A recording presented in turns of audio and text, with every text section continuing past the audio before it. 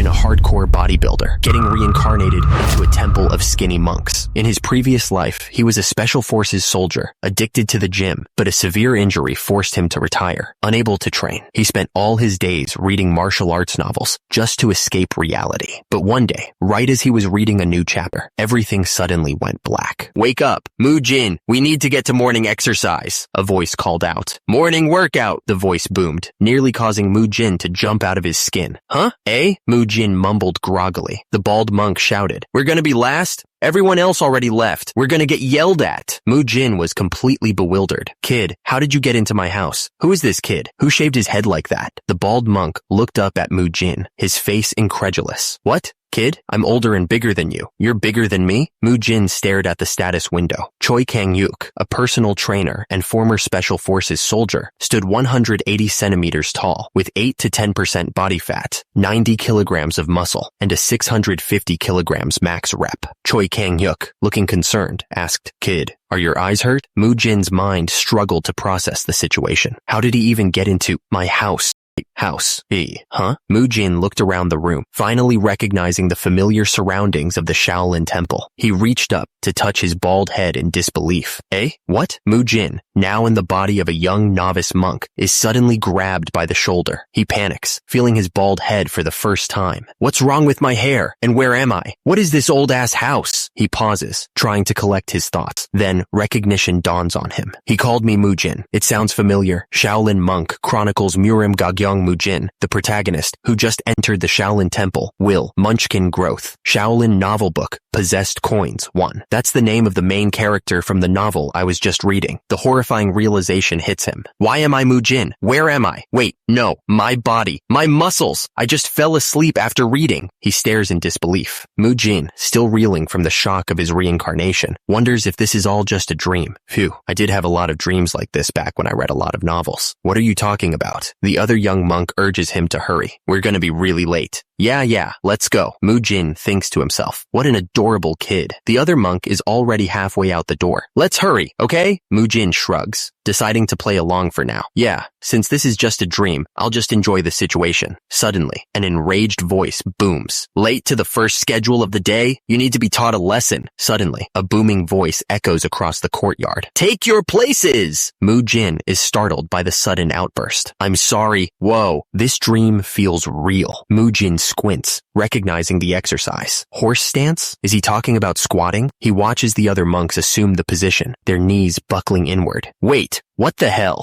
Mujin can't help but interject, horrified by their form. You're gonna wreck your knees if you do it like that. Beob Gang barks out orders. Everyone, get into position. We'll be starting with a horse stance. Mujin looks on, confused by the terminology. A horse stance? Is he referring to squats? He grimaces, watching the other monks struggle with the exercise. The monks wobble precariously, their knees caving inward with every rep. Mujin's eyes narrow as he surveys the scene. Something is wrong here. He realizes the danger of their improper form. My knees will be a goner if I train like that. As Choi Kang-yuk went through rehabilitation training, he started to do proper exercises. He knew just how important lower body and core exercises were more than anyone else. There were times when he saw trainers who taught wrong exercises and focused solely on upper body exercises. They're missing out on the core of exercising, he thought. Meanwhile, Mujin observes the other monks with a critical eye. This ridiculous exercise that's unfolding before him. He couldn't hold back his frustration any longer. No, their legs are too far apart. They need to straighten their backs and naturally lean forward. Mujin's inner gym bro was screaming. It's a situation where a true gym goer can't tolerate. The lower body is the foundation of martial arts. For someone who knows that, why would you ask us to do this? He continued his tirade, laying down some hard truths about proper form. If you aren't able to use your lower body to maintain your balance, you won't be able to exert your strength properly in any punching or staff techniques. Mujin can't believe what he's seeing. What is he saying to these kids who don't even have the right posture? Fortunately or unfortunately, he's not the kind of man to just allow others to exercise with the wrong posture, even if that means. Mujin screams internally. It's only happening within a dream. Tisk, you ignorant rascals who don't know a single thing about exercising. The other monks are shocked by Mujin Mujin's outburst. One of the monks asks him, "Mujin, what's wrong?" Mujin is furious. "Brat, how dare you shout nonsense in the middle of a training session?" Mujin unleashes a verbal barrage on the other monks. "How dare you make up excuses just because the training is tough? Do you think that's behavior befitting of a Shaolin disciple? Get into position right now."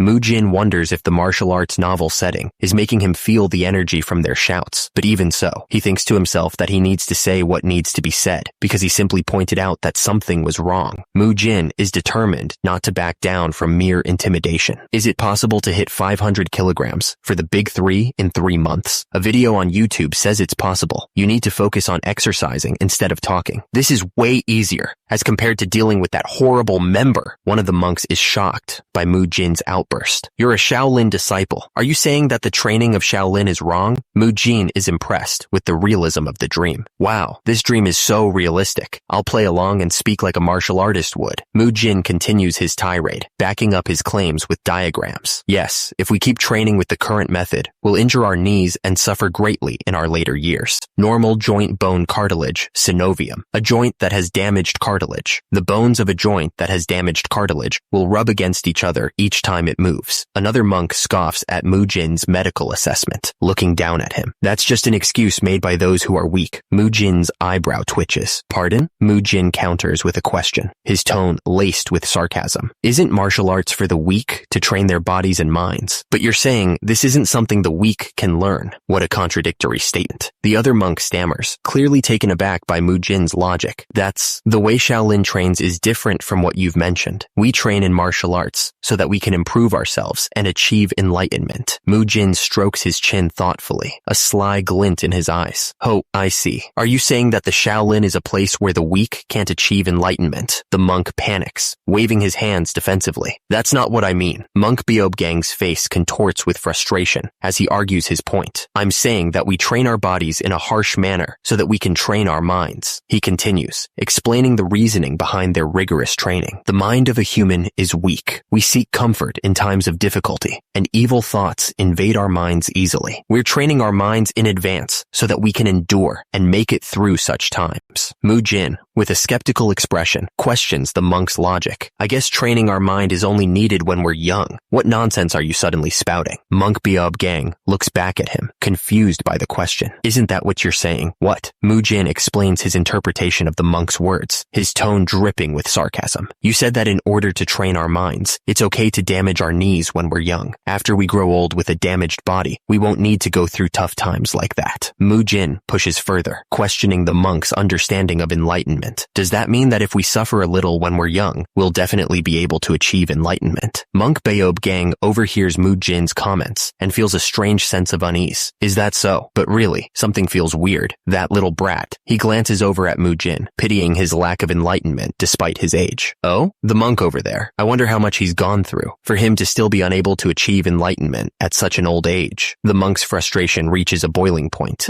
"This crazy brat! How dare a young brat!" he shouts defiantly. "Say that to the first-class disciple, Hiejong?" Monk Beob Gang's anger flares as he prepares to unleash his power.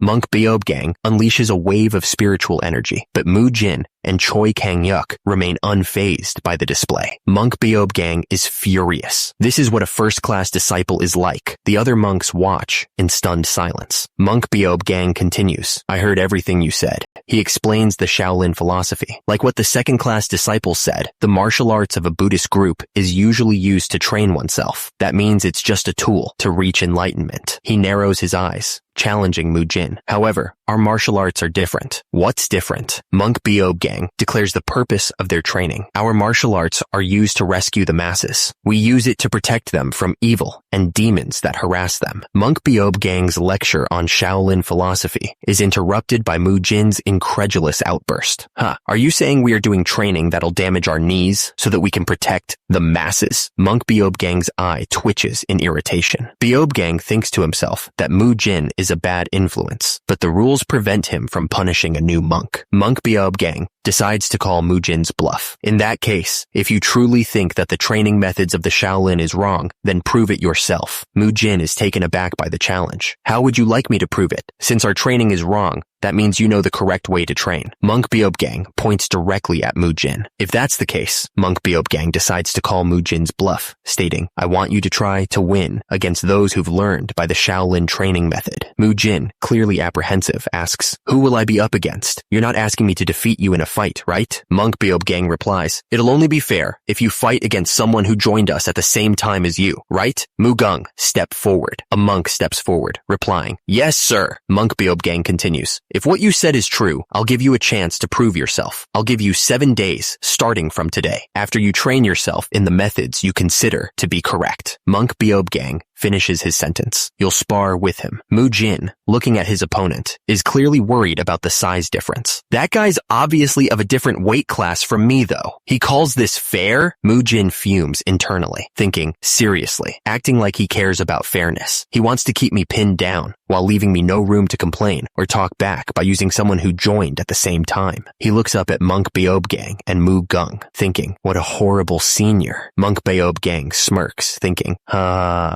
now that I've created this situation, he won't be able to say anything more. Alright then. Mujin clenches his fist, thinking, I'll do just that. Do you think I wouldn't be able to win against some brat? He whispers menacingly, just wait and see after 1 week. Monk Beob Gang watches Mujin walk away. Mujin, you've chosen to take the hard path, huh? Amitabha. Mujin wastes no time getting to work, barking, start your training. Yes, sir. Yes, sir. One of the monks questions him. Mujin, why did you do that? Just go and apologize to Monk Hyejung now, okay? Mujin ignores him and yells, Muyul, get back into position. Yes, sir. The other monks are not happy with Mujin's behavior. Who does he think he is? Impudent brat. Mujin declares, I'll see you in 7 days. Mujin's training regime is intense, and the other monks struggle to keep up. Hup, hup, hup. Suddenly, Monk Beob Gang appears, looking furious. Mujin! He confronts Mujin directly. Why are you doing different exercise in the midst of training? Monk Hyejung permitted this. Am I not allowed to do it? Are you ranked higher than he is? Another monk intervenes to defend Mujin, though he is clearly intimidated by Beob Gang. You little, a promise is a promise. Just leave him be. I understand. Hup, the monk is sweating from his efforts. Mujin continues to push the monks, correcting their form with a critical eye. That's not how you should exercise. Goodness, your knees will be goners if you do that. Mujin continued to push the monks, determined to whip them into shape, but he was also concerned about their well-being. You're still so young. Who will take responsibility if you damage your knees? He kept on correcting their form. Just pretend he's invisible. Your cartilage will be damaged at this rate. I feel the pain you guys are going through. Gosh, your training is so painful. Namo, Amitabha. Choi Kong-hyuk, who had been training for about 2 hours since early morning, was ready to get the nutrition he needed. Mujin, we need to go eat now, Mujin replied. All right, let's go. He hadn't realized the huge impending problem that he was about to face. Mujin stares at the food before him. This is what we're eating? The meal of Buddhists in front of him consists of only vegetables. They're vegetarians. Mujin was taken aback because he hadn't thought about the dietary restrictions. While being a vegetarian is natural in a temple, thank you for the meal. What about my protein? He glared at the side dishes. What kind of shitty side dish is this? He stared intently at the food. Suddenly, Mujin was startled awake. What's happening? Why can I smell the food when I'm dreaming? He sniffed the air. It does smell pretty good, even though there's nothing but vegetables.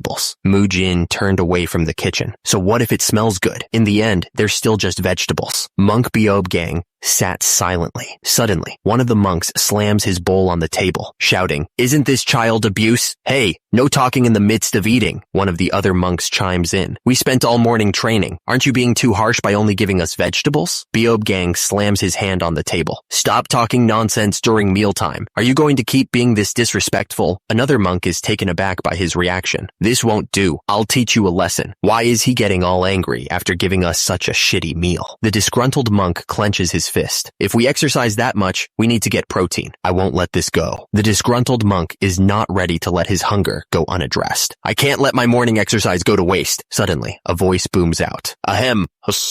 Ho ho ho! The monk is shocked. Hall leader Hyun Mun enters the room. Hall leader Hyun Mun? Ho ho ho ho ho. I was passing by, so I came in. Hyun Mun, food hall leader, takes care of meals in Shaolin. Hyun Mun smiles. Looks like you're very hungry. He reassures the hungry monk. If the food's not enough for you, you can get more. No, there's enough food. Hall leader Hyun Mun smiles warmly at the hungry monk. Do you want more of the side dish? It's just the grumbling of a hungry child. I'll just be generous generous and overlook his grumbling. Mujin shocks everyone by asking, do you have protein chicken breasts? Hyunmun is taken aback by the strange request. What? What kind of crazy nonsense is he talking about? One of the novice monks asks Mujin, why have you been acting strange since earlier? Is there really something wrong with your head? Mujin, seemingly ignoring them, is fixated on his goal. We need to eat protein. We need to eat it. His eyes reflect his intense drive. My muscles, my body. Mujin squints, realizing something strange. He thinks to himself, when I exercise, I get tired. On top of that, I can smell the food. If this was a dream, I would have woken up by now. Don't tell me. Is this reality? He clenches his fist, realizing he needs to do something about this situation first. He looks around at the other novice monks in the Shaolin temple, thinking about something appropriate to say.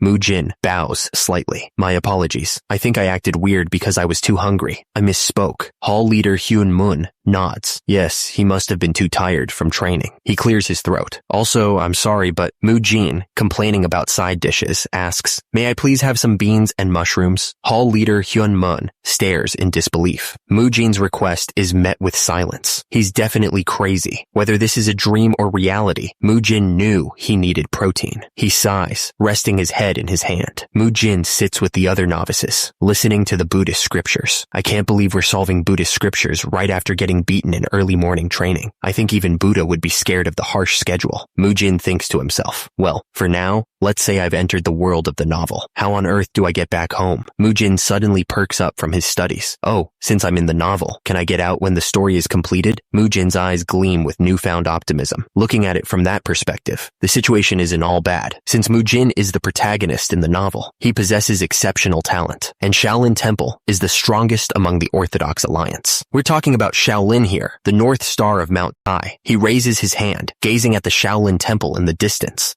Mujin slams his hands on the desk, his eyes wide with realization. Mujin's brow furrows. If there's a problem, Mujin realizes, it would be that. I think I've been marked by others. He clenches his fists, thinking, well, the deed has already been done. Since things have come down to this, I'll win in the spar and get them to acknowledge my training methods. Nearby, Monk Hyunmun exclaims, are you serious, Monk Hyunmun? Grandmaster Hyunguang chuckles. Yes, he's truly a unique child. I apologize in his stead. The Grandmaster asks with a sly smile. So, what do you think of Mujin? Monk Beob Gang states that after the 7 days he's given Mujin, he'll spar with Mugung to prove that what he said is correct. Another monk, Hye Jung, agrees, saying that he can't think of a better idea than that. And as practitioners of Buddhism, they can't punish a disciple just because they act out of line. Hye Jung then asks if Mujin will be facing Mugung in a spar, because from what he's heard, Mugung is the most competent disciple among the new disciples they've gotten this year. The scene shifts to an overview of the Shaolin Temple, where they recruit hundreds of new disciples every year. Among them, some would drop out because they can't withstand the harsh training of Shaolin, and some would only learn the basic martial arts and go to an outer sect. The Shaolin Temple recruits hundreds of new disciples every year, but in the end, only 10% of those who joined would remain in the main temple. That's why in this period, the first-class disciples, or the elders, usually not know the names of the new monks. Mugung was one of the few rare cases. Yes, Mugung. He'll teach that child a good lesson. The day of the promised fight has arrived, and the sound of footsteps echoes in the Shaolin Temple. The promised 7 days have passed. Monk Beob Gang addresses the two nervous novices. The two of you,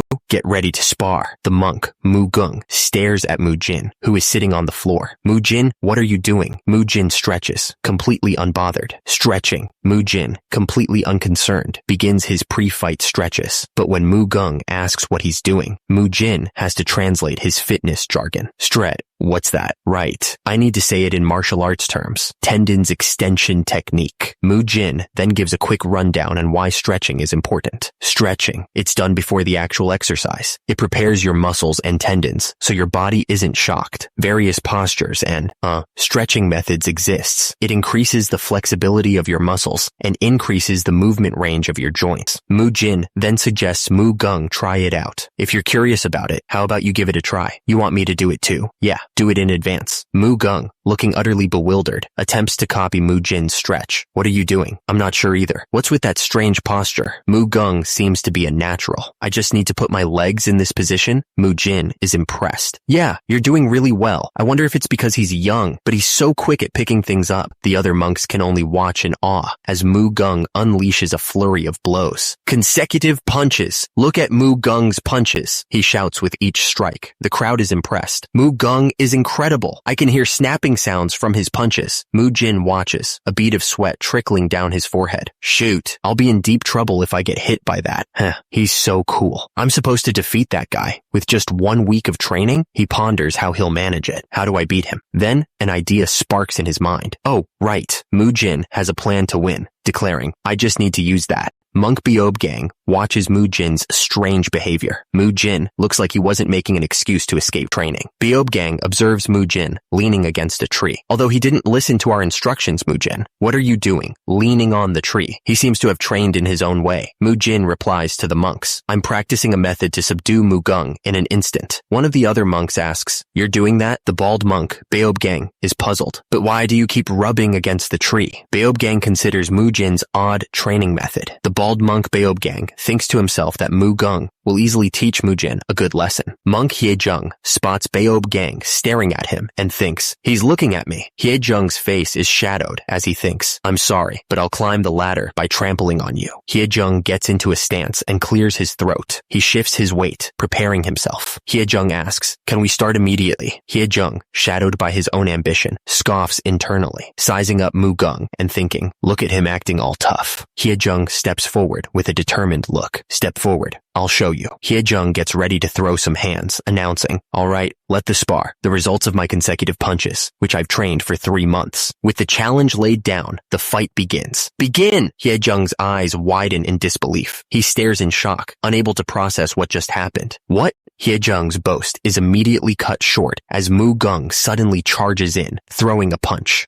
He's suddenly charging in? The blow connects with full force. Mu Gung continues his assault, not giving Hyejung a chance to recover. The other monks watch in stunned silence, their mouths agape. Hyejung reels from the unexpected attack, barely managing to stay on his feet. You little... Mujin watches the fight, a thought crossing his mind. I can't use a modern martial arts on a child. Mujin reflects on the techniques he knows, realizing they could be lethal if used incorrectly. In his current situation, he decides the technique he's about to use on Mu Gung will be one that even children around the age of Mei-jin can endure. A tackle. Mujin slams into Mu Gung, sending him flying. After the spar started, the time taken to subdue Mu Gung was just around 1 second. Armbar. The surrounding monks are shocked. What was that? Get out of that. Is a Shaolin disciple incapable of enduring something like that? The surrounding monks are in disbelief. Mu Gung. That's impossible. I never thought Mu Gung would be taken down so quickly. Mu Gung lies on the ground, face contorted in pain, and that he'd make such an expression. The word spreads like wildfire. He got subdued. Mu Gung struggles against Mujin's hold. What is this? This is impossible. What on earth is he doing to me? After the second-class disciples regained their composure, they shouted all sorts of ridiculous advice to Mu Gung. Mu Gung, put strength into your legs. Roll yourself out of it. But they also knew it by then. Even though they don't know what an armbar is, they've trained for at least 10 years in martial arts. The surrounding monks know just how painful that position would be on his arm. Mujin speaks calmly. Hey, if you resist, your arm will be broken. Just surrender. The second-class disciples watch as Mu Gung's arm creaks under the pressure. Hey, get up now. That kid hasn't even trained that much. Mujin continues to apply pressure. Come on, the bone in your arm will be dislocated if I exert more strength. I'm sure you can feel it. You could end up a cripple if something goes wrong. The sound of cracking bones echoes through the training hall. What are you doing? Get out of there quickly. Give up already. Mu Gung screams in agony as Mujin continues to apply pressure to his arm. The other monks watch in shock as Mu Gung is thrown to the ground. The bald monk, Mu Gung, looks up, stunned. Panic sets in on the faces of the second-class disciples watching the fight. Mu Gung defeated, begs for release. I let go already. Sorry, this was my bad. Mujin is helped up by the other monks. Monk Hye Jung. The onlookers are starting to sweat. What do we do? The morning sparring match between Mujin and Mujin has taken a turn. One of the monks helps Mujin up, dabbing at his face. Why did you guys have to make two children fight? The victor is Mujin, the chain punch. It's one of the 8 extremities fist, also known as Bajikwan. It utilizes the fist, the elbow, and the shoulder as the main weapons, allowing you to quickly defeat your opponent in short range. And it is known for being very powerful. Mujin has mastered the chain punch the most out of all of the young monks. Even the second-class disciples were impressed by his chain punch. But this morning, his brilliant chain punch pathetically lost. Mujin is on the ground, defeated, after putting up without even proper resistance to some strange young monk who uses weird techniques. Mujin clutches his arm, whimpering in pain. Tears stream down Mujin's face as he cries. It's so unfair. What? What do you mean, unfair? The monk who comforted him replies, you charged at me as soon as it began. You attacked me with some strange technique that wasn't the chain punch. Mujin sobs. I can win against anyone if it's a fair fight. The other monk pats him on the back, replying, right,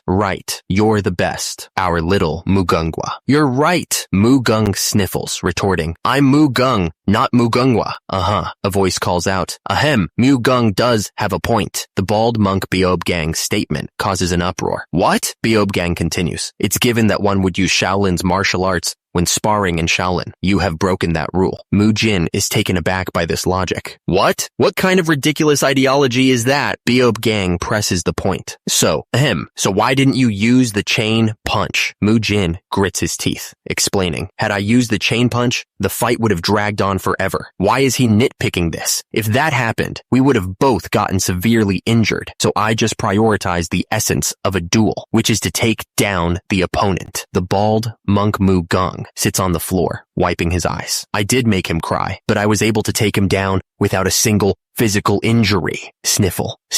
That's nonsense. You fought him without using Shaolin's martial arts. An uproar erupts in the crowd. You're the ones talking nonsense. What? The monks discuss Mujin's fighting style. Shaolin's chain punch was so easily defeated by some new, untrained kid and his strange technique. At that, one monk clenches his fist. I don't want to admit it, but Mujin did lose. We're just refusing to acknowledge that. Another monk worries about the implications of the fight. At this rate, people might start doubting Shaolin's martial arts. The monks panic. Or worst case scenario, all of the new disciples might leave Shaolin. The other monks are left in disbelief. Hye-jung, what are we supposed to do? The bald monk, Hye-jung, notices Mujin's expression. He's smiling. What is he thinking? Mujin is approached. Mujin, he answers with a simple yes. The monk asks, is it true that you used that technique in order to take Mujin down without doing him any harm? Mujin confirms it. Yes. The monk smiles serenely. Then you stayed true to the essence of Shaolin. You are the winner of the duel. The surrounding monks are shocked at the decision. What? Mujin is surprised. You're telling me this boomer is really acknowledging that I won? However, Grandmaster Hyunguang explains, the reason your skill was more effective than the chain punch is because your opponent's level was that of a loser's. Mujin is taken aback. Loser?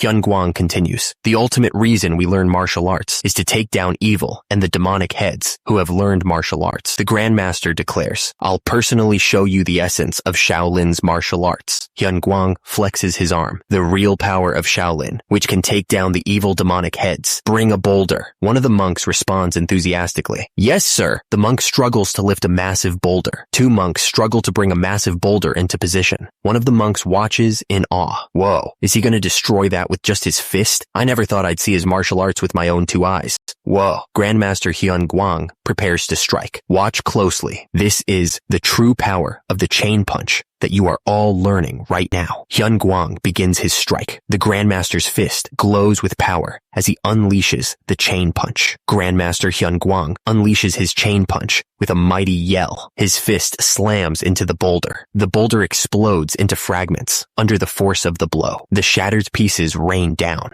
The surrounding monks, including Beob Gang, are stunned by the display of power. Whoa. one of the monks exclaims. Did you see that? A boulder bigger than a person just broke to pieces. That's amazing. That's the power of the chain punch, so we can do that too if we train hard. The surrounding monks are awestruck by Grandmaster Hyun Gwang's display of power, including Beob Gang, who is standing right next to him. Beob Gang is completely floored. Whoa! The bald monk is fired up. Kia! That's it. That's real martial arts. In his mind, he imagines the possibilities. Martial arts is like that. Just one impact is enough to break open a mountain, and one swing of the sword can bring down hundreds of enemies, and one punch is enough to explode the enemy. Beob Gang blinks, trying to process the imagery. Explode? The bald monk, Beob Gang, is questioned.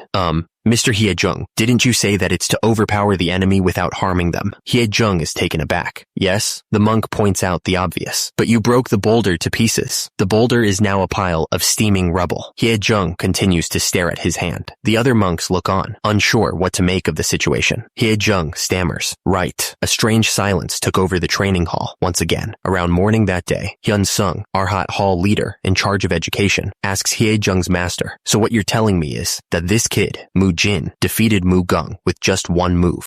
The Grandmaster Hyun Gwang replies, that's right, master. He's definitely no ordinary child. The bald monk, Hyejung, says, yes, he's rather arrogant, but he trains the chain punch the hardest out of all the young monks. It's just, Grandmaster Hyun Gwang finishes his thought. You're worried that he's training the chain punch to try and figure out its fatal weak points. The Grandmaster Hyun Gwang narrows his eyes. Yes, he continues, he imagines two dark figures, as he says, a spy of the unorthodox alliance, or perhaps the demonic cult. The Grandmaster continues. If that child, Beob Gang, is shocked by the Grandmaster's words, is a spy. What the hell is he saying? Beob Gang doesn't believe Mujin is a spy. I don't think that's the case. There's no need for him to do something so eye-catching if he's a spy. Maybe he's using reverse psychology? Grandmaster Hyun Gwang strokes his goatee. There's nothing to be worried about. More importantly, he's still a new disciple. We'll observe him over time and find out if he's just unique or if he really is a spy. Hyun Gwang squints, contemplating. Beob Gang is still thinking about it. Come to think of it, maybe he's from a martial family. Beob Gang gestures, elaborating on his theory. That makes sense. I doubt he could have come up with those strange training exercises by himself. Those training methods could be what he learned in his family.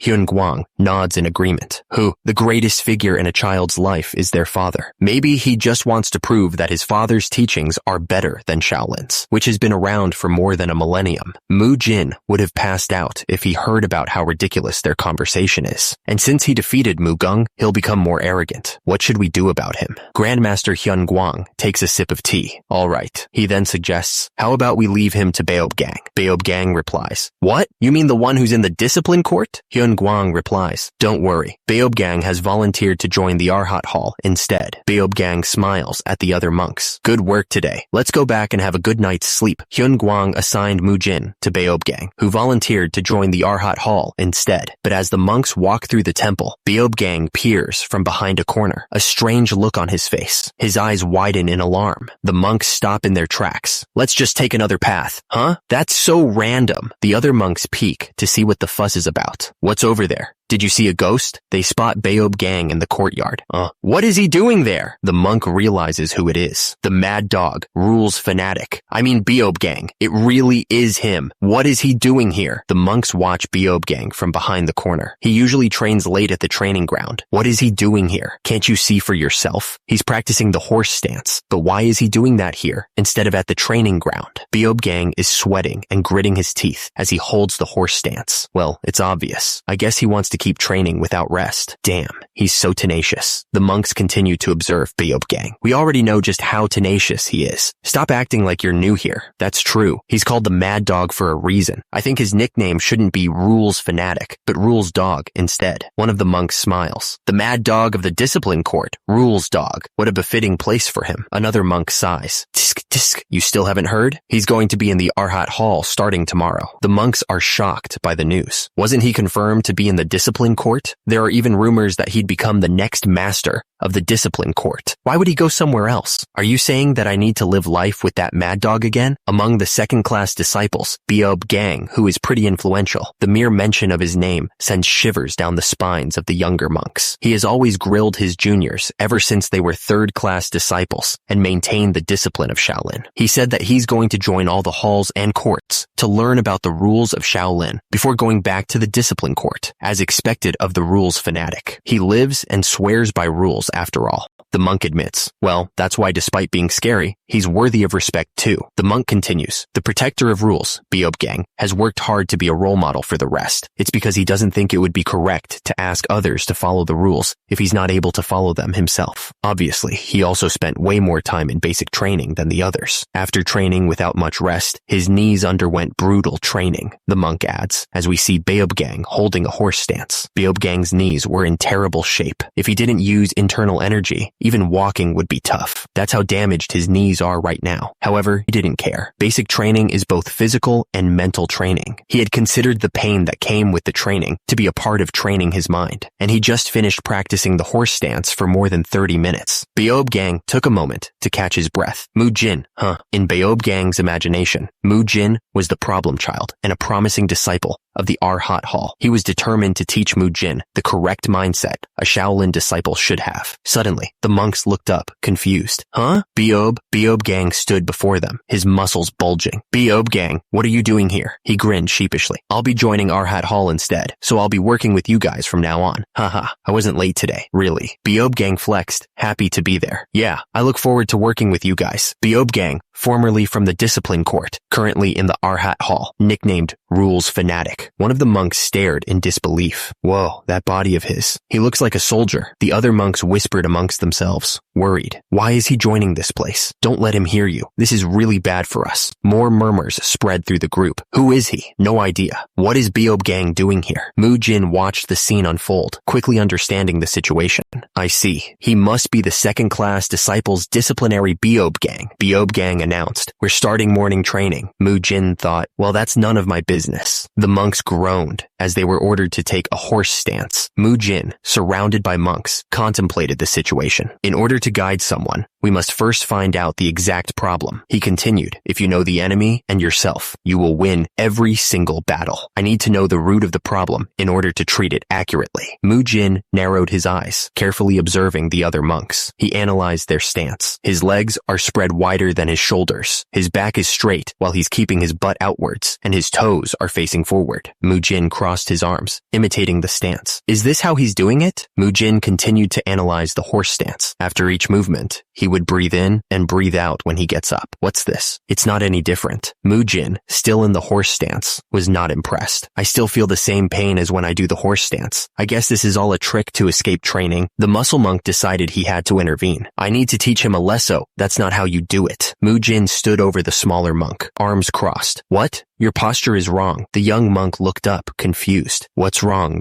Mujin was determined to get this right. I'll have to teach him from A to Z. Mujin watched the other monk's attempt, and his face scrunched up in pain. I don't know why he's trying to copy what I'm doing, but every time he bends his knees, I can hear his knees popping. Mujin noticed the disciplinary master's bad form. His body is basically screaming, my knees are damaged. As a trainer, I can't ignore this. He considered the possibilities. Come to think of it, he's supposed to be the disciplinary master here. Wouldn't it be really good if I have him on my side? Mujin's eyes gleamed with determination. I'll make my life easy in this place by winning him over since he's got authority here. I just asked you what's wrong. Mujin approached the bald monk, ready to give him some advice. If you do what I did with a bad knee, then it'll do you more harm than good. Can you trust me and move according to how I tell you to? The disciplinary master looked up, confused. What? Mujin was already putting him through a stretching routine. That's good. Your body is so flexible.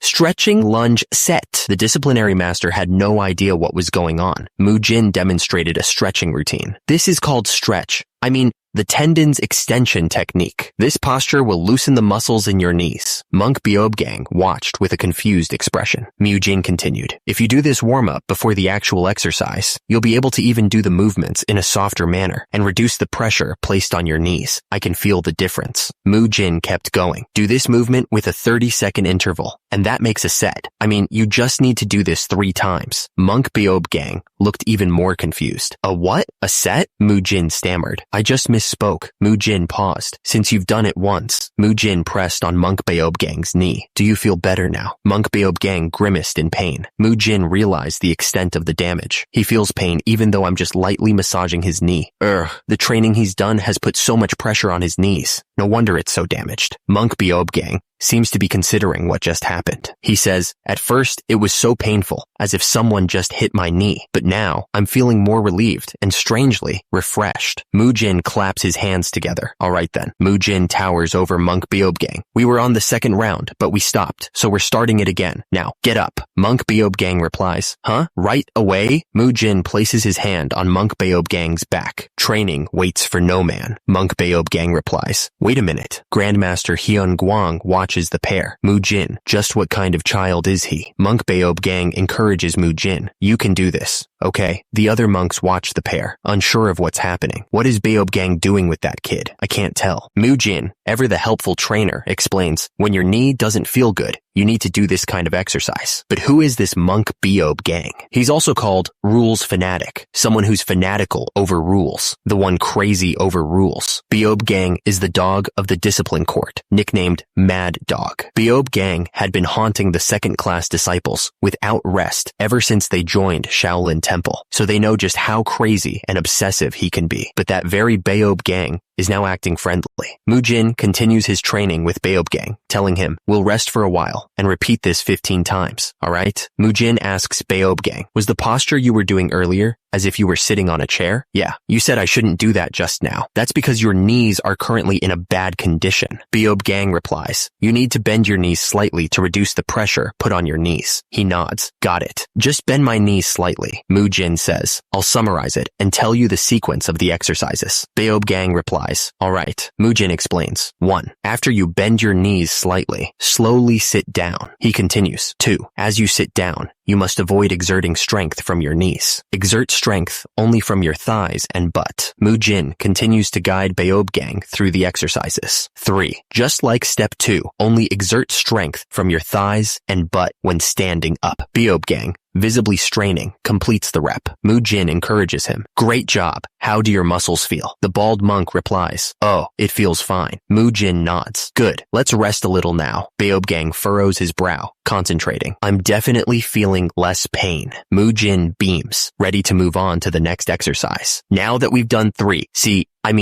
rounds of this exercise, let's move on to your calves. Yeah, this is what an experienced personal trainer is like. Mujin thinks to himself. For members that look like soldiers, unlike their fierce appearances, Mujin continues his thought, comparing Beob Gang's situation to the gym members in his past life. They're really weak to people who are very friendly. You have the best posture amongst our members here. Wow, I have nothing more to teach you. Mujin continues to shower Beob Gang with praise. Wow, this has managed to correct your posture so quickly, as expected of someone who regularly exercises. Haha, Beob Gang chuckles in response. Of course, it's been 18 years since I've joined Shaolin Temple. Ho ho ho. The other monks watch the exchange with concern. Did he really go mad because we keep calling him Mad Dog? One monk wonders if Beob Gang has finally snapped. Maybe he's gone crazy? Another monk clutches his chest. I feel my blood pressure rising. Namo Amitabha. Hye Jung, overwhelmed by a headache, decides to ignore the pair for now. All right, let's go get breakfast. Great job, everyone. Mujin continues to advise Beob Gang. Do what I just taught you when you're training your lower body. It would work best if you do it before your actual training. Although Beob Gang looked like he was bewitched as he followed Mujin's instructions, he didn't just follow them blindly. Okay, I understand.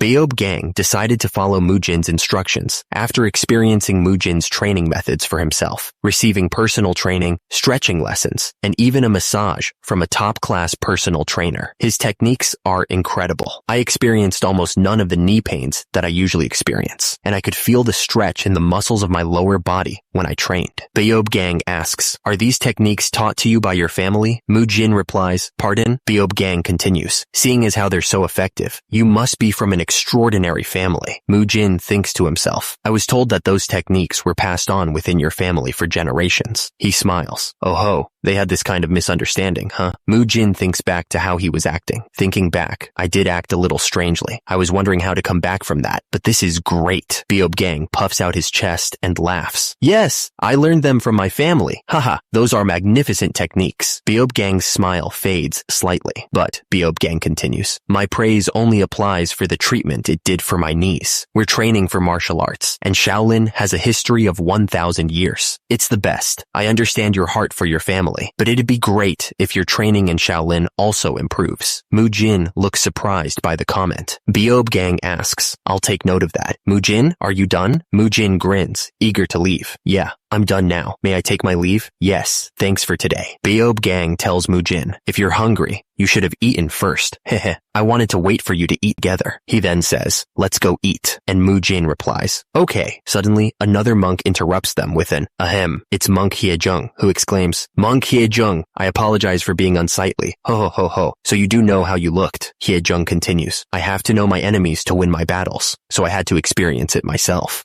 So, what do you think after experiencing it for yourself?" The other monk replies, "From what I experienced from Mujin, Hyejung believes Mujin comes not from a family of martial artists, but from a family of physicians." Another monk asks, "Really?" Hyejung contemplates. "Why do you think so?" "I think I should tell you this first." Beob Gang reveals, "Actually, my knees are in pretty bad shape from harsh training." The other monk is shocked. "What? Why didn't you say anything up until now?" Beob Gang explains, "I didn't want to worry my seniors and elders, and most importantly, I didn't want to show my juniors a weak side of me." Beob Gang continues, "Even my juniors, who had trained with me for more than 10 years, haven't noticed that my knees are in bad condition." He recalls the other monks saying, "Great work today. Today's training was tough too. See you guys later. If you exercise like that, you'll hurt your knees even more." He thinks to himself, but to my surprise, he noticed it immediately. Beob Gang wonders, could it be? He realizes, yes, it was the movements I did with Mujin. He taught me exercises that didn't strain my knees. Beob Gang's discovery about Mujin has the other monk thinking. He might come from a family of physicians that treat martial artists. Of course, that's not the case. What do we do with him? Because of such a talented child like him, the training of Shaolin is about to collapse. Beob Gang is ready to step up. "Please don't worry. I'll guide Mujin onto the correct path." The other monk asks, "You'd do that?" Beob Gang explains his plan. Young children tend to listen to the words of grown-ups that they're close with. Instead of being forceful with him, I'll get close to him and slowly teach him the training methods of Shaolin. The other monk thinks, "All right, let's not rush things like you've suggested. I guess we'll need to take things slow." The other monk relies on Beob Gang. "Beob Gang, I'm counting on you." A while later, it's afternoon training time. The training is rough. Mujin is struggling. Buddhism lessons right after breakfast. I really can't get used to this. One of the other monks notices Mujin's discomfort. "Mujin, your face is turning purple." Mujin replies, "I know. I wonder if it's because my body's still young, but the food coma is real." Beob Gang announces, "It looks like all of you have perfected the form of the chain punch. So we'll go on to the next training." He continues, "One can only exert the full prowess of martial arts by harmoniously combining internal and external energy. From today onwards, we'll prepare you to master your internal energy." Beob Gang declares that two of them will demonstrate how. Beob Gang instructs the monks to assume the lotus position. Two of the monks look confused. "The lotus position? What's that?" Mujin is struggling to get into position. "Huh? Oh, right." Mujin gets into the lotus position. "I remember that posture now." Beob Gang instructs, "First, close your eyes and focus on your breathing." Beob Gang instructed, "Breathe in as deeply as you can through your nose. After that, allow the air you've breathed in to pass through your nostrils and throat, and keep breathing until it reaches your energy core." Mujin's eyes sparkled. Finally, the day that I can finally learn the martial arts I've been dreaming of has come. He thought the lotus position suddenly looked so cool. Beob Gang instructed, now that you've taken a good look, get into the lotus position. All our training has been exercising so far that I was starting to get sick of it. We're finally learning something that looks like martial arts. Mujin wasn't the only one excited to learn, since it's the martial art they're finally learning after all the basic training and practicing the form of the chain punch. This inevitably gave the young monks a new reason to train. They're finally learning the 1,000 years old martial arts of Shaolin. They all were dreaming of being able to break the boulder, like monk Hye Jung showed them, by doing a good job in learning the martial art. The monks focused on Hye Jung's voice and breathed in and out multiple times, filling the hall with the sound of their collective effort. But something about this training felt strange to Mujin. Monk Beob Gang corrected the seated novices. I get that this is a breathing technique. Your posture is wrong. Focus. What's going on right now? It's somewhat different from the Shaolin training methods that I see in novels. Mujin wondered, are they not going to teach us the Qiant for inner energy cultivation techniques? Things like yin and yang, the 5 elements, and Bagua, the Oriental philosophy stuff. Mujin frowned slightly. Well, I'm sure there's a good reason for all this. 1 hour later, Mujin, who had been tackling all the training methods of Shaolin up until now, had been doing his best this time as well to follow all that he was told to do. This was because it was time to get some inner energy, and he was excited while thinking that he'll be doing such. He imagined the source of power that allows a human to split a mountain and fly in the skies. He assumes he'll be able to obtain inner energy, a transcendental power that'll allow him to do all that. Mujin grinned, picturing himself as a protagonist in his favorite Muram novels. I'm learning the inner energy cultivation technique, the epitome of Muram novels. To think I'd be able to use the inner energy that I've only read about in novels. Monk Beob Gang addressed the novices. Everyone, open your eyes. Beob Gang explained the purpose of their current training. The energy circulation technique that you just learned is a basic breathing method that allows you to feel energy and accumulate it within your body, since you need to be able to feel energy before you can perform inner energy cultivation techniques. Beob Gang continued to encourage the novices to train hard. Every day, you are to practice the energy circulation technique whenever you're free and practice hard so that you can feel energy. One of the monks looked frustrated. They're not going to just teach us the inner energy cultivation technique. I can't believe they're making us start from basic breathing techniques again. Mujin considered the implications of Beob Gang's words.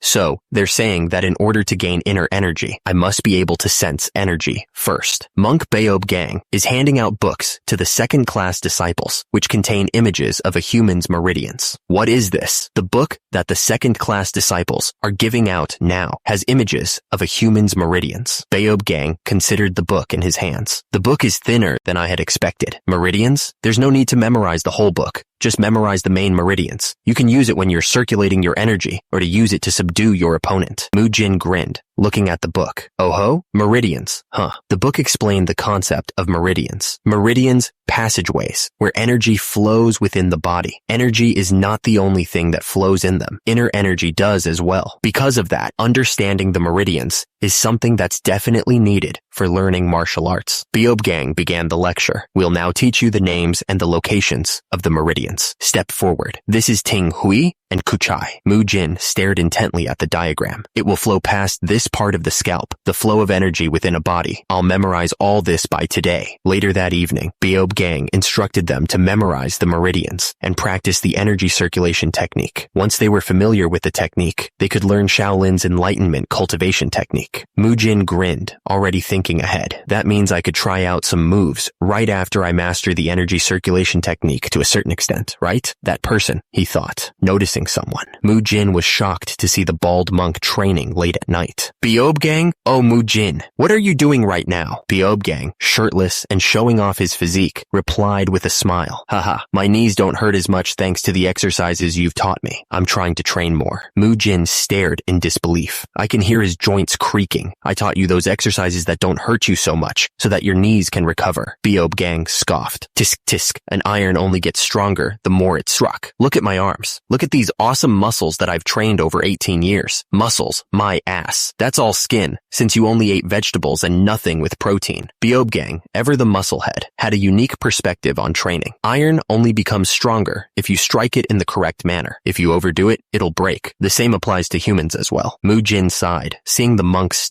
Mujin sighed, seeing the monk's stubbornness. I'm sorry, but can you take a seat here? Huh? Oh, okay. Mujin gently placed his hands on Beob Gang's knee. I'll massage you.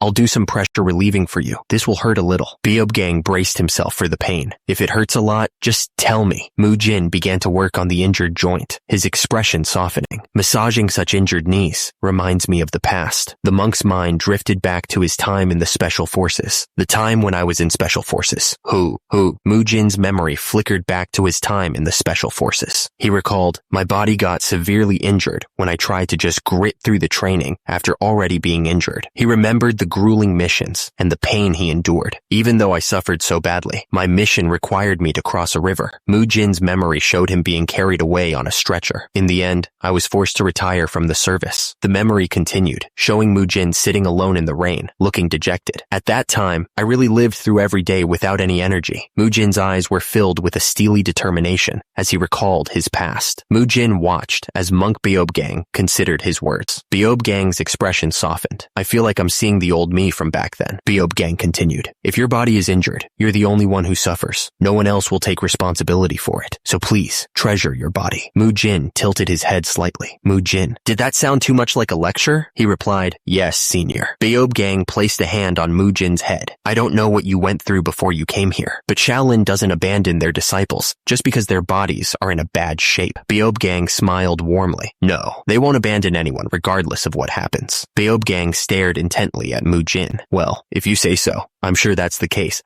So, starting tomorrow, you should trust me and train in the ways of Shaolin. That was the first scream Beob Gang let out after joining Shaolin for 18 years. Sorry for taking up your time, but where were you going? Beob Gang asked. Mujin replied, oh, I was going back to my room to practice the energy circulation technique that I learned today. Beob Gang questioned Mujin. The energy circulation technique? Shouldn't you already be able to feel energy from the inner energy cultivation technique taught by your family? Since you're from a physician's family, you should be able to read the flow of energy. He internally panicked. Shit, Mujin stammered. Oh, I haven't learned it due to some personal circumstances at home. Beob Gang replied, oh, is that so? Mujin thought to himself. Right. They think I'm from a physician's family. I need to pull myself together. Beob Gang stared at Mujin, proposing.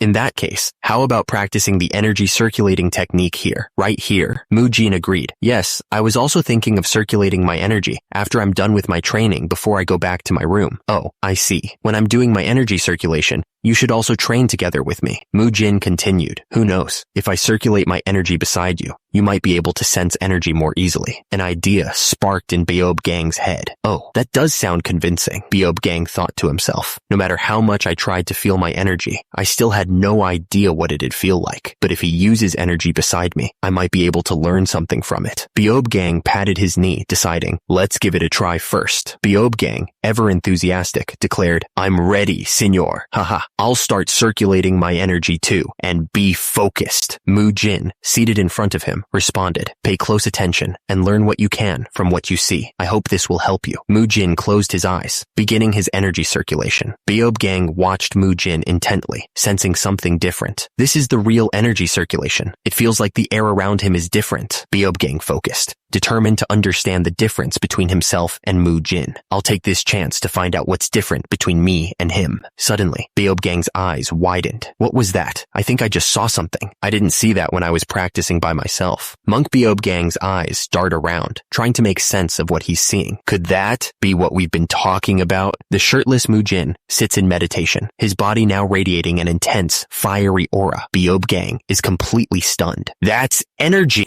Focused on his energy circulation, following the Shaolin methods. When breathing out, breathe out through the mouth. Gather all the evil energies within your body and breathe it out. He continued the breathing exercise. When breathing in, breathe in as deeply as you can. Mujin visualized the energy flowing through him. Absorb in the pure energy of nature until it reaches your energy core, located at the center of your body. The shirtless Mujin continued to radiate a fiery aura as he breathed. Mujin had an epiphany. I found the difference between myself and Beob Gang. Breathing technique, posture, absorbing energy. I failed at all of them. He centered himself again. Start from breathing in again. Store the energy. Imagine it. The flow of energy. Mujin's eyes snapped open, glowing with renewed energy. I did it. I felt the energy. Monk Beob Gang's face showed his surprise. Beob Gang sat in the courtyard, still recovering from his injuries. He looked down at his hands in disbelief. That's all there is? Mujin was shocked by the tiny amount of energy he could gather. The size of a grain. I can't believe it's so small that it's a miracle I can even feel it. No, Mujin thought to himself. People would call that truffle chips, with even 0.00000000001 of truffle. My progress can be considered a success. Mujin was able to regain confidence quickly.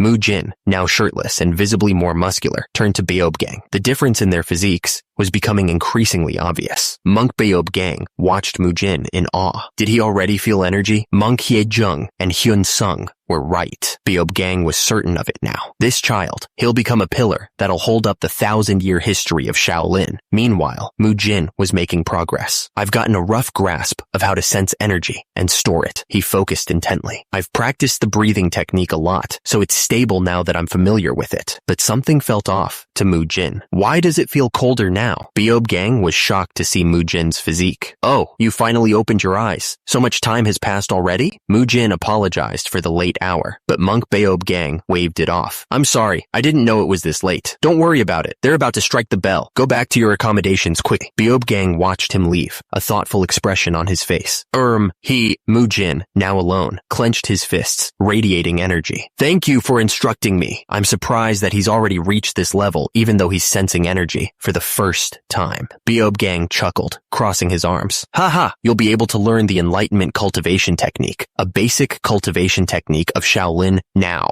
Mujin tilted his head, a question forming. I can sense energy now, but don't I need to memorize all the meridians in order to learn the cultivation technique? Beob Gang raised an eyebrow. You're from a physician family. Shouldn't you know all of that by now? Mujin laughed nervously. Yeah, I was just joking. I let my guard down again. Beob Gang smiled. That was an unnecessary joke. It's late. Go back quickly. Mujin bowed respectfully. Yes, sir. Mujin frowned, annoyed by the sudden physician family setting. What's with the stupid physician family setting? He realized he had to memorize all of the meridians in a single day, as the next day was morning training. I have to memorize all of the meridians in a day. The next day's morning training. The monk in charge called out to the group. Those who can sense energy and have memorized the meridians, step forward. Mujin sighed in relief. Phew, I managed to memorize all the meridians somehow. Mujin stepped forward with the others. It feels good to be one of those that step forward. Suddenly, he paused, noticing something amiss. Mujin looked around at the group. Has everyone stepped forward? Huh? What? Monk Beob Gang addresses the group, explaining that they must sense energy and memorize meridians. Mujin, observing the others, wonders if sensing energy is easier than he initially thought, noting that quite a few of them stepped forward. Beob Gang tells them the next step. One of the monks replies, Yes, sir. Mujin thinks to himself. Mujin is supposed to be an exceptional genius. What's happening here? Beob Gang holds up a book. This is the basics of the Shaolin cultivation technique. It's also the foundation of our techniques, he says, showing them the enlightenment cultivation technique. Beob Gang opens the book. All right, since this is the basics, it won't take long. I'll teach you slowly from the simple steps. The monks look on in awe as Beob Gang begins to teach. Whoa, amazing. The monks are surprised. Did all three of them sense energy and memorize the meridians in a day? One of them asks. Another replies, Yeah, I guess. Monk Beob Gang and the others return sooner than expected. Oh, they're coming back. That quickly? One of the monks asks Mujin, how did you learn all that in a day? And you came back so quickly. Maybe it's because it's the basics. It wasn't that complicated. Beob Gang explains. Firstly, you need to circulate the energy you breathed in following a certain sequence. The higher you go, the more dangerous it is when you mess with the wrong meridian. Beob Gang realizes they're not following. You didn't understand a single thing I said, did you? Not a thing. Beob Gang tries to encourage them. You'll be able to do them soon. Focus on breathing for now, okay? Mujin continued to memorize the meridians and sequences until he's got it perfectly memorized. He memorized the basic martial art of Shaolin, the enlightenment cultivation technique. Mujin sat in meditation, surrounded by other monks. I can definitely feel energy filling up faster. Well, in terms of decimal points, it feels like it went from 0.0001 to 0.0001. He was getting stronger, even if it was only by a tiny amount. Even so, I can't believe I'm really learning about the inner energy that I've read about in novels. I can feel myself growing. Damn it, this is so fun. Mujin was excited about his progress. Now this is martial arts. This is what it's like to be a protagonist. Mujin's training progressed smoothly, and his energy circulation improved. Suddenly, a voice called out to him. Mujin, look at this. Mujin turned to see who was calling him. Muyul, where did you go this whole time? The bald monk, Muyul, was trying to figure out what was going on with his fellow monk. He stared with wide eyes, trying to understand what he was seeing. Muyul was trying to figure out what was happening. What are you doing? Muyul exclaimed. This isn't a corpse. He's fine. You mean you killed him? Muyul recognized the monk being dragged around. No, this is Mukyung. He joined Shaolin earlier than me. He asked, so why are you carrying him and dragging him around? Heh.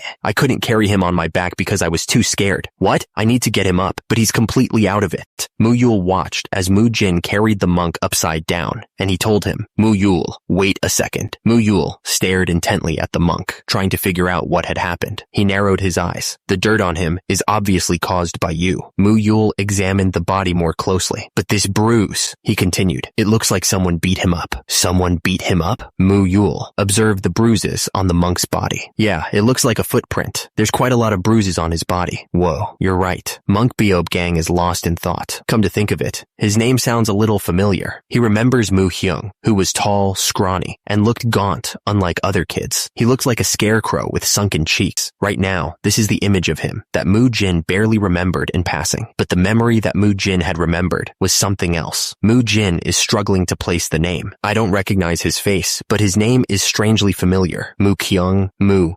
I've definitely heard that name somewhere. Mujin shakes his head, trying to clear his thoughts.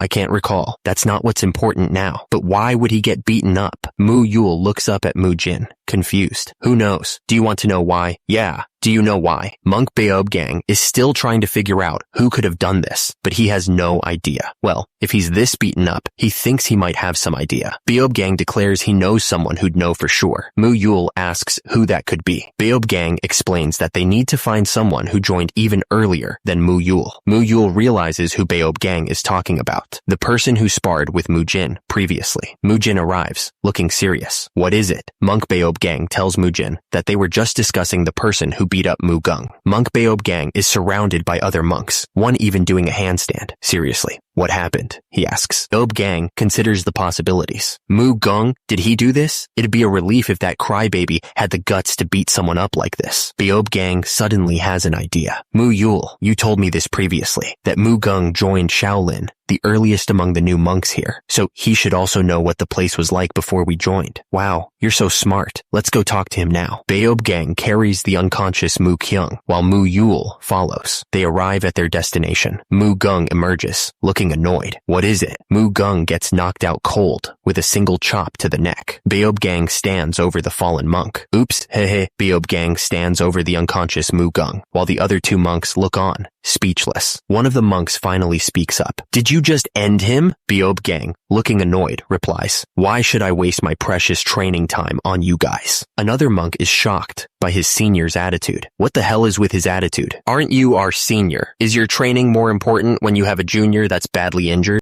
Beob Gang smirks at the monk. Hey, aren't you my junior too? You'll become a senior that got beat up by a junior though. Are you alright with that? The monk stammers, trying to defend his honor. That was because I let my guard down back then. Oh, sure.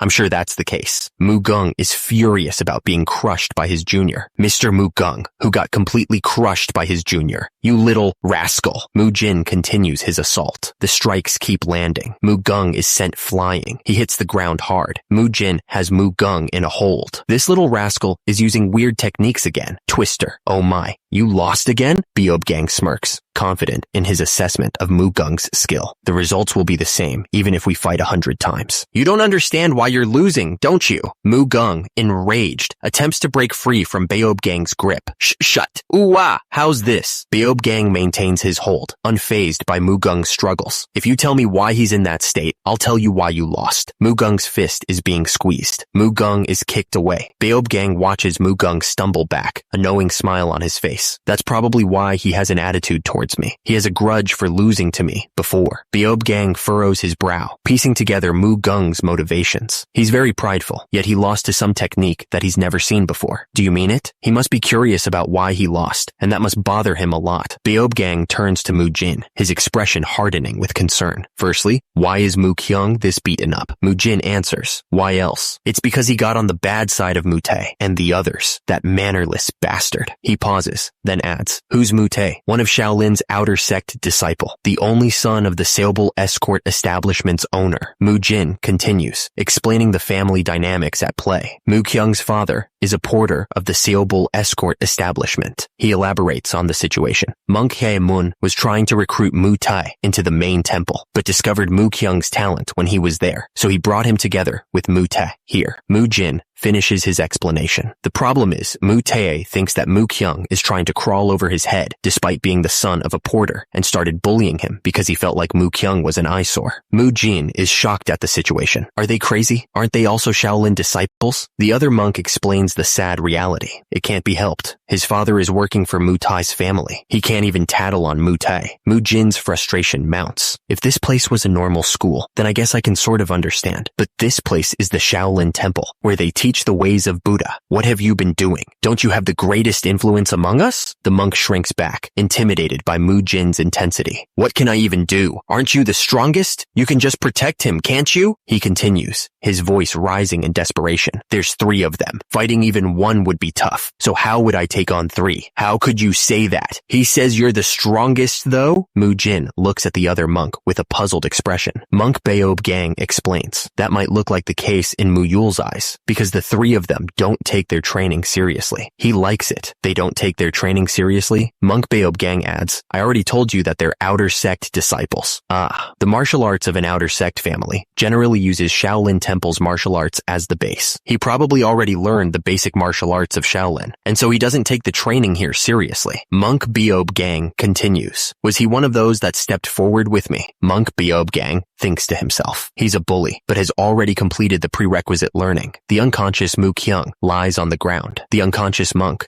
Mukyung, is starting to stir. Mukyung sits up, clutching his head. Ouch, where am I? He looks around, dazed and confused. Huh? Mukyung is surrounded by other monks, their expressions a mix of concern and curiosity. The other monks approach him, their faces softening. Don't worry, we're not going to hurt you. One of the monks explains, I heard about your situation from Mugung. What do we do about him? He's totally avoiding people out of fear. The monks are concerned about Mukyung's well-being, and one of them reflects on the situation. Just how badly was he beaten and bullied for him to become this scared? I can't believe school violence is taking place even in the Shaolin Temple. The monk continues, thinking about Mukyung's options. Since his father is working for Mu Tai's family, even if he wants to talk to Monk Hiejung, he's worried that it might cause more harm. The monk wonders, is there no way to help him? Suddenly, a bright light flashes in the eyes of one of the monks. The monk turns to Mukyung. Mukyung, I think I can help you. Can you hear me out? Mukyung looks up, hope flickering in his eyes. You can help me. It's simple. Beob Gang, with a confident smirk, suggests reporting the bullies to Monk Haejung. Those guys who have been threatening you with your father, let's report all of them to Monk Haejung. Mukyung's expression is still one of fear and helplessness. Mukyung looks doubtful. Are you just teasing me? There's no way they'll let my father off. Beob Gang waves off his concerns. That's also pretty simple. That'll be resolved if you become a disciple of the main martial group. The words a main martial disciple appear on screen as the implications sink in. Beob Gang explains the distinction. Would be a disciple that's been accepted into the main martial group and continues to train there, while outer sect disciples usually stay outside of Shaolin. So even if they're from a big escort establishment, they can't recklessly interfere with a main Shaolin Temple disciple. But not everyone can become a main Shaolin Temple disciple. Everyone realized why Mujin said that and what he was aiming to accomplish, all except one person. Mujin continued, think about it. They're just outer sect disciples. They can't threaten a main Shaolin Temple disciple and his father. Of course, there's also a chance that this won't work. However, the Shaolin Temple will never abandon any disciple no matter what happens. Time to see if what Monk Beob Gang said is true. Monk Hiejung and the Shaolin Temple will never let these people off. Mujin extends his hand to Mukyung. What do you say? Want to give it a try? Jin pressed Mukyung. Why aren't you saying anything? Is it because you don't have the confidence to become a main disciple? Mukyung stammered. Mujin continued his relentless goading. Do you intend to allow your father to stay and work under the family of someone who bullies you? The thought visibly pained Mu Kyung. If you give up, then your father will have to keep working under Mu Tai. Mujin leaned in. Are you okay with that, huh? Finally, Mu Kyung relented. I'll give it a try. Mu Kyung agrees to Mujin's plan. I'll go for it once more. Mujin replies. Perfect. That's a wise decision.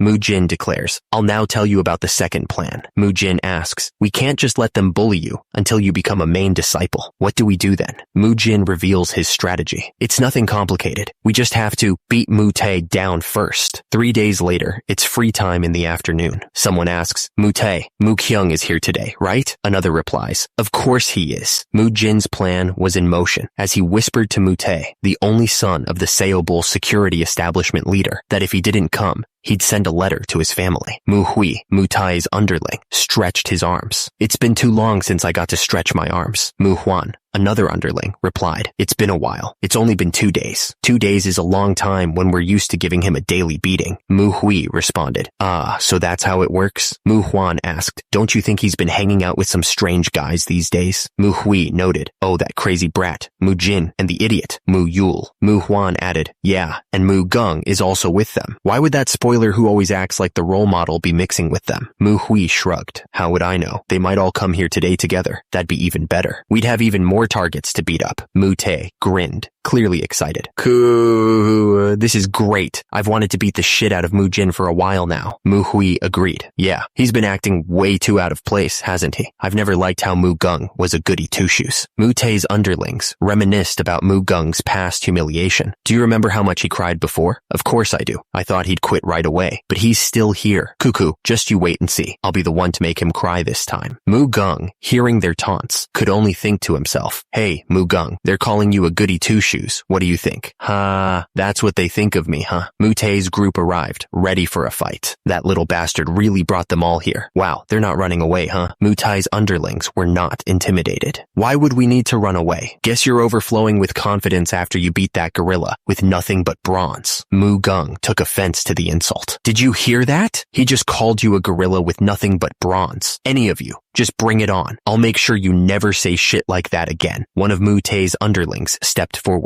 Did you think we'd be scared with just that? Good, I'll be your opponent. I guess I'll be retaking the remaining one, that Mu Tai guy over there. One of Mu Tai's underlings declares that Mu Kyung will deal with him. Mu Kyung nervously replies, yeah. The underling grins, asking if Mu Kyung has forgotten what he taught him. Mu Kyung meekly responds, yeah. Mu Kyung wonders if he can really win against him. His opponent assures him that there's no need to worry. Another underling walks by, commenting on Mu Kyung making friends and feigning envy. The underling taunts Mu Gung, calling him a crybaby gorilla and promising to keep him in his place. Do it if you think you can. The first underling calls out to Mu Kyung. The underling looms over Mu Kyung, his face obscured by shadow. You want to hit me? Mu Kyung shrinks back, terrified. He's too scary. I can't do it. If you hit me, the underling's expression tilts into a sinister grin. Who knows what will happen to your father? Mu Kyung's eyes dart around, picturing his father's plight. Father, if you don't want to see your father working under such a boat, there's only one way around it. The underling continues to manipulate him. We have to teach them a lesson, and you have to become main disciple. Don't! Suddenly, a voice cuts through the tension. Don't pick on my father! The underling throws a punch, but Mujin intercepts the blow. Are you out of your mind? Mujin's grip tightens. The underling is shocked. Hope, you stopped that? Not bad for a gorilla. He struggles, realizing the extent of Mujin's strength. Why is he so strong? But then, a new thought occurs to him. No, what's more important is, Mu Gung is giving off a totally different vibe right now. Mu Gung, surrounded by younger monks, asks, what? Why should I be involved in this? A junior needs help. Are you going to stay out of it? Or are you scared of them? Ha! Who's scared of who? Mujin replies. Mu Gung, since you've decided to help, let's finish what we were talking about just now. Mu Gung retorts, why are you deciding that for me? And what we were talking about? Mujin stares intently at Mu Gung. Weren't you curious about why you always lost to me? Mu Gung clenches his fists. Yeah, what's the reason? Mujin explains. The chain punch you used is definitely fast and strong, but that's actually all there is to it. Mu Gung seems confused. Isn't that what's most important in martial arts? Mujin takes a stance. You'll understand if you experience it with your body. Alright, I'll attack you with the chain punch's first technique. I want you to try avoiding it. Mu Gung, enraged, prepares to strike. Mujin easily dodges the first technique. Good, great. dodge. Mujin grins as he prepares the second technique. Now, I'm going with the second technique. Dodge it again. What is he doing? I thought this would be difficult, but it's actually quite easy to dodge. Mujin prepares to dodge again. Here I go. I just need to dodge this normally. Mujin suddenly switches to a low kick. Alright, now, for a low kick, Mujin is sent flying. Kua, what the hell? Why did you lie? He thinks to himself. Exactly. If your opponent already knows what's coming, who'd just get hit on purpose? Beob Gang, still on the ground, listens intently as Mujin explains. You need to deceive your opponent for your attacks to work. Mujin continues to lecture him. Get it? Your punches are fast and powerful. I acknowledge that, but he explains further, showing him how obvious his movements are. Before you even punch, I can tell what you're about to do, just from your posture. Beob Gang, frustrated, replies, I just need to be so fast that my opponent can't dodge, even if they know what's coming. Mujin smiles slightly. Sure, you're not completely wrong, but that's only correct when you become the strongest in the world someday. Mujin elaborates, referencing another novel. For example, like the protagonist in the previous work of the author who wrote the Ashalan Chronicles, Unorthodox Tyrant Chronicles. The blade techniques of the protagonist who was the strongest in both the unorthodox faction and in the world. The novel said that his blade techniques couldn't be dodged, even if they knew what it was. Beob Gang listens intently as Mujin continues his lecture. In other words, if you're not the strongest in the world, what you said doesn't apply to you. Mujin continues, telling him, so, until then, you need to deceive your opponents. There needs to be psychological warfare, like saying you'll use paper in a rock-paper-scissors game. Understand? Suddenly, the monk restraining Mujin is struck, and Mujin asks him, what? Is this all you have? Mujin, enraged, prepares to attack. Right now, Mujin declares, I'm going to attack with the chain punches first. Tekken continues to lecture the defeated Mujin, telling him, until you become fast enough for people to be unable to dodge your attacks, even if they see it coming, you need to know how to use some deception. Starting to get it now? Monk Beob Gang is deep in thought. I've never thought of this before, because using deception is cowardly behavior. But he's correct. Why is mixing in feints a cowardly behavior? Mujin nods. I think you're right, since I learned something good from you. Here's some advice. Some advice? Mujin points at Beob Gang. Just now, you said you wanted to fight with Mute and his underlings, right? It'd be dangerous to underestimate them just based on your fight with me. Beob Gang looks up, confused. What is he talking about? Mujin continues to press his advantage, taunting the defeated Mujin. Didn't you say that you're stronger than them? And I defeated you though. I wasn't fighting you at my full strength. What's that about? Mujin explains himself. If it had been a real fight and not sparring, I would have used the martial arts of my family.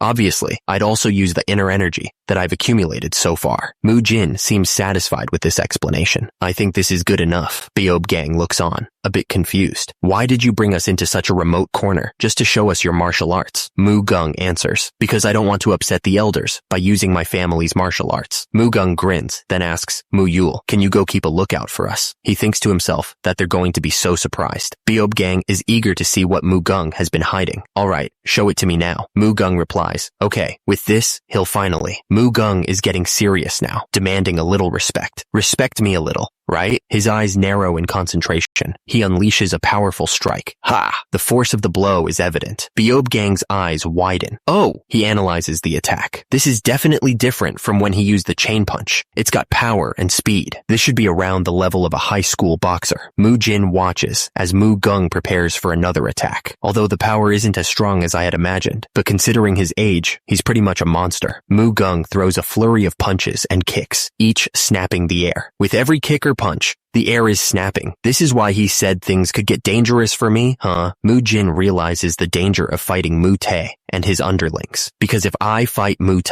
and his underlings right now, they'll all use their own martial arts to fight me. Mujin is sent flying. Mujin smirks, looking down at the defeated monk. Well, what do you think of my full power? Nice. It's pretty impressive. I see why people say he's the strongest among the young monks. Mujin remains unimpressed, but he's not able to freely control his own inner energy yet, right? If this is all he has, Mujin realizes that Mute is beatable, and he urges the bald monk Beob Gang to join the fight. It's possible to take him on. What are you doing just standing there? Beob Gang hesitates, a bead of sweat trickling down his face. If you're not coming, not. Before he can finish his thought, Mu Kyung leaps forward. I will. Go over first. Mu Kyung analyzes the situation as he charges toward their opponent. After seeing Mu Gung and this guy, I can tell there's a certain form and posture to punch in order for them to utilize their inner energy. He prepares to strike. And compared to Mu Gung, this punch is child's play. Mu Kyung throws a punch. Mu Kyung charges in, analyzing his opponent's moves. The martial arts they use are probably chain punch. Its movement range is predictable, but Mu Tae dodges the attack with ease. He dodged that? Mu Kyung is shocked. Maybe him defeating Mu Gung wasn't a fluke. He continues his assault, but Mu Tae remains unfazed. Beob Gang watches the fight, a bead of sweat rolling down his face. Is it my turn now? Dempsey roll. Don't come any nearer. Beob Gang grits his teeth, psyching himself up to join the fight. Mujin grins, seeing Mu Tae's defensive stance. Oh? Defending your face? He follows up with a swift blow to the gut. Here's a gut punch. Mu Tae coughs, the force of the punch clearly taking its toll. He glares at Mujin, anger rising. Little bastard. Mujin doesn't give him a chance to recover. He presses the attack. Mu Tae is sent crashing into the ground. Mujin's eye reflects the image of the bald monk, Mu Tae, launching himself forward. Hiya! Mu Tae's attack lands with explosive force. Mujin is sent flying. Mu Tae, lying on the ground, begins to sniffle. His face contorts in anguish. Mujin is taken aback by the sudden tears. Whoa, why are you suddenly crying? I'm going to tell my father about this. The bald monk, Mu Tae, clutches his head, utterly defeated. Mujin scolds the sobbing monk. If you do this, you're making me look like the bad guy. You bullied Mu Kyung so badly, and now you're crying that easily? Mujin suddenly realizes they aren't alone. Whoops, I forgot about the others. Mujin crosses his arms, unimpressed. You didn't even last one round. I guess I was worried over nothing. He wonders about the others. Mu Gung is done. What about Mu Kyung? Suddenly, a strange sound catches Mujin's attention. Wait, what on earth is that sound? Suddenly, a voice shouts out. Mu Kyung! The bald monk yells. Stop hitting him! He's already lost to you! Mu Kyung! He reaches out, trying to stop the brutal assault. Mu Kyung! Then it hits him. Mu Kyung! I finally remember after seeing him look like that. Mu Kyung! Mu Kyung! Mu Kyung! Mu Kyung! It's Mu Kyung! Mu Kyung! Mu Kyung! I knew I've heard his name somewhere a lot of times. He recalls the rumor. The one who makes a complete mess of his opponent's face. The one who stains both his hands red with blood. The image of the bloodied monk flashes in his mind. Eyes that are full of madness. Blood that stains his face as well. The bald monk, Beob Gang, is certain it must be him. He realizes that Mu Kyung is a character in Ga Kyung's first novel, Return of the Demon Supreme, the most insane character of all, a villain character. He loves blood more than anyone else. Mu Kyung, the blood monk. Then, a memory surfaces. The novel that I liked when I was young. I forgot it all as time passed by, but there was an illustration of a memorable character that was hidden away in a corner of my memories. He remembers the villain's catchphrase. This character would always say that all humans are evil. The image of the blood monk flashes in his mind, and that he would use blood to wash away the cycle of sins from them. A lunatic, the blood monk. The sight of Mu Kyung standing over his defeated opponent suddenly triggers a flood of recognition. The scene that Mujin is watching right now had reminded him of the madness and horror of the Mu Kyung that he had read about in the novel. Mujin stares in disbelief at the monk he'd just empowered. What have I awakened? He can't believe what he's seeing. I was only intending to raise his self-confidence. What is with that appearance of his? Mujin realizes that if he leaves Mu Kyung to his own devices, Mu Tae might actually die. No, that's not what's important now. If I leave him be, then he might really kill Mu Tae. He calls for help. Mu Yul, help me out. Okay. The other monks pile on Mu Kyung, trying to restrain him. Calm down, Mu Kyung. Let me go. He tried to bully my dad. Mu Kyung is consumed by rage. It's all over. My dad. After the ordeal, Mu Kyung lies on the ground, panting heavily. He struggles to catch his breath. Someone really almost died back then. How is he so strong? Mujin watches as the other monks tend to Mu Kyung, who is still on the ground, sobbing. He can hear Mu Kyung sniffling. The other monks try to console Mu Kyung, who is covered in blood and dirt. Mujin thinks to himself, I guess he's still not the blood monk yet. He continues his train of thought. If my memory serves me right, the blood monk only ever appeared as a crazy person in the novel. It didn't mention how he became the blood monk. Mujin wonders, did he cross a line he wasn't meant to? After enduring such absurd situations, where he was constantly bullied. Suddenly, Mujin's train of thought is interrupted by a shout as he notices Mu Yul standing tall and imposing. Two monks look on at the scene, realizing, we're in deep shit. Suddenly, Monk Beob Gang's voice booms out, demanding, "Monk Beob Gang, you better give me a good explanation for what's happened here." Grandmaster Hyun Guang is furious. "Mujin, explain to me what just happened here." He turns to another monk. "Mugung, even you're involved." Hyun Guang's face is red with rage. "Give me an answer immediately. This needs an explanation." Hyun Guang bellows, naming those involved. Mujin, Mugung, Mu Yul, Mu Kyung. Mujin stands behind the crying monk as Monk Beob Gang looks on, furious. Monk Beob Gang demands, "Mujin, what are you doing?" Monk Beob Gang's eyes widen. Mujin responds, "Please take a look at Mu Kyung's body." "What is all that?" Monk Beob Gang grits his teeth, demanding, "Tell me exactly what happened." Mujin explains, "These injuries that you see were inflicted by fellow monks who bullied Mu Kyung for 2 months. Mujin stands tall, his back muscles rippling as he explains, "They had called Mu Kyung out to beat him up again today, so I decided to help him." Monk Beob Gang stares intently. He asks, "Is that the truth?" Monk Beob Gang's face contorts with rage as he demands, "Mu Hui, Mu Huan, raise your heads. Is everything he said true?" Monk Beob Gang continues, "If you dare lie to me, I'll..." He is then interrupted by another monk. "Monk Beob Gang, what's wrong? Why are you yelling so loudly?" The two monks who were kneeling on the ground are now coughing and seemingly in pain. The scene is chaotic. Monks are sprawled out on the ground, clearly beaten. This is... What on earth?" Monk Beob Gang's face is a mask of fury as he demands answers. "Mu Kyung, I want you to tell me." Mu Kyung, bruised and battered, struggles to speak. "What happened was..." Mujin places a reassuring hand on Mu Kyung's shoulder. "It's all right, Mu Kyung. You just need to tell them exactly what happened." Mujin continues to reassure Mu Kyung. Monk Beob Gang is someone who's fair and just. Mujin's expression softens. No need to be scared. The camera focuses on Mu Kyung's tear-filled eyes as he sniffs, ready to speak his truth. He began to explain. "What Mujin said was the truth. I have been beaten up by Mu Tai, Mu Hui, and Mu Huan for the last 2 months." Mu Kyung broke into uncontrollable tears. He slowly told them about what he had experienced for the past 2 months. He was very emotional, so he couldn't articulate the details, but he got the main point across to Monk Beob Gang.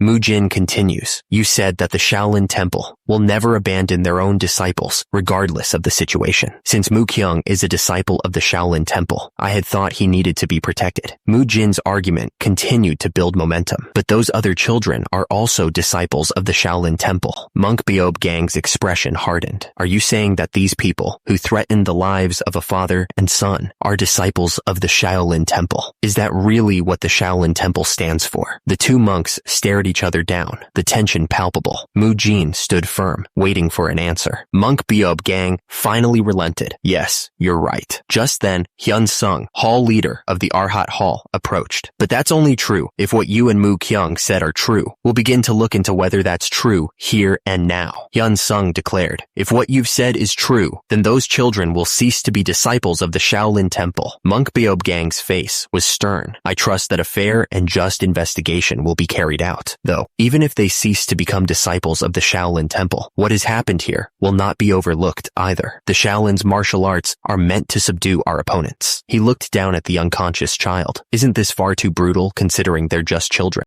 A tearful monk confessed, "I'm sorry, I was just..." He continued, "I did that. I was too angry with those people who bullied Mu Kyung. I wasn't able to control my emotions. This was all done by me." Mu Kyung looked up, shocked by the confession. Mujin thought about his actions. "It's true that I started all this." He considered the possible outcomes of Mu Kyung taking the blame. If Mu Kyung's belief is made to shoulder the full responsibilities and betrayed like this, I don't know when he might become the blood monk. Mujin smiled slightly. "If I try to protect him, that he won't become the blood monk, then wouldn't he become the best comrade I could want?" Bin was told that this was the place where monks meditated while facing the wall to attain enlightenment. Beob Gang instructed Mujin to stay there, talk to no one, and repeatedly meditate while looking at the wall. "I see," Mujin replied. Beob Gang announced, "All right, we're here." Beob Gang informed him that he would be receiving his punishment in that cave. Beob Gang continued, "You're to face the wall and meditate within the cave. You're not supposed to look out of the cave. Even when you're sleeping or eating, you'll be given water and rice balls from time to time." He ordered Mujin to go in and start his punishment. "Understood," Mujin responded. Mujin Mujin, facing the wall in the cave, exhaled deeply.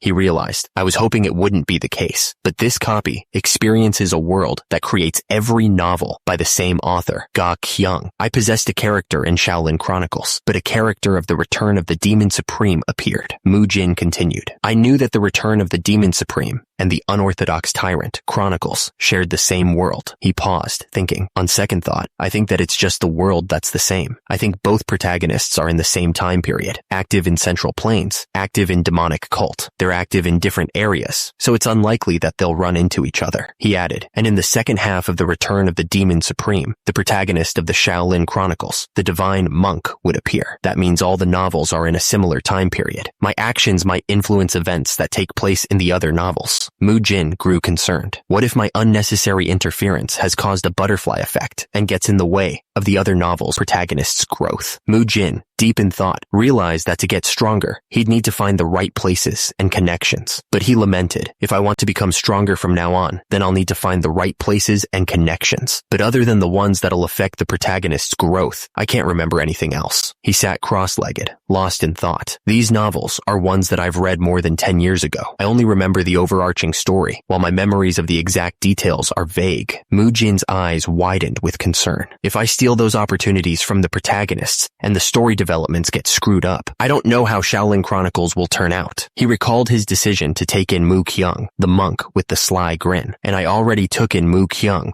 who was supposed to become the blood monk. I need to make sure that works out somehow, because Mujin envisioned a battle scene. The protagonist of the Return of the Demon Supreme would gain enlightenment and become stronger in his fight with the blood monk. He panicked, realizing the potential consequences of his actions. The blood monk has now disappeared along with the enlightenment he's supposed to gain, which is all because of me. Mujin sat cross-legged, clearly frustrated.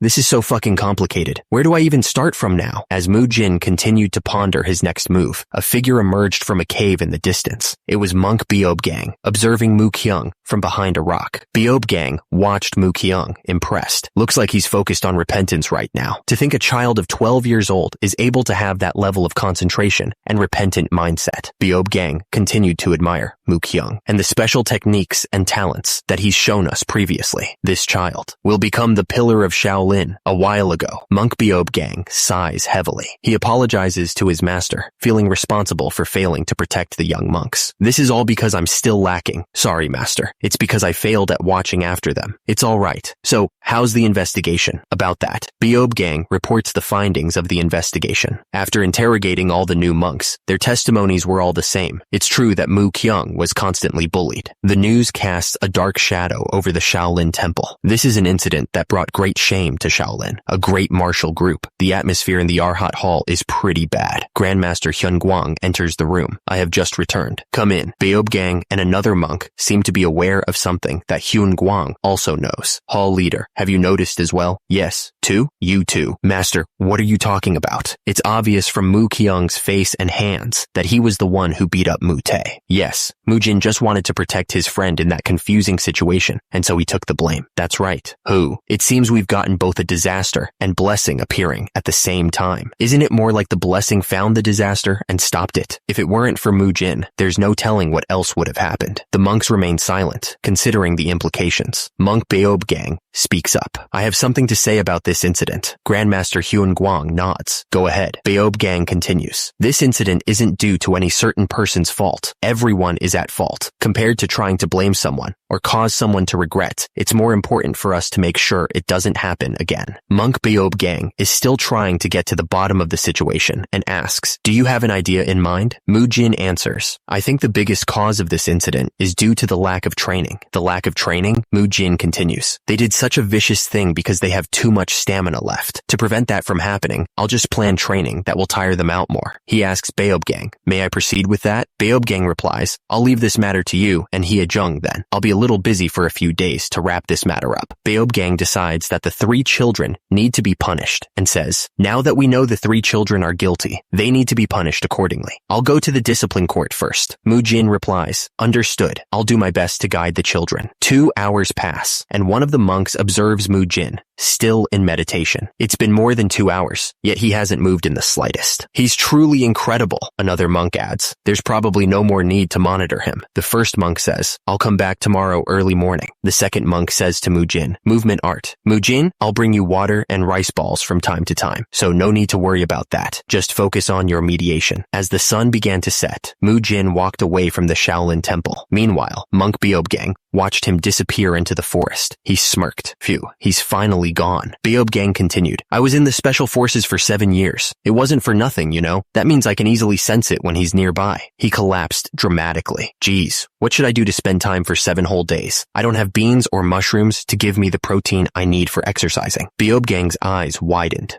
Now that I think about it, when was the last time I ate meat? Beob Gang's stomach rumbled as he remembered the taste of meat. Right, I ate some fried chicken right before I came here. That crispy skin that crunched with every bite, and that tender meat. He lay on the ground, fantasizing about his next meal. Hey, so hungry. I need some meat. His eyes darted around, searching for a solution to his protein deficiency. But where can I get meat from? An idea struck him with the force of a lightning bolt. Hey! Beob Gang grinned, a predatory glint in his eyes. I can just hunt for meat. Meanwhile, a young girl sobbed in the forest, a snare lying uselessly on the ground as a white rabbit hopped away. The rabbit dangled helplessly, caught in the snare. Keek! The young girl remained hidden in the grass, unaware of the impending doom. Beob Gang's eyes locked onto the helpless creature. Protein! Jackpot! His face contorted with ravenous hunger. The girl remained hidden, oblivious to the danger. On the other side, near Mount Songshan, where the Shaolin Temple is, lies Yiqian Prefecture. The Shaolin disciples spread out to gather information in the area. They talked to the people. Thus, they heard about what happened. Shortly after, they gathered at the entrance of the Seobul escort establishment. Let's go in. Alright, the Seobul escort establishment. A bald monk in yellow robes stepped forward. I'm Yahello, the vice hall leader of Shaolin's outer hall. A man in green robes greeted them. Oh my, welcome. The Shaolin monks arrived at the Seobul escort establishment, where they were greeted by a man in green robes. I'm the escort establishment owner, Haimen Pyong, the escort establishment owner, and Mu Ta's father. Shimin Pyong clasped his hands together, face contorted with rage as he demanded answers. Can you please tell, why is my son trembling so badly? Beob Gang stood firm, surrounded by his fellow Shaolin monks, ready to confront the escort establishment owner. Haaseo, Bull, escort establishment owner, Shimin Pyong, Beob Gang declared, his voice booming with righteous anger. The reason he's acting this way is due to his own wrongdoing. He should have been training his body and mind to be pure, but instead, he bullied his friend and caused conflict within the Shaolin Temple. Jimin Pyong looked shocked by the accusations, clutching his trembling son. What? Not only that, from what we found out as we talked to people within the Yiqian Prefecture, Beob Gang pointed an accusing finger. We found out that the Seobul escort establishment has been coercing money out of the people here. Erg! Beob Gang clutched his prayer beads, his face a mask of fury. I can't believe that an outer sect that follows the Shaolin Temple would dare to do such an evil deed. Beob Gang's rage reached a boiling point as he issued a severe command. Make it so that these people can never use martial arts again. Amitabha! The Seobul escort establishment members looked on in horror as their leader screamed at them. Stop them now! Stop them this instant! One of them responded, Yes, sir! A Shaolin monk in orange robes unleashed a furious barrage of blows. Another monk continued the assault, his fists glowing with power. The monk's hand crackled with golden energy. The Shaolin monks continued their brutal beatdown of the Seobul escort establishment. Kuhuk. The monk stood over the fallen leader of the Seobul escort establishment, who groaned, My martial arts. Beob Gang's voice boomed with righteous fury. Take everything they've taken unfairly from the common people and return it back to them. The remaining members of the Seobul escort establishment looked on, terrified. What do we do now? This is looking really bad. Beob Gang scanned the crowd, his gaze intense. Is Mr. Bangjian here? The bald monk's question was met with a hesitant response. I'm Bangjian. What's the matter? Bangjian's eyes widened in shock. Beob Gang broke the news. I'm sorry, Mr. Bang. The child that was bullied by Mu Tae was none other than your son. Bangjian was stunned. He was being bullied? Beob Gang bowed his head. I apologize for not being able to stop it from happening. I know this won't suffice as an apology. He continued, vowing that the Shaolin Temple would take full responsibility for the matter. Hiegul and the other Shaolin disciples helped Bangjian transfer to work under other escort establishments, affiliated with the Shaolin Temple as a porter, a place that was stable and righteous, unlike the Seobul escort establishment. Mujin, now alone, continued his journey. He paused, spotting something on the ground. What's with this sloppy trap? Inspecting it closer, Mujin was unimpressed. It's a little similar to the rabbit trap I made yesterday, but it's different. The trap is totally trash compared to what I made. He frowned, his eyes narrowing. Who tried to copy my trap after seeing it? More importantly, there's someone else on this mountain other than me? Mujin's head snapped up, his senses on high alert. Wait, I hear something. Mujin spots a girl, and she's clearly not happy to see him. The girl screams as she bolts away. Mujin yells after her, demanding she stop. The girl pauses, glancing back to see if she's lost him. Is he gone? Mujin is already on top of her. Reaching out, he grabs her. I got you! The forest floor crunches underfoot. Monk Beob Gang pauses, hearing the noise. He's tackled a girl to the ground. A girl? The girl is terrified. Beob Gang stammers. I'm sorry. I'm really sorry. What is such a pretty girl doing in a dangerous place like this mountain? She's still on the ground, tears welling in her eyes. I'm sorry. Beob Gang's voice echoes from off-screen. Want some food? The girl chews thoughtfully on the meat that Monk Beob Gang provided. Beob Gang grins at her. You're enjoying it, huh? Just how starved were you? Did you try to copy my rabbit trap because you were hungry? She sits by the fire, looking up at the monk. Yeah, but aren't you a monk? Is it all right for you to be eating meat? Beob Gang waves a hand dismissively. Oh, about that. I have my own circumstances. Don't worry about it. The girl stares at the ground, clearly unconvinced. She looks back up at Beob Gang. Why are you so deep in the mountains, though? This place is under the Shaolin Temple, but your clothes seem like they're from outside. The girl hesitates, thinking about what to say next. Suddenly, a vision flashes before her eyes, showing a scene of abandonment and despair. Father, please don't leave me here. Nanny, why does everyone hate me? Is it because I'm useless? Or was I just not supposed to be born? Monk Beob Gang watches her, realizing something is troubling her. I guess she has her own circumstances that she can't speak about too. I'll stop asking and change the topic. Beob Gang changes the subject. Oh, by the way, can you please keep my rabbit hunting a secret? The girl looks back at him, curious. Why is it because you can't be caught eating meat? Beob Gang grins sheepishly. Oh, well, there's that, but there are also other reasons.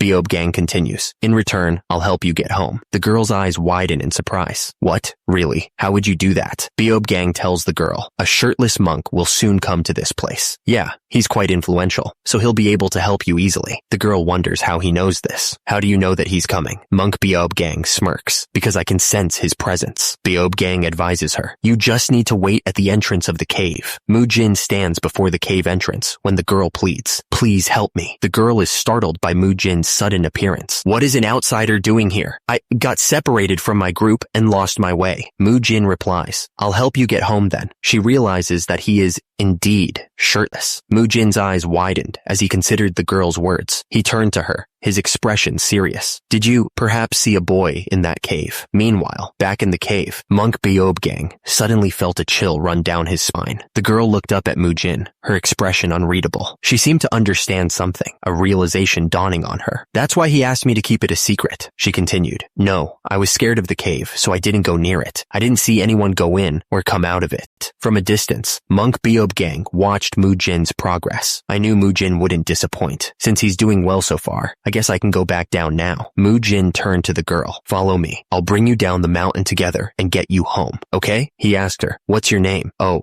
she replied, Ryu Siola. Thank you, little monk. I'll be sure to pay you back for your help the next time we meet again. Suddenly, a faint noise tickled Monk Beob Gang's ear. He peeked inside the cave, his face twisting in frustration. They're gone. Mujin lay exhausted on the rocks. I'm kinda tired. Wait, I didn't ask her for her name. He shrugged it off. Well, it's none of my business. Mujin was confident they wouldn't cross paths again. I doubt we'll meet again. Meanwhile, Monk Beob Gang was looking for Mukyung. Mukyung, are you there? Mukyung, standing alongside another monk, responded nervously. Yes. Monk Beob Gang was looking for Mukyung. Mukyung, are you there? Yes. Monk Beob Gang, did you call for me? Monk Beob Gang had something important to reveal. I have something to tell you. It involves your father too. Beob Gang told Mukyung everything that happened in Yicheon Prefecture. The Seobul escort establishment, run by the parents of Mutai, who bullied him, had completely closed down, and the Shaolin Temple has introduced his father to a new workplace. Mukyung listened intently. Beob Gang reassured him. So, don't worry about the outside world, and do your best to become a true disciple of the Shaolin Temple. Mukyung was moved by Beob Gang's words and Mujin's actions.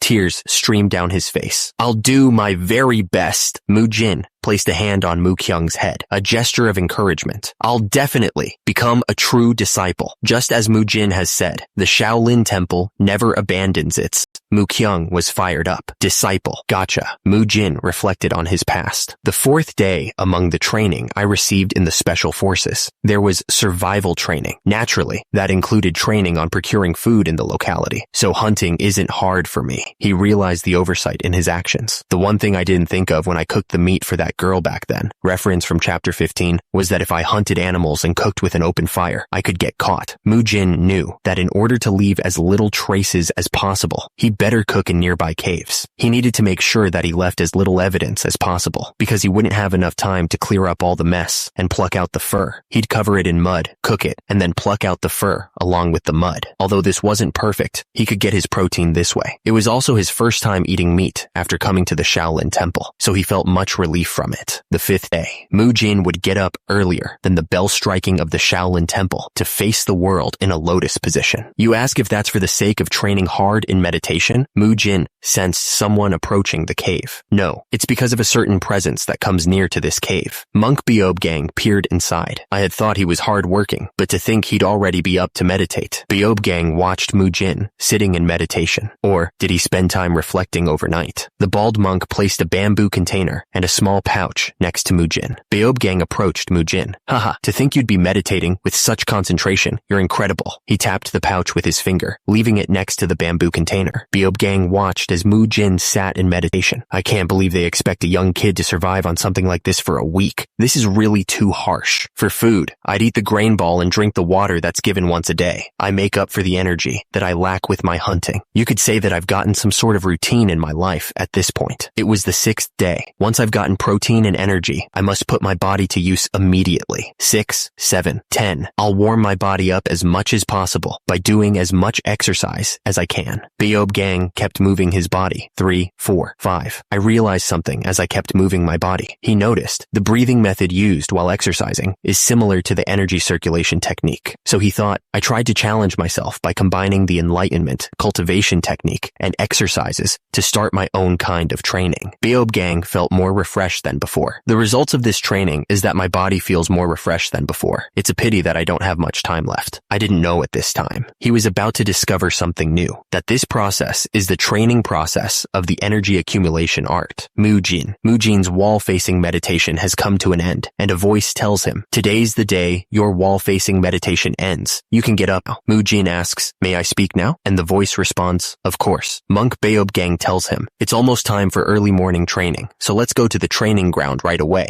Mujin agrees. Yes, Monk Beob Gang. Beob Gang asks Mujin, how is the incident handled? You mean Mukyung's incident? Mujin confirms. Exactly. Beob Gang replies, after investigating Mutai's family, we found out that the Seobul escort establishment had been committing numerous atrocious deeds in the village. Monk Beob Gang recounts the aftermath of their confrontation with the Seobul escort establishment, stating, and so, we destroyed the martial arts of everyone in that place and shut them down. We also introduced Mukyung's father to a new workplace. Beob Gang continues. Oh, and the intensity of training has increased in the last week. Is that so? Beob Gang tells Mujin, so far, I've allowed you to train in your own way because of what I promised you. But to be fair to the rest, you'll need to follow the training of the Shaolin Temple now. Mujin is clearly still not happy with this arrangement. Seriously, he's still on that, Mujin argues. Can't I increase the intensity of my own training?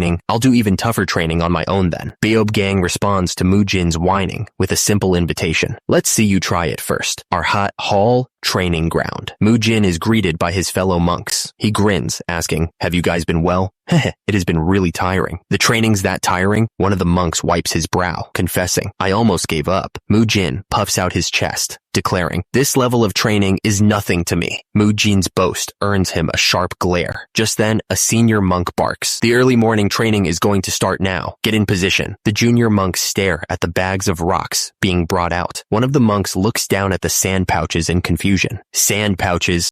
A senior monk barks at the novices. Those who have gotten their sand pouches, go back to your position quickly. That's what caused the training to have gotten tougher. He shouts, get into horse stance. Mujin's return did not stop the tough early morning training from starting. As the training got several times tougher, the young monks began to sweat profusely. Mujin also used the sand pouches, making a free weight dumbbell version to do his own exercises. Mujin examines the sand pouches. Although I don't really like the grip and sense of balance that these sand pouches give, he grins, thinking to himself, but it's not like I'm training to be a bodybuilder at this age, so this could be perfect. They whisper to each other. Can he not tell what the situation is like within these training grounds? I know, right? Suddenly, the monks notice Monk Beob Gang approaching. Monk Beob Gang is here. Is he finally about to reprimand Mujin? He's finally going to get scolded. Monk Beob Gang glares at Mujin. I already told him that the training has gotten tougher, yet he's training by himself in an easier manner. Monk Beob Gang watched Mujin with a suspicious glare. The other monks noticed that Mujin was sweating far more than they were. He's sweating much more than the others. Does that mean his training is tougher than our increased training intensity? But then, Monk Beob Gang realized something else was at play. Wait, that's not what's important now. This heavy and sharp energy. Could it be? Mujin grinned as he lifted the sand pouches, now glowing with golden energy. The energy accumulation art? Mujin had just unlocked the energy accumulation art. This is an energy circulation technique that can only be done once one has successfully accumulated energy in their body and has gotten used to energy to a certain degree. This art allows the user to break out of the norms of a physique and display superhuman strength. The boulder breaking demonstration that Monk Hyejung showed previously belongs under this category, and it's also possible to use it to do things like flying in the sky or moving at extremely fast speeds. However, not everyone can attain this. It's something that can only be attained after an epiphany on energy has been achieved after numerous trial and errors. That's supposed to be how it is. Mujin strained as he worked out. This is great. I was getting sick of just body exercises. I can't believe they're giving me dumbbells to work with. Mujin felt the burn. My triceps are going crazy. Overhead extension. The early morning training involving the sand pouches was hell for everyone else. But Mujin felt differently. I can feel my muscles getting worked. Young muscles react immediately with a good workout. Side lateral raise.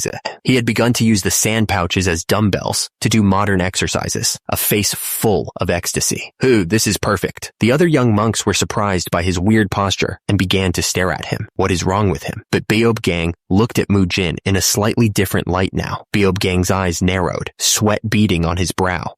He couldn't believe what he was seeing. That's the energy accumulation art. Since when was he able to use it? Beob Gang approached Mujin. Mujin, 1 second. Mujin tilted his head, looking back at the muscular monk. Mujin replied, yes? Beob Gang gestured for him to follow. Follow me. Beob Gang had something important to ask. I've got a question for you. Beob Gang's expression was grave. It's just as Beob Gang said. Beob Gang's eyes widened as he realized that's definitely the energy of the energy accumulation art. You're asking me, when did I become able to use the energy accumulation art? Mujin internally panicked, thinking to himself, this is probably the result of the wall meditation training. Reference to chapter 6. But if I tell them that, then I'm basically admitting to them that I was doing other stuff and not my punishment in the cave. He decided to play it cool. In that case, I was just trying things out. Mujin continued his explanation. My family places a lot of emphasis on breathing techniques, spewing tons of bullshit, and it seems I got excited today after not exercising for a while. He elaborated further.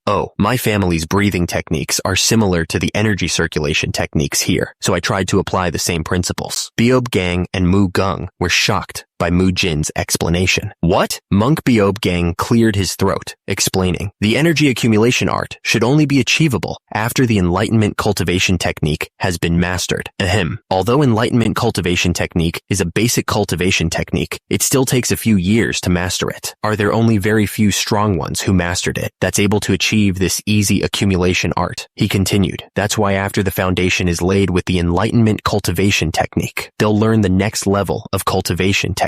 It's more effective to focus on using the next level's cultivation technique to circulate energy for 2 hours, compared to accumulating energy with the energy accumulation art after they've mastered the enlightenment cultivation technique. Beob Gang elaborated on the implications of Mujin's talent. But if someone's able to attain the energy accumulation art after learning the enlightenment cultivation technique for a few days like Mujin, they'll be able to accumulate energy much faster than their peers. He went on, if they learn the next level's cultivation technique on top of that, then its prowess will increase by folds. And if he's able to use the energy accumulation art at such a young age, he might also be able to successfully learn the higher level cultivation techniques quickly. Beob Gang paused dramatically.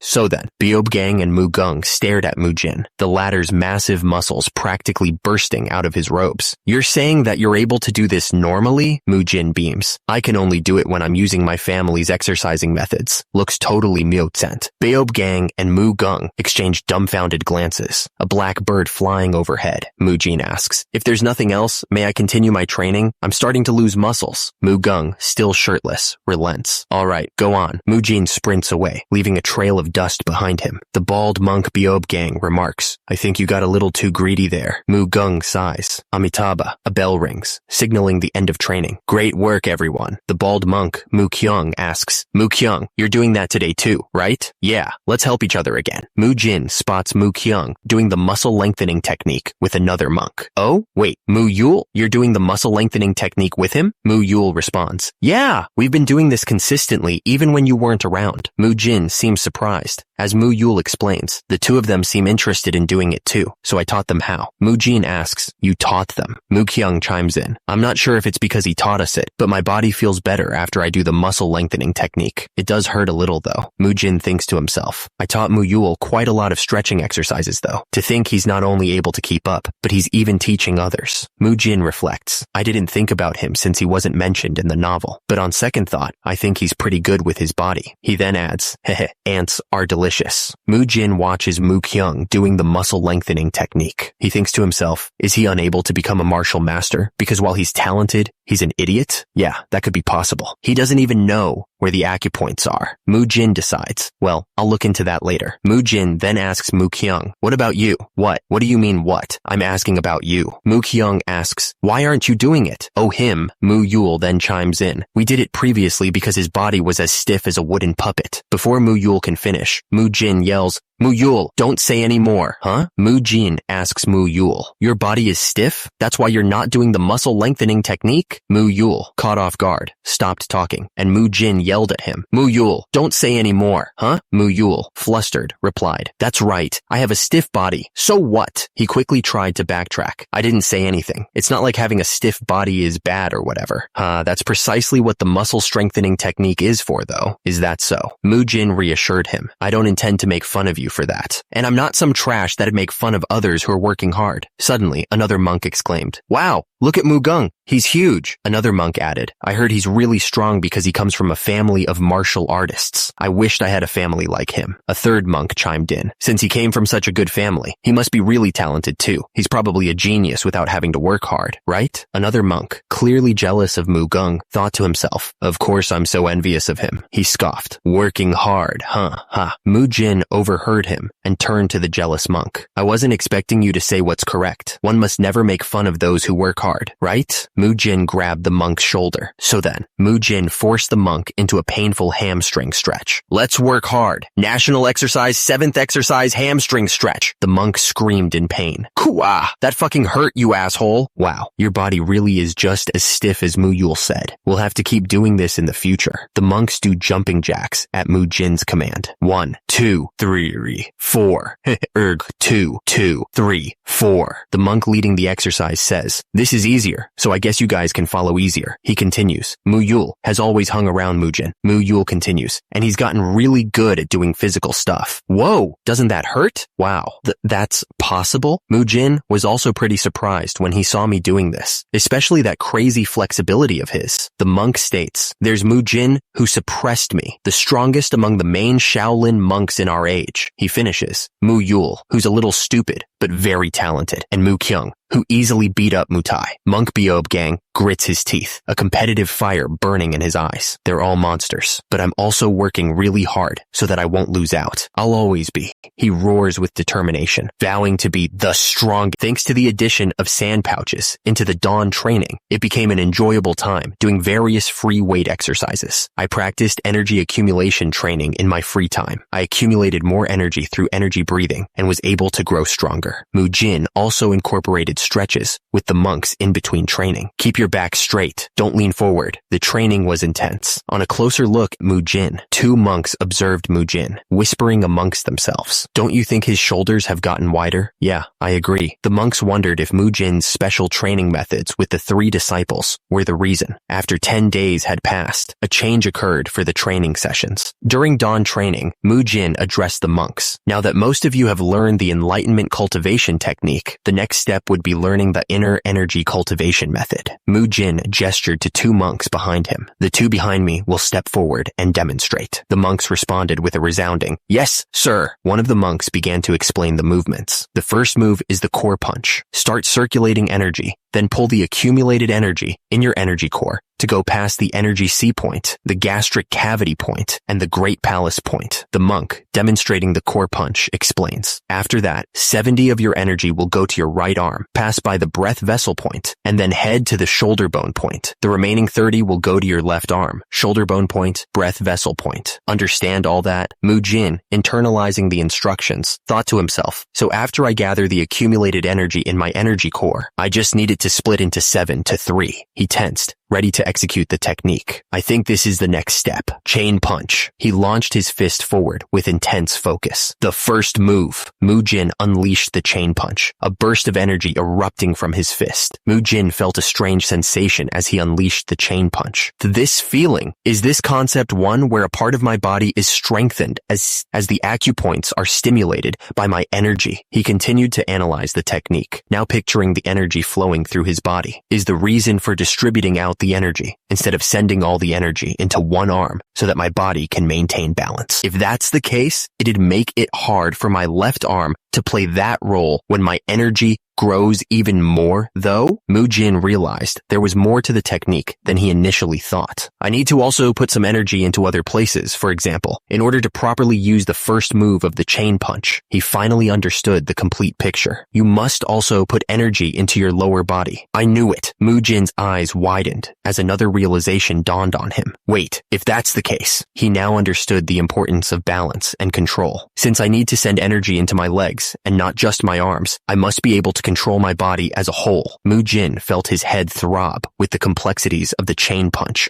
This is way more complicated than I thought. He imagined a real fight, the stakes high and the pressure intense. If I want to be able to execute such complicated steps in a real fight, I wonder how much more training I'll need. Mujin refocused on the present. For starters, he attempted the technique, but his movements were awkward and unsure. I don't know how it's supposed to be done, like this, or like this. Another monk watched Mujin's flailing attempt with growing concern. He's screwed. Muyul, hold on. The monk approached Mujin cautiously. What have you been trying to do? I suddenly couldn't remember what we just learned. Mujin watched the other monk struggle to recall the correct sequence. Can you tell me what you remember? The monk, clearly flustered, began reciting the steps, though he seemed to be getting them mixed up. I think it goes from the energy core to the great palace point, to the energy C, and then to the gastric cavity point, great palace point, gastric cavity point, energy C, great palace point, gastric cavity point, energy C, it's energy C, to the great palace point, and then to the gastric cavity point. Mujin listened intently, trying to decipher the jumbled explanation. Next would be splitting the energy into 70 for the breath vessel and shoulder bone point in your left arm. Energy goes to the right arm. You're right-handed, aren't you? The monk's face lit up with realization. Oh, you're right. Mujin sighed, realizing the traditional methods were overly complicated. Buddha is too much. This is why Muyul didn't appear in the novel. I'll explain it simply for you. Mujin decided to cut through the complexity and focus on the basics. Don't care about the names of the acupoints. Can you gather energy here? The monk looked down at his abdomen. Yeah, I'll give it a try. Mujin guided the monk. Now, try moving it here. Next would be this part of your shoulder. The monk Beob Gang, seemed to get the hang of it. Wow, I think it's way easier to do it like this. Mujin was glad. Mujin warned him, if you get confused again, Ask me. I feel like you might forget it real quick. But Monk Beob Gang asked, where do I move the energy after here? Here? Mujin internally facepalmed. He thought, he's got the brains of a goldfish. Kiss. That was how Mujin started to learn how to use the chain punch. Hiejung and the second-class disciples would teach one new step each day. Since this is foundational martial arts, there aren't a lot of moves, and they were able to teach everything within 10 days. After that, everyone was trained separately based on how fast their progress went. Ta-da!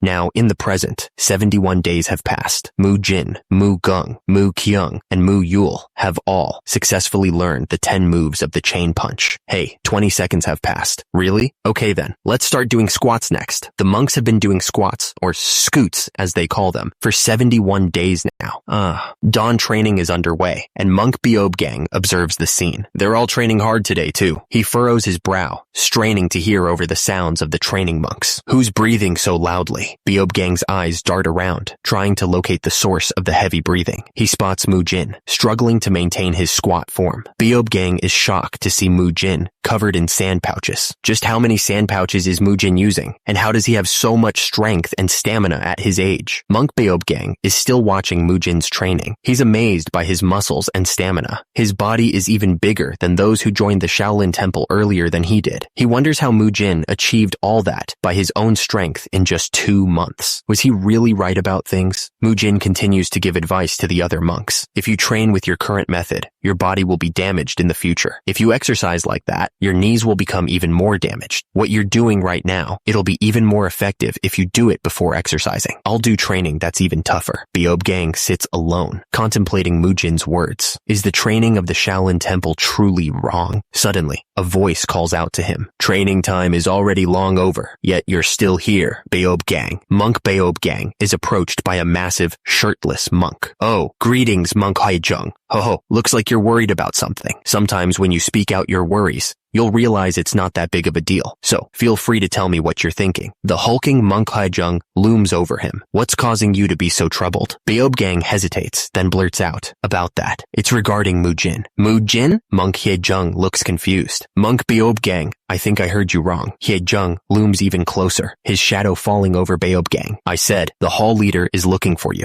The other monks accuse Mujin. Mujin, did you beat someone up again? Just admit you're wrong this time, okay? Tisk, creating trouble again? These little rascals, they're talking all sorts of trash when I've helped them to grow so much. Monk Haejung tells Mujin, the hall leader is waiting for you. Let's go now. Mujin replies, all right, let's go. Mujin wonders, did I create trouble unknowingly? He continues to ponder. Why would the hall leader suddenly be looking for me? The hall leader of the Hyunsung Arhat Hall is waiting. From somewhere, a voice echoes. Oh, Mujin improved that much in such a short time. The voice belongs to Monk Hyunsung, who's deep in thought. I already figured out he was talented and a little eccentric, along with the unique training techniques, but I thought that was all. To think Beob Gang would pay so much attention to him. Monk Hyunsung asks, can you bring Mujin to the hall leader pavilion? You want me to bring Mujin there? The bald monk replies, the solution to that kind of question isn't something that we can find by just thinking about it between ourselves. He continues, so I thought meeting Mujin in person and talking to him might be better. Monk Hyunsung nods in understanding. I understand, Monk Hyunsung. Monk Beob Gang stares intently at Mujin, who wonders, what is this? Mujin grows more uncomfortable under the bald monk's gaze. Why did he call me here and do nothing but look at me for the last few minutes? Mujin begins to suspect the monk is doing more than just looking. Wait, that's not what's important now. Is he glancing at different parts of my body? The camera zooms in on Mujin's face, highlighting his discomfort as he realizes he's looking at different parts of my body. Mujin flushes red with embarrassment as Monk Beob Gang continues to stare. This is a little embarrassing. His muscles can still grow more. Mujin shifts his stance, trying to break the awkward tension. What are you suddenly doing? Side quest. I just wanted to stand in a different position. Monk Beob Gang breaks the silence with a chuckle.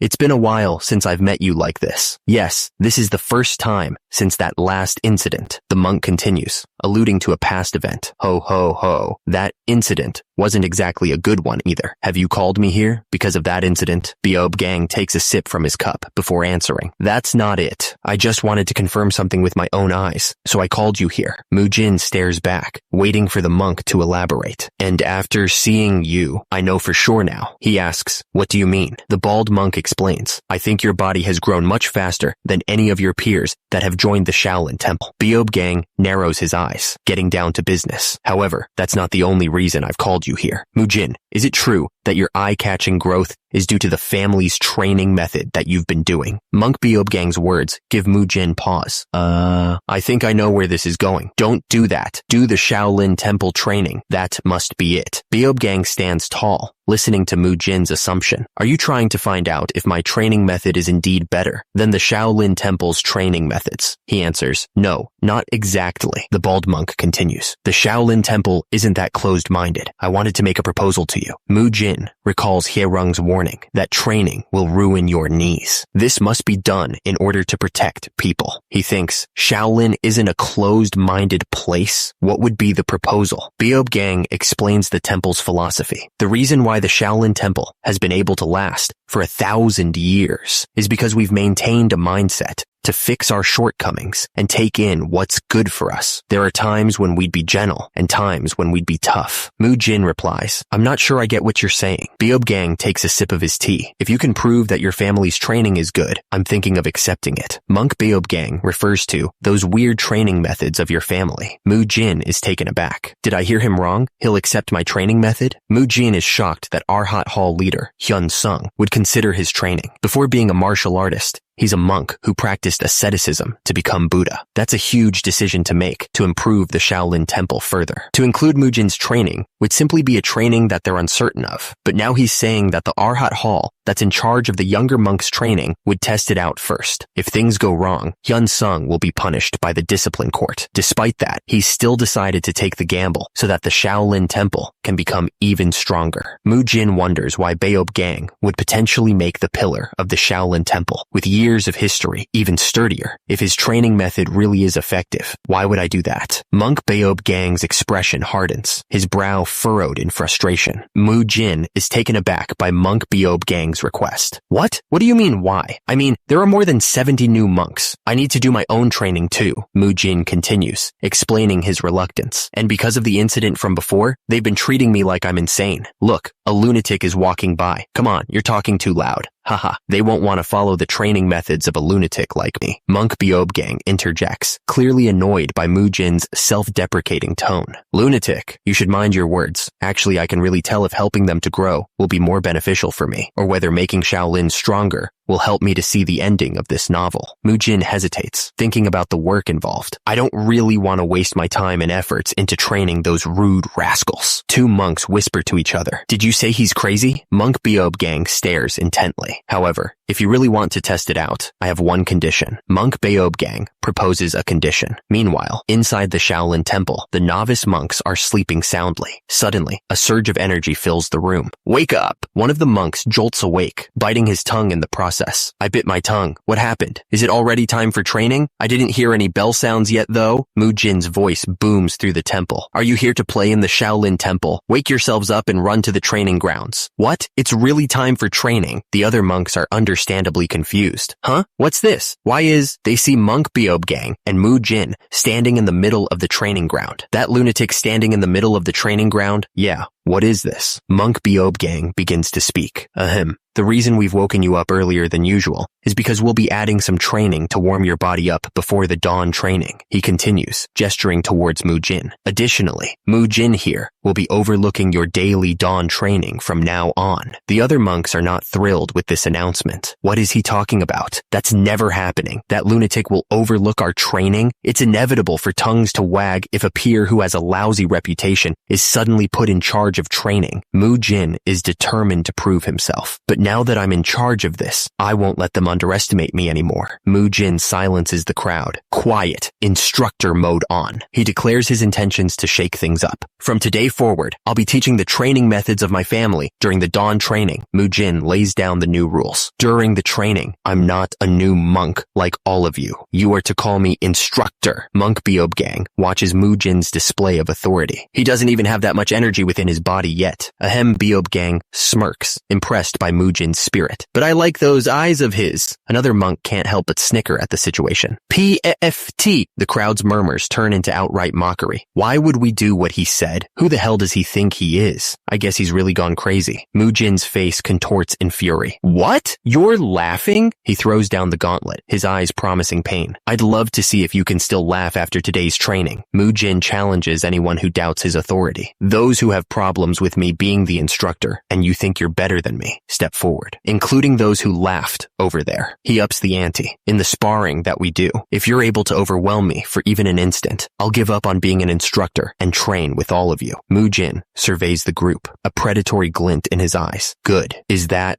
all? Mujin, ever the showman, throws down the ultimate challenge. All of you, come at me together. The sparring starts. Now! The group of monks surge forward, a wave of orange robes crashing toward Mujin. But the monks are immediately dumbfounded, unable to locate Mujin. What? Where did he disappear to? Is that all? I've been training so hard to keep up. There's nothing that I'll lose, even for 1 second. Before the monk can finish his thought, Mujin reappears behind him, ready to deliver a brutal lesson. To weaklings like you that have done nothing but useless exercises. The monk crumples under the force of Mujin's strike. Ku, bastard! Hey, do something about that asshole. The other monks shout, stop him. Mujin unleashes a chain punch. His fist barrage is too fast for the other monks to follow. The monks are sent sprawling. Mujin surveys the scene. Anyone else who wants to try, step forward, he says, his tone brooking no argument. The remaining monks hesitate, looking at each other nervously. Silence. I'm a man of my word, Mujin declares. Mujin points a finger, his expression serious. I will lead the training from now on. Don't forget to address me as the instructor during dawn training. Mujin's rigorous training continues as he shouts, now everyone, get down on the ground. He continues his instructions. If your stomach touches the ground, the sand pouches will be double for you. 1. The monks struggle to keep up, gritting their teeth as they perform push-ups. You'll bend your arms and raise your body back up on 2. Mujin observes the monks with a critical eye. 2. I wonder. A flashback shows Mujin in his past life, wearing a military uniform. If Mujin has taught others back home before, Mujin's training method was proceeding smoothly. The monks look surprised, as one of them says, but Mujin wouldn't be managing all 70 of the new monks himself. We're helping? Whoa, you guys already learned from me before. They were able to control the young monks and educate them. It's basically a group physical training, as Mu Kyung teaches his own peers. His confidence will probably also increase from there. Although he's a Buddhist, Beob Gang, who is more alike to a soldier, was able to learn the perfect training for himself through Mujin. Some of the monks are on the ground, exhausted. Those children, are they really the ones who were fooling around before? I guess this way of taming them also works, huh? Beob Gang watches Mujin train the young monks to let go when it's needed. And if it seems they're about to cross a line, there shall be no efforts in being harsh. Are you going to do anything else stupid from now on? Kwah! My legs. I ought to learn from this and use it on my juniors. The effects of training appeared quickly within the young monks. It could be because they're young. There was an obvious improvement in their stamina and body physique. As for the older monks that felt a little uneasy and unsure about Mujin's instructor mode, he addresses them. I'm not trying to rush you, but I'd like to find out about the items that I asked for previously. As the results showed with time, they began to trust Mujin, and one of the older monks responds, that has already been prepared. It's over there. Mujin's eyes sparkled with excitement. It's finally here. The thing Mujin asked Monk Hyun Sung for training the younger monks. An iron shelf, iron bar, and weights, a power rack, and bench press set. Mujin examines the equipment. The rest are made of wood, except for the iron bar, so it's a little unsettling, but it should probably be fine since it's still pretty light. I'll put all this to good use, along with the sand pouches. The truth is, even with the 3 musketeers helping out, there's a limit to how much they could teach more than 70 young monks, and Mujin also didn't have enough time for his own training.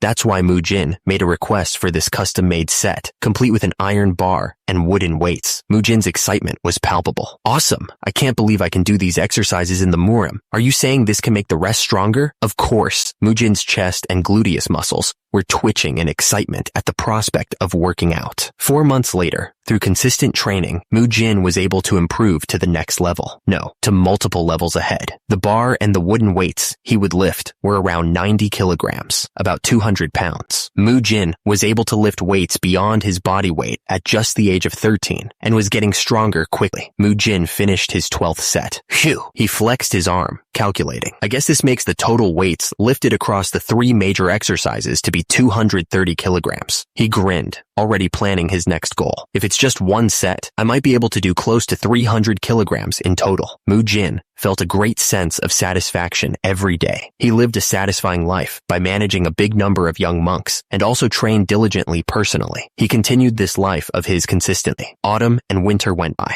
Then the white snow melted and plants began sprouting again. Afterwards, young monks left the Shaolin temple. They were people who failed to learn martial arts within a year. One of the monks reported, "Master, there were a total of 50 young monks that remained this year. That's less than a third of the monks that left the last time round." The master grinned. "That's all thanks to Mujin." At this point, it'd be foolish for anyone to refuse to acknowledge Mujin's training methods. He continued, "In fact, Hyun Sung went beyond acknowledging Mujin. He's now a great supporter of him. I should quickly get more iron shelves and bench presses for the Arhat Hall. He said we must get all of the equipment." Because Hyun Sung has seen great results from Mujin's training methods, there was hope in getting those exercise equipment in bulk. But even the great Shaolin temple is limited in terms of budget when it comes to getting expensive items. Fortunately, it was not a totally hopeless case. Monk Beob Gang stroked his chin thoughtfully. After practicing Buddhism for around 50 years, I thought I had forgotten my greed for things in life, but I really hope the day we test them to join the Shaolin temple officially will come soon.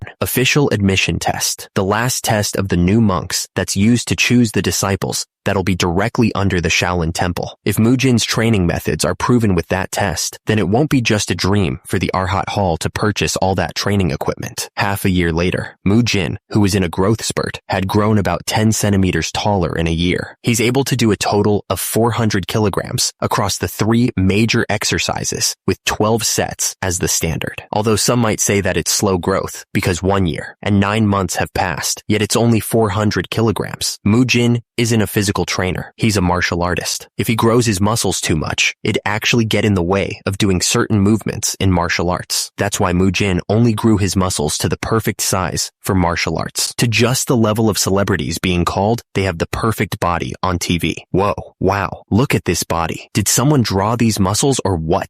Thanks to his training, Mujin's body was slowly developing and transforming his muscles into the muscles of a martial artist, not a bodybuilder. As Mujin continued his training consistently and passionately, Hyun Sung left the Arhat Hall and transferred to another place. Meanwhile, Hyun Sung, the Arhat Hall leader, approaches the abbot. "Abbot, I'm Hyun Sung, the Arhat Hall leader. I'm here to talk to you about the official admission test that will be taking place 5 days from now. Come on in." Hyun Sung steps inside. The abbot replies, "I've already heard that the majority of the new monks have made it to the official admission test." The abbot chuckles. "Ho ho, that would be a great blessing for you, wouldn't it?" Hyun Sung responds, "If you're saying that, then it must mean you're pretty confident." Amitabha, ho ho, yes, I have no qualms about it. Hyun Sung, the Arhat Hall leader, confidently stated, "I guarantee you that the results of the official admission test will be unlike any before." Abbot Hyun Chun, Shaolin's abbot, listened calmly. The abbot replied, "I'll look forward to it then." Time passed until the official admission test came. All the high-ranking monks from different places in the Shaolin temple gathered in the Arhat Hall. Actually, there aren't usually this many people gathered for the official admission test. But thanks to Mujin, there were a total of 49 new monks that made it to the official admission test. Excluding the outer sect disciples, there were a total of 42 new monks. That means they're all gathered here to witness this astonishing result. Good things must also be shared with others. Master, I fully agree with you. Of course, there were also some doubts. One monk questioned, "Master, maybe the reason there's so many of them here is because Monk Hyun Sung took pity on them." The other monk dismissed the idea. "I doubt it. Hyun Sung came to me and told me this yesterday." Hyegul, Shaolin Outer Court Vice Court leader, said that this time's new monks were truly exceptional. The monk gestured. "Look over there." The other monk's jaw dropped as he saw Mujin and the other trainees. "These are the new monks that'll be taking the official admission test this time round?" "What? They're the ones?" He stared in disbelief at the sheer size of the new recruits. "But their bodies look like they're at least second-class disciples. Isn't that proof enough?" It was the reason for Monk Hyun Sung's confidence. Mujin stood before the assembled monks, ready to put them through their paces. "Thank you all for coming here, despite your busy schedules." Monk Beob Gang stood nearby, observing the proceedings. He declared, "There are a lot of new monks taking part in the test today, so I won't say much. With that, the test was about to begin. We'll start the test right away. One of the assembled monks was already feeling the pressure. Hey, wooden puppet, don't get all scared. Why am I a wooden puppet? Mu Kyung, don't get all nervous on me too. The monk's comment seemed directed at Mu Yul. Mu Yul didn't seem to notice. Nah, never mind. Alright then. Mujin cracked his knuckles, a sinister grin spreading across his face as he addressed the assembled monks. Let's have some fun. Jin's training was about to be put to the test. The test to join the Shaolin Temple officially is simple. The one who's taking the test will fight a second-class disciple. The instructor candidates of each hall that help to oversee the test will choose who shall become a third-class disciple in their hall. The second-class disciple will not fight at their full strength, so that the one attempting the test can display his skills. Ho, is that really a fight with a second-class disciple? It's been over 20 exchanges. I can't believe he still has so much strength. Grandmaster Hyun Guang chuckled, observing the sparring match. No wonder you're so confident. It seems the standards of this batch of new monks are quite high. Ho ho, this is all thanks to Buddha looking over us, but we've only seen less than half of them so far. Monk Beob Gang watched the sparring match closely, but said, it's all right for you to make a judgment at a later time. Beob Gang seemed unconcerned about the skills of the new monks. He doesn't seem anxious at all. I guess that just means that the skills of the new monks are the real thing. Grandmaster Hyun Guang stood next to Beob Gang, listening to his comments. I'll know for sure after seeing more. The next disciple is coming up. A voice boomed. New monk, Mu Yul, step forward. Mujin gave Mu Yul a knowing smirk. Mu Yul, you remember what I told you previously, right? Mu Yul grinned mischievously. Yes, you told me to have as much fun as I could, right? Go wreak some havoc out there. Mu Yul grinned, ready to put on a show. Okay, he stood opposite his opponent, a picture of confidence. Mu Yul declared, I hope we have a good match. All right, let the match. Before he could finish, Mu Yul launched a flurry of attacks. Begin! Monk Beob Gang watched the fight closely. He's mastered the 10th and 13th technique of the chain punch. With this, I've got an idea of how much martial arts he's learned. Beob Gang continued his analysis. Next would be the bald monk Beob Gang wanted to check how he reacts to situations and whether he can use his martial arts in different situations. Distancing, Beob Gang moved to strike, but the new monk nimbly dodged the attack. The new monk's eyes widened. What? Beob Gang was shocked by the monk's agility. A new monk is moving so nimbly. The bald monk focused his energy. In any case, I've got him. But the new monk slipped away, avoiding the blow. What in the slippery hell? The monks watching from above were in awe of the new monk's abilities. Oh, Beob Gang was impressed. Oh, to think one can move in that manner. Those instincts are close to an animal's, and his body is also moving like one. He continued, he's also got really good judgment, along with a strong and flexible body that can execute what he wants immediately. Beob Gang turned to the monk beside him. Beob Hyun, take a good look. The monk replied, yes, master. Beob Gang smiled. That child will become your disciple. He'll be under us. Hye Gul, Shaolin Outer Hall Vice Leader, nickname, Invincible Fist. He declared that child will be able to perfectly master our Shaolin 5 punch. The match ended. Mujin mused to himself. That crazy flexibility of Mu Yul is definitely his talent. I was thinking about how I could bring out its full potential. He continued his thought process. For Mu Yul, who couldn't do anything because he was confused by the acupoints and flow, he had only focused on practicing the steps of the martial arts and how they link to each other without understanding the flow. Mujin smiled, thinking, so I made sure the movements of the martial art and the flow of inner energy was engraved into his body through practice. Thank you for the match. If he can't understand it, then I just need to make it so that it's easy for him to memorize it with his body. Grandmaster Hyun Guang was shocked by the progress he had seen. How on earth did you train them to be this good?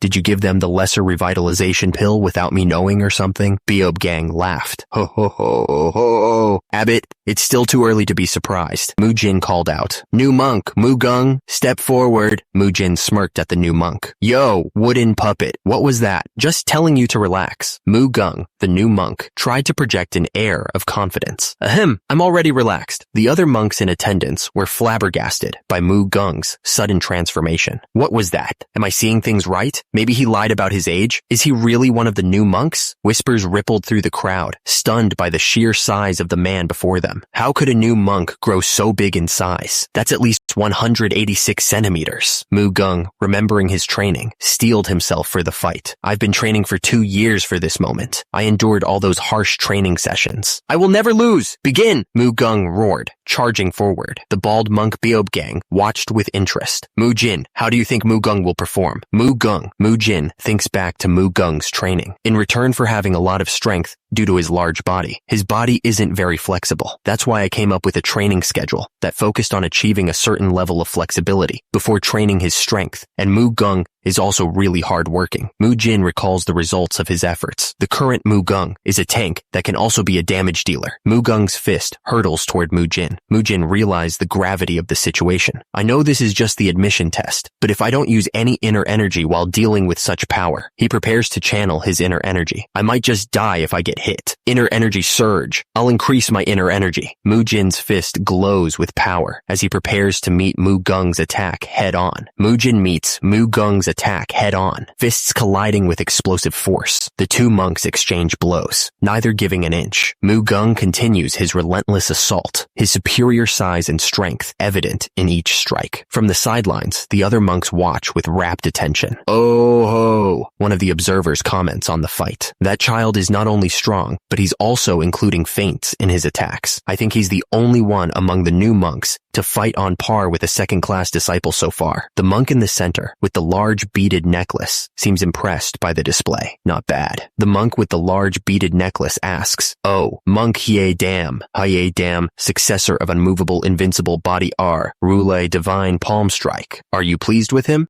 Dam replies, "I can see clearly just how hard he worked to minimize any unnecessary movements. That's evidence of how hard he's worked." Dam continues, "With that attitude of his, he might be able to walk down the right teachings of Shaolin. Hoo-hoo, everyone's looking at me." Mujin, watching from the sidelines, thinks to himself, "I need to look even better, to look even stronger, to be flasher." Suddenly, Mujin notices his opponent's stance falter. An opening! Mujin seizes the opportunity and unleashes a devastating blow. The monks are left speechless by Mujin's devastating display of power. Monk Dam breaks the silence, clearing his throat. Ahem, I guess he's still young, so he still has some ways to go. He needs some proper education.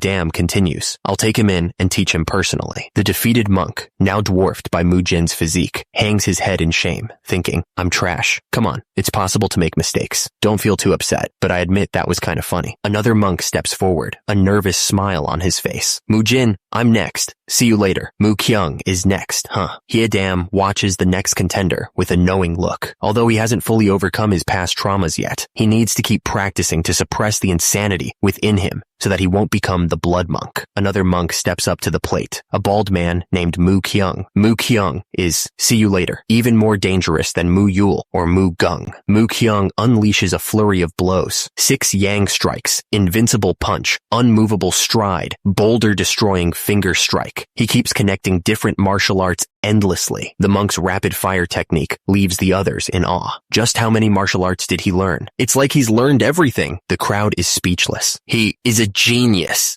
Dam watches the display with a keen eye. That's right. Just keep going like that, Mukyung. Dam notes Mukyung's initial nervousness. Things are progressing smoothly, except he was a little nervous at first. The problem starting from here would be the bald monk, Mukyung, is in the zone. It's been a while since the fight started, and he's gotten really excited. Haha, I hope he doesn't go crazy here. Someone yells, "Stop! The match is over." But the monk doesn't seem to hear. "I said the match is over. Stop!" Mukyung is lost in the thrill of combat. Something feels really good. This instance feels really good. His eyes widen with manic glee, a sinister smile spreading across his face as he repeats, "It feels good. It feels good. It feels good. It feels good. It feels good. Feels good." Another monk looks on in horror. That look on his face, don't tell me, did his insanity take over him? The bald monk's eyes glow red with terrifying bloodlust. "Stop, Mukyung. Get a grip on yourself." Someone perched high above the Shaolin temple drank from a gourd. I wondered why there was so much noise coming from within the temple. I thought the abbot finally went crazy and started a drinking party. Looks like today's the day of the admission test. Below, one of the monks dodged a flurry of attacks. Oh, he's one slippery bastard, dodging all the attacks. Another monk watched the match. That guy, he's an idiot that Dam would like. The monk's face twisted into a sinister grin. Oh, that guy. Oh, his expression. The observer on the the roof seemed to be enjoying himself. "This is so interesting," he grinned, staking his claim. "He's mine," as the berserk monk pummels the other into the ground. The force of his blows sends dust and debris flying. The berserker's fist glows red as he prepares to deliver the finishing blow with an 18 Dharma strike. "Dharma strikes don't do it."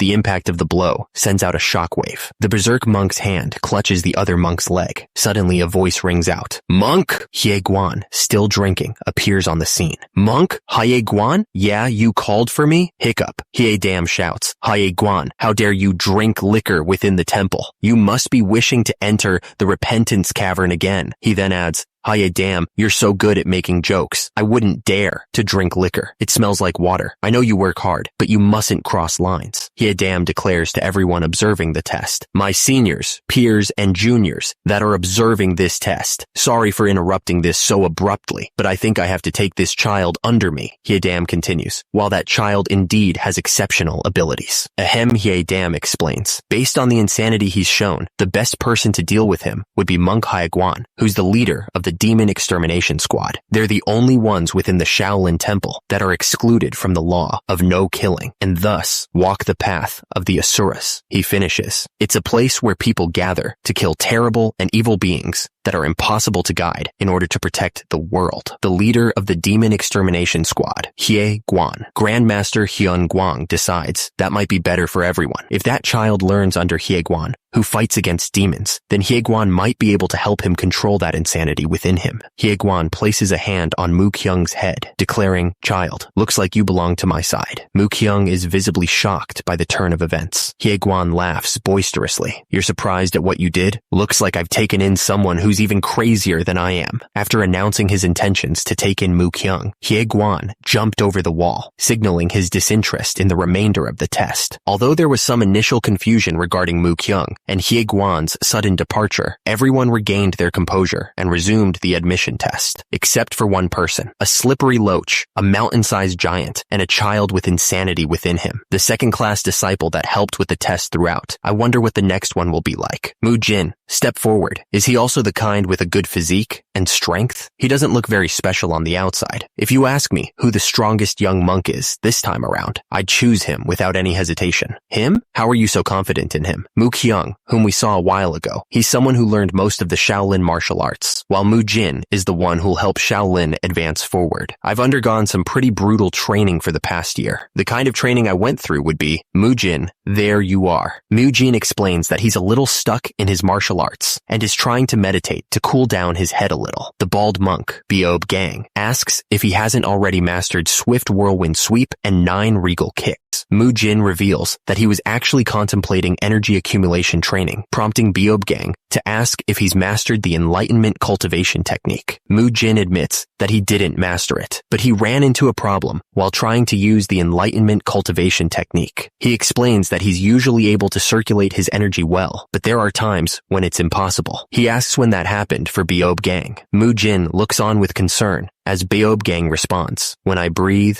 and when I sleep." Mujin is visibly confused. What? Isn't that normal? Beob Gang clarifies that he can understand why it happens when he sleeps, but he stops circulating energy way more often when he breathes, just like when he eats food or drinks water. He asks if Mujin is thinking about a way to accumulate energy, even when he's breathing or sleeping. Mujin considers Beob Gang's words, finding a strange sort of genius in the monk's eccentric way of thinking. I guess even a genius has his eccentricities. I've never thought of something like he said before, though. Beob Gang suddenly changes the subject. Have you heard of the Iron Guard? Mujin is taken aback by the question, as a memory of bandits using the Iron Guard flashes in his mind.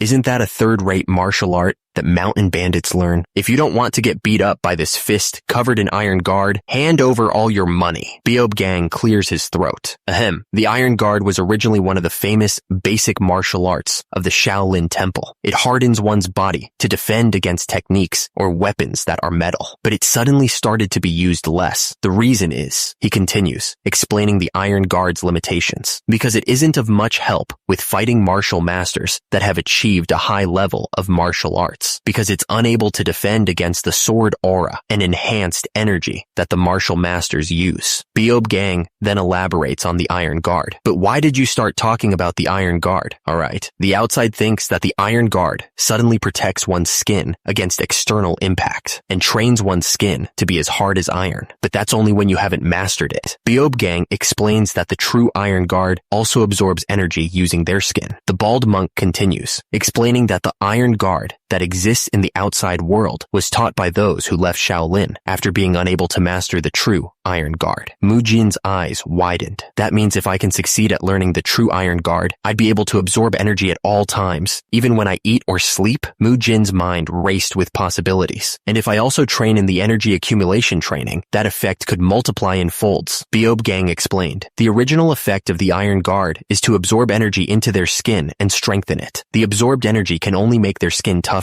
It's totally useless then. Mujin's eyes gleam with excitement. No, not really. Mujin realized, if I combine the Iron Guard, a basic martial art of the Shaolin Temple, along with the modern physical training I've learned, I might be able to put it to good use, he thought, a smirk spreading across his face. Mujin was a genius when it came to learning martial arts quickly. In order to become a third-class disciple, one must learn up to at least 70% for each of the 3 basic martial arts of the Shaolin Temple within 1 year. Mujin had already completely mastered all 3 basic martial arts, meaning the level of his basic martial arts was higher than an official disciple in the Shaolin Temple. But since he learned martial arts much faster than others, he yawned, realizing that he'd run out of content to learn.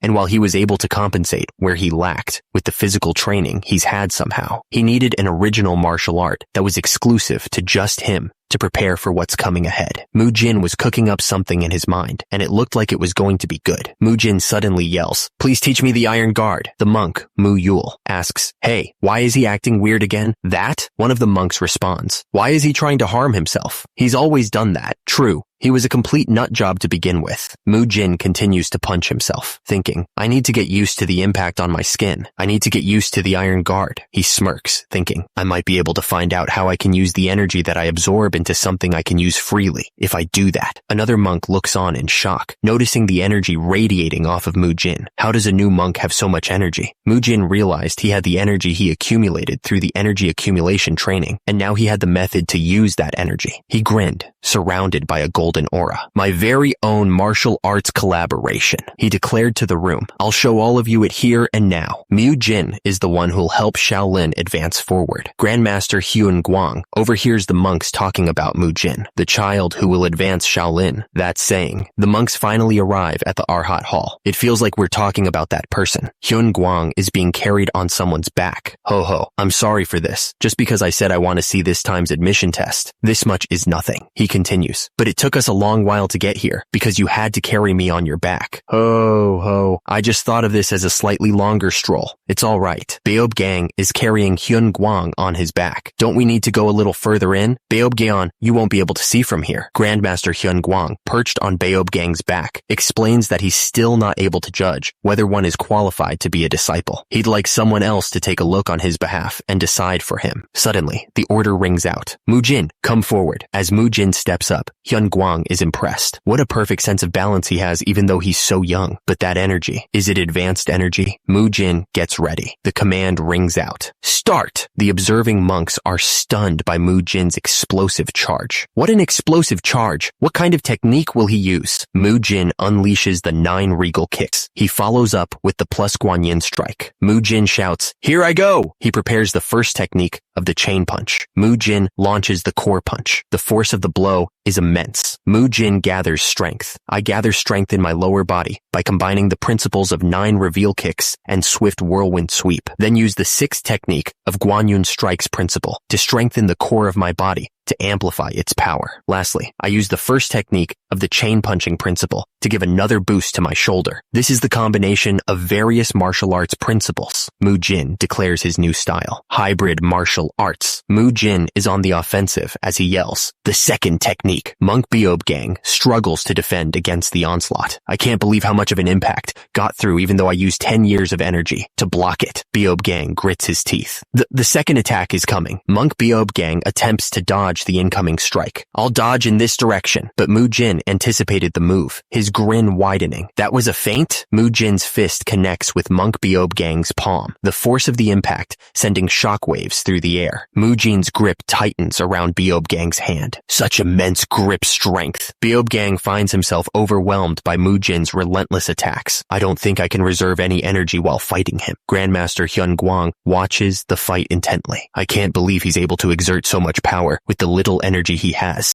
Mujin unleashes a flurry of blows, each strike precise and powerful. Punch, palm strike, kick, finger strike, stride, punch. So far, he's only trained in basic martial arts. Kick and stride techniques are just basic Shaolin martial arts that use one's legs, like the swift whirlwind sweep and 9 regal kicks. Arhat palm strike, Guanyin strike, boulder-destroying finger strike, including the martial arts that use the upper body. He's only using basic martial arts, yet he's overwhelming his opponent. Instead of learning the next step, he has created something totally new by combining what he's learned. Grandmaster Hyun Guang observes Mujin's unorthodox approach. That's the path of a grandmaster. He's so young, yet he's already walking the path that I walked. Hyun Guang turns to Monk Beob Gang. Beob Gang, the monk replies. Yes? Hyun Guang asks him to move closer to the training ground. Mujin's face is a mask of determination, sweat beading on his brow. This is the Murim, huh? He reflects on his journey, realizing how far he's come in a relatively short time. I've been training my body and my martial arts continuously for close to 2 years, but I never had an opportunity to use my strength properly during these past 2 years. Mujin relishes the opportunity to test his limits. Right now, being able to use my full strength without worrying about injuring my opponent. This is the true sparring. He's experiencing the thrill of a real fight, the nervousness that comes with fighting someone strong, the exhilaration of fighting with everything one has. Time seems to slow as he focuses. In this sensation that feels like the world is moving slowly, Mujin's eyes are locked on his opponent, but something unexpected happens. Mujin's eyes could only see his opponent. What? He's stepping back? Mujin finally figured out why his opponent quit, but then he noticed something was off. I finally figured him out. Why did he suddenly quit? Why is it so noisy behind? He turned to see what was happening. Is that? Why is he here in person? Could that person be? What's happening? Everything's split. The crowd parted like the Red Sea, revealing someone unexpected. Up like the Red Sea did. Is he Moses? Grand. It was Grandmaster Hyun Guang himself. Grandmaster Hyun Guang, I pay my respects to you.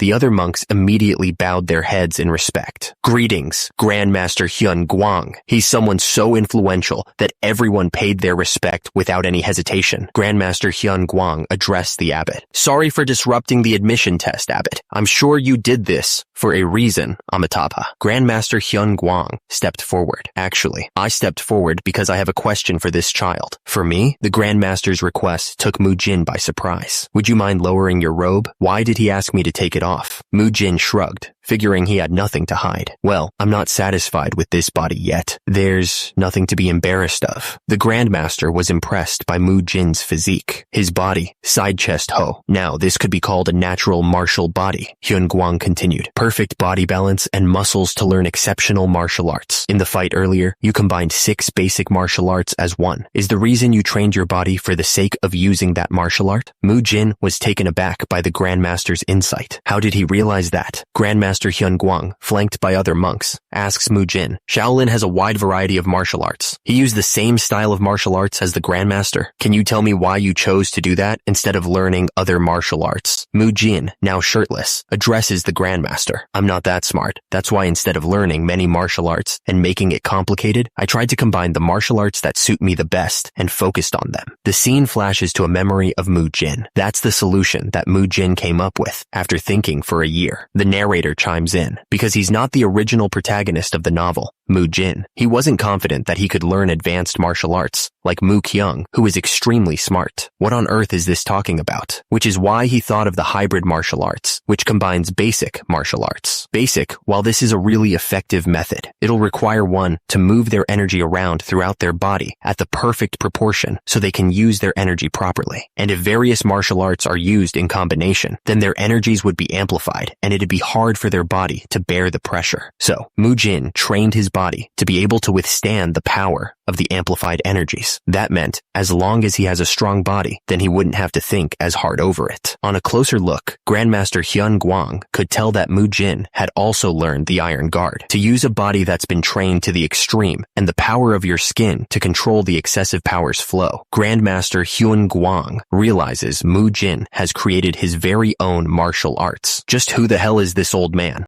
Grandmaster Hyun Guang says, Abbot, I would like Mujin to be Beob Gang's disciple. Are you saying that you'll raise Mujin yourself? Outside, under the moonlight, Mujin wonders, what exactly is going on? Back in the Arhat Hall leader's room, Mujin thinks, was that old man someone that powerful? Mujin's body did look pretty damaged, and just based on his outer appearance, his body is far from the usual Shaolin monk's body. He cleared his throat. I've never heard of his name in the author Gagyang's novels. Abbot. Mujin asks, do you know who Grandmaster Hyun Guang that you met on the training ground is? I have not heard of him. The abbot replies, the reason I asked you to come here is not just because I have questions for you, but because there are some things that you need to know as well. The abbot continues, I must tell you about our Grandmaster, Hyun. The abbot tells Mujin, I must tell you about our Grandmaster, Hyun Guang. At one point in time, he was known as the world's greatest martial talent. The abbot continues, back when all the second-class disciples, including me, had Hyun as part of our names, Hyun Guang had already accomplished exceptional feats at the mere age of 32 years old. He elaborates, back then, he had already reached a level surpassing our seniors, who were one class above us, and had Kong as part of their names. At that time, the Shaolin Temple had guessed that Hyun Guang would easily become the strongest in the world in 10 years' time. The abbot asks Mujin, how did the body of someone like his become so damaged? The reason it became like this is because a dark image of an older man flashes, as the abbot declares. The invasion of the demonic cult. Mujin's eyes widened in shock. The demonic cult? The abbot continued his tale, a dark vision of the past unfolding before Mujin's eyes. Yes, during the time when I was a second-class disciple, the demonic cult invaded the peaceful Central Plains. The image shifts to a group of monks ready to fight, their faces determined. Since one of our values was to protect lives, we also fought in order to stop them. But wars are places where no one knows what accidents would happen. The abbot's story continued, revealing more about Grandmaster Hyun Guang. The older monks had stopped Hyun Guang from participating in the war because he was tasked to lead Shaolin's future generation of monks. The scene shifts, showing monks in orange robes rushing out. In return, our seniors that were Kong and Gyum needed to participate in the war. A monk cries out in anguish, a blinding light erupting behind him. The scene descends into chaos, with monks facing off against demonic cult members, blades clashing in the bloody war. The abbot's story continues, painting a brutal picture of the past. A monk, riddled with wounds, stands defiant against the demonic cult. Impudent demonic cult, you dare invade this place. His face contorted with rage. He declares, you won't be leaving this place alive. The abbot's voice is heavy with regret. In the end, because he kept throwing himself in harm's way to save us, the severe wounds he incurred kept growing in numbers. He continues, his expression somber. Even if we had really died back then, if Grandmaster Hyun Guang had remained safe, things would be greatly different now. The abbot concludes, the reason that Grandmaster Hyun Guang is in that state is because of the injuries he incurred from that time. Is that true? A voice confirms, indeed. Mujin steps forward, offering a surprising solution. Can't we just give him treatment then?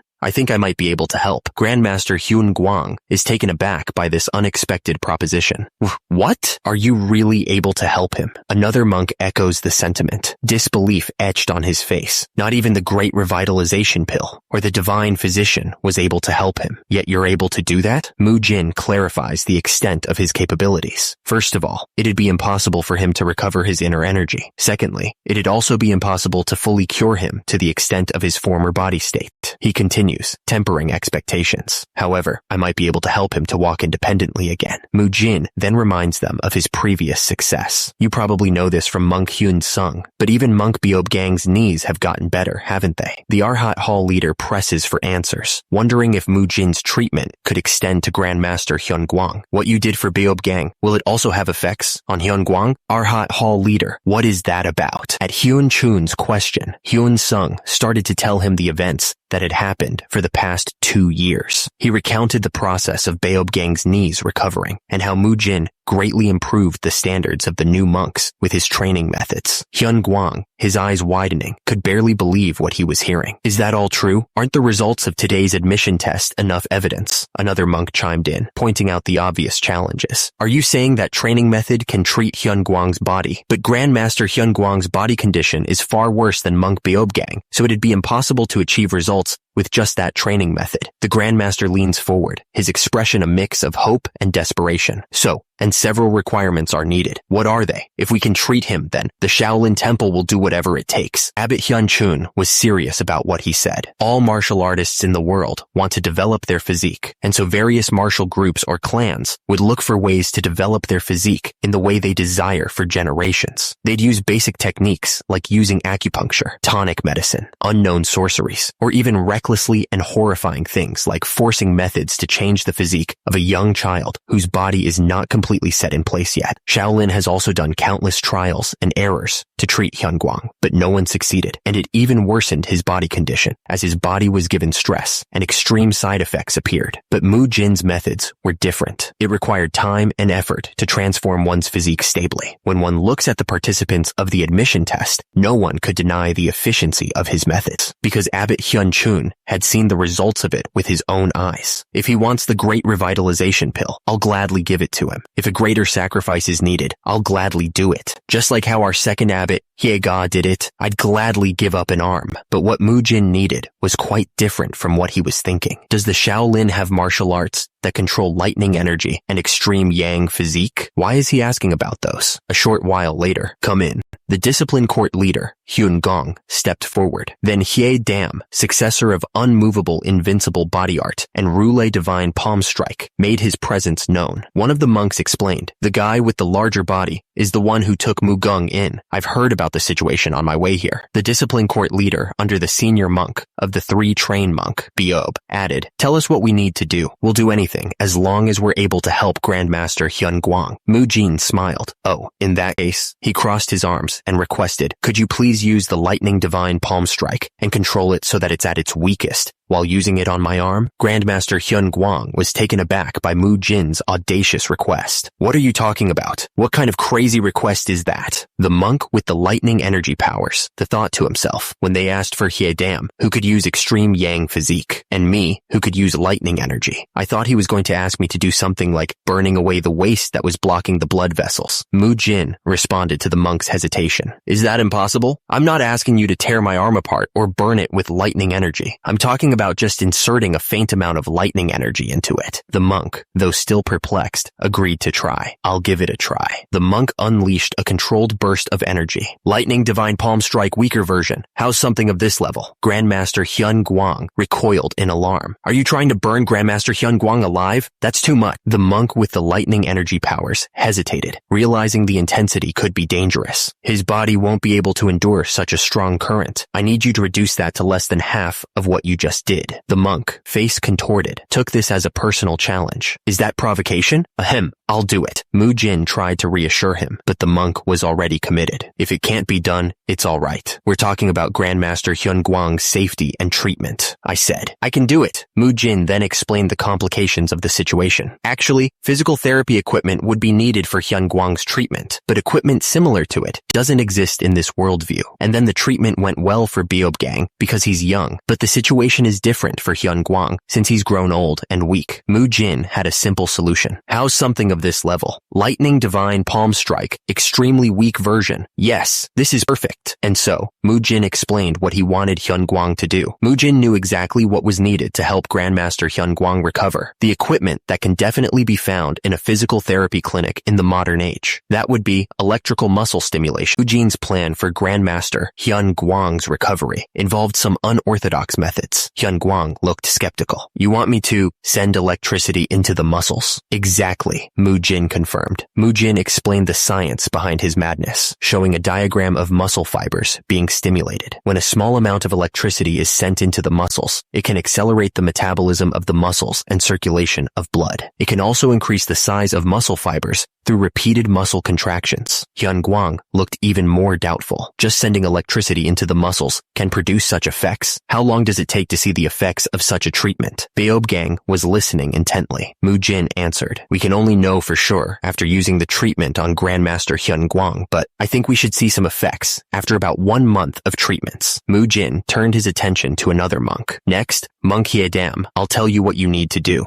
Mujin had a special request for Hyedam, just like what Monk Hyun-Gong did to me. I want you to use the extreme yang energy on me, so my martial arts can be of use to the treatment, he requested. Monk Hyedam unleashes the extreme yang energy. Roulé divine palm strike. Mujin winces in pain. It's so hot. You can't do it like that. Beob Gang looks on, concerned. Mujin tells Hyedam, there's no need for you to place your hand on me directly, so please make it far weaker. Mujin elaborates, you just need to use the extreme yang energy and place your palm near the target area, just like how the sun is in the sky. He instructs him to weaken the energy. Make it weaker and just place it near my palm. Extreme yang energy. 2 fingers. Mujin tests the new level of heat. This level of heat is perfect. Mujin continues his lecture. Hyun-Gong will take on the role of electrical stimulation treatment, he continues, and Hyedam will take on the role of devices known as shortwave diathermy. I want you to do this for 15 minutes, just like Monk Hyun-Gong would do. Mujin explains, just the effects of the heat from the heat energy touching the skin would relieve fatigue from the muscles and accelerate blood circulation, and sunlight would also detoxify the muscles and joints under the skin. He concludes, which is why if a hot light, which is similar to a sun, is focused onto the treatment area, it'll help greatly. Is it really going to be effective? The monk in orange robes is skeptical. Did I hear you wrong? I'm asking if those techniques can really make Grandmaster Hyun-Guang better. Beob Gang replies with a concerned expression. While Beob Gang's recovery and the growth of the children in Arhat Hall are surprising, Grandmaster Hyun-Guang's situation is completely different, so we need to approach this with caution. Mujin considers the monk's skepticism. So then, how can we trust techniques that only you know of, and then actually use them? From their perspective, that does make sense. He furrows his brow, determined to get through to them. But I'm an expert on this, and am trying to sincerely help them. As Mujin, formerly Choi Kang-hyuk, worked as a personal trainer, he'd not only obtained the recognized physical therapist license in Korea, he'd also obtained the license for rehabilitation massage. And as he researched on various exercises like yoga or weight training, he also learned about nutrition eventually. The reason he studied so much was because he wanted to know the correct knowledge to properly treat his damaged body from the past. As a result of his hard work, not only was he able to properly rehabilitate his body, it helped strengthen his body greatly. He smiles, reminiscing about his past. When I think of how I studied night classes in technical colleges for those licenses, I was really young back then. Mujin's knowledge extended beyond just martial arts. He also had expertise in personal training, food and nutrition, yoga, Pilates, rehabilitation techniques, and even expert knowledge on physical therapy. He was the only one who could look at Grandmaster Hyun-Guang's body, which couldn't be treated in this era, and think he could make it better. That person is Mujin. Mujin didn't have to do it, but after seeing Grandmaster Hyun-Guang's weakened body for a short moment, he was shocked because his situation is pretty bad. Mujin faces the other monks. But as a practitioner of medical techniques, I only chose to step forward to help because I sincerely want to help him. If you don't like how I'm intending to do it, then please tell me that now. I'll try to find other ways. One of the monks speaks up. We weren't able to help Grandmaster Hyun-Guang to stand up no matter what we tried. A completely new method of treatment that we've never tried before. Mujin stares intently. If his medical techniques really work on Grandmaster Hyun-Guang, if there's a chance, even a very small chance of that happening, Hyedam couldn't say anything, even after he got carried away and said those things earlier. One of the monks asks, did you say it'd take a month? That's right. Another monk, his expression stern, warns Mujin, firstly, we'll follow your instructions for 1 month, but if there's no difference in 1 month's time, we'll make sure you pay the price for ridiculing your elders. Mujin finds himself surrounded by monks, their eyes glowing ominously red. He simply replies, I understand. Mujin grins, ready to continue, and says, you'll need to first increase the accuracy of the lightning divine palm strike and extreme yang energy then. Totally cool. Let's try it again. Please show me the power of martial arts that have been trained over time. Monk Beob Gang watches Mujin, considering what he said. It doesn't seem like his knowledge is unreliable. I'm starting to think that what he said might be the truth. 2 hours later, the monks are exhausted. Mujin tells them, go back and rest for tomorrow. I'll see all of you tomorrow then. One of the monks asks the others, what do you all think? To use the same same force on the same part. I never thought it'd be this tiring to send a specific and small amount of energy. Another monk responds, but apart from the treatment, this will really help us in our own training. I never imagined using the lightning divine palm strike and the Rulai divine palm strike in this manner. The monk with the long white beard adds, more importantly, most of the martial arts using the extreme yang energy are used with other energies. The martial arts that one uses would also influence their personalities. The monk with the long white beard explains, people who use ice arts that are filled with yin energy would have a cold personality and look cold. He continues, those that use extreme yang energy or fire energy would have a fiery personality or look passionate. The martial arts of the Shaolin use the yang energy, which possesses the power to exterminate demons. You can only be very skilled at using that energy if you're able to control fire and metal energy skillfully. Patience, but metal energy needs to be used to suppress the fire energy. To make things simple, one must have metal-like solid patience to forcefully suppress the surging inner fire for harmony to take place. The monk adds, but the treatment method suggested by Mujin is for them to change martial arts that gives our huge bursts of strong energy strong into continuous weak energy to bring about peace. Monk Beob Gang looks thoughtful. If skilled monks like us use martial arts, it'd destroy a place really quickly. That's why we always use scriptures to suppress them. I'm surprised that we can use inner energy in such a way to advance patience. Whew. One of the monks says, I'm thinking of continuing my training even after going back to my bedroom. I'll do that too, Abbot. Once we get a better idea of this, we could teach the other monks this training method as well. Another monk agrees. Yes, I think that'll be really helpful for martial arts that use fire energy. Abbot, I'll do that then. That was the first step to the electrical stimulating device and diathermy that would be made in the Shaolin Temple. The next day, at Hyun Guang's Penta Pavilion, a visitor arrives. Thank you for coming all the way here. Greetings, Beob Gang. May I know what brought all of you here? We have some business with Grandmaster Hyun Guang. Beob Gang replies. To be more precise, this child might be able to help repair Grandmaster Hyun Guang's body to a certain extent. The injured Grandmaster Hyun Guang, resting in bed, is surprised. Mujin can do that? Hyun Qian tells Grandmaster Hyun Guang and Monk Beob Gang about what happened in the Arhat Hall and the different things that Mujin has done so far. Hyun Guang listens intently. Alright then. After some preparation, Mujin begins the treatment on Grandmaster Hyun Guang. We'll start the treatment after some preparation. After the preparation was completed, it was finally time to start the treatment. Mujin takes a closer look at Hyun Guang's condition. Holy shit, this looks way worse at a closer assessment. Mujin is shocked by the state of Hyun Guang's legs. Just how long have people carried him around for? His calves have almost no muscle, and the little muscle he does have is in really bad condition. Mujin begins the massage. Grandmaster Hyun Guang, feel free to make noises if you feel pain. Hyun Guang grits his teeth in discomfort. Mujin is surprised that the Grandmaster isn't expressing any pain. Is the hobby of Shaolin monks harming their own bodies? Monk Beob Gang was also the same. Why don't they express their pain at all? Mujin prepares to treat Grandmaster Hyun Guang. Okay, we'll start the treatment now. He begins by warming up the Grandmaster's body with a warm, wet towel, then applying acupressure to release tension and prepare for the next stage of treatment. Mujin starts stretching Hyun Guang's legs and ankles, gently working the contracted muscles. Once the body is warmed up, Mujin moves on to further manual therapy. He notes just how frail the Grandmaster's body is. It's as if his body is pottery that's on the brink of shattering.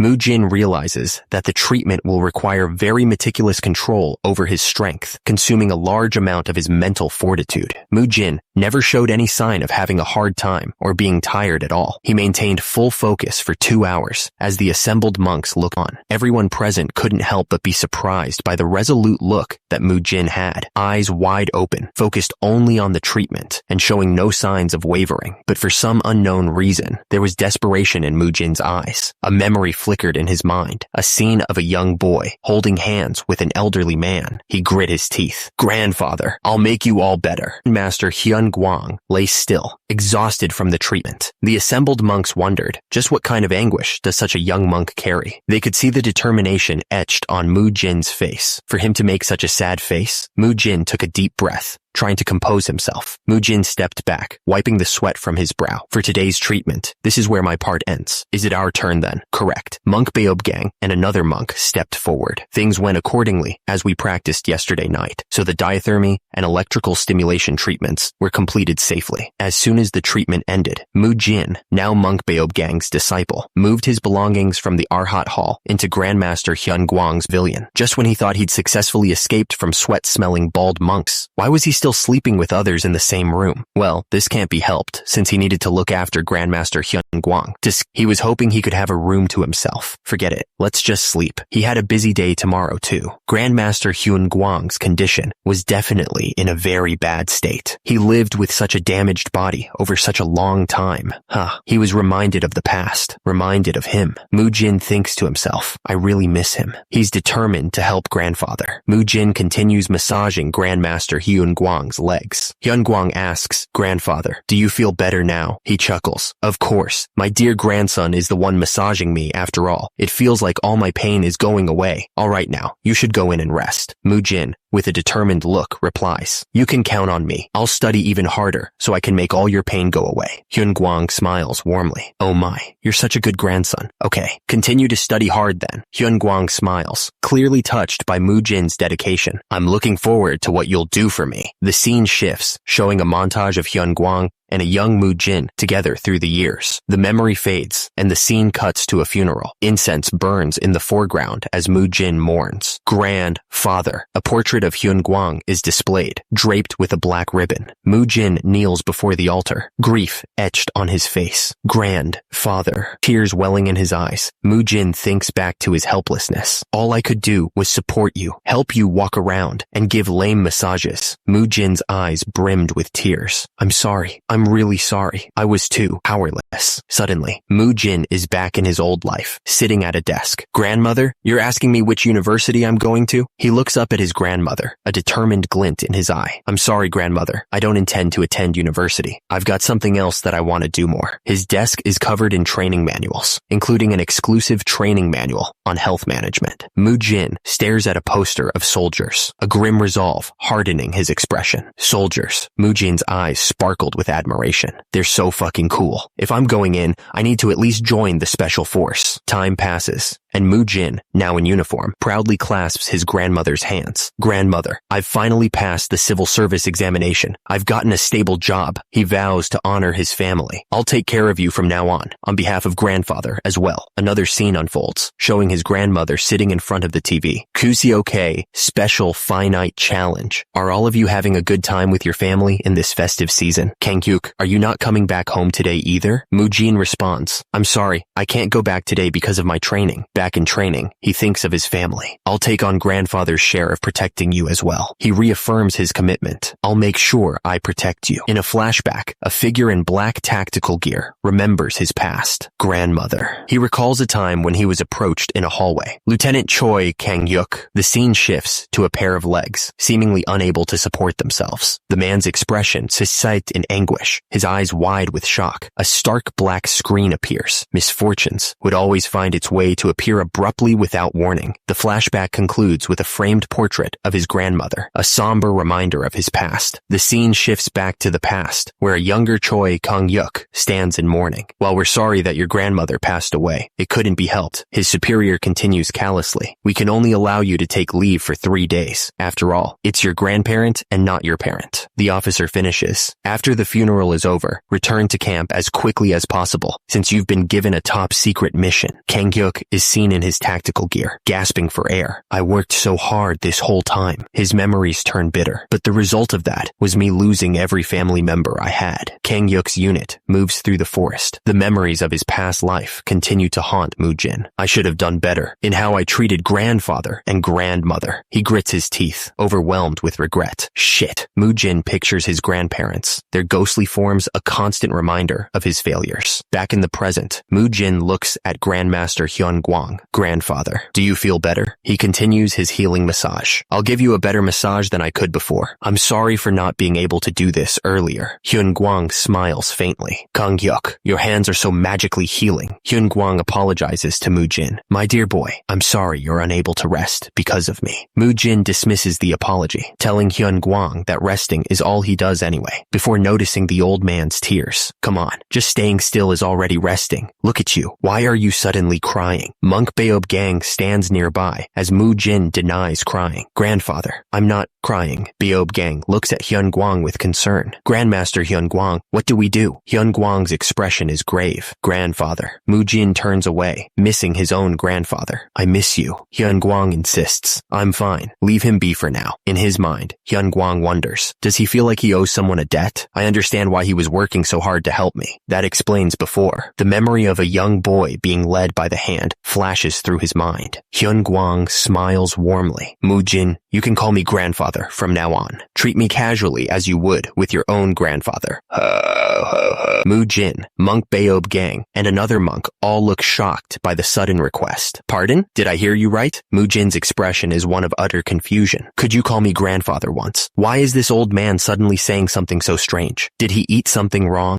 Grandmaster Hyun Guang's request throws Mujin for a loop. Why is he suddenly acting all friendly? Well, he's of a high position, so I guess I should do whatever he says. Visibly uncomfortable, Mujin replies, why, yes sir, grandfather. Monk Beob Gang explodes in anger. Hey! How dare you be so rude? How dare you call the Grandmaster your grandfather? He pauses, realizing the situation. But he's the one who asked me to say it. Hyun Guang chuckles, trying to defuse the situation. Ho ho ho ho, it's fine. Gee, grandfather. Again, I already said it's fine. Hyun Guang beams, seemingly enjoying the chaos. It's nice to be in a boisterous atmosphere. It's been such a long while. Mujin looks on, still utterly bewildered by the situation. Ho, can we focus on the treatment? Mujin was a little flustered because he was told to call the Grandmaster grandfather, but because of it, a warm feeling welled up within Mujin's heart. Jin is given a closer look. Monk Beob Gang, carrying a stack of books, tells Mujin, I think there's a need for you to cut your hair. What? Grandmaster Hyun Guang observes the exchange, as Monk Beob Gang continues. Yes, while your hair isn't longer than most people with worldly desires, it's still quite long for those in this place. It's time to cut it short. Mujin is told, sorry for not giving you time to cut your hair because you are so busy with treating Grandmaster Hyun Guang and your own training. Leave the rest of what you're doing to someone else and go rest. We'll give the same exact treatment that we did yesterday to Grandmaster Hyun Guang, so don't worry about that.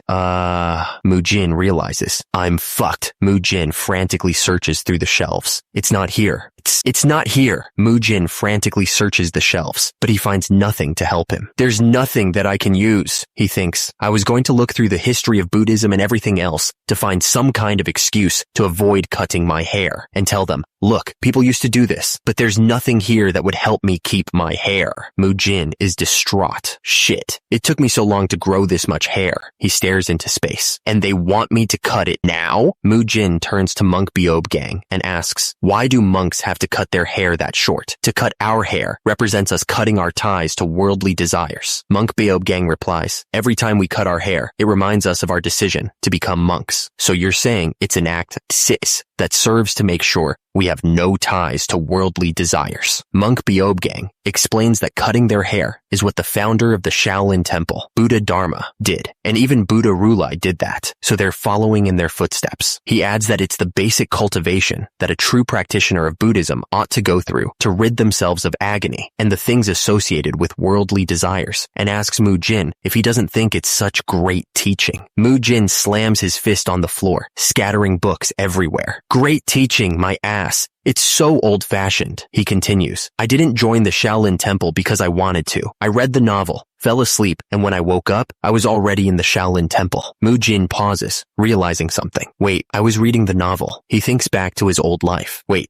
come to think of it, why did I go back then for me to return to this world? Let's see. I left the hospital, then went to the cafe on my turn to stream. Then I went home, got the buzzing away, read Shaolin Chronicles, and fell asleep. Mujin's eyes widened as the memory flashed. At the hospital, a doctor with a sinister smile appeared in his mind, diagnosing him with telogen effluvium. It seems you have telogen effluvium. Please be extra careful so you don't become a baldy. Being bald doesn't look very good. Look, a takoyaki is wailing past us. KKK, you won't get a girlfriend that way, cuckoo. You're right. Kek Mujin looked horrified. He remembered his intense reaction to the diagnosis. I was already very sensitive about my hair because of that doctor. Why am I trying so hard to not cut my hair? as if I'm a soldier that's about to get discharged from military service. Grandmaster Hyun Gwang's words echoed in his head. That's such bullshit. To cut our hair represents us cutting our ties to worldly desires. Mujin turned away, his back to the viewer, muscles bulging. To cut our ties to worldly desires. Becoming a baldy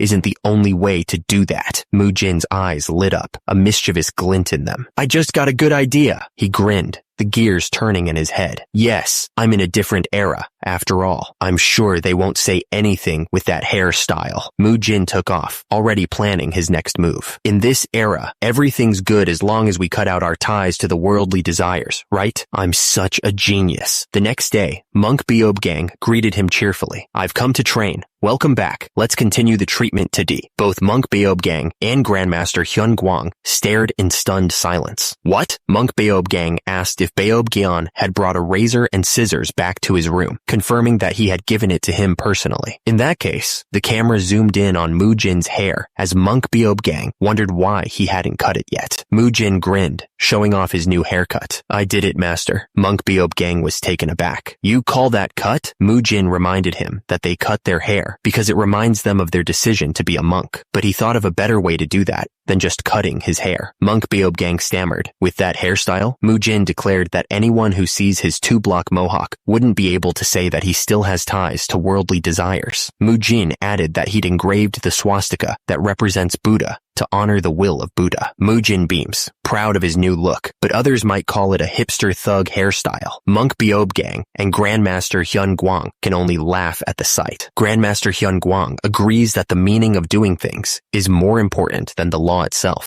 Beob Gang enters the room, asking Hyun Gwang if he slept well. Beob Gang is shocked by Mujin's strange hairstyle, reminding him that he was let go early to cut his hair. Mujin explains that in an effort to cut his ties with worldly desires and honor the will of Buddha, he decided on this hairstyle, adding that even Grandmaster Hyun Gwang approved. Monk Beob Gang is not convinced by Mujin's explanation. Do you really think that makes sense? Beob Gang continues. Our hair is known as the plant of agony and desires which represent worldly desires. To cut away our hair means that we're truly committed to the path of Buddhism. Mujin retorts. Exactly. That's why I cut my hair like this, full of naivety. That little amount of hair you left alone means you still haven't given up on your worldly desires. Monk Beob Gang has a comeback. Ho, from what I know, what Buddha Rulai cut wasn't just hair though. Beob Gang continues. If the reason he cut his hair was to get rid of the agony of one trying to make themselves look good to others, shouldn't we cut off every hair on our body then? That means the eyebrows, mustache, and beard. Monk Beob Gang strokes his beard, considering his next move. In that case, Mujin grins, ready to push his point further. I think there are a lot of people that then need to cut away their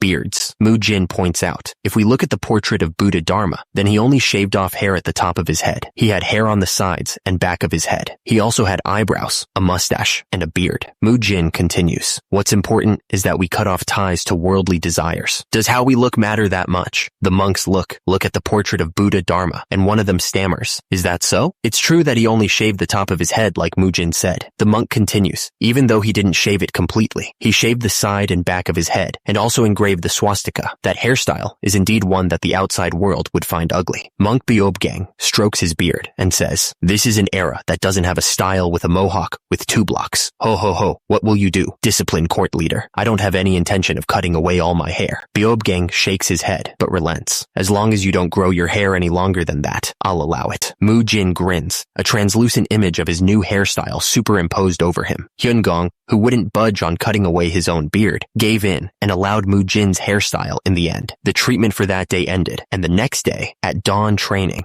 the monks stare in disbelief. Mujin, what's with your hair? Mujin replies cheerfully, oh, I've gotten permission from the discipline court leader for this. The discipline court leader allowed it? The other monks are shocked by Mujin's new hairstyle. Did he really allow that? The fact that Mujin is alive is already a miracle in itself. What on earth is with that hair? Beob Gang replies, okay, if he's allowed it, then I'm sure it's fine. Join in the training quickly. The other monks respond with a, yes sir, as soon as Beob Gang, who's in charge of discipline, accepted it. The other monks around started to get excited. We could do that too, huh? While everyone has decided on the path of Buddhism, They're still young, so there are some that are going through their rebellious phase or just simply wants to get some attention. To those children, the hairstyle that Mujin has is full of individuality, and it was strange enough to start to inspire and influence them. One of the monks calls out to Mujin. Hey, Mujin, one of the monks calls out. It's about time for me to cut my hair too. What excuse did you use to get that hair? Tell me how you did it. Mujin thinks to himself, even if I tell Mugung how I did it, I doubt he can pull the excuse off, especially with the two people in charge of him. Passionate, our hair, the will of Buddha. Mujin continues. And so, that's good enough to prove that I'm committed to the path of Buddhism. There's no real need to shave my head completely. Beob Gang and Grandmaster Hyun Guang look on as one of the monks thinks to himself, what kind of hairstyle should I try? Beob Gang says, yes, master. The monks move to apprehend Mugung. Catch him. Yes, sir. Mugung is shocked as monk Beob Gang grabs him from behind. Master, Beob Gang declares, I'll shave it personally for you. Extreme Yang energy hand blade. Mugung screams as his plan falls apart easily, though Mujin's hair would still bring out great influence to the Shaolin, but that would take place in the distant future. Jin continued with the treatment, knowing that Grandmaster Hyun Guang's body was in a very bad shape and every single part of it needed treatment. But to do that for every part of his body at the same time would reach physical limits that would cause the treatment to backfire and put a burden on his body. So, Mujin went about the treatment like he was doing an exercise routine, giving each region of Hyun Guang's body some time to recover after receiving treatment. One of the days, he would treat his calves to his feet. Another day would be from his knees to his thighs, then pelvis and back, and eventually his shoulders and arms. These were all naturally done simultaneously with Hyun Gong and Hye Dam's electrical stimulation and diathermy treatments. But Mujin's original role wasn't a doctor, but as a third-class disciple of the Shaolin Temple. Mujin turned and spoke. Master, Grandpa, I'll be going out for training. Mujin turned to leave, but Monk Beob Gang reassured him. Ho, take your time. I'll look after Grandmaster Hyun Guang. Don't worry about him. Apart from the treatments, Mujin still had to visit the Arhat Hall every day. They feel like parents that are sending their son off to school. I was eating bread on my way out. It would have been that exact situation. He arrived at the Arhat Hall Leaders Room. Arhat Hall Leaders Room. There's an additional budget given to the Arhat Hall thanks to the abbot. Really? Mujin's eyes lit up at the news. Will we be getting more exercise equipment then? Yes. The reason the budget was approved by the administration hall was because they've acknowledged your exercising methods. The Arhat Hall leader continued. That means from now on, all the physical training taking place in the Arhat Hall will be replaced by your exercising methods. Mujin grinned, thinking, my exercising methods that were treated as crazy. Initially, it's finally being acknowledged openly. I'm so damn proud. Meanwhile, the other monks muttered jealously. Does he think he's some big shot now? He's acting up again. What's with that crazy bastard? Mujin suddenly realized. Wait, if my exercising methods will be used from now on, he wondered, turning to Monk Beob Gang. Would that also mean that I have to teach everyone in the Arhat Hall? Monk Beob Gang chuckled. Ho, we can't waste so much of your time. You just need to teach the second-class disciples how to use the equipment. Mujin eagerly replied. Oh, that's something I can definitely help with. He paused, noticing something odd. Why is he suddenly giving me paper? Monk Beob Gang instructed him. I want you to write down the additional equipment and the details of it on these papers. Mujin responded. Oh, all right. Mujin grinned, imagining the possibilities. With new equipment, I should be able to do even more kinds of modern exercises. Muscle gain, muscle gain, muscle gain.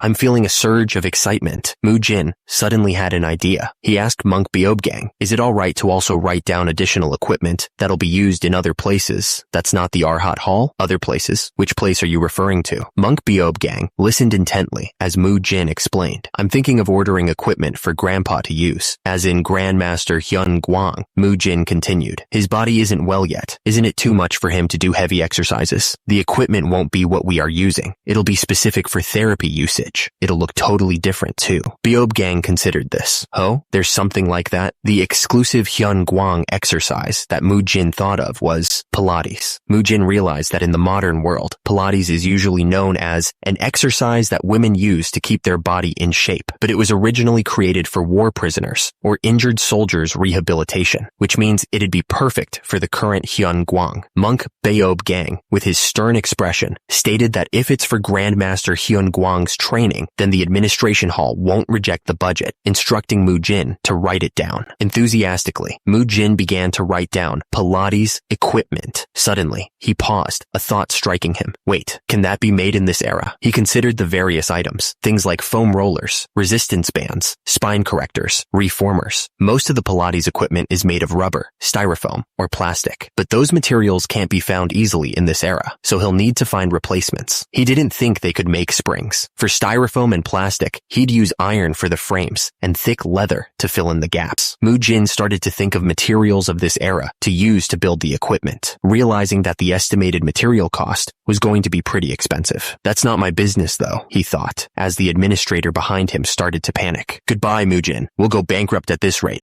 2 hours later, Mujin finished his meeting with Hyun Sung. You're finally out, Hyun Sung said. Mujin was then greeted by the cute little rascals. Mujin, let's go eat now. You're a little late today. Yo, you cute little rascals, Mujin exclaimed. One of the kids asks, why are you bald? He explained about that. Mujin noticed Monk Hyedam's extreme yang energy hand blade mark on the kid's head. I already gave you great tips last time. Oh, right. He's training under Monk Hyedam. The kid training under Monk Hyedam started to cry. Honestly, I feel a little suffocated. Hey, haha, hang in there, Mujin said. Mujin asks, Muyul, how have you been? Muyul responds, I'm doing quite well, but, Muyul continues. For some reason, when I start training, Monk Hyegul would always heave a huge. Could it be? Mujin looks concerned, as Muyul says, oh, and he said he'd be looking for you today. Eh? Why? The perspective shifts to show Monk Beob Gang, who says, I don't know. Ha. Monk Beob Gang looks stressed as he thinks. What do we do? Hyegul, Shaolin Outer Court Vice Court Leader, Invincible Fist. I thought I brought back something good. Muyul is unconcerned as he thinks. I wasn't expecting him to be this stupid.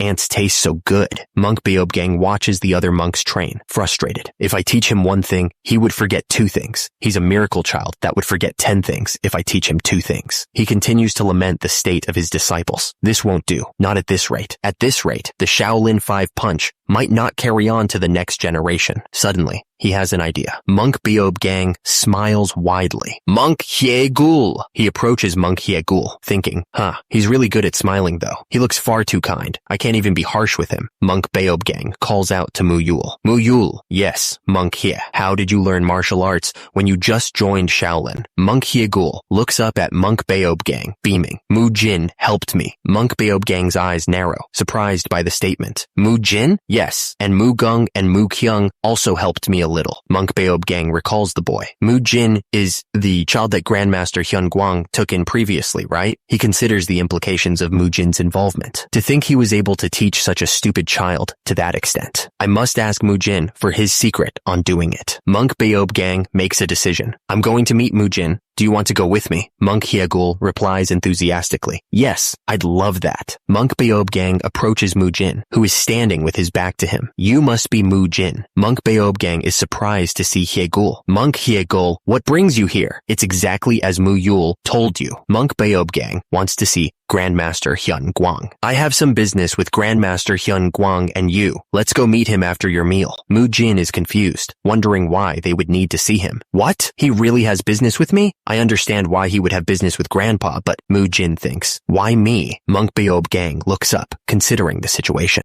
Mujin greets Grandmaster Hyun Guang. Greetings, Grandmaster Hyun Guang. Heh ho ho ho, what a cheerful child. Mujin wonders why Monk Beob Gang is staring at him so intently. Why is he staring at me like that? Did I do something wrong? Grandmaster Hyun Guang smiles, welcoming their guest. Ho ho ho ho ho. We always welcome visitors, but there must be a reason why someone as busy as you would come this far to find me. Monk Beob Gang clears his throat, ready to explain his unexpected visit. Ahem, sorry for disturbing you. It's actually because I had something to discuss with Mujin. With Mujin? He leans in, lowering his voice to a whisper. Actually, I'm having a really hard time teaching that child over there. I heard that Mujin helped him greatly before, so I was hoping he could tell me how he did it. Monk Beob Gang elaborates on his struggles. Even for the most basic steps of the Shaolin 5 punch, he's unable to catch up with the teaching, so I wanted wanted to get some help from Mujin. He even brought ants along with him, offering one to the child. Monk Beob Gang makes his request. I want you to show me how that child managed to officially join the Shaolin Temple. The child responds to Grandmaster Hyun Guang. Yes, Grandpa. Mujin is shocked. Grandpa,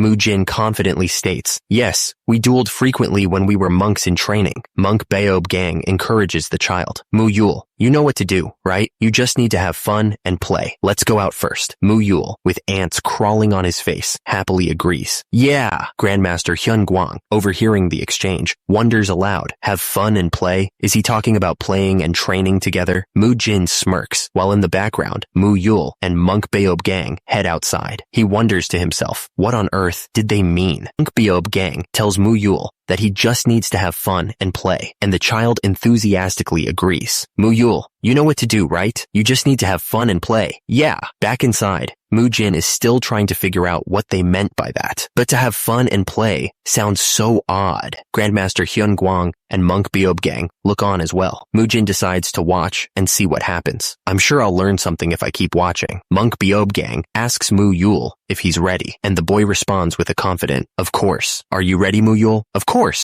The sparring match begins. Monk Beob Gang tells Mu Yul to have some fun. He then explains that the fighting style they're about to use is called Shaolin's 5-hand strikes, a martial art created by Dharma. It was said that Dharma created it by taking references from 5 animals: dragon, tiger, leopard, snake, and crane, and that this is one of the main martial arts of Shaolin Temple. He continues, explaining that Shaolin martial arts possess a certain level of seriousness related to patience and penance, but the Shaolin's 5-hand strikes uses energy in a random manner and advocates carelessness, which is more similar to Taoism than Buddhism. Beob Gang says that in a Buddhist group, when one completes their path of Buddhism, they'll be free from all their anguish and obsessions. So this isn't exactly off track. Even so, because this martial art is still vastly different from the other martial arts in Shaolin Temple, he welcomes it as a heretic, adding that the Shaolin 5 Punches legacy is being carried on, but just barely. He concludes by stating that Yahello is the only successor for the Shaolin 5-hand strikes and has a duty to protect its legacy. Beob Gang's explanation trails off, and Grandmaster Hyun Guang asks, so that's why he seemed kind of impatient. Pardon? Beob Gang replies. He wants to know if Mu Yul is really suited to use the Shaolin 5-hand strikes. The scene flashes back to show Mu Yul practicing the Shaolin 5-hand strikes. Upon seeing his weird mannerisms and behaviors, along with his unique and never-seen-before movements. Thus, what if I chose the wrong disciple and caused the legacy of the Shaolin 5-hand strikes to cease to exist? Was likely what Yahello thought. The two monks clash with their fists. Beob Gang interrupts their sparring session. That's enough. The two monks bumped fists. It's nice to play after such a long while, right? Yeah, it was really fun. Grandmaster Hyun Guang spoke to the bald monk. Yahello, bring Mujin with you. The monk, Yahello, replied. Thank you, Grandmaster Hyun Guang. It's natural for an elder to help his fellow monk to resolve his problem. Hyun Guang continued, but I want you to also teach Mujin the Shaolin's 5-hand strikes. Teach him whatever you'll teach Mu Yul. Hyun Guang said, I'll entrust Mujin to you for the time being. Yahello exclaimed, pardon? What? Grandmaster Hyun Guang? Mu Yul was excited. Wow, so we'll be training together? Yahello looked concerned. But the Shaolin's 5-hand strikes are different from the other Shaolin martial arts. Hyun Guang chuckled. Ho, ho, ho. Don't worry, this will be of great help to Mujin too. Hyun Guang turned his gaze toward Mujin. Grandmaster Hyun Guang told Mujin not to forget that the true essence of things is more important than the outer appearance. Mujin seemed confused. He replied to the Grandmaster, let's get going. Yes, Grandmaster Hyun Guang, I'll be sure to bear that in mind. The next day, after an eventful day, Mujin stepped into the training ground so he could learn the Shaolin's 5-hand strikes. Beob Gang grinned, flexing his pecs. This is the first time only the two of us are training together after the muscle lengthening techniques, right? Oh yeah, that's true, huh? Beob Gang sighed, wondering why Grandmaster Hyun Guang asked him to teach Mujin the Shaolin 5. Why do I feel like I just brought back another idiot? Mu Yul sympathized with his fellow disciple. Yes, I know just how Yahello is feeling. You must be taken aback. Who? You were told to suddenly teach another student from the classroom beside yours. Beob Gang recalled that Grandmaster Hyun Guang was a strong monk at one point. Well, Grandpa was a really strong monk at one point in time. Ahem. Oh, he must have his reasons for doing this. Beob Gang addressed Mujin. Okay, since we're here now, I'll teach you as well. Alright, let's give this a try then. Beob Gang began demonstrating the movements. Dharma created the Shaolin 5. Mujin, pay attention so you can learn it. Beob Gang began teaching Mujin the Shaolin 5, starting with the crane strike. Firstly, I'll teach you the simplest crane and easiest hand strike, the crane strike. He announced that Beob Hyun would be demonstrating the moves. Beob Hyun will be demonstrating. Yes, master. Beob Gang reminded Mujin to pay close attention, as he had already informed by Master Heigl. I already heard from Master Heigl yesterday. Mujin, pay close attention so you can learn it well. The demonstration began with energy breathing. As you might have guessed, it starts with energy breathing. Beob Gang continued to explain the basics of the Shaolin 5. And then, Beob Hyun, a practitioner of the Shaolin 5, began to move, his form precise and practiced. Beob Gang's hand sliced through the air, demonstrating the crane strike. The force of the blow generated a visible shockwave. Mujin's eyes widened. Oh, it's definitely different from the other Shaolin martial arts. He continued to observe the movements. Maybe because the move was referenced from the movement of a crane, it feels like your whole body is very fluid. The Shaolin 5 also makes use of stride techniques and the whole body, and not just the fists, huh? Beob Gang gestured for Mujin to try it himself. Now that I've shown you the demonstration, try to follow me. Mujin responded with enthusiasm. Yes, sir. Beob Gang mimicked the movements of a wooden puppet, much to Mujin's amusement. That wooden puppet that moves like a robot. It's been a while since I've seen that. Beob Gang asks, Master, what do we do about him? Yes, I understand how you feel, Heigl-sensei. Mujin thinks to himself that the Shaolin 5 requires flexibility and elasticity. Muyul is exceptional at controlling his body on top of all that. So what is the problem here? Mujin asks. Muyul, what's wrong?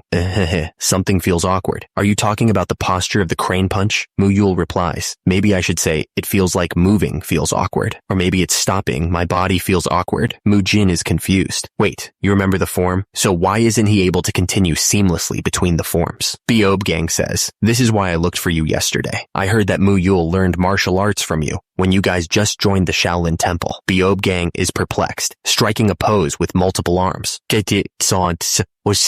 I can't think of any easy way to resolve this. What on earth could be the problem? Mujin, watching the display, wonders. To begin with, why did Grandpa send me here? It feels like he did it for a reason. He continues to ponder. What exactly is he thinking? The scene shifts. A voice says, that's a martial art that belongs to only you, huh? Yes, I created it by mixing the basic martial arts. Muyul and Grandmaster Hyun Guang are present, with Muyul looking exhausted. That was a really good match. Thank you for saying that. Mujin is supporting the old Grandmaster. But if you try to increase the prowess of your martial art here, there'll come a point where your physical body won't be able to withstand it. I'm sure you could run into your limits really quickly. We'll take a second here. The current martial arts that Mujin is using is the hybrid martial arts. Luohan Punch, Guanyin Strike, and 9 Regal Kicks are all in his arsenal. And instead of learning advanced martial arts, he combined the concepts of various basic martial arts. Although it carries the risk of putting too much burden on the body, as it amplifies the energy it uses and amplifies it again, Mujin has created a body that could withstand the flow of that powerful energy. If you have a strong body, you don't need to think so complicatedly. But just as Hyun Guang had said, he could run into physical limits that his body can't withstand, and Mujin's method can only work up to a certain extent in this Muram world. Mujin considers this. What he said was a fact, and he doesn't want to become stagnant because of this. Is there anything he can do? Grandmaster Hyun Guang speaks up. Mujin, if I were you, Hyun Guang suggests, how about learning the invincible punch first? Mujin wonders. The invincible punch? Hyun Guang explains. The invincible punch is like the first barrage that you learned, and it has come from the Invincible Sutra, and it also contains the instructions to control powerful strength. It'd be great for you to pay more attention and understand the 3rd, 6th, and 8th moves of the invincible punch. Mujin overhears Grandmaster Hyun Guang reciting the 3rd move. So you should view this fleeting world a star at dawn, a bubble in a stream, a flash of lightning in a summer cloud, a flickering lamp, a phantom, and a dream. He's reciting it out of nowhere. Hyun Guang coughs. then says, well, in conclusion, those will be of help to you. So I want you to understand their true essence and learn them. He adds, don't forget that the true essence of things is more important than the outer appearance. Mujin thinks back. He said that before too, that the true essence is important. He ponders, true essence. In that case, what could be the true essence of the crane punch? Crane. It spreads its wings like a crane, a martial art that references the movements of a crane. Suddenly he realizes, right, just like a crane. The moment he contemplated the true essence of the crane strike, he felt like he just understood something. A certain idea struck Mujin's mind. Mujin suddenly asks Mu Yul, Mu Yul, have you ever seen a crane before? Mu Yul tilts his head back. Nope. I've never seen one before. Mujin thinks to himself, the Shaolin 5-hand technique were said to be created by modeling after the forms of 5 animals. Mu Yul asks, anyway, what's a crane? Something to eat? A martial art where all movements are connected naturally. Mujin realizes, I thought it was strange how Mu Yul, who's got monstrous flexibility, couldn't follow the moves. Right, that must have been why. Suddenly, a realization dawns on him. I've got it, Mujin thinks. Based on what you said, Mu Yul is having a hard time learning because the movements feel awkward. Mujin suddenly raises his voice, realizing the root of the problem. No, that's not what I meant. At its foundation, the crane strike takes reference from the movements of the crane, doesn't it? Meanwhile, Mu Yul is on the ground, drawing what he thinks cranes look like. But Mu Yul has been trying to imitate the crane when he has no idea how a crane moves, or what it even looks like. Mujin turns to Mu Yul, trying to get him to understand. Your movements are not the problem. Please think about this. Mujin elaborates. The movements of an animal are said to be natural, but that's because it's natural for the form of those animals. He continues his explanation. Aren't we all just imitating that with a human body? Beob Gang looks at Mujin, confused by his explanation. You've been training him based on the moves taught in the manual so far, right? Mujin suddenly raises his voice. That won't work with Mu Yul. Look, his head is empty like a rock. Am I a rock then? We need to help him form the basic understanding and let him move as his body leads him to. Beob Gang considers Mujin's words. Let him move as his body leads him to. Yes, Mu Yul isn't able to learn through forms or manuals that copy a crane. Mu Yul raises his arms, imitating a crane as it takes flight. However, he'll be able to copy the movements of a crane by himself. He can do that by himself? Beob Gang's eyes widen as he realizes something profound. This was it. The reason Grandmaster Hyun Guang sent Mujin here. Beob Gang continues to reflect. Because his mindset isn't fixed and can think out of the box. Why have I been so obsessed with just the form of the martial art and the instructions in the manual? Beob Gang is having a revelation. All the while, I'm supposed to be the one who learned the most of the free-spirited Shaolin 5-hand techniques. Since when did I stop pursuing the true essence of the 5-hand strikes and got fixated on the monk? Beob Gang pauses, then clears his throat. Shaolin 5-hand techniques created by Dharma. Ahem. What you said does make sense. I need to teach Mu Yul about cranes then. Beob Gang turns to the other monks. Let's show him a crane right away. Fortunately, I heard there's a crane habitat nearby. The next day dawns, but a question lingers in the air. How exactly do they bring back a crane? Mujin arrives, pushing open the doors. I'm coming in. Sorry for being late. My treatment with Grandpa Hyun Guang ended later than I thought. Mujin stops short, seeing a different monk. Eh? Monk Hye Gul? Monk Hye Gul calls out for Mu Yul, but the training grounds are deserted. Mu Yul, have you... What? No one's here? Mujin arrives at the training grounds, only to find it deserted. Where did everyone go? Mu Yul, Monk Hye Gul, was today not a training day? Hye Gul peers around a corner, a mischievous glint in his eye. All right, Mu Yul, do you know what this is? What is this? He leans out further, his tone suspiciously playful. What's with that suspicious manner of speaking? Take a good look, Mu Yul. Don't tell me. It looks so interesting. Hye Gul grins. Yes, this is... The camera dramatically focuses on a crane standing gracefully in a pond. Hye Gul proudly presents the bird. Known as a crane. Tada! That's so cool! Cranes are the best! Hye Gul continues his presentation. Yes, and this is one of the Shaolin 5-hand techniques that was made using the movement of the crane. The crane strike. The crane strike is the best. Mujin arrives to find the other monks practicing the crane strike, led by Hye Gul.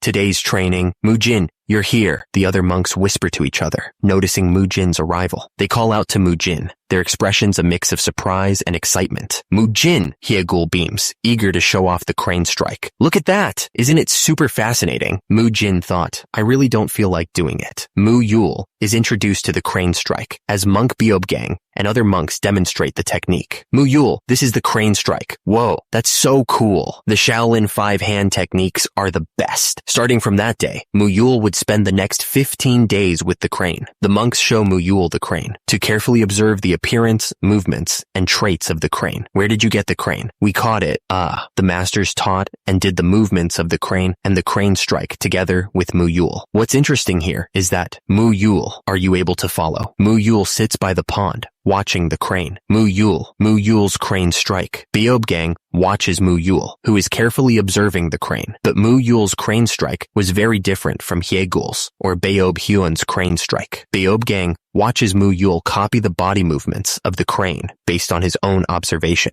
That's not what we taught him. He changed it to fit his own body. With Muyul's special animalistic instincts and flexible body, he was able to move beyond the typical movement range of a human body and was able to move like a real animal while achieving harmony. As a result, his movements were very similar to the movements of a crane. Beob Gang, along with another monk, watches Muyul. Beob Gang says, "Muyul, 1 second." But since Muyul's movements were newly created and still not robust or complete enough, his masters helped him to resolve that problem slowly. After lowering his arm shortly, it'll become perfect if he steps back a little more. Beob Gang explains that the biggest strength of the Shaolin 5-hand techniques is the natural continuity between the moves, and he'll also help Muyul's crane strike achieve that. While it's a little different from Dharma's version, the free-spiritedness of the Shaolin 5-hand techniques will never lead him down the wrong path. Beob Gang asks if Muyul will be able to continue following their teachings. Muyul replies that he will. Muyul tightens his belt. Beob Gang introduces the other monks, Beob Hyun, Hyegul. Mujin, wiping the sweat from his brow, announces, "I think I'm done with my role here. Do you intend to stop coming from tomorrow onwards?" He receives confirmation that he will. Beob Gang smiles, replying, "It seems you've already gotten what you came for. All right, I think it's time for you to leave as well." Mujin bows respectfully. "Yes, thank you for your teaching so far." Beob Gang then tells another monk, "Muyul,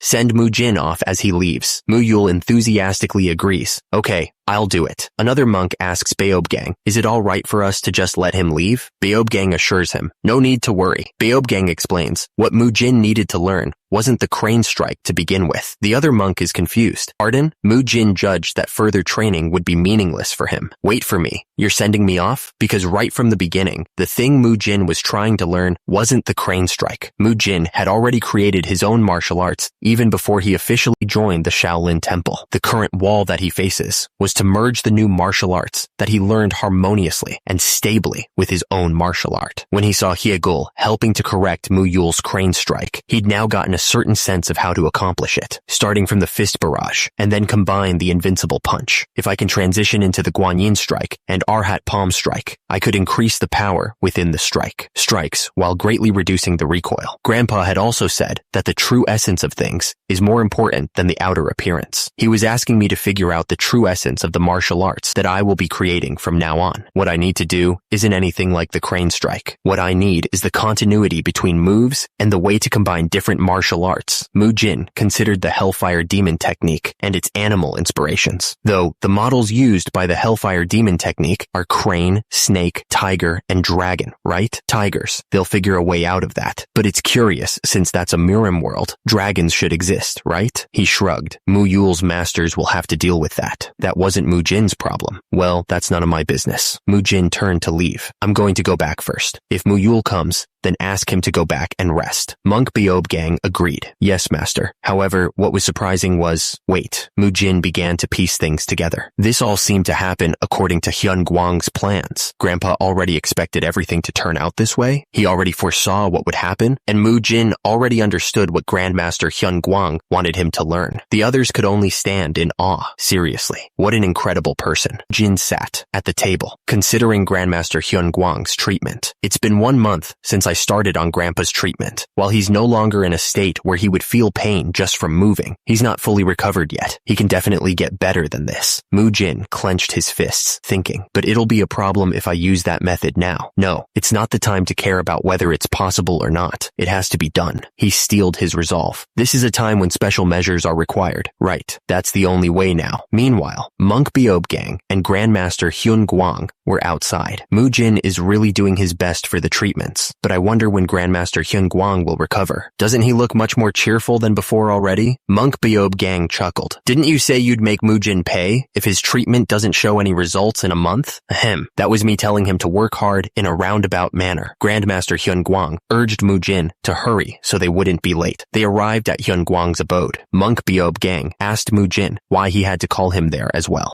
Mujin told the abbot to wait a short while because he was going to be done soon, then said, okay. Hyun Guang looked at Mujin with a surprised expression. Grandmaster Hyun Guang commented that since Mujin worked on his legs yesterday, it must be his back today, then confirmed that he was right. Beob Gang is shocked to see Grandmaster Hyun Guang moving around. Grandmaster, is it alright for you to move that much? Hyun Guang smiles. Come to think of it, I feel much better than before. Well, I'm only moving my body a bit though, abbot. Beob Gang is still stunned. Even just moving his body a bit is something that's out of the ordinary for him. He recalls how dire Hyun Guang's condition was. He'd get breathless just from lying down. He had a body that was basically a corpse that couldn't move at all. Even if someone carried him around, he would feel pain from being moved around. But now, Hyun Guang moved on his own. Beob Gang is in disbelief at the progress in a room near the abbot's quarters. Are you really saying that the treatments are working? While Mujin did help to support him, Grandmaster Guang was able to sit up by himself. Grandmaster Hyun Guang acknowledged the effectiveness of the treatment, stating, yes, I do see the effects of the treatment you've all helped in. 1 month would be sufficient. There really are effects in a month, just like Mujin said. Another monk was surprised and said, I was doubtful when we used our powers with theories that we've never heard of before, to think it'd really be effective. One of the monks suggested, since we were told to come here right after Grandmaster Hyun Guang's treatment, let's ask Mujin about the details once he's here. Alright. As soon as improvement was seen, the older monk's level of trust went up really quickly, but Mujin wasn't satisfied with the results. Mujin was determined to push forward. No, starting from now is where it starts to be really important. I need to help him recover to the point where he can at least walk by himself. Mujin has been helping Hyun Guang with his treatment and rehabilitation so far. In order to recover strength in his abdomen, he'd ask him to lie down and sit up again. Mujin would also help Grandmaster Hyun Guang stand up and take a few steps, just like how a patient who has injured their leg would practice walking in a rehabilitation center. While Hyun Guang's joints and ligaments have recovered to a certain extent, he has relied on others to move around for decades. That means the muscles of his whole body had been severely atrophied. Normal muscles versus atrophied muscles. Even if he continues treatment in this condition, it'd be pointless, like pouring water into a pot with a hole at the bottom. Before problems occur in his joints that's gotten better, we need to help him gain more muscles quickly. That's the only way to do it. Mujin announced, it's me, Mujin. I have something to tell all of you about Grandpa's treatment.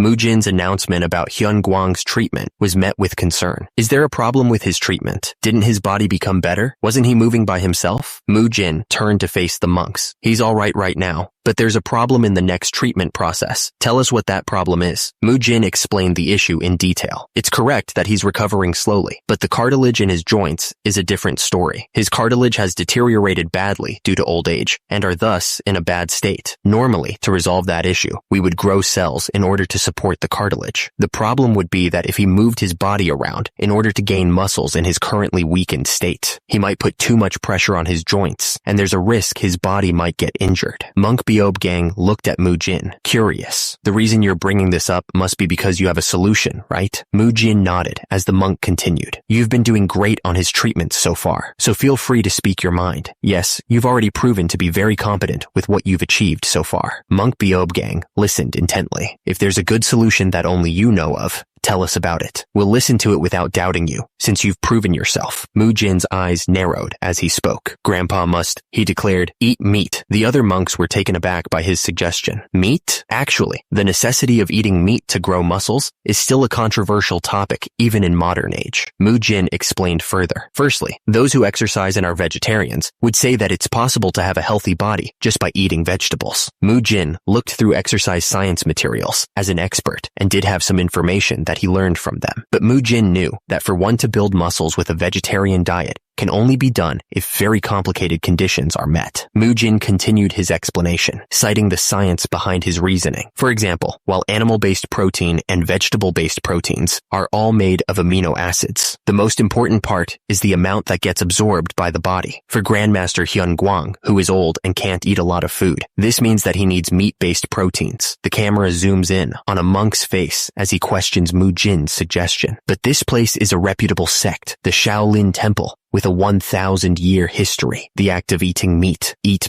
meat, the monk finishes his thought, would never be permitted. The other monks are angered by Mujin's suggestion. Impudence! How dare you speak of eating meat within the Shaolin Temple? Mujin, realizing he's crossed a line, clutches his head. They're even angrier than usual. I knew this would happen. Grandmaster Hyun Guang, his expression stern, questioned Mujin's insistence on meat consumption. Why are you saying that meat must be eaten to gain muscles? Mujin, haven't you gotten your muscular body without meat? Mujin's words seemed to have struck a nerve as the other monks began to murmur amongst themselves. That's true. He did eat meat. One of the monks countered, suggesting alternatives. But while we can replace meat with beans and mushrooms, they're just replacements. It can't be compared to eating meat. Then he just needs to eat good quality beans and mushrooms, doesn't he? Mujin, standing before the elder monks, tried to explain the urgency of the situation. Grandpa's situation is different from mine. Both me and monk Beob Gang are still young, so our bodies can take it. But Grandpa is in a situation where time is a luxury for him. He pressed on, attempting to sway their beliefs. I must persuade them. May I know the reason for prohibiting consumption of meat in the Shaolin Temple? Isn't it for us to practice penance and overcome earthly desires and agonies of the world to overcome eating meat? That's why I could gladly give up eating meat. However, Mujin, his voice rising with conviction, continued his plea. I must convince them. Such a way of atonement means nothing for someone whose body can't take it. Does the laws of Buddhism seek death because of that penance? If he fails in persuading them, then Grandpa, he doesn't want that to happen ever again. Mujin's outburst continues. Isn't that what goes against the law of no killing? The intensity of the situation is evident in the close-up of the bald monk's face, his expression unreadable. Monk Beob Gang looks on with a shocked expression. An authoritative voice booms out, silencing the room. You've become far too arrogant while riding on the coattails of Grandmaster Hyun Guang. You dare talk about the laws of Buddhism in front of me? Calm down, law court leader. The law court leader shoves past monk Beob Gang, his face contorted with rage. The law court leader is shocked by the display of power. He was able to disperse that huge amount of energy just from grabbing his shoulder? One of the monks considers Mujin's words. What Mujin said does make some sense. Abbot, the law court leader, scowls, his face a mask of suspicion. However, can Grandmaster Hyun Guang's body only get well from eating meat? What's the reason for saying that meat will help to grow muscles? Mujin realizes he needs to simplify his explanation. I could easily explain this using modern terminologies, but there's no way these people would know about proteins or the super recovery theory. He steals his resolve. Since I can't do that, I'll do my best to explain it in other ways. Reincarnation isn't just talking about dying and departing from the world, right? Mujin begins his explanation. Everything in this world reincarnates. The rain that comes from the skies go into the earth, and that water would get boiled and go back to the skies. That's the same for the bodies of animals and humans. Meat, in order to replenish and grow a human's body, a certain amount of meat must be consumed. Mujin continued to explain to the monks that just like how the laws of nature would be for the living to die and be born again, it's also a law of nature for humans to eat not just vegetables, but also meat. He added that while if one harms life just for pleasure, then that could become a sin too. However, how could it be a sin for something that's almost dying to eat in order to survive? Mujin used analogies to explain things in simple terms to them, stating that in nature's eyes, humans are just animals too. So, for humans who have the same body to eat the meat of animals, it'll inevitably help to grow meat too.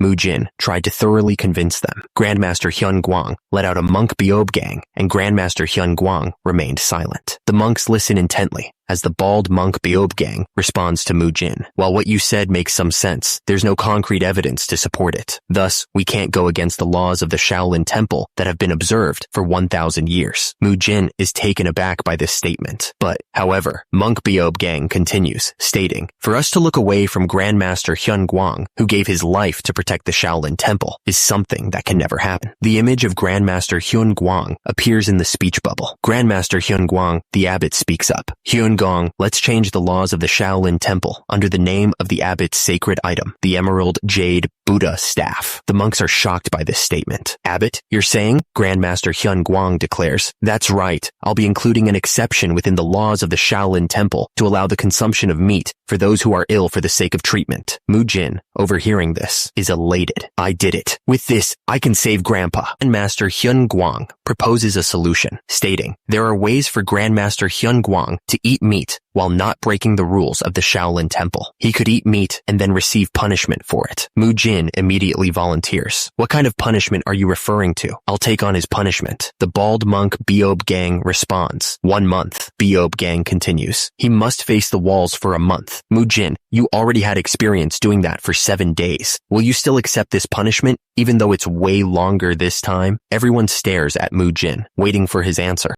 Mujin hesitates, thinking about the prospect. I will, wall-facing for a month? Mujin, never one to back down from a challenge that involves physical endurance, puffs out his chest. Gladly accept it. That's nothing at all. The bald monk Beob Gang is shocked by Mujin's enthusiasm. Abbot, are you really? I know this is not a matter of whether it should or should not be done. And with that, the meeting adjourned. The next day, at Hyungwang's abode, the Grandmaster speaks. I see. That happened yesterday night. Yes, and so Grandmaster Hyungwang continues. I'm intending to risk it on Mujin for the sake of Shaolin Temple's next generation. Hyungwang finishes his thought. I'm starting to think that maybe it was because of obsession with our rules that things had went round for the last 1,000 years in the Shaolin Temple. Grandmaster Hyungwang, the abbot, speaks with a heavy heart. I became the abbot because you got injured, but with my limited capacity, all I could do was to observe a tradition. While we've retained the reputation as one of the great martial groups, we lost the title of being the strongest in the world. Due to my incompetency, the Shaolin Temple has lost its former glory. At least that's what I think. He continues, his expression somber. Changes are not always good. I know that. Images of Mujin flash behind the abbot as he declares, that's why I've chosen Mujin. I believe that he will bring along the wind of a good change. Hyungwang stares intently. I would like to keep trusting Mujin. Finally, he calls out, Mujin, come on in. Mujin replies, yes, abbot. Grandmaster Hyungwang could tell instinctively the food that Mujin brought in was definitely meat. It was a porridge that had a small quantity of meat since Hyungwang had not eaten meat for decades. Hyungwang was conflicted, but Hyungwang had no choice but to accept it. He thought, I would like to keep trusting Mujin. The regret and resolve that filled Hyunchun's eyes. Is that really what the rules of the Shaolin Temple are about? For the sake of Mujin, who took a risk to talk back against his elders to make this situation possible. After praying over the food, Hyungwang ate meat for the first time. Mujin taught Beob Gang the treatment process for 7 days. Since Hyungong and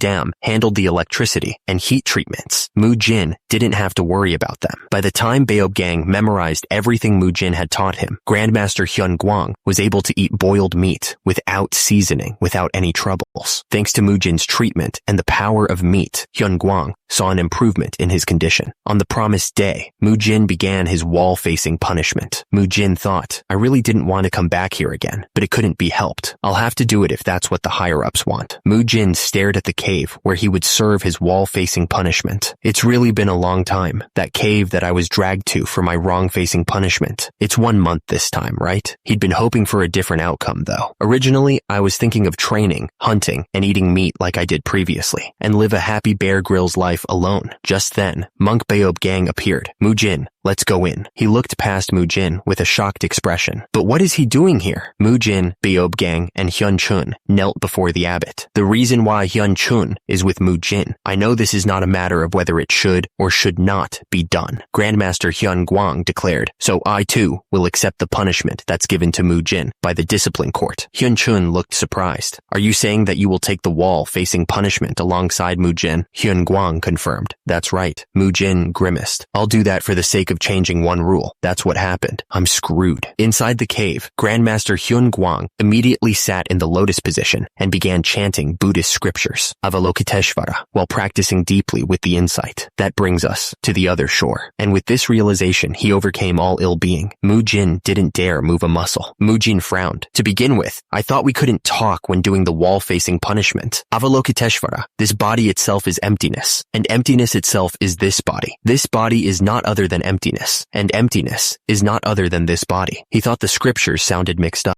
Then Mujin realized something. Wait, it's alright to chant Buddhist scriptures, but this was Mujin's true realization. What's the big deal about this that we need to chant it?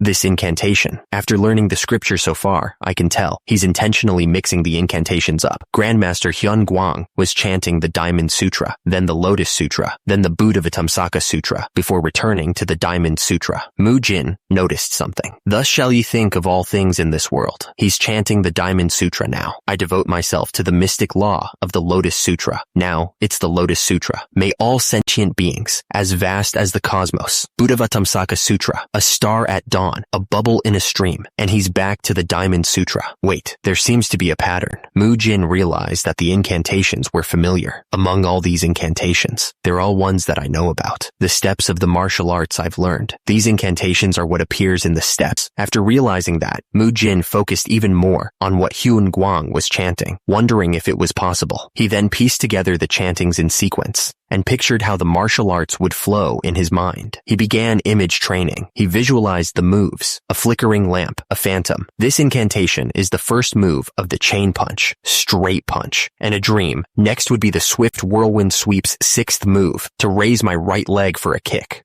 Something feels out of place, so I think I can just place the step of the invincible punch in the middle. After interpreting the incantations as steps and training in his mind for 30 minutes, Mujin started to find it hard to hold himself back. I want to try it. I want to try the steps that I'm imagining. Just image training alone isn't enough. But Mujin remembered his punishment. I can't get up, can I? I'm being punished right now after all. Suddenly, Grandmaster Hyun Guang's chanting seemed to change. Avalokiteshvara. While practicing deeply with the insight.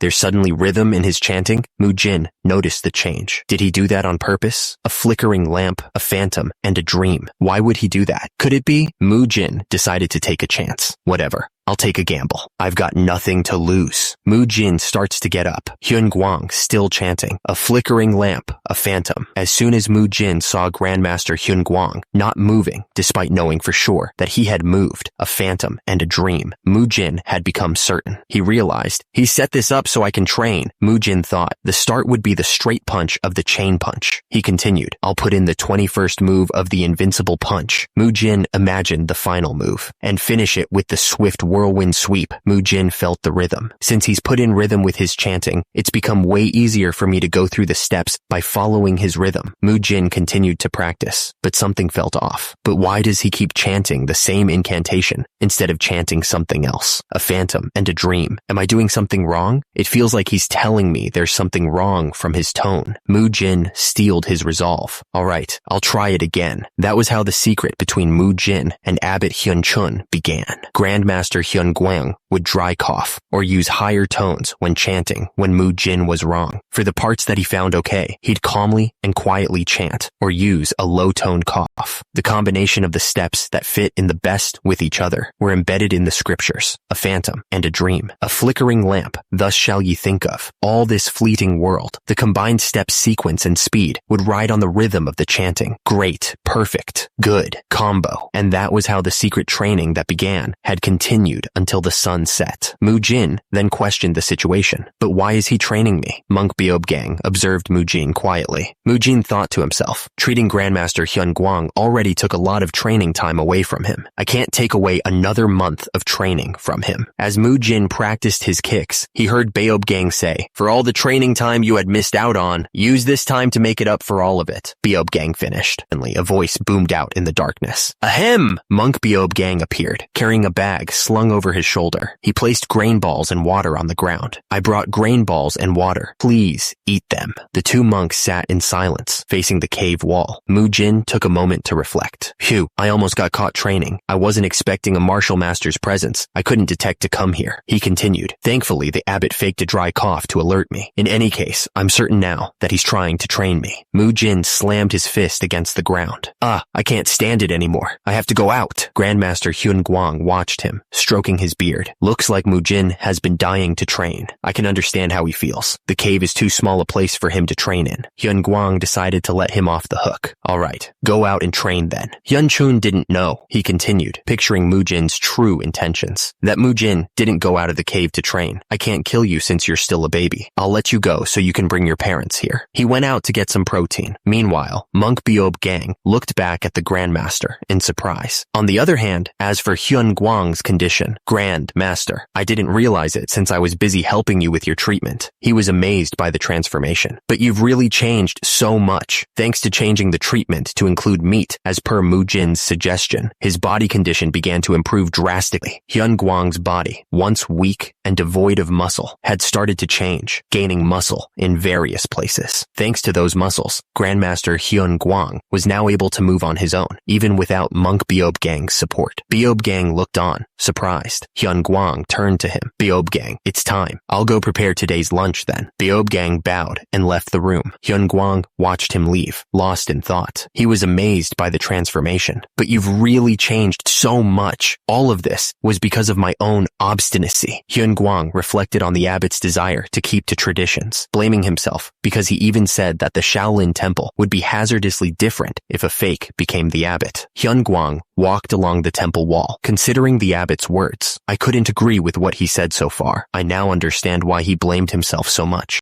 Hyun Guang stood at the temple wall, his shoulders slumped. It's because I'm no different from him. Hyun Guang looked out over the temple. It was all because of my foolishness. Hyun Guang remembered his own teachings. The meaning of the laws are more important than the loss. Focus on not what you see, but on the intentions. To think I'd tell others that. I now see how ridiculous I was. Hyun Guang looked down at his own feet. I wasn't able to even move by myself, without any help from others. Now that I've barely recovered and can stand by myself, I've come to realize it now. Grandmaster Hyun Guang stood in the rain, reflecting on the Shaolin Temple's traditions. Why did we choose to suffer, just so that we can keep to the traditions of the Shaolin Temple? He recalled a time when the demonic cult invaded, and he lost his martial arts, becoming a cripple, unable to walk on his own. When the special force of the demonic cult invades, when I lost my martial arts and became a cripple that couldn't even walk by myself, I kept telling those who were worried about me, to myself, that I'm fine. The memory shattered around him, revealing his despair. But deep inside, I was already stricken with despair. He sat at his desk, remembering his past understanding of the world. I had an exceptional understanding of the world. I understood martial arts and the scriptures. He recalled his shattered energy core and his inability to accumulate energy. But my heart that started to become bitter was unable to truly embrace those contents because I had a shattered energy core and I couldn't accumulate energy in it anymore. Hyun Guang looked up, the rain washing over his face as he finally understood. I understand now. Hyun Guang stood in the rain, finally understanding something profound. I was just being stubborn. In the future, even if where I'm standing on disappears, this place and its scenery will still exist in my mind. It exists even if it's not visible. Even if it doesn't exist, it will still be visible. He continued, form has emptiness, while emptiness also has form. Emptiness has no other than form, while form has nothing without emptiness. Grandmaster Hyun Guang sat in the lotus position, the rain plastering his robes to his thin frame. The same is true of feelings, perceptions, mental formations, and consciousness. He felt a surge of power, a new clarity washing over him. I'll combine the understanding I already had and the changed heart I have now from the enlightenment I have just achieved. Ultimate, perfect enlightenment. I've achieved the... Hyun Guang's eyes widened, feeling the immensity of the universe. Ultimate enlightenment. Numerous energies flow in this world. How could my small body contain them all? Meanwhile, Mujin walked through the temple halls, lost in thought. Mujin sensed something shifting. That energy. The rain continued to fall as something powerful crashed nearby. Grandmaster Hyun Guang had unleashed a surge of power. That's definitely Grandmaster Kwon Jiang's energy. But something's different. Mobility art. What's with that unfamiliar flow of energy? The force of the energy rippled outwards. Could he have... The monks watched in awe as Hyun Guang moved with newfound speed and power. Hyun Guang paused, a bead of sweat rolling down his temple. Wait, Mujin sensed Grandmaster Hyun Guang's energy bursting out like an explosion. It can't be. Right now, he's in the midst of achieving perfect enlightenment. A blinding light emanated from Hyun Guang, who sat in the lotus position, completely still. The monks outside the cave stared up at the sky as a beam of light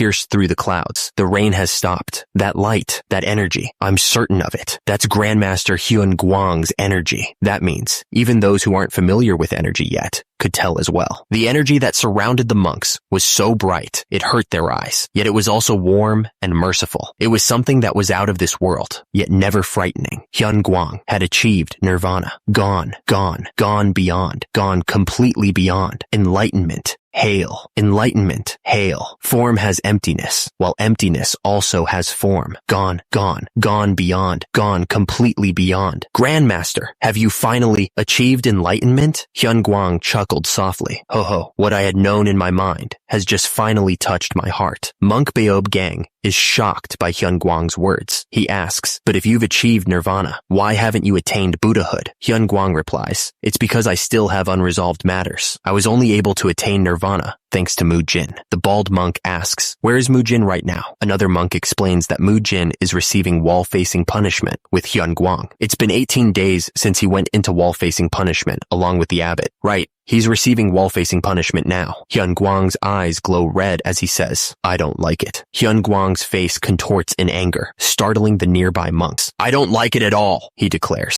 Beob Gang rushes towards the cave, where Mujin and Hyun Guang are serving their punishment. Abbot, Mujin, end the wall-facing punishment and come back, he shouts. Inside the cave, Hyun Guang pauses, a bead of sweat trickling down his face. Ahem, there's still 10 days left. Yes, but Beob Gang's voice echoes through the cave. The two of you have been ordered to return. What? Hyun Guang considers the situation. In terms of formality, we're being punished right now. Who dares to forcefully stop us? One of the monks nervously interjects. Irem, this is an order from Grandmaster Hyun Guang. What? A monk exclaims, his face a mask of disbelief. He ordered for us to cease our punishment? Another monk asks, concern etched on his face. That's ridiculous. Could something have happened to Grandpa? Inside the cave, the monks serving punishment exchange confused glances. In terms of formality, we're being punished right now. Who dares to forcefully stop us? One of the monks nervously interjects. Another monk's eyes widen in disbelief. This is an order from Grandmaster Hyun Guang. What? The monk's confusion only grows. He ordered for us to cease our punishment? That's ridiculous. Could something have, he finishes his thought with dread, happened to Grandpa? Back at the temple, one of the monks shouts in disbelief. Grandmaster Hyun Guang, what are you doing now? Hyun Guang chuckles in response. Ho, ho, ho. I can hear just well even without you raising your voice. The monk demands an explanation. Why are you eating that food? Hyun Guang replies, happily munching away. I heard this is really good for one's body, so I simply tried eating it. Grandmaster Hyun Guang, looking healthier than ever, stares down someone off screen. You were the one who changed the rules, wasn't it, for my weak body? Would someone who wants to go to nirvana need to strengthen his body? Mujin and Monk Beob Gang enter the room to find Grandmaster Hyun Guang surrounded by food. It sounds like you don't approve of me eating this. Ho, ho, ho. That's not it. Hyun Guang continues to press the issue. Well, I guess that's why you locked away Mujin, who tried so hard to save me in that cold cave, right? The person he's speaking to stammers. No. Monk Beob Gang announces their arrival. Mujin and the abbot have arrived. Oh, you're finally here. Come on in. The atmosphere feels all right. Grandpa sounds pretty cheerful. Mujin looks concerned. I thought there was a problem since we were told to come back quickly. Monk Beob Gang reassures him. Yes, abbot. It seems we were worried over nothing. Monk Beob Gang starts to enter the room. Let's go in then. Well, the atmosphere around here looks good. I wonder what's wrong. Mujin pauses, sniffing the air. This smell? Grandmaster Hyun Guang, surrounded by a mountain of food, declares that he won't be able to abandon all these pleasures and attain Buddhahood. Don't you agree, discipline court leader? Grand Master.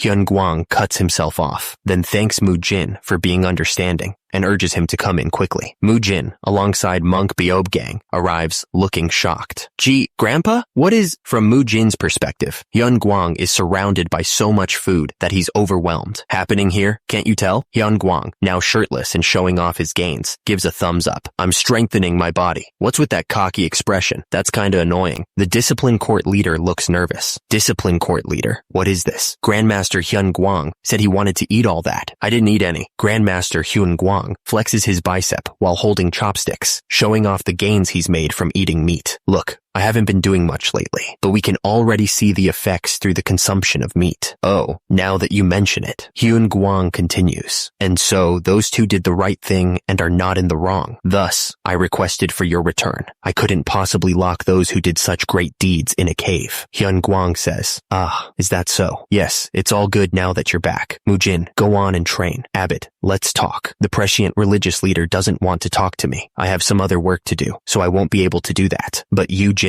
I'll take my leave now. As Hyun Guang leaves, he asks, Mujin, where are you going? And laughs. Meanwhile, Mujin and Monk Beob Gang are talking about Hyun Guang's situation. Mujin heard about everything that had transpired. That's what happened. He was close to attaining nirvana, but became that way because he can't forget about the taste of meat? Mujin sighs, giving up on thinking about it for now. Beob Gang says, however, not everything that had happened was necessarily bad. Oh, and I brought back the equipment that you requested from the Arhat Hall leader. Mujin asks, really? Beob Gang smiles. Yes, from now on, you can do strength training here. The monks are already making use of the equipment that Mujin requested, lifting weights and doing squats. One monk exclaims, to think I'd see this kind of scene happening in the Shaolin temple of this era. Beob Gang smiles. Oh, and there's a few that we don't know how to use. I want you to teach others how to use them. Mujin replies, okay, I'll do just that. Mujin thinks to himself, well, this isn't as good as the gym I used. He continues, but this is great. It reminds me of the past, a place where you put your muscles to use with iron and sweat to build up your body. One of the monks asks, but how do we use this? Ask Mujin when he gets here. Another monk says, oh, Mugung, Muyul. I don't see Mukyung around. He then notices Mujin. Oh, Mujin's here. Is he training separately? The monks exclaimed that Mujin's punishment must have been really tough. Mujin, did you finally get out of jail? Another monk replied, don't call that a jail. The monk was relieved to see Mujin. You came at the right time. This is also exercise equipment, right? How do we use it? Oh, you've got a pretty good one there. Mujin corrected him. That's a tire. Rubber wheel. It's called a rubber wheel. Mujin prepared to demonstrate. You want to know how to use this to exercise, right? Well, pay close attention. Mujin began explaining the construction of the wheel, using steel and wood to form the frame, and then melt rubber on top of it. With this, it should be sufficient to do that. The monk looked on, a bit confused. Mujin demonstrated the tire flip. After you lift it up like this, you'll put it back there and repeat it to flip the rubber wheel. He continued explaining the benefits of the exercise. Now that I've tried lifting it myself, I think it's around 150 kilograms. If you exercise like this, you'll be able to train your whole body, and not just the lower body. It can also serve as training to distribute your strength throughout your body. Mujin turned to Mugung. Since you asked me how to use this, want to give it a try? Did you think I wouldn't be able to do it? Mujin glared at Mugung. I'll strike your head 10 times if you use inner energy. Do I look like the type that would cheat? Just then, Monk Beob Gang approached. Mujin, I have a question. Oh, what are you doing? Another monk was already trying the tire flip. I don't really know what this is, so I was just playing with it. Can I use it like this? Mujin watched in awe as another monk jumped on top of a bar that's 3 meters high with ease. He jumped on top of a bar that's 3 meters high that easily? He continued to watch the monk, Mu Yul, as he showed off his flexibility. And that flexibility that Mu Yul has, as expected of the successor of the Shaolin 5-hand technique. He's freely moving around the bar. I see he's already used to it. Mujin mused at the monk's movements, thinking they resembled a monkey. That seems like some kind of monkey movement. Is there also monkey on top of crane, snake, leopard, tiger, dragon? Mu Yul called out to Mujin while hanging upside down from the bar. Mujin?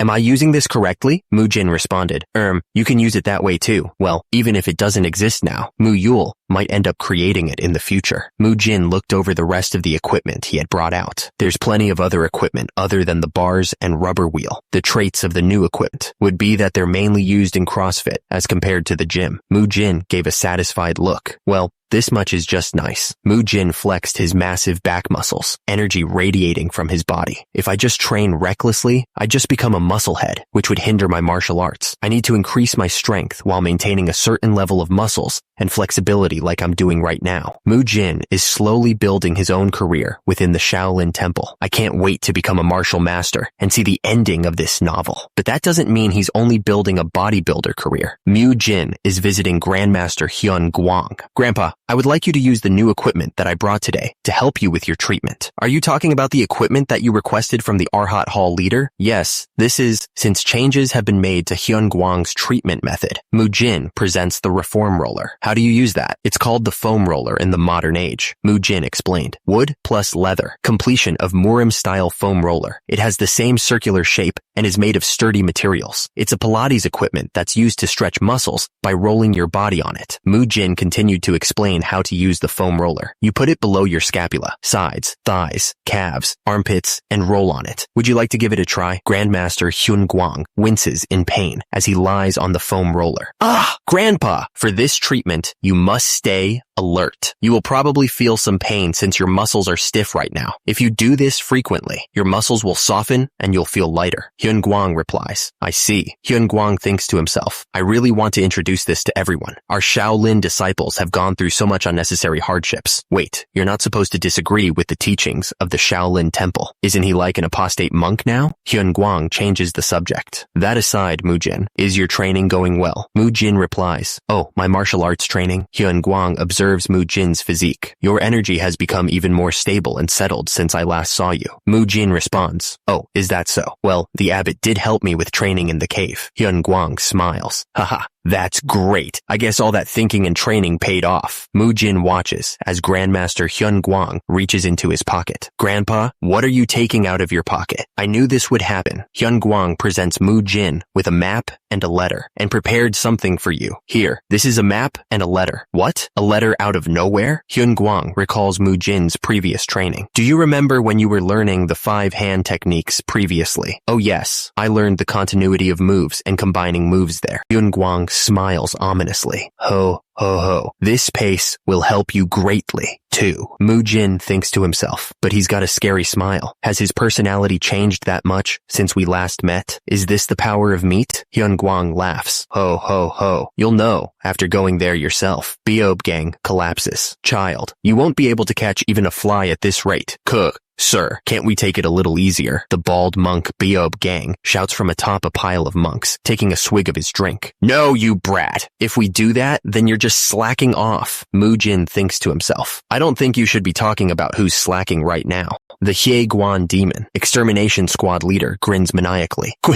Come quickly! Through various training sessions, Mujin has been able to stabilize his inner energy more than before. After receiving the letter from Hyunguang, he went towards his next training location, the Extermination Demon Squad. Mujin has taken all of the training seriously so far, but he's a little nervous about this training somehow. He thinks the person in charge of this training would be Hyeguan, the leader of the Demon Extermination Squad. Even back at the entrance test, I could tell he wasn't an ordinary person. He approaches the gates to the Shaolin Mountain. I wonder what kind of person he is. Suddenly, a voice booms out. A bald monk shouts at the trainees. Guys, put more spirit into this. Do you think I took all of you in to slack around? If you don't do this properly, the man grins, his eyes gleaming red. I might eat all of you. As Mujin walks towards the training location, he is suddenly surrounded by bald monks, all of whom are yelling. Suddenly, a bottle flies through the air and explodes. Mujin is attacked by one of the monks. He blocks the attack, but another monk strikes him from the side. Shit! The leader of the Demon Extermination Squad shouts, be more original with your attacks. Mujin is struck in the head. One of the bald monks prepares to strike Mujin from behind. If I attack him from the back now, his fist flies towards Mujin. But Mujin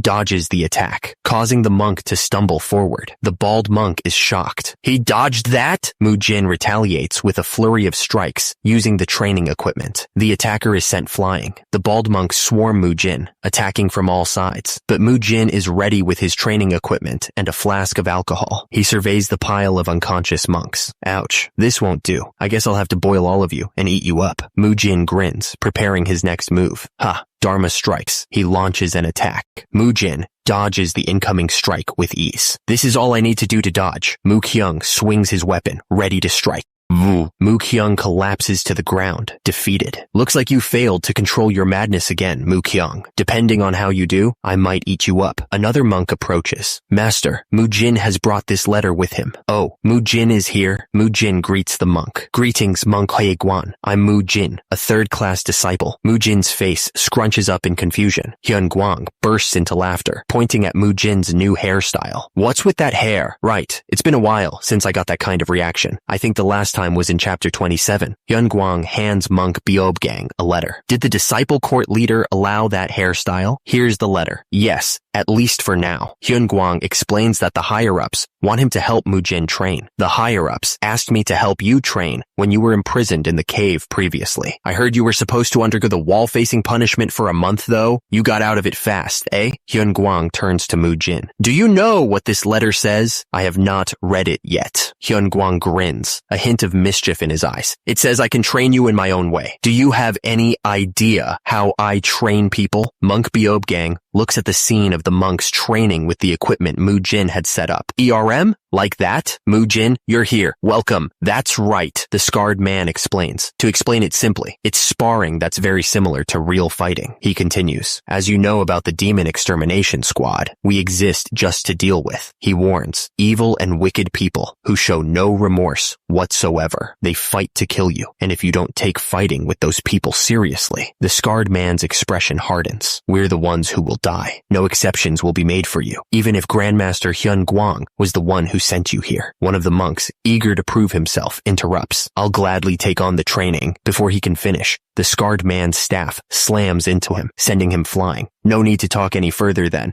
You can join in now. The monk who was sent flying by the scarred man's staff is furious. How could you just start so suddenly? Do you think the enemy will wait for you? He charges forward, his fist glowing red. In that case, I'll attack you seriously. The scarred man blocks the punch with his staff. You've got fierce power and speed, but that's not good enough. The monk, despite being struck, manages to guard his face. The scarred man is impressed. Oh, you've learned Iron Guard? He was able to protect his face by using the Iron Guard in that short instant. He analyzes the monk's fighting style, noting a mix of various martial arts. On a closer look, he's using a mix of various martial arts. Can't think you can use the moves of the inner branch in this manner. The scarred man sees the monk's technique is flawed. The continuity of those moves aren't bad. It's not smooth enough to be used in a real fight. The monk is blinded by the sand. You threw sand at me? That's cheating! The enemy will pull even dirtier tricks just to defeat you. The scarred man swings his staff. Will you whine and complain about them cheating whenever that happens? How about you always act like a coward then? Mujin smirks at the monk's ridiculous hairstyle. That aside, that hairstyle looks more ridiculous every time I look at it. I can't believe the discipline court leader accepted that interesting hairstyle. He watches the monk train. Once Mu Kyung's hair is longer, I'll do something with it too. Hyegwan wanted to play with other people's hairstyle because he doesn't want to do it to himself. He sure has good tenacity. Mujin reflects on the training session. The tenacious training ended after 4 hours. I kept attacking him in other ways. He showed between executing different martial arts and harassed him with all sorts of dirty tricks, but he hasn't complained even a single bit. Mujin grins, pleased with the monk's progress. Instead, he's showing less and less openings as time passes by. It'll be fun playing with you. Women hate such persistence, though. Mujin smirks, observing the exhausted monk. I guess you're pretty popular then. Mujin, carrying a staff, announces a break. Alright, we'll take a 15-minute break here. Mu Kyung lies face down on the ground, seemingly unconscious. Mujin approaches the prone Mu Kyung. Mu Kyung, how long are you going to act like you fainted for? You huh? How did you know? Of course I would. You welcomed me earlier? Mu Kyung, with a surprised expression, admits he was waiting for an opportunity. I've actually been waiting for him to let his guard down, waiting for an opportune time. Well, that's not bad. Mu Kyung grits his teeth, determined to improve. But I've been training so hard, I don't believe I can't even land a single hit. I won't let this end with just me getting beaten up one-sidedly. Although after getting beaten so many times, I see where I'm lacking now. I missed something this important, because I only focused on imitating training and trying to figure out the continuity between the martial arts. Mu Kyung realizes, the biggest problem is my lack of combat experience. Mu Kyung asks what kind of plan they should come up with, and Mujin responds that they should act like cowards, since that's what they were asked to do.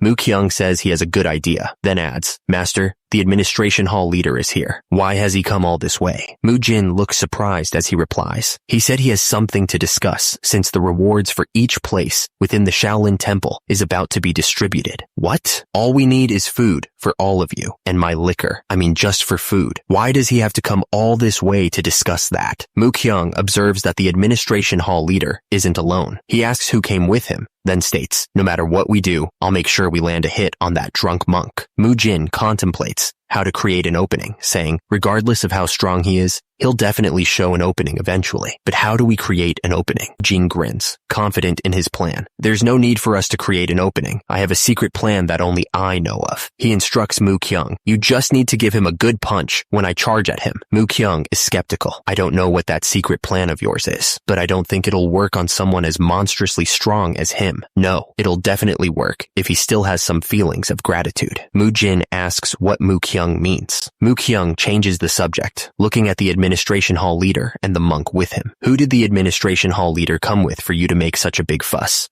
About that, the administration hall leader asks, is there a problem if I visit? The administration hall leader's companion speaks up, stating, I don't believe I'm not allowed here though. The figure is revealed to be Grandmaster Hyun Gwang, who continues, or have I been forgotten since it's been a long while? While it doesn't matter much, it's a little sad. Hye Gwan is shocked to see him.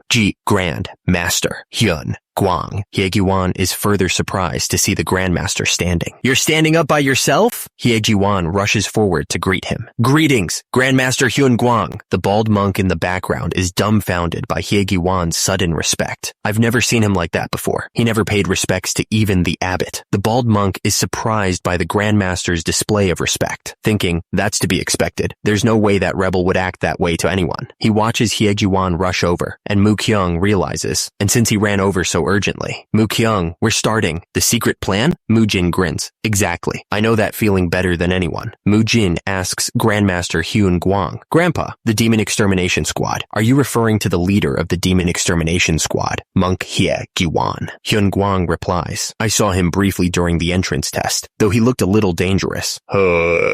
He only seemed that way because of the work he does. He's not a bad person. The Grandmaster hands Mujin a letter. To me, he looks like a little puppy. Yes, I guess it's time for me to visit him. Grandmaster Hyun Gwang tells Mujin that he seems to know Hye-gwan quite well, before adding, well, he used to follow me all around, and I'm not trying to brag about myself, but in the past, Hyun Gwang continues, he once said that I saved his life. The Grandmaster chuckles. I don't remember doing much for him. I'm not sure why he would feel that much gratitude towards me. Ho ho. Meanwhile, Mujin is sprinting towards the Grandmaster, thinking, I don't care just how much you acted like a child in the past. Mu-kyung, watching Mujin run, thinks, you are running to Grandpa right now. In Mujin's memories, a younger, smiling Hyun Gwang stands in a yard. Back in the present, Mujin holds up a beetle. Grandpa, I caught a rhinoceros beetle. Grandmaster, have you finally recovered? Mujin kicks off the ground, thinking, just as I did back then. Though, he propels himself forward. The old woman and man watch as Mujin flies past, thinking, if you're that excited, then there'll definitely be an opening. Grandmaster Hyun Gwang and monk Beob Gang watch the chaos unfold. Mujin is flying towards a group of people. He stares intensely, shouting, which would be right now. Mujin and Mu-kyung launch a coordinated assault, combining their chain punch and invincible punch techniques with the 18 Dharma strikes. Didn't you ask us to act cowardly? Take a punch from us. The force of the blows sends the leader of the Demon Extermination Squad flying backwards, completely unguarded. Mujin and Beob Gang's disciple follow up with another attack. The two monks grit their teeth, determined to land a hit. The leader of the Demon Extermination Squad manages to block the attack. Damn it, he blocked that? Is the leader of the Demon Extermination Squad too strong? Despite the failed ambush, the leader of the Demon Extermination Squad is impressed. That was such a good ambush. I'm truly moved. Mujin stands between the two disciples, ready to correct their stance. That would never work in 100 years, Mujin instructs them. Don't get lazy, just because I'm not around. I want you guys to keep sparring with one another. The disciples respond, yes, sir. Grandmaster Hyun Gwang chuckles. Ho ho ho, they're still children. Aren't you being too harsh on them? Mujin takes a swig from a bottle. Still children, huh? If I go easy on them, then things might get dangerous for them later. He continues, and if I'm not this harsh, they'll become relaxed and get lazy. We don't know when war will come for us. We need to make sure that they're rebattle ready.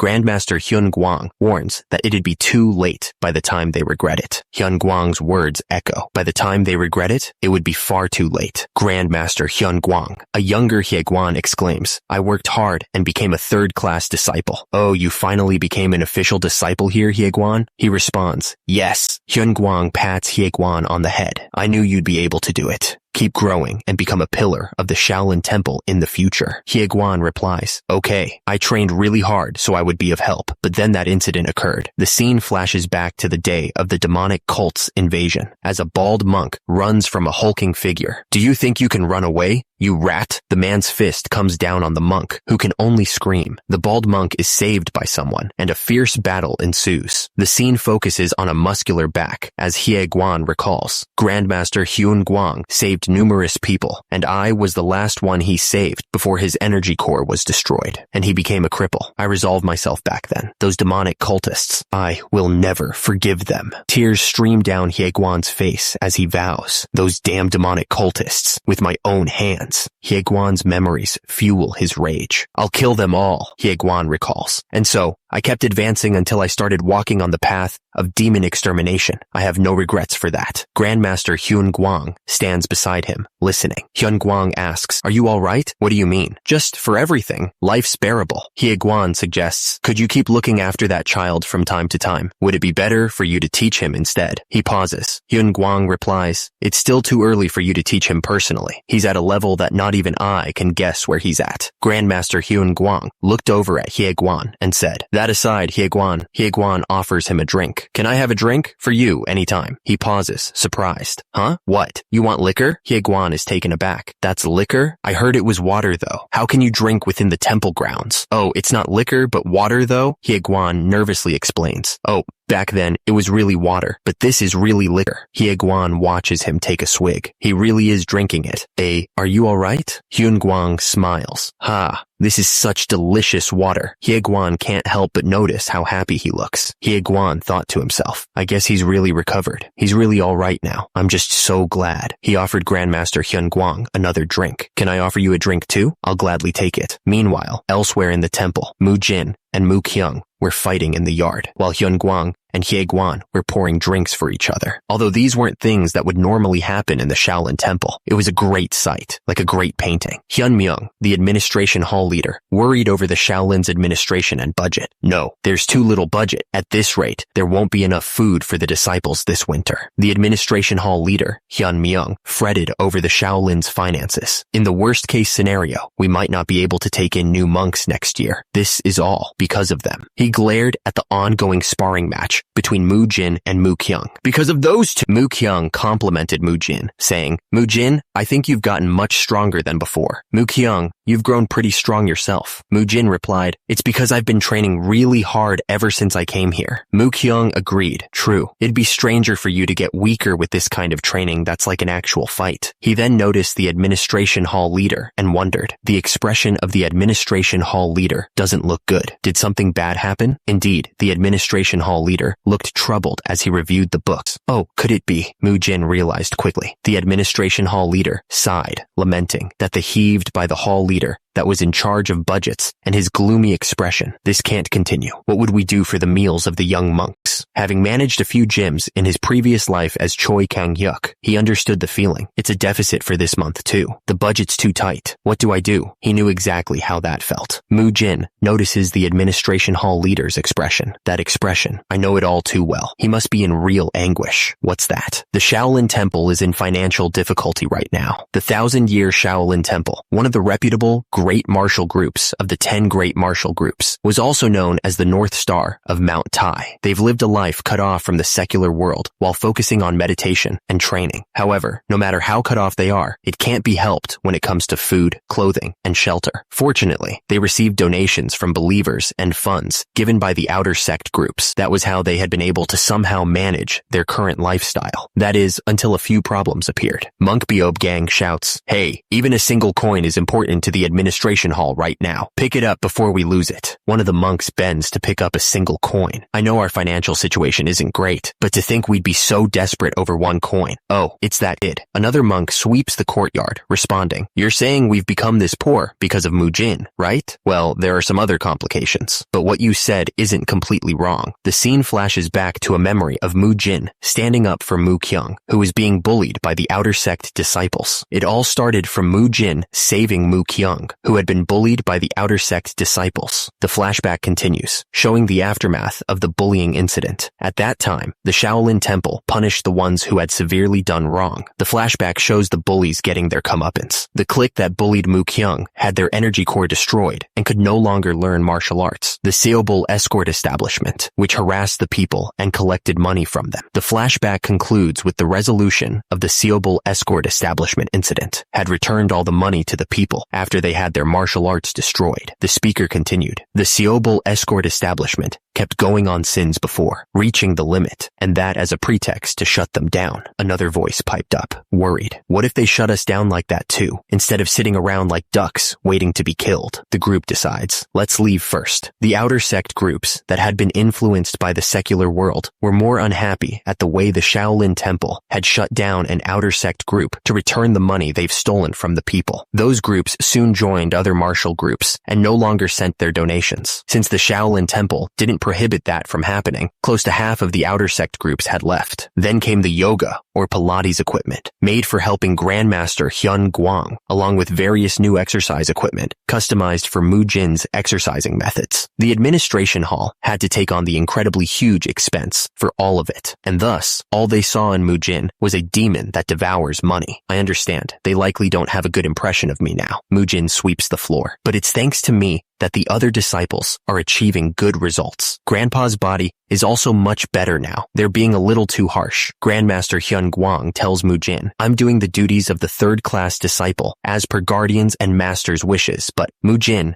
Beob Gang, can help me with my treatment by himself now. You should go do the same duties as the other young monks. Yes, you should learn about how the Shaolin Temple functions. Mujin trained his stamina and studied scriptures starting at dawn. After that, he would train in martial arts. One of the monks asks, Mujin, are you done with cleaning? Once training is completed, I'm to clean the temple and receive visiting guests. Mujin replies, it feels like I was just reassigned as a normal grunt after working as a medic. He confirms, yeah, I'm done with it. It's almost 1 p.m. Let's go and receive the visiting guests. Mujin finds himself doing the same mundane tasks as the other third-class disciples, much to the surprise of the other monks. One of them wonders if the sun is rising from the west, while another muses that Grandmaster Hyun Guang probably did this so Mujin could spend more time with his peers. He thinks to himself that they are all three musketeers though. Meanwhile, the monks welcome visitors, showing them the way and greeting them with Amitabha. Mujin thinks receiving guests isn't that hard. I just need to do this like how I would welcome my gym members in the past. Beob Gang, however, is distracted by something about one of the visitors' hair. Mujin hears a commotion. Beob Gang asks, Mujin? Mujin says he'll go down for a short while, wondering if something happened on the stairs. Mujin watches a woman with gray hair walk up the stairs, huffing and using a walking stick. I'll have to go help out a little bit. Mujin greets the woman. Greetings, madam. The woman replies, oh ho ho. Hello, young monk. You seem pretty tired. What brings you all the way here? I came to offer my bow and respect to Buddha. Mujin offers to carry her. Oh, you're talking about going to the Mahavira Hall, right? I'll carry you there on my back. The woman waves her hand dismissively as Mujin flexes his bicep. Oh, ho, ho, ho. I appreciate your thoughts, but there's no need to go to such trouble for me. Don't worry. I've trained really hard every day. Mujin insists. Please, let me carry you. Mujin carries the gray-haired woman on his back up the stone steps. Oh, and I'm still a child monk, so you don't need to be so formal with me. You're not a teenager. The reason Choi Kang-yuk respected the elder wasn't anything to do with ethics or morals. It was just something he felt towards the elderly, like with Grandmaster Hyun Guang. This was something engraved within his instincts. To Choi Kang-yuk, whose grandparents played the role of his parents since he was young, his heart would ache just by looking at old people. Mujin carries the gray-haired woman and thinks, that old madam felt really light when I carried her. He continues to ponder. Her knees and back seem fine too. I wonder why she had trouble climbing the stairs. Mujin watches as the gray-haired woman says, oh, now that I'm done offering my respects, I'll get going. Is that so? She thanks Mujin for carrying her. Mujin asks, Madam, do you have any other plans for today? The scene shifts to Henan Province, Dengfeng County, where numerous large manors and pavilions owned by merchants affiliated with the Shaolin Temple are located. Among the manors, the most magnificent one is run by the Heavenly Merchants. Inside the manor, a man fumes. Those assholes from Sichuan dare to play such a trick? I'm so damn busy. If it weren't because the countryside branches have been showing suspicious movements, I wouldn't be this worried. Ryu Guang, one of the 5 largest merchants in the world and owner of the Heavenly Merchants, contemplates the problems that come with a business becoming too big. He wonders if they should recruit more people for the Azure Gold Squad. He sighs, overwhelmed by the sheer volume of accumulated reports. I feel tired just from seeing the amount of accumulated reports. I need to rest for a little. Just then, an attendant arrives with news. Sir, Elder Yon Gahi has returned. Ryu Guang asks, my mother went out again? The attendant confirms that she has returned on an 8-man palanquin. Ryu Guang decides to greet her, saying, all right, I'll go receive her. Ryu Guang meets his mother, Yon Gahi, who has just returned from the Shaolin Temple. He asks, Mother, did you go to the Shaolin Temple again? You're here. Concerned, Ryu Guang pleads with his mother. You must be very busy. I wasn't expecting you to come look for me. You haven't felt that well. How could you go to such a far place again? Please take care of your own body. I'm really begging you as your son. Yan Gahi, mother of the Heavenly Merchants leader, dismisses her son's concerns. You don't need to worry about today, she explains. I actually received treatment in the Shaolin Temple today. Ryu Guang looks on, confused. What do you mean by that? Yeon Ga-hee elaborates. It was miraculous. Massage? That's what he told me the technique was called. She continues. He rubbed my back with his hands, pressed on my knees, and rotated my feet at amazing angles. It had far more effect than the sickening amount of acupuncture and tonic I've had to take. Ryu Guang stares, skeptical. There's no way that alone could be a treatment. He looks at his mother again, noticing a change. But she does look better than she did this morning. Also, the chronic trembling in her feet has lessened. Yeon Ga-hee was pleased with the results of her massage. He was a really amazing child monk.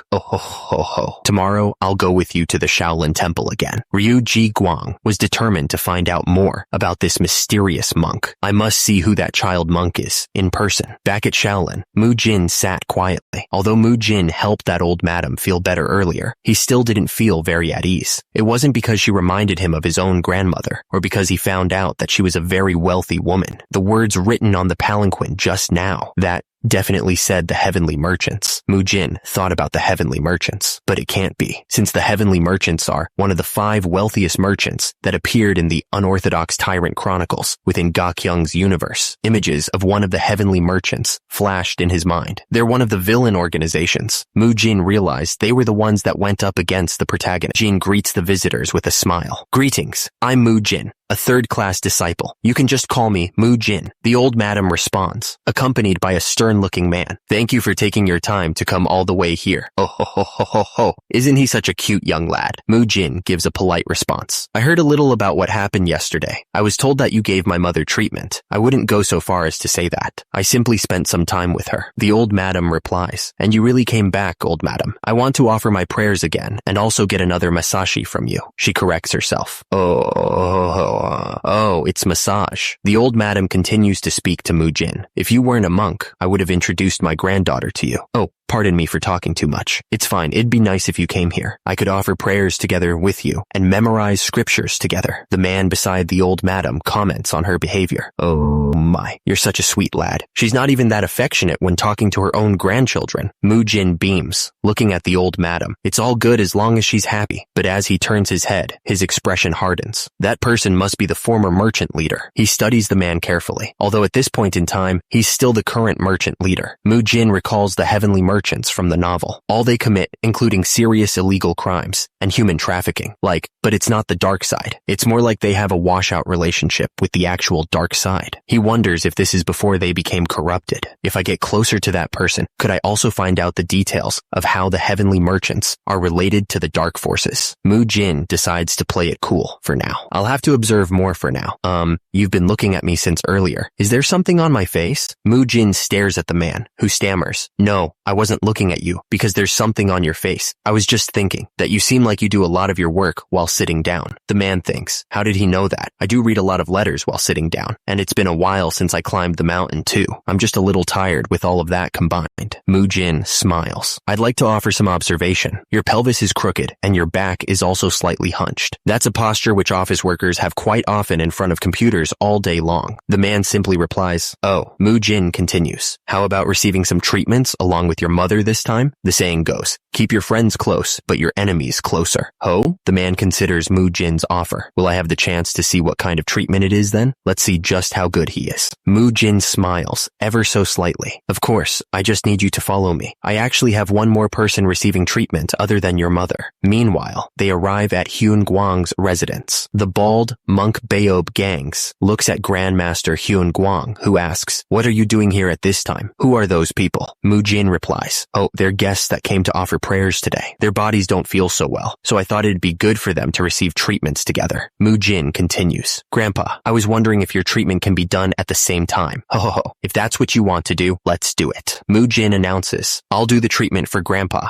and the old madam. Master, please help the merchant leader with his. All right, sir, I'll give you a simple explanation on my treatment method. He continues, while I introduced it as an acupressure method to the old madam, this uses a type of muscle lengthening technique as its foundation and the tools you see here to provide stimulation to of your bodies by rolling those tools on them. Mujin then addresses Grandmaster Hyun Guang. Grandpa, today your treatment will be tendon reformation. Hyun Guang strains with the effort. Mujin instructs, after putting one foot on the back and locking the other foot in place, backwards hold onto the handle and push backwards. Hyun Guang exclaims, oh, I'm using this tool for the first time, but I can feel the stimulation already. Mujin continued to explain his treatment methods. When you start to feel your lower body tense up, please tell me immediately. I'll tell you the next posture. Next would be, Mujin then turned to the old madam. Old madam, I'll be helping you with the body shape block. Oh, I'll be on you. Can you try sitting down slowly on it? Mujin helped her into position. Place your buttocks where it's hollow on the block and lie down, please. That's pretty simple. He watched her carefully. Relax as much as you can. Oh my, oh my. The old madam chuckled. Even just lying down gives me body aches now. Grandmaster Hyun Guang, still working on his own exercises, grunted. Do you feel all right? This is tougher than it seems. The old madam responded. It's fine. I know Mujin will never do anything to harm me. Mujin continued his work, and one of the patients said, yes, I've been receiving treatments from him over a long period of time. Oh my. You look so healthy. Is there any need for you to receive treatments? Mujin grinned.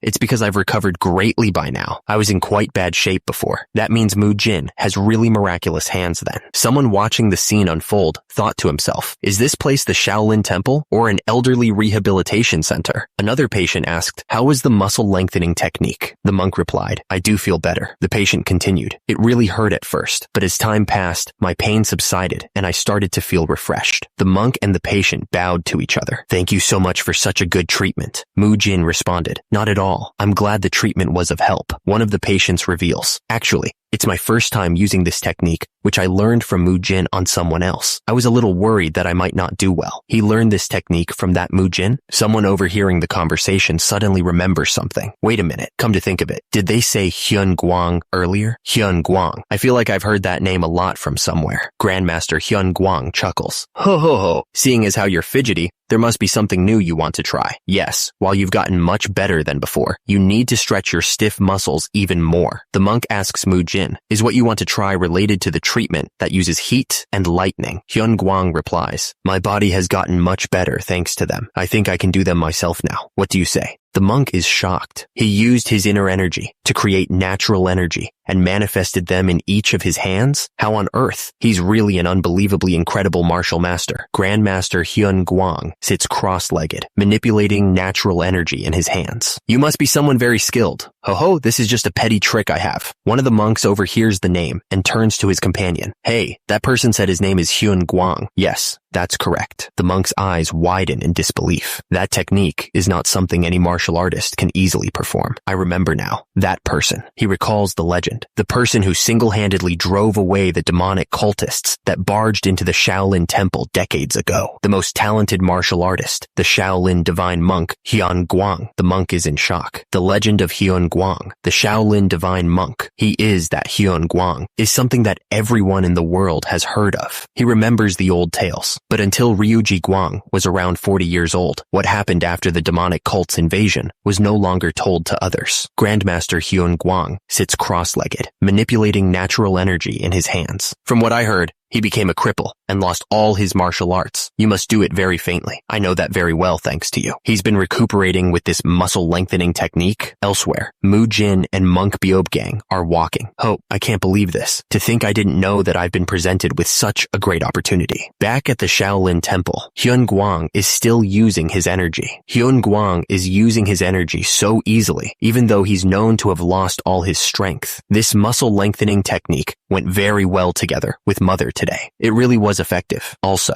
monk Beob Gang continues to observe. This technique belonged to Mujin. Actually, it's my first time using this technique, which I learned from Mujin on someone else. I'm certain of it. The man who received the treatment smirks. That boy's skills are the real deal. Looking up at the night sky, monk Beob Gang thinks to himself, this is a great opportunity. Mujin replies, thank you for today as well, Mujin. Not at all. I had a great time too. Grandmaster Hyun Guang is still using his muscle lengthening technique on the woman. The perfect sensation is to feel like it's slightly cooling. Oh ho ho ho ho. That feels quite good. Mujin thinks to himself, I did get to enjoy an episode of elderly romance. Later, the man in the ornate robe turns to Mujin. The roads can get really dark at later timings. It'd be best to make your way back home as soon as you can.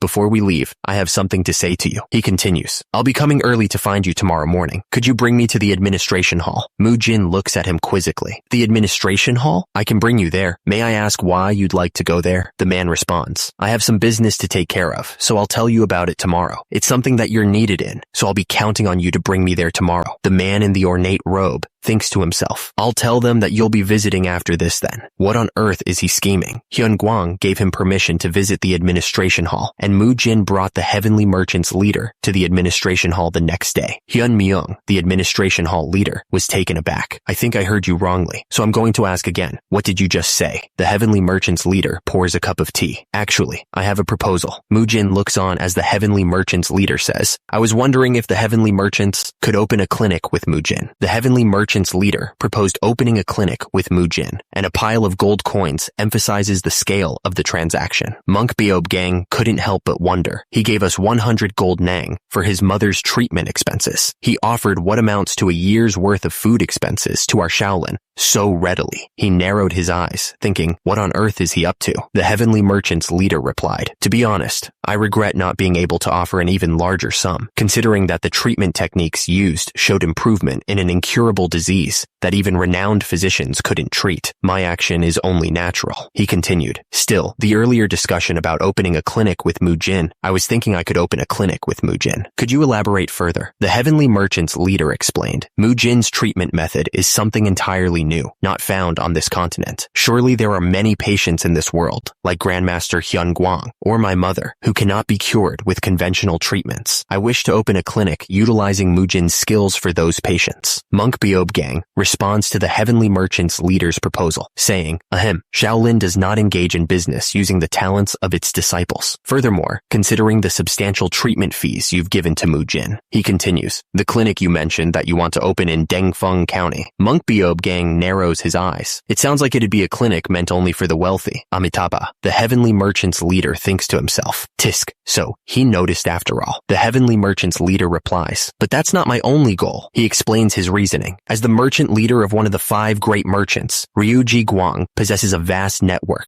He elaborates on the potential benefits. Yet, regardless of their wealth or status, illnesses that come with age are unavoidable. If Mujin's treatments were introduced to such people, it would result in tremendous profits. The heavenly merchant's leader explains, that is the reasoning as a businessman. He continues, there are other reasons, but it's too soon to reveal them. For now, it is crucial to build a good relationship with Shaolin. Monk Beob Gang questions the leader's motives. Why would you think of it as mere business? Couldn't half the clinic's revenue be used by Shaolin for aiding the poor? Even so, if we earn money by treating only the wealthy and accept payments in gold and silver, the world will surely criticize Shaolin. Monk Beob Gang grows frustrated. Building trust requires an immense amount of time and sincerity, but a single misunderstanding can destroy it all in an instant. Listening to this is so frustrating. I can't take it anymore. Mujin, standing nearby, is fed up with the conversation. This is suffocating. Monk Beob Gang voices his concerns. There's no reason to reject it, So why are you refusing? We can't continue like this. How will we feed everyone? You keep saying we have no money. So why hesitate? Mujin, ever the pragmatist, had an idea brewing. If you put some thought into this, the answer is obvious. Ahem. Should I put my experience managing gyms to good use? Beob Gang looked utterly bewildered. Mujin, with a raised hand, requested to speak. May I speak for a moment? He continued. Based on what you said, the problem lies in just earning money and only treating the wealthy, correct? Ahem, that is correct. Mujin proposed a solution. Then why not treat both the poor and the wealthy without distinction?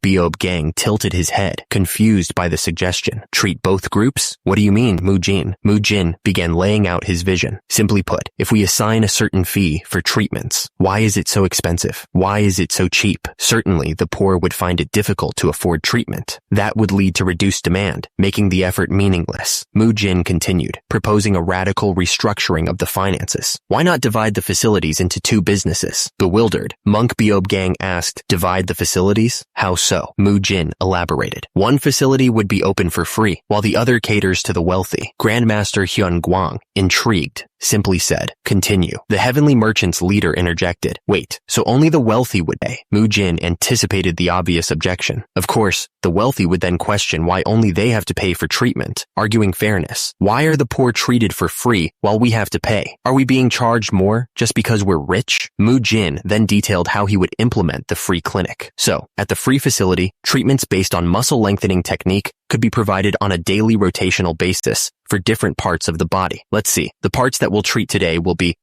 leg treatments, and then tomorrow will be pelvis treatments, something along these lines. Mujin continued, explaining that the paid facilities would include basic treatment, various medical knowledge, and techniques such as simultaneous heat and lightning treatment, where they were experts, allowing for more advanced techniques. He compared this to large gyms, where some users pay cheaper prices just for gym usage, while personal training sessions require additional fees. Mujin suggested they could do it that way too. He knew merchant leader Ryu would understand this well, but wondered if it was something a child should be coming up with. Mujin explained that the wealthy love to spend on luxury, preferring expensive tea like Longjing tea over cheap tea. He asked if they had Longjing tea, which costs 1 gold nyang. Even cheap tea is nice, but this tea tastes so sweet. Vanity will definitely exist as well. The heavenly merchant's leader seemed to understand what Mujin was saying. Mujin stated that there would be free facilities that can be used by everyone and paid facilities that are used by premier individuals. The heavenly merchant's leader said that he felt healthier since he paid a lot for the treatment, so the wealthy would indeed go for the paid facilities for their vanity and pride. Mujin asked if that wasn't what the wealthy wanted. Mujin's proposal seemed to have struck a nerve, as Beob Gang exploded in fury. Mujin, how could a disciple of Shaolin speak of vanity and making use of that to earn money? Mujin calmly responded, what are you so afraid of? What's that? I'm afraid, Beob Gang shot back. When he suggested to use the money we earned from the wealthy to aid the poor, you were afraid that people might criticize Shaolin for being obsessed with money. It's hard to earn trust, but it can be lost easily. Mujin continued to press his point. So, with this new proposal, we can also treat the poor while making use of the wealthy. Are you that afraid of what people might say about Shaolin? Beob Gang was clearly offended. How dare you insult Shaolin? Mujin responded, I'm not. Let me add something here. If I suggest that Shaolin's reputation might drop because we make use of the wealthy to earn money, right? Well, that could happen. Beob Gang's expression softened slightly. I too fear of what people might say of Shaolin to a certain extent, but Mujin continued to press his point, declaring, I'm in greater anguish when we can't help others who need help because we're too afraid of criticism. Beob Gang looked up, his expression shifting. And so what if they don't understand us? What's more important? Mujin's face glowed with conviction. Is the truth that Shaolin is working hard to help the world. That's definitely more important than rules and laws. Suddenly, Grandmaster Hyun Guang spoke up, his voice filled with surprise. Grandmaster Hyun Guang. Mujin glanced at the Grandmaster, curious. Beob Gang responded, pardon? What was that? Yes, you might be correct. Beob Gang concluded the discussion, but we'll need the abbot's permission for this. We'll first discuss internally and update you of the results later. The heavenly merchant's leader was overjoyed. It worked! Great. Thank you for your decision to consider it. Mujin watched him carefully. Well, I really gave my all to convince him and barely succeeded, but the thoughts of the higher-ranked monks in this place are always unpredictable. Mujin considered the implications. In any case, with this, we'll be able to build a closer relationship with the heavenly merchants, regardless of whether they'll become the dark forces of the unorthodox tyrant chronicles. He planned his next move. I'll dig through and look into the internal situation of the heavenly merchants, using our business relationship as an excuse. With this, I'll be able to look into what happened with the countryside branch of the heavenly merchants. The heavenly merchants leader took his leave. I'll take my leave now. Yes, we'll contact you again. That night, Hyun Myung told Hyun Chun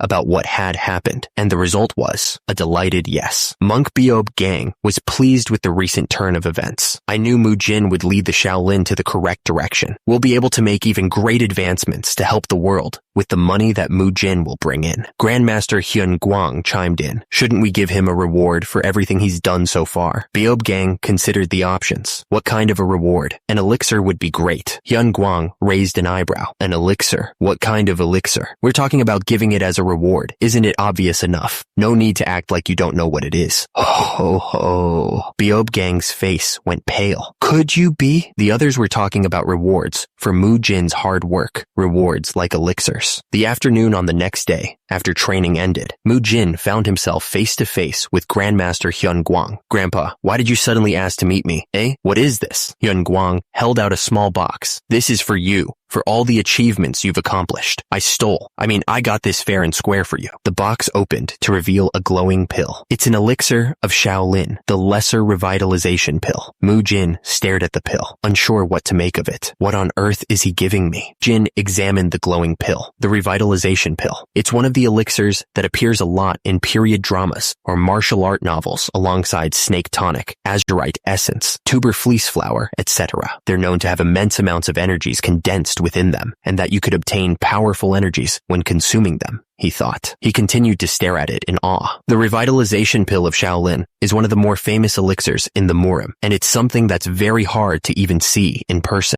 Grandmaster Hyun Guang smiled. Since you accomplished a great feat this time, you can think of this as a reward. The Grandmaster continued. Actually, I wanted to give you the greater revitalization pill, but I was told it isn't the time yet. The abbot suggested giving you the lesser revitalization pill instead. Mujin looked at the Grandmaster, who was clearly upset about only giving him the lesser revitalization pill. He's so stingy. Isn't giving it a good thing? I'll just act like I didn't hear that. Hyun Guang saw the look on Mujin's face and chuckled. But what was that about it not being the time yet? Oh, you'll understand after you consume the lesser revitalization pill. Grandmaster Hyun Guang held out the lesser revitalization pill. This is perfect timing. How about consuming it right now? I'll help you. Mujin's eyes sparkled. I'll do it. Well, there's nothing much to think about. A precious item just came to me on its own. Mujin was ecstatic. Of course I'll consume it as soon as I can. Hyun Guang led Mujin to a secluded spot. This place has plenty of nature energies, which will be of help to you. Yes, I never knew there was a pavilion so deep within the mountain. The Grandmaster began to explain the difference between absorbing energy through cultivation and absorbing it from an elixir. The direction of absorbing energy through a cultivation technique is different from absorbing the energy of an elixir. Hyun Guang elaborated further. When using a cultivation technique, you breathe through your nose and mouth and slowly absorb energy. But the moment you consume the elixir, the energy within it will go straight towards your stomach. The Grandmaster explained that absorbing energy from an elixir was different from absorbing it through cultivation, asking, "Are you asking me to focus on the energy of the elixir that's entering into my body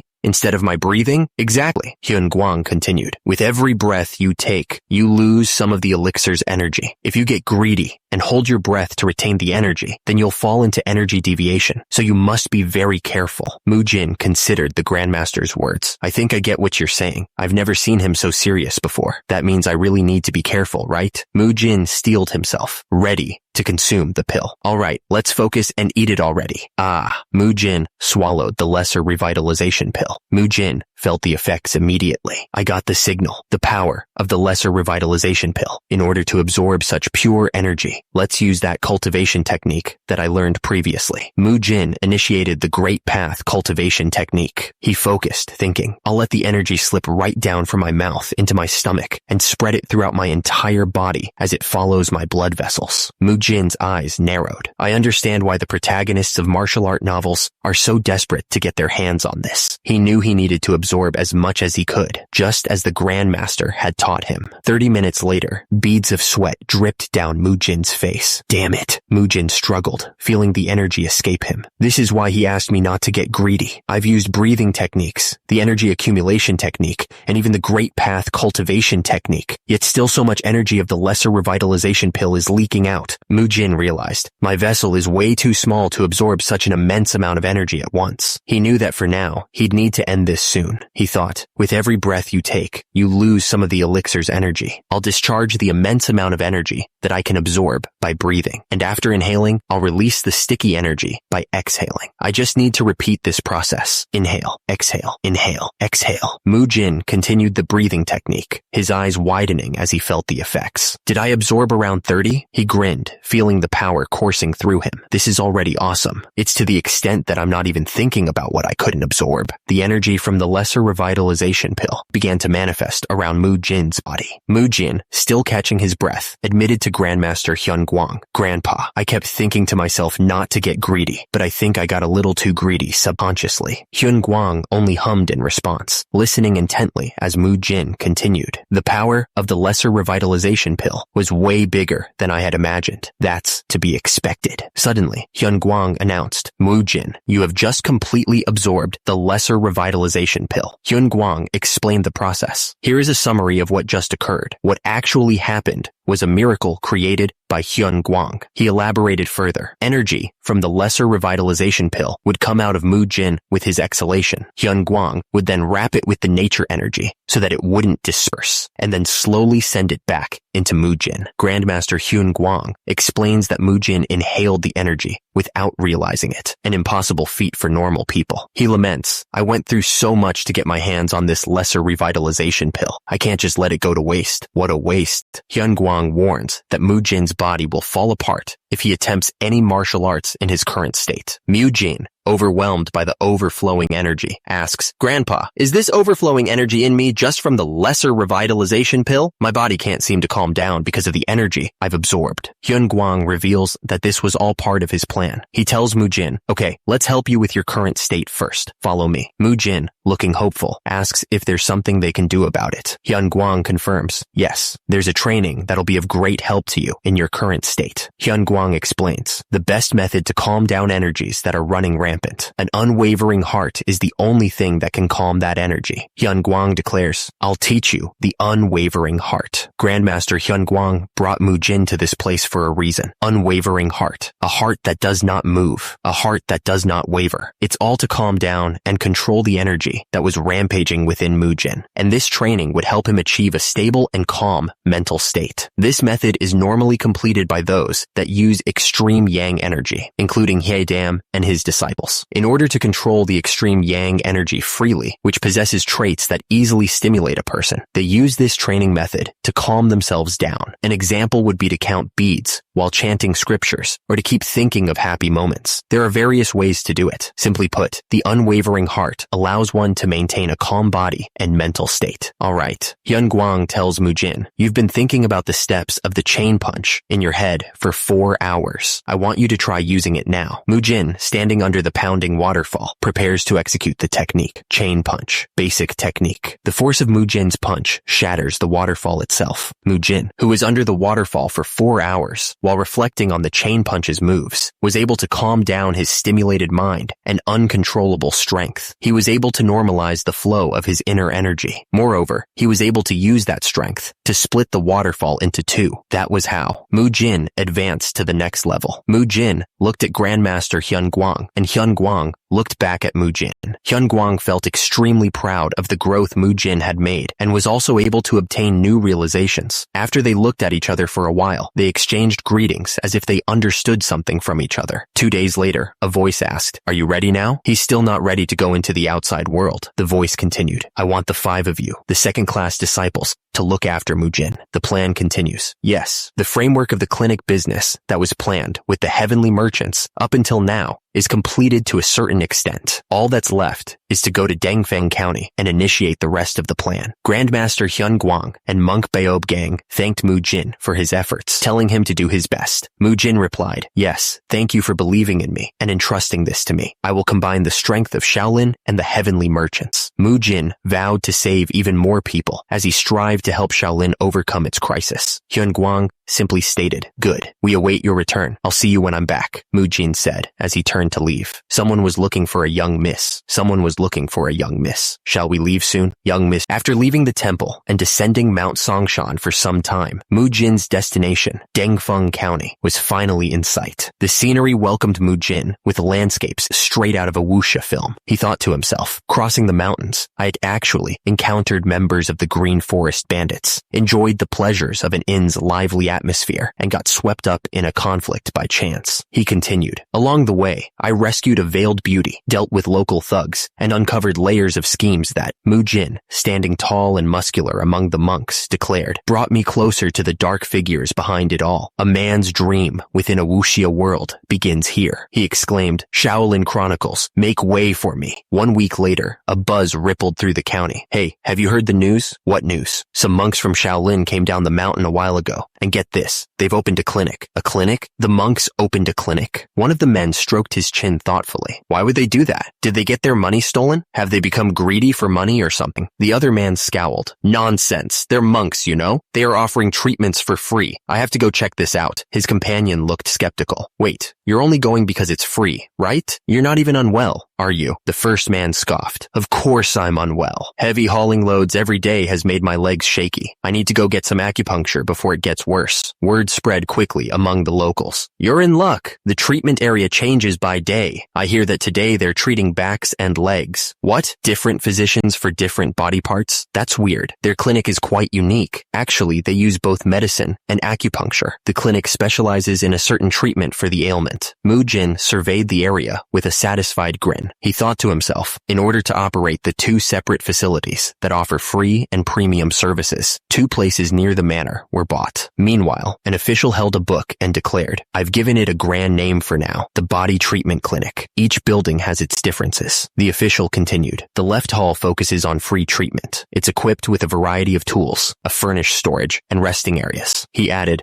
oh, and there's spaces for the monks to meditate. Oh, the ground here is pretty sturdy. We can use this area for chanting scriptures. Meanwhile, there's also the right hall, which is catered to high-ranking or wealthy individuals with paid services. These premium treatments include additional methods like electric and heat-based therapy, using tools crafted from luxurious materials. Despite the differences in decor, the core methods remain the same. There are no changes to the treatment methods. I'll be counting on you then. Mujin, looking more like a professional wrestler than a monk, bowed slightly. I am Mujin, a third-class disciple that'll be in charge of your treatment. 2 officials whispered amongst themselves, clearly taken aback by Mujin's physique. Is he really a third-class disciple with that physique? How would I know? And what's with his hair? Mujin overheard their whispers. Hey, you know I can hear you guys. Mujin cleared his throat. You came here because of your legs, right? Please sit down. I'll start the treatment immediately. The official looked skeptical of Mujin's methods. A special treatment method that's not acupuncture or tonic medicine? I can't believe he's using a method that looks like a folk remedy. Mujin ignores the comment and focuses on the treatment. Well, let's see how sensitive I am to have specific body parts be tested on specific days. It's normal for you to feel pain. The official looks up at Mujin, clearly in agony. You're saying that it's normal to feel this much pain? Mujin explains that the pain is a sign of the condition of his legs. It's because your muscles have been stiff this whole time. That's why it hurts this much. Think of the pain as being proportional to the condition of your legs. Mujin assures the official that the pain will subside with treatment. From now on, we'll gradually work on reducing that pain. Once it subsides,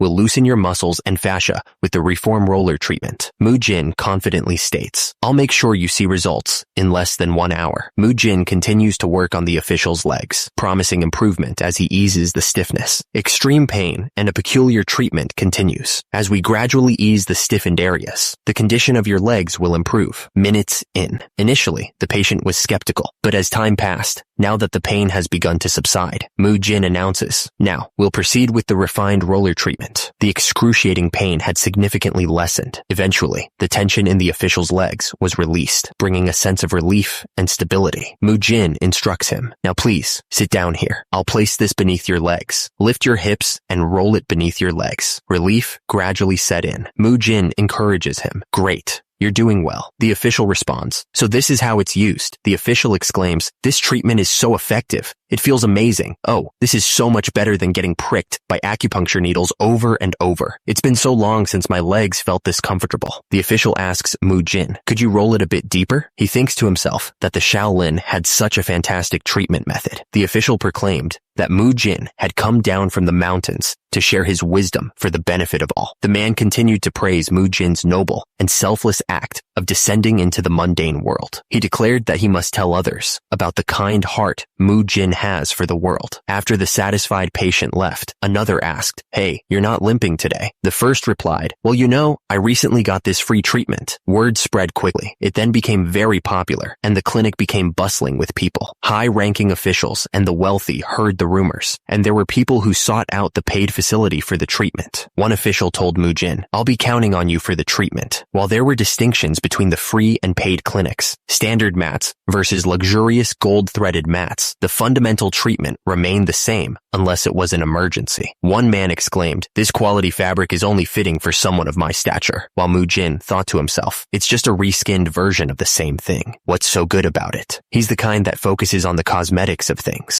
Despite the differences, no one seemed to be bothered by them at the body treatment clinic. Perhaps it was because the monks were sincerely dedicated to treating everyone, or because they accurately understood the needs of their patients. Then Mujin ordered, "Monk Beob Gang, please assist with the electric-based treatment over here." The bald monk replied, "Got it." Mujin continued, "Monk Beob Hui, please handle the heat-based treatment for that elderly man. I'll take care of the muscle-strengthening treatment for the others." Monk Mujin was there, tirelessly treating patients without discrimination, and many people were deeply moved. People began referring to Mujin as the blessed monk for his ability to heal as if touched by divine hands, and thus, the clinic naturally became established. Mujin stated, "It's been a tough journey, but we've finally settled down without drawing undue suspicion. It's all thanks to the Shaolin monks for your hard work." Yang Jinpyong, the Heavenly Merchant Guild's external chief administrator, replied, No, we're the ones that want to thank you." Mujin responded, "Without the Heavenly Merchant Guild's assistance, Shaolin would not be able to help this many people. Shaolin thanks you. Without your help, Shaolin would have gone bankrupt." Mujin observed the long line of patients, snaking all the way from the resting pavilion. "Just look at that. Many people are coming that you can see the line all the way from the resting pavilion. I wasn't expecting this many people to come," he said. Yang Jinpyong remarked, "By the way, it's about time for Monk Beob Gang to switch shifts." "Monk Beob Gang? Do you mean?" Monk Beob Gang, built like a brick house, arrives to relieve Mujin for his shift. "Mujin, it's time to switch shifts." "Oh, Monk Beob Gang, you're here. Whew, it's been tough." Mujin is surprised to see Monk Beob Gang, but then recognizes Yang Jinpyong, the Heavenly Merchant Guild's external chief administrator. "Monk Beob Gang, I didn't expect to see you here again." "Oh, you're the external chief administrator. How have you been?" Yang Jinpyong wonders if the two monks know each other. "Wait, do you two know each other?" Mujin confirms that they've met before. "Yes, we crossed paths once before." Yang Jinpyong recalls the time when Mujin was meditating in isolation. "Do you remember when you first started meditating in isolation?" Mujin remembers the time he was reflecting on his actions. The time I was reflecting on my actions. Did I get caught eating meat?" Yang Jinpyong remembers that around that time, the daughter of the Heavenly Merchant Guild leader lost her way and wandered into the mountains. That's right. Around then, the daughter of the Heavenly Merchant Guild leader lost her way and wandered into the mountains. I found her and handed this gentleman over to this gentleman. "Oh, is that so?" Mujin is relieved he didn't get caught. Mujin realized that the kid from back then was Yang Jinpyong. "Wait, the only person I met that day was just that kid. Don't tell me." Mujin's eyes widened. "That child was from a wealthy family?" Yang Jinpyong smiled. "She was dressed in pretty fancy clothes, but I didn't expect her to be the daughter of the Merchant Guild leader. As it happens, the young lady mentioned that she'd be visiting today." Yang Jinpyong greeted the visitor. "Greetings, young lady. I guess she's here." Mujin thought back to when he met her. A lot of time has passed since then. She's likely grown into an outstanding individual. Mujin's eyes widened as he looked at the woman. He noticed how the others were bowing to her. "Wait a moment. She seems unusually built for someone of her stature. Judging by how everyone's bowing to her, that must mean Yang Jinpyong confirmed that the young lady he was talking about was indeed the one who arrived. He went on to explain, she's the youngest daughter of the merchant guild leader, Lady Ryu Siola. Mujin's eyes widened, and he exclaimed, "What?" He was shocked. She's that little kid from back then. The crowd bowed deeply as Ryu Siola approached, chanting, "Greetings, Lady Siola. Greetings, Lady Siola." One of the officials wondered aloud, why are people being so polite towards her? Another responded, "Come on, do you seriously not know who she is? She's the person who contributed greatly to the building of this clinic." The official stammered, "Walk slowly. The youngest daughter of the heavenly merchant guild leader." Mujin was surprised. She's that Ryu Siola, but she looks quite different from what I imagined. He heard someone ask, "What do you mean by that?" Mujin replied, "I thought a wealthy family's daughter would be more pretty and elegant." The other monk chuckled. "Hello, I think I get what you're trying to say." The monk nodded in agreement. "Yeah, you get it, right? Lady Siola is a little..." One of the officials noticed something about Ryu Siola. She's gained weight. Meanwhile, at the free clinic, an elderly man greeted Mujin enthusiastically. "Oh my, blessed monk, you're here. Free clinic. You must be tired. You should have taken a break first before coming here." Mujin smiled, placing his hands together in a gesture of humility. "Haha, no need to worry about that. I'm happy if I'm able to see all of you recovering quickly from our treatments." He continued, "Also, please call me Mujin instead of blessed monk. I don't deserve such a flattering name." The old man responded, "Goodness, you're so self-sacrificial in giving us treatments every day. How could we just call you by your name?" Another man chimed in, clearly impressed by Mujin's physique and character. "You're so young, yet you already have such a kind heart and a robust body. You even have a handsome face. You're a perfect human being." The first man then made a bold proposition. "I hope you'll meet with my granddaughter at least once." But his companion quickly scolded him. "Hey, how could you say that to a monk? Blessed monk, just ignore what he said." One of the men offered, "I'll introduce you to my granddaughter instead." Tisk, this old man is doing it again, haha. Mujin mused to himself. Really, there are a lot of elderly using the free clinic. In this era, there aren't such specialized facilities of this kind, so their medical fees would have been really expensive. He smiled brightly. "It would have been nice if I could give my grandmother and grandfather such treatments. It'd be great if you came here with your granddaughter. If they learn rehabilitating and muscle lengthening techniques from a young age, then they'll be able to maintain a healthy body, even as they grow older." "Oh, you're just so thoughtful," he thought to himself. "Well, I need to act like that. Don't you dare try anything stupid. If I didn't have the senior brothers watching me, I would take them up on their proposals immediately. But I'm a monk now." Mujin resolved, "I'll escape immediately once I become stronger and get to leave the temple." He called out, "Hey, walk slower." He watched them go, thinking, her name was Ryu Siola, right? Mujin frowned. She looks quite different from the character in the novel that I know of.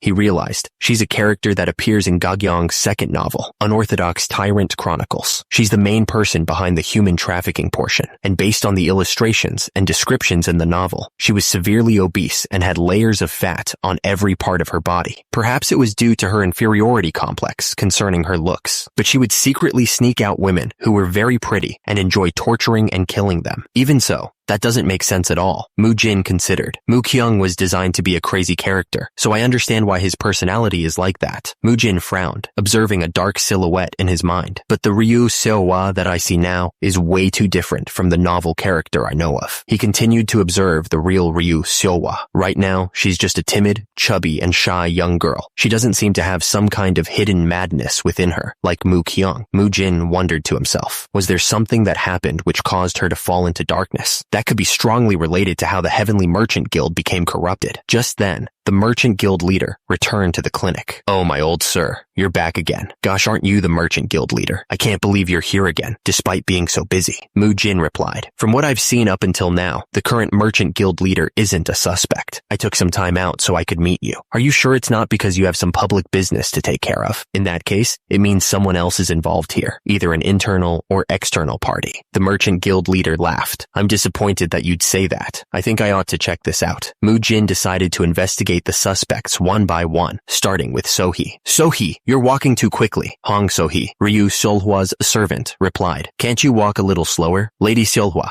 We're in public right now. Please refrain from acting so close to me. Mujin noticed the large crowd nearby. There are a lot of people here. Did she just call out to her servant as if she was her friend? I guess servants in the Heavenly Merchant Guild are pretty relaxed. Shh, they'll hear you. Hong So-hee urged. Lady Siola, come this way, please. Ryu Siola replied with an, okay. Hong So-hee added, as someone who'll become one of the main pillars of the Heavenly Merchant Guild, you need to uphold your authority. Ryu Siola responded, yeah, I should have done that. Sorry, I'm alright. Ryu Siola, still unnerved by the crowd, admitted, but is it alright for us to be walking around like this? I'm a little scared of places that have a lot of people. And father, Lady Siola, Hong So-hee responded firmly, you mustn't appear weak like this. If you actively help out in the new business, which the Merchant Guild leader has set up, then he'll start to trust you more too. Hong So-hee continued to advise Ryu Siola, even though I'm the one who suggested that you do this will all belong to you in the future, so shouldn't you work hard to help your father? Ryu Siola replied, yeah, I should. Ryu Siola's face darkened as she thought of her father. Suddenly, Ryu Siola's father appeared, holding a bouquet of mustards. Father, look at this.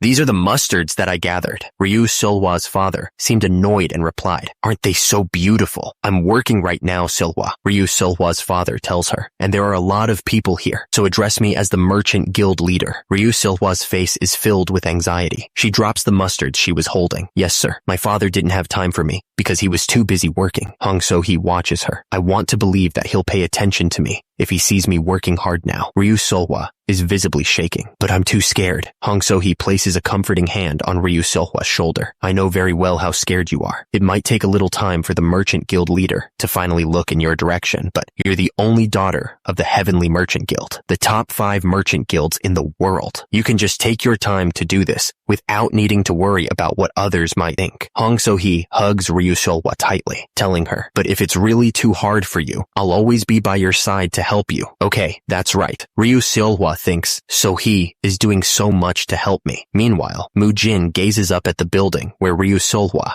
is staying. Ryu Siola steals her resolve, so I should meet her expectations. Hong So-hee watches over the sleeping Ryu Siola. Lady Siola, she asks, are you sound asleep? Ryu Siola's bright blue eyes reflected her determination. In order to gain the attention of her father, who had ignored her, she wants to personally help in the clinic business that the Merchant Guild is doing with Shaolin, although I was the one who first suggested it. The hooded figure scoffed, fanning himself. I think it's so stupid. There's no way she'll get her father's attention by doing something as trivial as this. The hooded figure continued, well, thanks to how stupid she is, I was able to successfully infiltrate them without getting my identity exposed. A really great snack just came in. Thank you. Shoo! I was the one behind her becoming so fat and timid after being left on the mountain. A hooded figure watched a crow fly over the temple roof. Oh, there it is. He cradled the bird in his arms, a sinister smile spreading across his face. While I can't wait to see her expression after she finds out the truth, it's not time yet. The crow held a rolled-up message in its beak. The hooded figure chuckled darkly. To think they'd ask a fair maiden to go to a dark place in the forest. That's so sneaky, ho ho ho. He peered over the edge of the roof. I'll go and report this quickly. We have a new disruption. The hooded figure slipped silently off the roof and into the night. The hooded figure, clad in black, landed silently on the rooftop, his mission underway. He grinned, his sinister plan coming together. The speaker considers Ryu Siola's background. Lady Siola? She's the youngest daughter of the Merchant Guild leader, but I think she's led quite a lonely life. He continues, explaining the tragic circumstances of her birth. When Madame was carrying Lady Siola, she fell ill and then passed away when she gave birth to Lady Siola. The Merchant Guild leader, who had been busy with work, didn't have time to look after her, so she was raised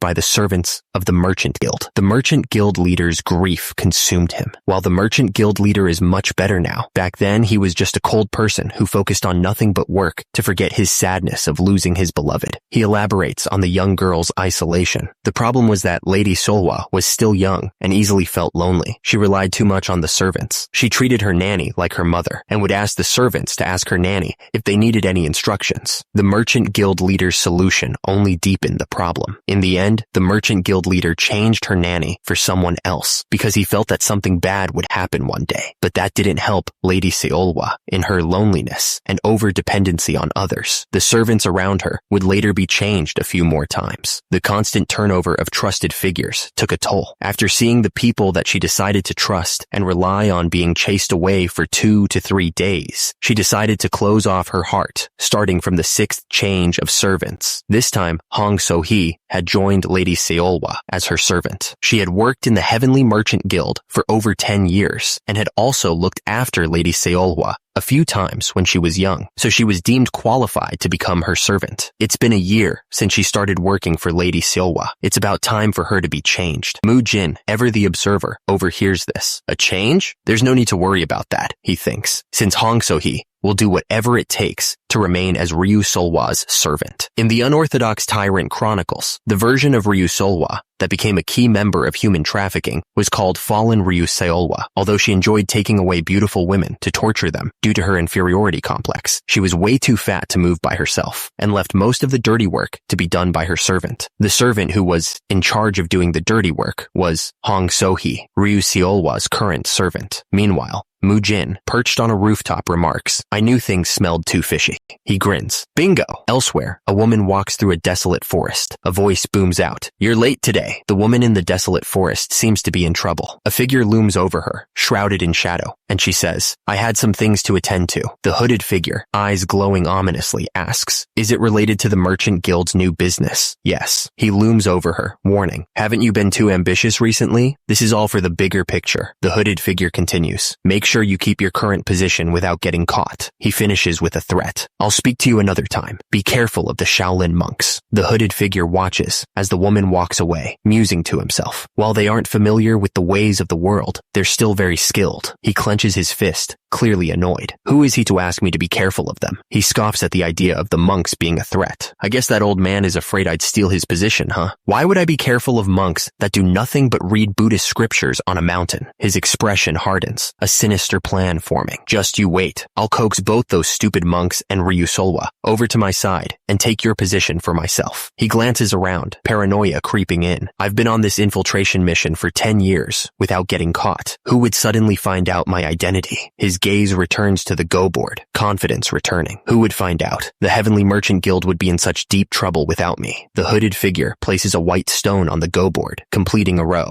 "I've got 3 in a row." The next day, Miss, pretty Miss Ryu Siola turns, curious. "Are you talking to me?" "Yeah, I have something for you. Wait a moment." A package is presented to Ryu Siola. "Could this be? Where did you get this from?" One of the boys explains. "No idea. Some mister wearing all black asked me to give this to you. He covered his face, so we don't know what he looks like. We want to know what's inside, but we can't read." The hooded figure muses that something was strange about the mister, thanking them for passing the message. The hooded figure gives the boys some money. "Take this and buy some snacks for yourselves." The boys thank him. Ryu Siola turns to Servant Hong. "What's that Servant Hong? Oh, this. It seems someone sent a love letter to me." The hooded figure states, "You don't have to worry about it. Great work on the infiltration mission within the Heavenly Merchant Guild. I think greatly of your skills and ability to complete missions, so I'll give you another opportunity." The hooded figure continues, "I'll personally communicate with you on the matters in regards to Shaolin and the Heavenly Merchant Guild. I want you to write a report detailing a summary of what you've done so far and come to an abandoned house located on the outskirts of Dangfeng County before midnight." The hooded figure grins. To think an opportunity would come so much earlier. This is the perfect chance for me to surpass that old man. The hooded figure lands silently on the rooftop, descending to meet his contact. Hong So-hee greets him with nervous enthusiasm. "Hong So-hee, I've been waiting for you. It's truly an honor for me to meet you in person." The hooded figure asks about Ryu Siola. What is Ryu Siola doing right now? She's probably resting in her bedroom. In order to avoid arousing any suspicions, I can't stay out for too long, so he is eager to please. "Please tell me what you need me to do." The hooded figure demands the report. "Give me the report first." So-hee hands it over. "Yes, sir." So-hee asks about future communications. "Because I'm stuck to Ryu Siola as her servant, it's hard for me to come out like this every time. Please let me know how we can keep in contact from now on." The hooded figure states, "I intend to infiltrate the Heavenly Merchant Guild myself soon.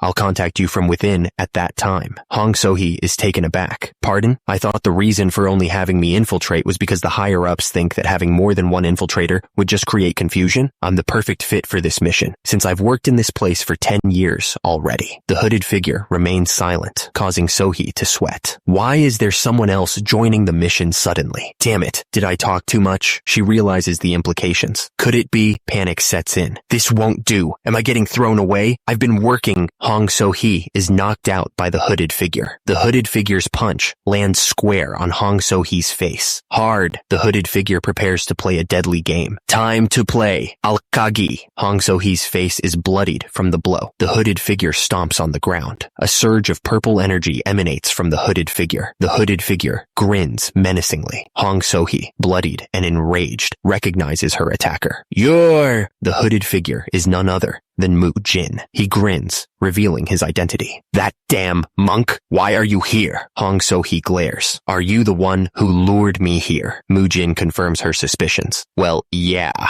The hooded figure is not amused. The words written in the letter contain the secret code structure of my organization. How do you know it? Did you decipher it? He smirks. That's none of your business. You guys are already dancing in the palm of my hand. Mujin casually reveals how he knew the code. Because I already read all about that secret code structure in the unorthodox Tyrant Chronicles. He scratches his head. I'm having a hard time recalling it though. Hong So-hee prepares for another attack, realizing the gravity of the situation. Now that you know who I am and our top secret mission, I can't let you go anymore. Enraged, Hong So-hee screams, I'll cut you apart and kill you. Mujin smirks, ready to fight. I guess I seem like an ordinary monk to you. I'll show you the difference in our strength. Hong So-hee launches an attack, but Mujin is ready for her. There's no way I'd lose to a brat like you. Mujin prepares to counter. Time to see just how well my skills actually work. Hong So-hee's eyes glowed with murderous intent. I'll cut you apart and kill you. Hong So-hee launched her attack, screaming, There's no way I'd lose to a brat like you. Mujin smirked, ready to meet her head on. Mujin steeled himself. If he didn't take this seriously, it was game over. If I don't go all out in fighting someone who's trying to kill me, I'll definitely get killed. He reminded himself to stay focused. I have to focus. Hong So-hee unleashed a blast of energy. This is my first ever fight. Mujin executed a judo shoulder throw. Hong So-hee crashed to the ground. Hong So-hee coughed, blood trickling from her nose. How on earth did he get me? I've never seen that martial art before. Was there such a martial art in the Shaolin Temple? She slammed her fist into the ground, creating a small crater. Hong So-hee pushed herself up, her face twisted in frustration. Mujin stared intently. Hong So-hee grabs a handful of sand, ready to blind her opponent. Sand. I'll resort to any dirty tricks so that I'll never lose to you. She throws the sand, grinning with malicious intent. Let's see how much you whine about how it's underhanded. Mujin spins, deflecting the sand with a piece of torn cowl. Hong So-hee is shocked. He used the cowl that I tore off to block the sand? When did he get that? And he even managed to use it? A sinister smile spreads across her face as she sees an opening. But he let his guard down. Mujin's eyes narrow. Is it time? Mujin spins, creating a blind spot with his cowl. Hong So-hee grins, ready to strike. I'll start with your abdomen. She strikes, her palm glowing with purple energy. Hong So-hee is confident that her attack landed. I got him good. The masked monk's face contorts in pain. Hong So-hee is shocked as she looks down. Mujin had activated his iron guard. Hong So-hee stares in disbelief at her hands. My what did you fucking do? Mujin's fist connects with Hong So-hee's face. Now then, Mujin prepares to drive her into the ground. Time to put you into the ground. Mujin slams Hong So-hee into the ground with tremendous force. You damn spy hag. Hong So-hee lies on the ground dazed. It hurts. What happened? Did I faint after getting beat up by that monk? Hong So-hee struggles to comprehend the situation. My surroundings are noisy. It can't be. Are you asking us to believe what you just said? The man in the blue robe objects. Sir, I'm certain Monk Mujin is wrong. Calm down for now. She's worked with us for over 10 years. There's no way she's a spy of an evil person. One of the bald monks retorts. Are you saying that Mujin is a liar then? Are you doubting a Shaolin disciple right now? The room falls silent as everyone considers the implications. Mujin smiles. Oh, you're finally awake. Hong So-hee, still on the ground, glares with murderous intent. I'll start explaining things now. I'll kill this little fucker. The man in the blue robe begins to explain what happened. After finishing my duties at the clinic last night, I was on my way back to rest, and I saw her walking outside by herself. The man in the blue robe explains what he saw. She's the servant of Lady Sowa, but she wasn't with her and was out alone late at night. So I thought that was strange and decided to follow her and witnessed a shocking scene. A man wearing black clothes appeared at an abandoned building. They talked about the clinic's business and that she was on an undercover mission as a spy. After knowing that, I waited until she was alone to ambush her, but she was actually really skilled in martial arts. Mujin then turns to address the rest of the room, gesturing to his back. Do you see this? If she was an ordinary servant, would she be able to cause such an injury? He clenches his fist. If I hadn't learned Iron Guard, then there'd have been impaled, and I would have died. I have other evidence as well. Finally, he presents his last piece of evidence. This is a letter that she gave to the man in black clothes back then. After seeing that this is her handwriting, you'll know I'm speaking the truth. Hong So-hee is in disbelief. That's the mission report that I wrote after being tricked by him. Mujin calmly explained the situation and submitted the evidence. I'll leave it to your wise judgments to decide if she really is someone capable of using such a vicious attack. While everyone was confused, they soon realized that what Mujin said was the truth. After checking the handwriting, it was indeed that servant's handwriting, and comparing the size of her hand to the injury on Monk Mujin's stomach, it was the same as well. Hong So-hee could only shout that she had been wronged without giving any counter-arguments. I have been wronged. This was all made up by that monk. Everyone started to lean towards Mujin's side in an instant. Everything he said was true, and after working here for 10 years, these were all indeed irrefutable evidence. Ryu Guang then spoke. I know this request is out of line. Ryu Guang requests to deal with Hong So-hee personally, since this is a matter for the Merchant Guild. Hong So-hee can only think, what did he just say? Mujin agrees, apologizing for stepping out of line, and Ryu Guang promises to reward him for his help. Mujin thinks to himself that he managed to catch the spy, and that with this, the Heavenly Merchant Guild should be safer. Ryu Guang orders the immediate imprisonment of Hong So-hee. As Hong So-hee is dragged away, she shouts that Mujin set her up. Hong So-hee continues to shout, asking why they don't believe her, and calls out to Ryu Guang and Ryu Siola. With the spy apprehended, Mujin thought, fortunately, this matter ended well. Time to get some rest. Suddenly, a voice booms out, startling Mujin. Mujin. Mujin turns to see Monk Beob Gang standing behind him, radiating a menacing aura. Monk Beob Gang? Right, he's here too. Monk Beob Gang's eyes burn with intensity. Mujin, let's have a talk. I have a lot to talk to you about. Why did you move alone without discussing with any of us? Mujin forces a nervous laugh. I can't tell him that I'm the man in black clothes that tricked Hong So-hee to get evidence. Mujin thought that with this matter has been wrapped up for now, or at least that was supposed to be the case. The hooded figure looms over the battered Ryu Siola, who is tied to a chair. He removes the gag. I took off the gag. Talk to me now. Ryu Siola desperately tries to shift the blame. Sir, I really didn't do it. It's Mujin, that demonic monk, deceived us all. The hooded figure seems to consider this. He deceived us. That's right. That demon is the man in black clothes who asked to meet with me. The hooded figure wants to know more. Let me ask you a different question then. He leans in, pressing Ryu Siola for answers. Why did you give that letter to Monk Mujin, who asked to meet with you? The hooded figure is surprised by Ryu Siola's knowledge. That damn monk didn't mention that though. So how does he know? Give me the report first. Does he still think of me as a member of the Heavenly Merchant Guild? The hooded figure demands answers from the tied-up Ryu Siola. Speak. What's the third rule of being a spy? The first is to only follow the information and instructions that were given. The second rule is to commit suicide without hesitation upon having our identity exposed. The third rule, we're everywhere. The hooded figure acknowledges Ryu Siola's knowledge of the rules. Good. You know all of them well. So why didn't you commit suicide? Ryu Siola lies on the ground, defeated. Monk Beob Gang, radiating an almost palpable heat, declares, Mujin, let's have a talk. I have a lot to talk to you about. Mujin looks up at the imposing monk, his expression contrite. I'm sorry. It was really urgent, so I went ahead alone to resolve it first. Beob Gang grabs Mujin by the shoulders, his face stern. That's not why I'm scolding you. The scene shifts, a symbolic representation of the world's vastness. You got lucky and survived this time, but the world is a bigger place than you think. Silhouettes of powerful powerful figures flash across the screen. There are countless strange and abnormally strong people. Back in the room, Beob Gang releases Mujin, his voice laced with concern. What would you have done if that woman and the black clothes person were extremely skilled? If that had been the case, you wouldn't have escaped unscathed. Mujin reflects on the dressing down he just received. I never thought I'd get scolded over something like this. About that, he pauses, considering his next words. Beob Gang looms over Mujin, a towering figure of muscle and concern. I hope you'll trust the grown-ups the next time. I'm sorry. I'll make sure to do that. Mujin had to suppress his emotions, recognizing the monk's rigid adherence to rules. Beob Gang was always strictly by the books. Meanwhile, a flashback shows a group of elderly people looking distressed. I really will make sure to ask for help next time. Back in the present, Mujin realizes Beob Gang's stern exterior hides genuine care. Yet he seems so concerned over me. News of Hong So-hee's sudden demise rocks the Heavenly Merchant Guild. What? Hong So-hee died? The Merchant Guild leader reveals that she died at dawn, just as they were about to interrogate her. He suspects someone within the Merchant Guild was either helping or monitoring her.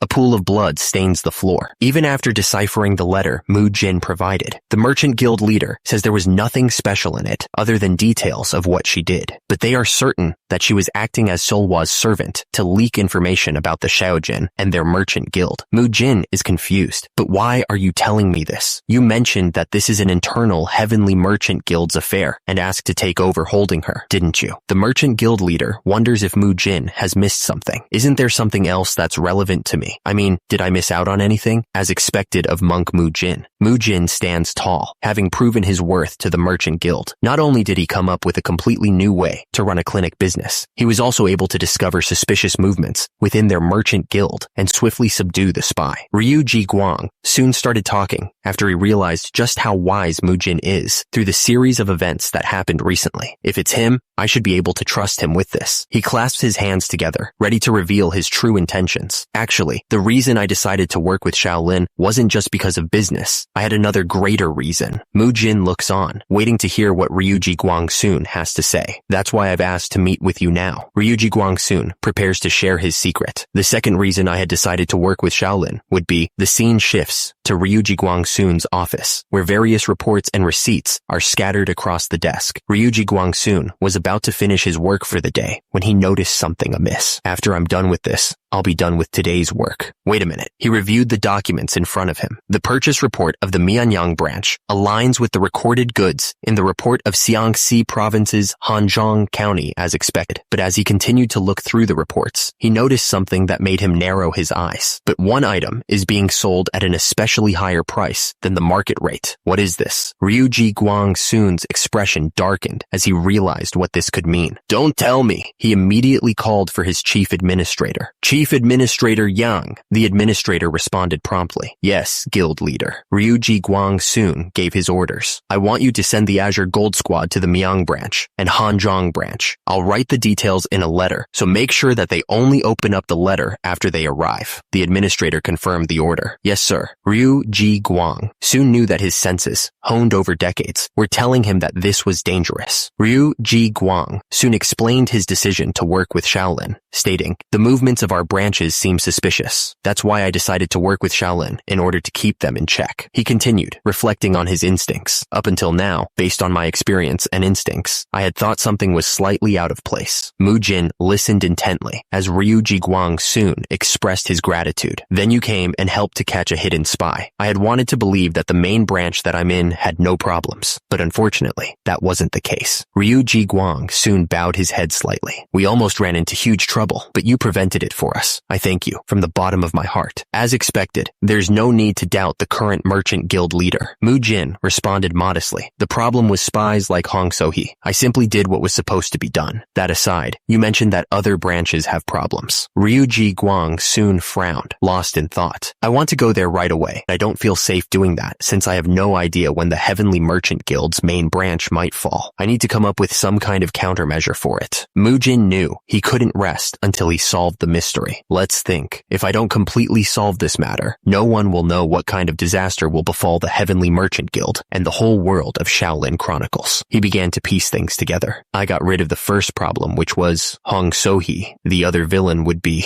Mujin realized who was next on his list. Lady Siola. Mujin sat across from Ryu Soon and asked, "May I know what happened to Lady Siola?" Ryu Soon explained the situation. Since Hong So-hee was able to steal information while she was Seolwa's servant, we also investigated Seolwa. Were they in cahoots together? Ryu Soon cleared his throat and responded, "Not at all, but Seolwa is under room confinement now." Mujin listened as Ryu soon spoke of punishing Seolwa. "I can't believe she didn't even know her own servant was scheming against our merchant guild." "Yeah, I guess." Ryu soon paused, then asked Mujin, "But is there a problem? Why are you suddenly asking about Seolwa?" Mujin responded, "There's something I'd like to propose to Lady Seolwa. Have you noticed a problem with our clinic facility?" Ryu soon looked surprised as he massaged his back. "I realized it after an incident that happened recently." "Monk Mujin, I have a question I'd like to ask. Does this place not accept female patients?" He continued, "Since I've come here for treatments a few times, I naturally talked about it with my wife. She has some problems with her back as well, so she'd also like to receive treatment here. Come to think of it, we've only accepted male patients so far." Ryu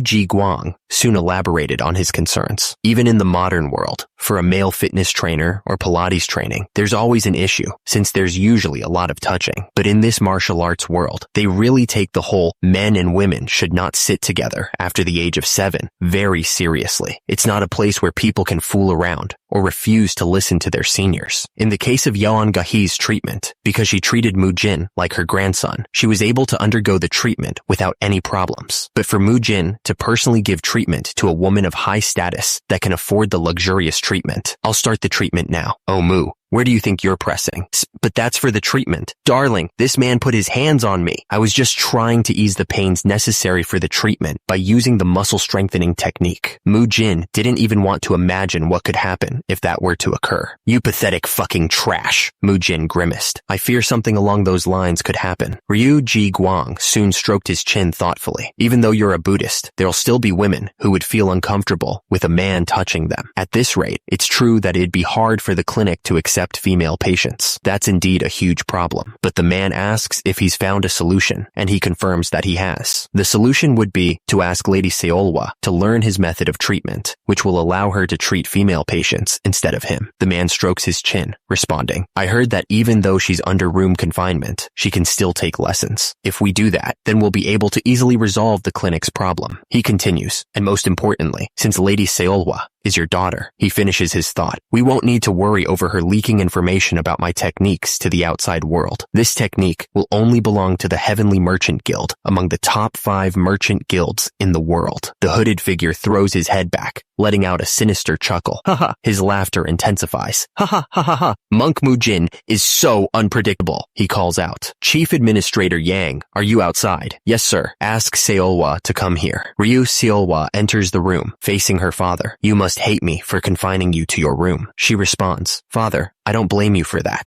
The hooded figure asks, "Since you've been to the clinic a few times, you know what kind of work Monk Mujin does, right?" Ryu Siola replies, "Yes, I do." The hooded figure gestures. "Monk Mujin, please take over." Mujin responds, "Yes, Merchant Guild Leader." Mujin addresses Ryu Siola. "Lady Siola, after discussing with your father, I'd like to propose this to you. Would you like to learn my treatment methods and exercises, and then help out with the female patients?" Ryu Siola looks surprised by the sudden proposal that came out of nowhere. "I'm still under confinement. How could I do that?" Mujin explains his reasoning. "I'm not asking you to help the clinic immediately. I'll need to first teach you my treatment method during your confinement." He reminds her of her previous visits. "You've watched how I do it every time you visit, haven't you?" Mujin looks at her, waiting for an answer. "I think you'll be able to learn it easily." Mujin closes the offer. "It's all right. This is not something you have to think about seriously. You can feel free to reject me. Would you like to help us?" Ryu Siola is shocked. "Huh?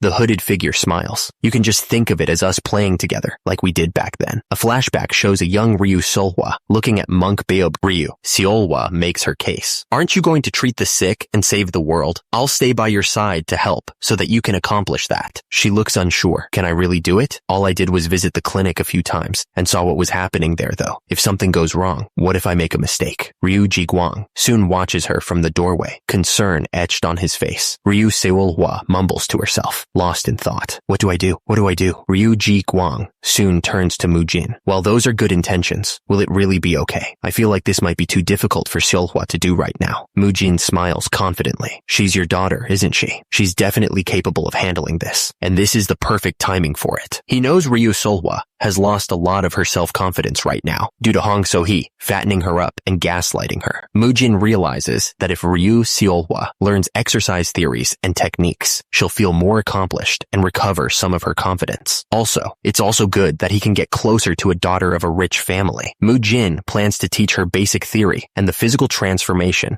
that comes with doing the basics on the first day of education. He explains, there's also the meat consumption for protein that couldn't be done in Shaolin, and a simple diet. If you eat meat, a nutrient known as protein will go into your body, and you can then exercise and train your body with those nutrients in your body. He intends to make professional terms sound as simple as possible, so Ryu Siola doesn't lose interest in this topic. Mujin continues, I'll even use apt analogies to explain things, so that's why you ate meat back then. Please forget about what happened back there. Ryu Siola was able to absorb and digest all the information very quickly. Mujin smiled. On the 5th day, both of you, please come in. I'll now teach her stretching and Pilates techniques. Despite being under confinement, it seemed she could go outside if it's for education purposes, so they visited the clinic to be able to get practical experience. Yeongahi joined them for Ryu Siola to practice on. Mujin said he couldn't touch Ryu Solhwa's body personally, but needed to teach her, so Yeongahi stepped up to help. Ryu Siola responded, yes, grandmother. Even though Ryu Siola looked worried, she was able to perform the techniques as soon as she learned them. Yeongahi exclaimed, oh my, this feels as good as what Monk Mujin did. Monk Mujin, am I doing this right? She was able to progress quickly in learning the postural therapy techniques and acupressure. Mujin thought, that was amazing, Lady Siola. You were able to learn quite quickly. When her abilities are recognized, it'll bring her a great sense of accomplishment, which words can't even describe. On the 9th day, Mujin stood with his arms crossed, observing Ryu Siola. She seemed to have a new goal. Mujin watched as Ryu Siola jumped rope, noting her determination. Her goal didn't seem to be for the sake of the merchant guild or her father, but for herself. I think I know what that goal could be, he mused. Mujin leaned against the wall, lost in thought, but I might cause things to screw up by assuming. It's rude to be talking about the weight of a woman after all, so for now, I'll observe her and only help when it's needed. The situation has been greatly unfair for her. She had been gaslighted by the spy this whole time, and that was what led to her gaining so much weight. Mujin reflects on his recommendation to Ryu Siola. I did recommend personal exercise to Ryu Siola with the pretext of education purposes. You need to move a lot to understand your body more, but she never showed any dislike for it. He watches Ryu Siola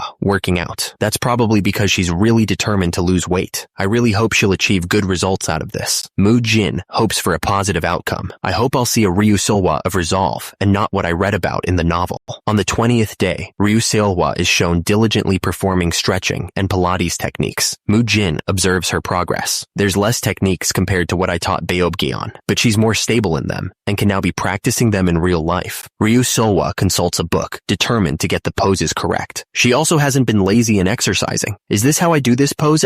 The next pose is Mujin observes Ryu Siola dedication. That's not a bad start in becoming a professional trainer. Because she's still growing, she'll be able to lose weight successfully if she doesn't give up. He continues to watch Ryu Siola. Since going on diets are tough even for adults, I think her transformation is amazing, since she was timid at the start. Mujin is not the only one who has noticed Ryu Siola's transformation, and I'm not the only one who thought that. I can't believe she's so different now, compared to when she was just depressed all the time. He recalls Ryuji Guang's response to the transformation. Ryuji Guang was so moved that he gave me some emergency funds secretly without my seniors knowing. Mujin recalls Ryuji Guang's words, furious at the offer. Are you trying to buy me with money? Are you trying to humiliate me? Mujin admits he couldn't refuse the money. It was way too hard for me to reject him when it was so much money. Mujin shook hands, already thinking about how he would spend his emergency funds. One day, I'll use this money to buy me some protein to eat. Mujin mused on Ryu Siola's progress. Training her went smoothly, but that wasn't the end of my goals. Merchant guild leader. I think she's ready. You think so too? Mujin pitched his next idea to the merchant guild leader. I was thinking about opening up a branch in the countryside. You don't just want there to be clinics in Dengfeng County, do you? Mujin imagined the possibilities. The opening of franchises. We'll set up a clinic in the countryside to earn even more money.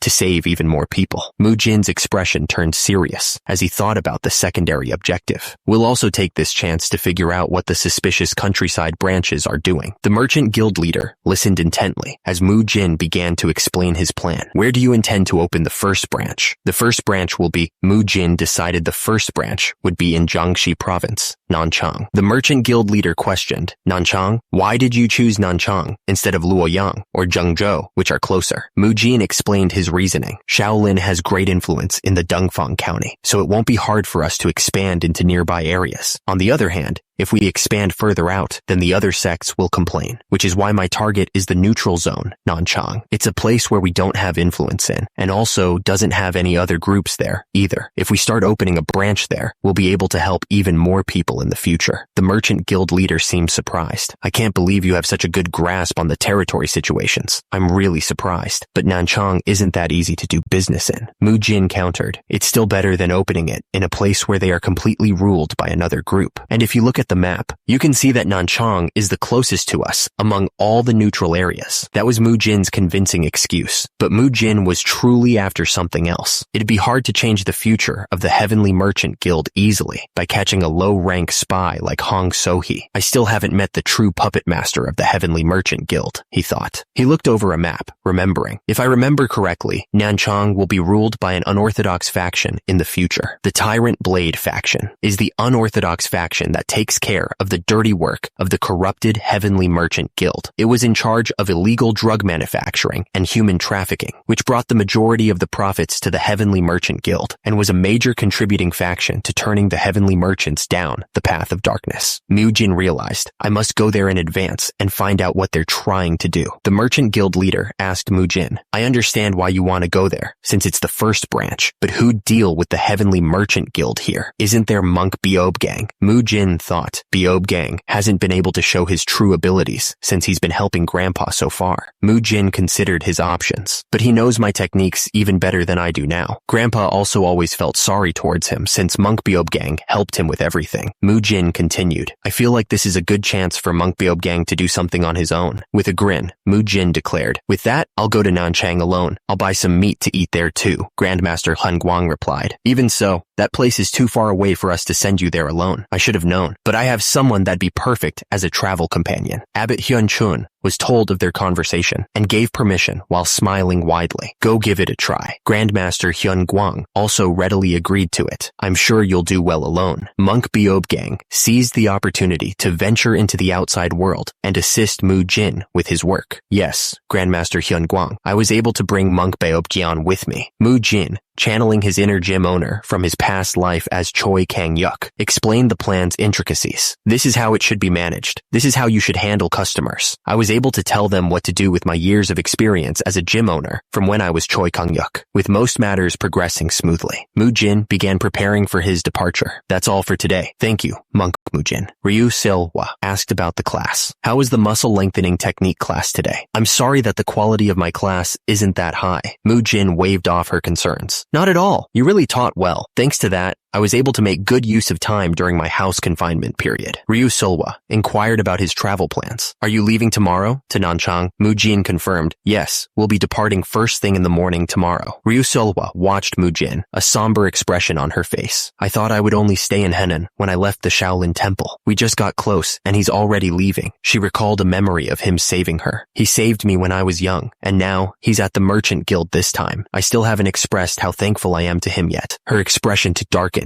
as she stood alone on the balcony. Everyone around me is leaving. It's hard getting close to anyone. She looked up, her eyes filled with a mix of sadness and determination, since they all end up leaving eventually. Lady Siola, Mujin grinned, trying to lighten the mood. I'm just going on a business trip, so I'll be coming back when I'm done there. You've got to continue working hard while I'm gone. He pointed a finger at her, a playful glint in his eyes. I'll be checking to see if your skills improved when I'm back, so brace yourself. I won't go easy on you, understand? With that final pinky promise, Mujin felt confident that Ryu Siola had the motivation she needed. All preparations were complete. Mujin was ready to commence his business trip to Nanchang. How long does it take for us to get to Nanchang? He wondered. The driver responded, if there are no issues, I think we'll reach it in about 4 days. All right, We'll be counting on you then. I'll bring you there safely. Mujin thought to himself. Since I put an end to Hongishe, their organization will definitely make their move. If possible, I want to deal with the Tyrant Blade faction while I'm there and meet with that person. Meanwhile, at the Heavenly Merchant Guild, a man sat at his desk reading Unorthodox Tyrant Chronicles, one of Gokyoung's novels. Guests of the Merchant Guild leader are coming here. Branch leader. The branch leader inquired. From the main group? What kind of guests are they? There's a high chance that the Merchant Guild leader of the fallen Heavenly Merchant Guild, a villain organization in the novel, is. They're from the Shaolin Temple. He's the second son of Ryu Jiguang. Ryu, blessed monk, will be arriving shortly, a voice announced. Mujin sat on a pile of crates, reading a book. A member of the Heavenly Merchant Guild confirmed. That place we see is Nanchang? Yes. Please prepare to disembark. Mujin thought to himself. That's my second place of business. In the distance, the city of Nanchang came into view. Mujin sighed. It would have been better if I'd gone on this business trip alone.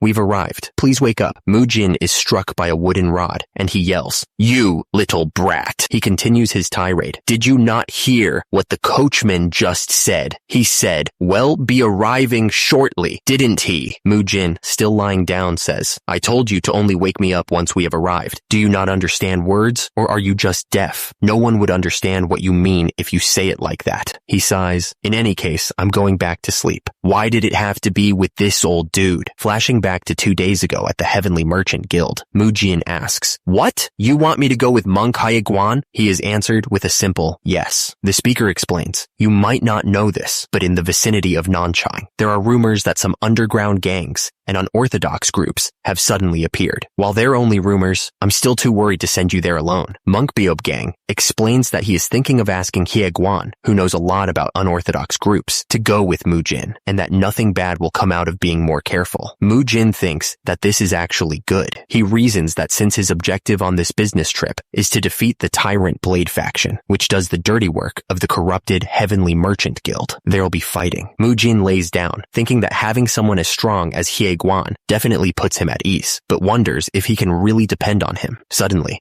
Mujin's ear twitches. Mujin smirks, thinking something fun is about to happen, and that those little rats have come out to meet them. Hidden in the bushes, 2 figures with glowing red eyes peer out. This trip won't be a boring one. Heavenly Merchant Guild, Nanchang Branch. Ryu Siola asks, So, have you confirmed it? The figure in the mask replies, Yes, we've confirmed that they've arrived in a horse carriage. The Shaolin disciples have come here. A subordinate announces, Branch leader, the guests of the Merchant Guild leader are here. Ryu Siola replies, Oh my, let them in. Mujin, now bursting out of his robes, stands tall. Mujin, his back to Ryu Siola, senses something amiss.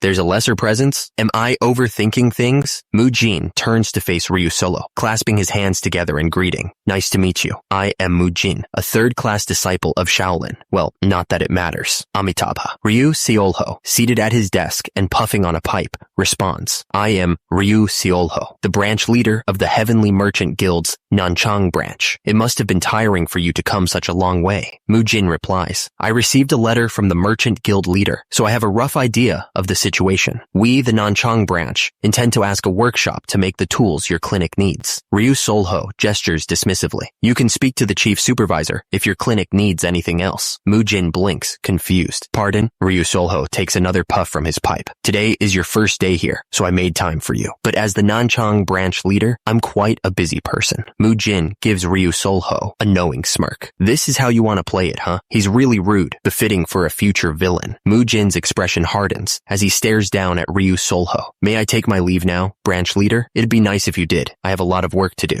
Ryu Siola replies flatly, Please take your leave. After Mujin leaves, Ryu Siola sits alone at his desk. A hooded figure appears behind Ryu Siola. Even though he wasn't sure, I can't believe he detected your presence. He's certainly no ordinary monk. Ryu Siola takes another puff from his pipe. His eyes narrowed. Underestimating him might end up disrupting our plans.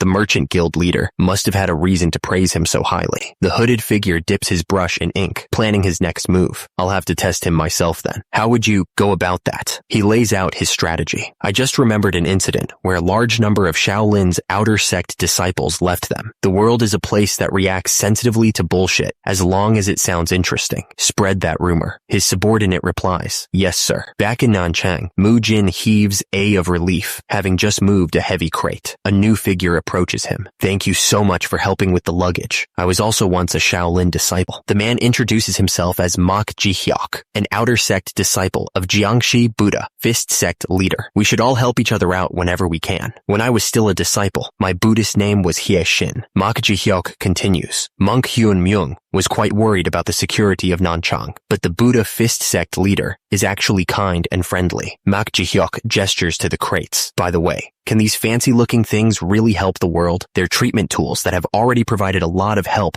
to the world. Mok Ji-hyuk's smile fades as he continues. We can't be the only ones who use something this good. That's why we came here. Is the Buddha fist sect leader in there? Mok Ji-hyuk and Mujin stand outside the building, knocking on the door. Is anyone in there? The door slides open, and a man in a tan robe greets them. Oh, please excuse me for a moment. It seems I have an uninvited guest. The man exits the building. The man throws his arms open, surprised by the crowd. What? Why are there so many people here? I have something to say to the person who came from Shaolin. I heard some unpleasant rumors. What? Rumors. The man in the tan robe is met with a crowd of people, one of whom comments, they're the core people and sects in this area, huh? They don't look too strong. Kang Taegu, Jiangxi Tai sword sect leader, questions the Shaolin disciple. Is it true that the noble Shaolin disciples that have cut off ties with their worldly desires are trying to do business with medical techniques? Another man chimes in. The Shaolin temple is trying to do business. Is it because you're low on money after the outer sect disciples left in groups? The man in the tan robe stammers. As you can see, this place is just going to be a clinic. It will be for those who are suffering in this world and need treatment. An angry voice shouts, do it for free then. Even if they may not be doing well financially, how could the Shaolin temple expand their territory to do business? Go back to your mountain now. Corrupted by money? These assholes are really crossing a line here. Mujin steps forward, interrupting the heated exchange. Pardon me for interrupting your conversation. Mujin's expression darkens as he hears the accusations. We, the Shaolin disciples, have just arrived here and are unloading our luggage. How did you know we'd be using medical techniques?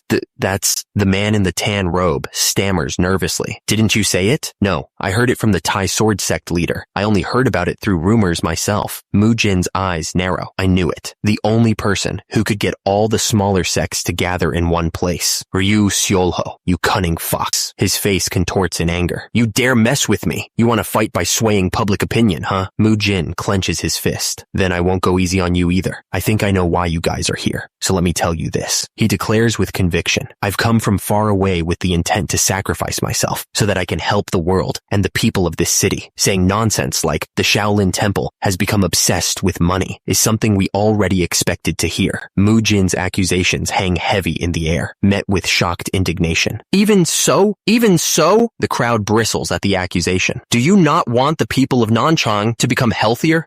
That's way too far-fetched. Mujin stands firm, his gaze sweeping over the assembled sects. Far-fetched? Let's be honest. Why would the Shaolin temple need your permission to open a clinic here? He continues, his voice laced with disdain. There must be a reason, right? Or do you just take us for fools? Let's be honest here. You guys are just Ryu Siola's puppets. The tension in the air thickens as one of the men steps forward, his patience clearly exhausted. I can't listen to this anymore. Why does a young monk of the Shaolin temple talk so much? A hulking figure steps forward, muscles straining against his robes. Father, let me handle it from here, the crowd murmurs, recognizing him as Kong Gyeon, the Tai sword sect leader's eldest son. Mujin's proposal hangs in the air, a challenge wrapped in the guise of tradition. I'll teach you the mindset a Shaolin disciple should have. We could probably do that over a duel, just like how orthodox factions resolve issues. Mujin takes the crowd's reaction as a sign of agreement. All these cheers mean they're in agreement, right? Okay then. Kang Jiawan, still towering over Mujin, hesitates. Mujin, radiating a palpable energy, urges him forward. Don't just stand there. Come at me already. The crowd watches with disbelief, their expectations shattered. Why aren't you giving your all? Is he really a teenager? But I heard he was just a third-class disciple. Mujin, in his orange robes, moves with surprising speed and power. There's a reason he was able to survive Dengfeng County, huh? How is he so strong? Kang Jiawan lunges, but Mujin anticipates his move, executing a swift counterattack. There it is again! That That weird technique! Mujin uses Kang Jaewon's momentum against him, flipping him. Mujin continues his assault with a technique that seems foreign to the traditional martial arts of this world. Karate leg hook. Kang Jaewon lies on the ground, defeated. Mujin stands over him, unimpressed. Your attack was so obvious that even a kid could dodge it. Mujin stands tall, looking down at the defeated Kang Jaewon, and declares, I've won, so don't cause any more ruckus. No going back on your word, not like an orthodox martial artist would. From a nearby rooftop, a man observes the scene. Oh, I didn't even have to get involved, although that was a pretty crazy thing to do. It seems the situation has been resolved somehow. He smirks, thinking, but how foolish. Another man watches Mujin with a critical eye. He's left a bad impression on the residents here from the very start. Kid, what are you going to do now? Meanwhile, the women of the Heavenly Merchant Guild have gathered, whispering amongst themselves. Oh my, he's so handsome, one woman gushes. Look at his body. His clothes can't even hide those sturdy muscles. Look at his luscious flowing hair. Handsome man. Want to play with me today? Oh my, don't be embarrassing. Mujin, now sporting a wig, complains. I can't believe I'm wearing a wig. Darn Shaolin Temple. Mujin, in disguise. Thanks to the disguise, no one would ever guess that I'm a monk. He reminds himself, in this time period, the Tyrant Blade faction hasn't completely taken over Nanchang yet. I need to dig up every piece of information on them, no matter how small it may be. Suddenly, Mujin's eyes widen as he catches a familiar scent. This smell is... His gaze is drawn to a bustling inn. He reels back, conflicted. I can't go in there now. I must remember what I came here for. I even disguised myself. He steels himself, remembering his mission. Calm down. I need to find the Tyrant Blade faction quickly and deal a huge blow to Ryu Siola and the other villains. Mujin, still in disguise, sits at a table and a man offers him a drink. Come to think of it, mushrooms and tofu have been my only sources of protein food the past few months. This liquor just goes down so easy. You'll get drunk at this rate. No, Mujin, get yourself together. He internally scolds himself, remembering his mission. I need to focus on gathering information, not meat. Think about what I need to do right now. Mujin stands among a group of people. He overhears a loud stomach rumble. I think I just heard thunder roaring. No, that came from that young man's stomach. Shh, how can you be so tactless? The scene shifts to a plate of tofu, then to a plate of fish. Mujin decides that nothing's more important than filling his stomach first, declaring it's the perfect time to use the money he received as a gift. He reflects that it's been so long since he had high-quality protein, the last time being back during the wall-facing punishment. He doesn't know when he'll get another chance, so he needs to eat more in advance. Mujin thinks that he's working so hard so that Shaolin won't starve, and he's also helping the Heavenly Merchant Guild, so he ought to reward himself with at least this much. He spots a plate of dongpo pork and exclaims that it's the same dish that Grandpa had such a great time eating. Mujin inhales deeply, savoring the aroma. It smells so freaking good. I'll help you be reborn as nutrients within my body. Mujin sits by the window, enjoying his meal. Mujin happily holds up a piece of pork with his chopsticks, ready to devour it. A man with a blue shawl looks down at Mujin with a smile. Mujin sits at the table, surrounded by dishes of food, as the man watches him from the window. The man's expression shifts to one of dark amusement. Monk, Hie Guan. I never imagined I'd be seeing a fellow monk here. Mujin slams his fist on the table, enraged. What a spread you have there. Are you enjoying yourself? You're the one who corrupted Grandmaster Hyun Guang, huh? Mujin narrows his eyes, his voice dripping with suspicion. Is this why you tried so hard to stay in Nanchang? I saw you going after that big stupid oaf with a fire in your eyes. Mujin considers the offer. Well, fine, if I make good use of this. He slams his foot down, making his intentions clear. It could be an opportunity to take down the Tyrant Blade faction. As the price for me turning a blind eye to this, you'll pay for what we have here. Mujin continues, explaining the situation. More liquor bottles that were ordered. So, Ryu Ji Guang, the Heavenly Merchant Guild leader, he continues, told you that an underground organization has established themselves in Nanchang and have been committing atrocities, like kidnapping children and women to sell them off. Mujin takes a drink and continues. You then disguised yourself and ordered food here so you could gather information on them. Is that it? Yes, that's right. Mujin finishes his drink. I see. The name of that group is the Tyrant Blade faction. I want to drink liquor too. If what you're saying is the truth, then Mujin smirks, anticipating a good fight. I'll get to exercise my body for the first time in a long while. Yeah, ones who were watching us seem to be the Twin Blade faction. Below, two figures cloaked in black observe the scene from the forest. Mujin muses over their inaction. What's strange is, even though they detected my energy, they did nothing at all. So since they did nothing, even after seeing my anti-demon Buddha energy, they must still be sane. Mujin shouts, startling Ryuji Guang. A waiter nervously peeks through the door. Yes, sir? Ryuji Guang stares in disbelief at Mujin, holding a silver ingot. That's my silver nyang. I only took them out for a bit. When did he take one? Mujin looks at Ryuji Guang expectantly, holding out the silver. Do you know anything about that group known as the Tyrant Blade faction? If you know anything, tell me, and I'll give you one more of these. Mujin is on the hunt for the Tyrant Blade faction,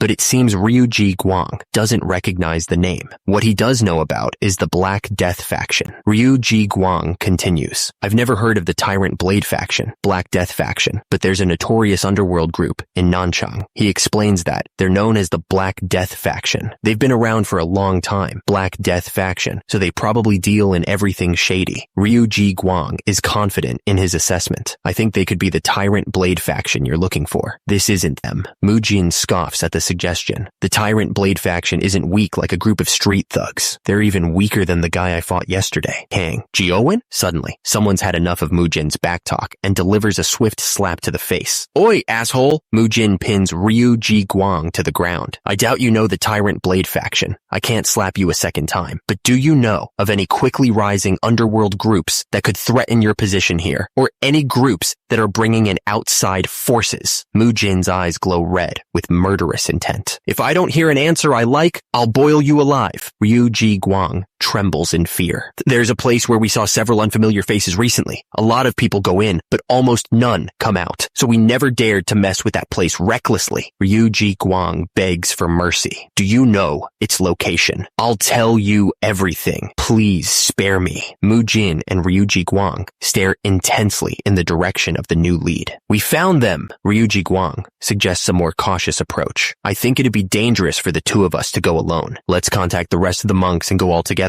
Ryuji Guang suggests, calling for reinforcements, but Mujin dismisses the idea. Huh? You want to call for reinforcements? I don't think there's a need for that, though. Mujin confidently declares that his own men are sufficient. I think my guys are good enough already. Ryuji Guang realized the presences he sensed were not enemies, but the Demon Extermination Squad. The presences I felt were from the Demon Extermination Squad. When did they start following us? Mujin explains that they appear wherever he is, or wherever the stench of the demonic cult lingers. They'll appear wherever I am, or the stench of the demonic cult is. Well, that means the higher-ups didn't just call for me to be here. They're really obsessed with me. Mujin, eyes glowing with determination, orders the Demon Extermination Squad to move out. All of you heard, right? Demon Extermination Squad, move out. The Tyrant Blade faction, an unorthodox group from the Unorthodox Tyrant Chronicles, is known for being extremely cruel and vicious. This villain organization, funded by the Heavenly Merchant Guild, engages in illegal activities such as drug smuggling and human trafficking, choosing remote, secret locations within villages to avoid detection through kidnapping, imprisonment, and trafficking. Someone asks, "You failed?" A subordinate confirms the failure. Yes, unfortunately. On your orders, we tried to make use of the sects in this area to drive out the Shaolin disciples, but the monk known as the Blessed Monk got in our way, and we failed to drive them out. The leader is furious. You failed because of a young monk? This is why I hate the way the Orthodox faction does things. Those hypocrites can't even pull their own weight. The subordinate worries. But will this be okay? If Hie Guan, the demon exterminator, is really with the Blessed Monk, the leader of the Tyrant Blade faction is unconcerned about the arrival of the demon exterminator. So what? He scoffs. Do you think I'll lose? The Tyrant Blade faction leader grins, seemingly excited by the prospect of a challenge. Well, I guess he has killed a lot of people. Aren't you curious as well? He continues, a dark amusement in his eyes. If the demon exterminator and I, the Tyrant Blade faction leader, fought at full force, then who would win? Suddenly, the perspective shifts to a man in a wide-brimmed hat, walking along a stone wall. He pauses, looking off panel. What's that sound? The man in the wide-brimmed hat is puzzled by the sensation. Huh? It's getting hotter now. Wait, on closer look, those are palm-shaped? Suddenly, a Rulai Divine palm strike slams into the building. The Tyrant Blade faction realize the situation. An enemy ambush. Enemy ambush from the east? Get everyone out here. Another member of the Tyrant Blade faction is caught off guard. Over the other side too, Monk Beob Gang has arrived, shirtless and ready to rumble. They're all baldies. The intruders are from the Shaolin Temple. Stop making a big fuss. That wasn't enough to kill you. Ambush from both the east and the west at the same time. An attacker's foot slams down on the face of a fallen enemy. We're coming in from the front too. Mujin leaps into action, polearm in hand, scolding his team. You should check all directions. You guys are so incompetent. He slams his foot into an enemy's face. I get your standards now. Mujin, now wearing a prisoner's uniform, stands before a gate, a look of grim determination on his face. Unorthodox martial artists that have been tormenting the world. Today marks the end of your atrocities. Mujin orders the Demon Extermination Squad to attack. Demon Extermination Squad, move out. Amitabha. The Demon Extermination Squad overwhelm the Tyrant Blade faction. Mujin realizes something about his allies. I didn't notice till now, but the older monks are damn strong. The Demon Extermination Squad is making short work of the Tyrant Blade faction. They're all just going around and making quick work of the villains. Is this the power of the Shaolin Temple, the world's strongest guiding light? One of the monks calls out to Mujin, telling him that Monk Hyeguan has gone on ahead. Mujin, Monk Hyeguan went on ahead. Leave this place to us and catch up to him. Mujin agrees, sensing a powerful clash of energies in the distance. All right, I can sense incredible energies clashing ahead. He rushes towards the source of the commotion. He finds Monk Hyeguan. Monk Hyeguan, are you all right? There were more enemies than expected. Mujin narrows his eyes, a grim expression settling on his face. The battle between Monk Hyeguan and a mysterious figure reaches a fever pitch, with devastating blows shaking the very earth. What? This is insane. The sheer power on display leaves one of the monks in awe. I've never seen such an insane fight. To think the enemy is strong enough to fight on par with Monk Hyeguan. Another monk declares, that man must be the Tyrant Blade faction leader. The Tyrant Blade faction leader slams his weapon down with enough force to shatter the ground beneath him. Seeing an opening, Monk Hyeguan retaliates with a sweeping strike of his staff. All members of the Demon Extermination Squad. He orders the rest of the Demon Extermination Squad to begin their search of the compound. Start searching within the compound. The man with the ponytail orders his forces to save everyone imprisoned here. He continues, search every corner thoroughly and find anything that could be used as evidence against them. The command is given, and the forces of the Demon Extermination Squad clash with the Tyrant Blade faction. Meanwhile, a foot clad in a simple shoe stomps down, presumably to trigger some mechanism. Looking up from below, the man with the ponytail prepares to strike a descending foe with his spiked club.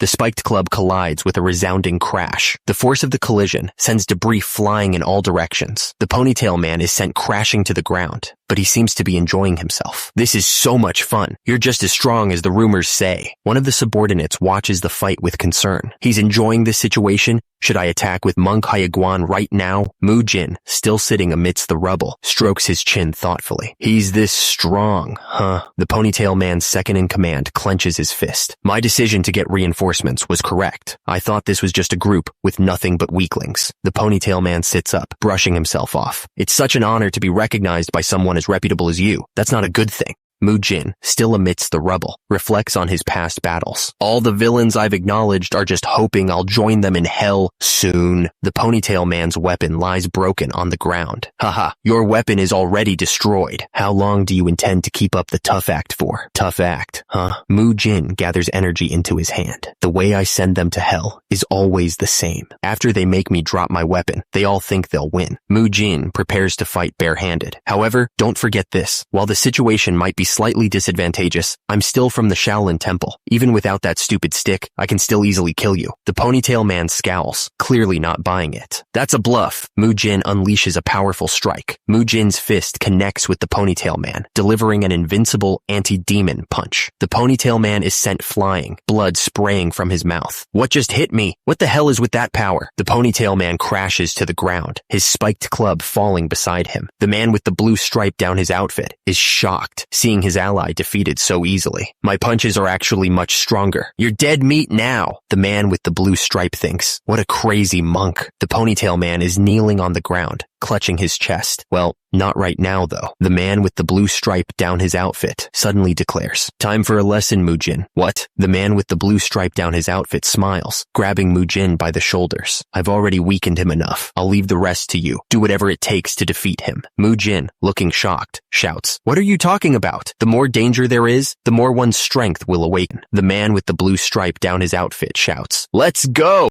Mujin is kicked off a cliff. He's suddenly throwing me off a cliff? It came came out of nowhere, but Mujin is now facing the Tyrant Blade faction leader. The man with the ponytail and beard looks determined. This fight starts now. The Tyrant Blade faction leader shouts, "Let's go!" The bearded leader of the Tyrant Blade faction looks down at Mujin, who is sprawled on the ground. "You're dumping the fight onto someone else in this situation?" He continues to berate the blue stripe man, who kicked Mujin off the cliff. "Are you saying I'm not skilled enough to fight the demon exterminator?" The Tyrant Blade faction leader prepares to attack. "While that was a pointless provocation, your intention in angering me," he leaps into the air, ready to strike Mujin, "has worked." The leader raises his weapon, ready to strike. After crushing this snot-nosed brat to bits, the leader of the Tyrant Blade faction is ready to finish this, declaring, "I'll also grind you, the demon exterminator, to dust." But the blue stripe man has a different opinion. "You're mistaken about something. I'll be nice and tell you what it is. That monk over there is no ordinary snot-nosed brat." The Tyrant Blade faction leader is caught off guard by the monk's sudden attack. Mujin pins the leader to the ground. "He's a snot-nosed dog. That feels worse than being called a Mujin," continues. "Brat, while it didn't have good form since the self-defense martial art technique was done in a rush, it worked out either way." Mujin is not letting up. "You won't be able to stand up now that I dropped you on your back. I'll render your legs useless before you get up." Mujin unleashes an energy breathing technique. Discharge. The blue stripe man observes Mujin's technique. "You've used quite the strange technique. A young monk who has a symbol on his head and uses weird techniques. I see now." He puts it all together. "You are the blessed monk Mujin? Looks like we've got quite the lineup gathered here today." The blue stripe man orders his subordinates, "All of you, while I fight that young monk, I want you to tire out the demon exterminator as much as you can." The Tyrant Blade faction leader scoffs. "You're not gonna let me observe peacefully, eh? Well, not like it matters." The blue stripe man smirks, purple energy swirling around him. "I heard you're quite skilled in treatment techniques. Let's see if those great techniques will help you survive." The blue stripe man swings his mace, crackling with purple energy. "Though you'll probably die before you get to use any of those techniques on yourself." Meanwhile, the Tyrant Blade faction members are getting pummeled by the demon extermination squad. The Tyrant Blade faction member smirks, blue energy emanating from him. He taunts, "That's it, you're doing great." While having your left leg up, Mujin kicks out, aiming for the mace. "Neutralize the impact. I don't need you to tell me what to do." The blue stripe man grunts as the kick lands. The blue stripe man, eyes burning with purple energy, roars, "This little piece of shit!" Mujin twists, attempting to break free from the larger man's grasp. The blue stripe man grits his teeth. Mujin manages to get an elbow twist lock on the blue stripe man. "Elbow twist lock? This bastard's using another unknown technique." The blue stripe man strains against the hold. "No matter how many times you use it, it's futile." The blue stripe man throws Mujin away from him. "Haven't you learned this already? Such flimsy tricks won't work on me at all." Mujin grits his teeth, realizing that every technique he throws at the blue stripe man, he just gets right back up. "How many times has this been? Every time I use a technique on him, he always gets up immediately." Mujin thinks that even though the blue stripe man is weakened, the difference in level is still too large. He might end up wasting his strength without landing a good hit. Even though he's currently weakened, the difference in level is still too large. I might just end up wasting my strength without getting a good hit in at this rate. Mujin decides to fight fire with fire. "Do I need to subdue him with martial arts? A tooth for a tooth, an eye for an eye." Mujin unleashes a flurry of blows, club barrage strikes, Arhat palm strikes, and chain punches. The blue stripe man takes the hits head on. Mujin lands a chain punch. The blue stripe man swings his spiked club at Mujin, but Mujin retaliates with a devastating kick aimed squarely at the groin. Groin shattering kick. The blue stripe man reels back in agony. "You?" Mujin scoffs. "Tisk, you sure yap a lot." He follows up with another strike. "Eat this!" Mujin prepares to land another blow.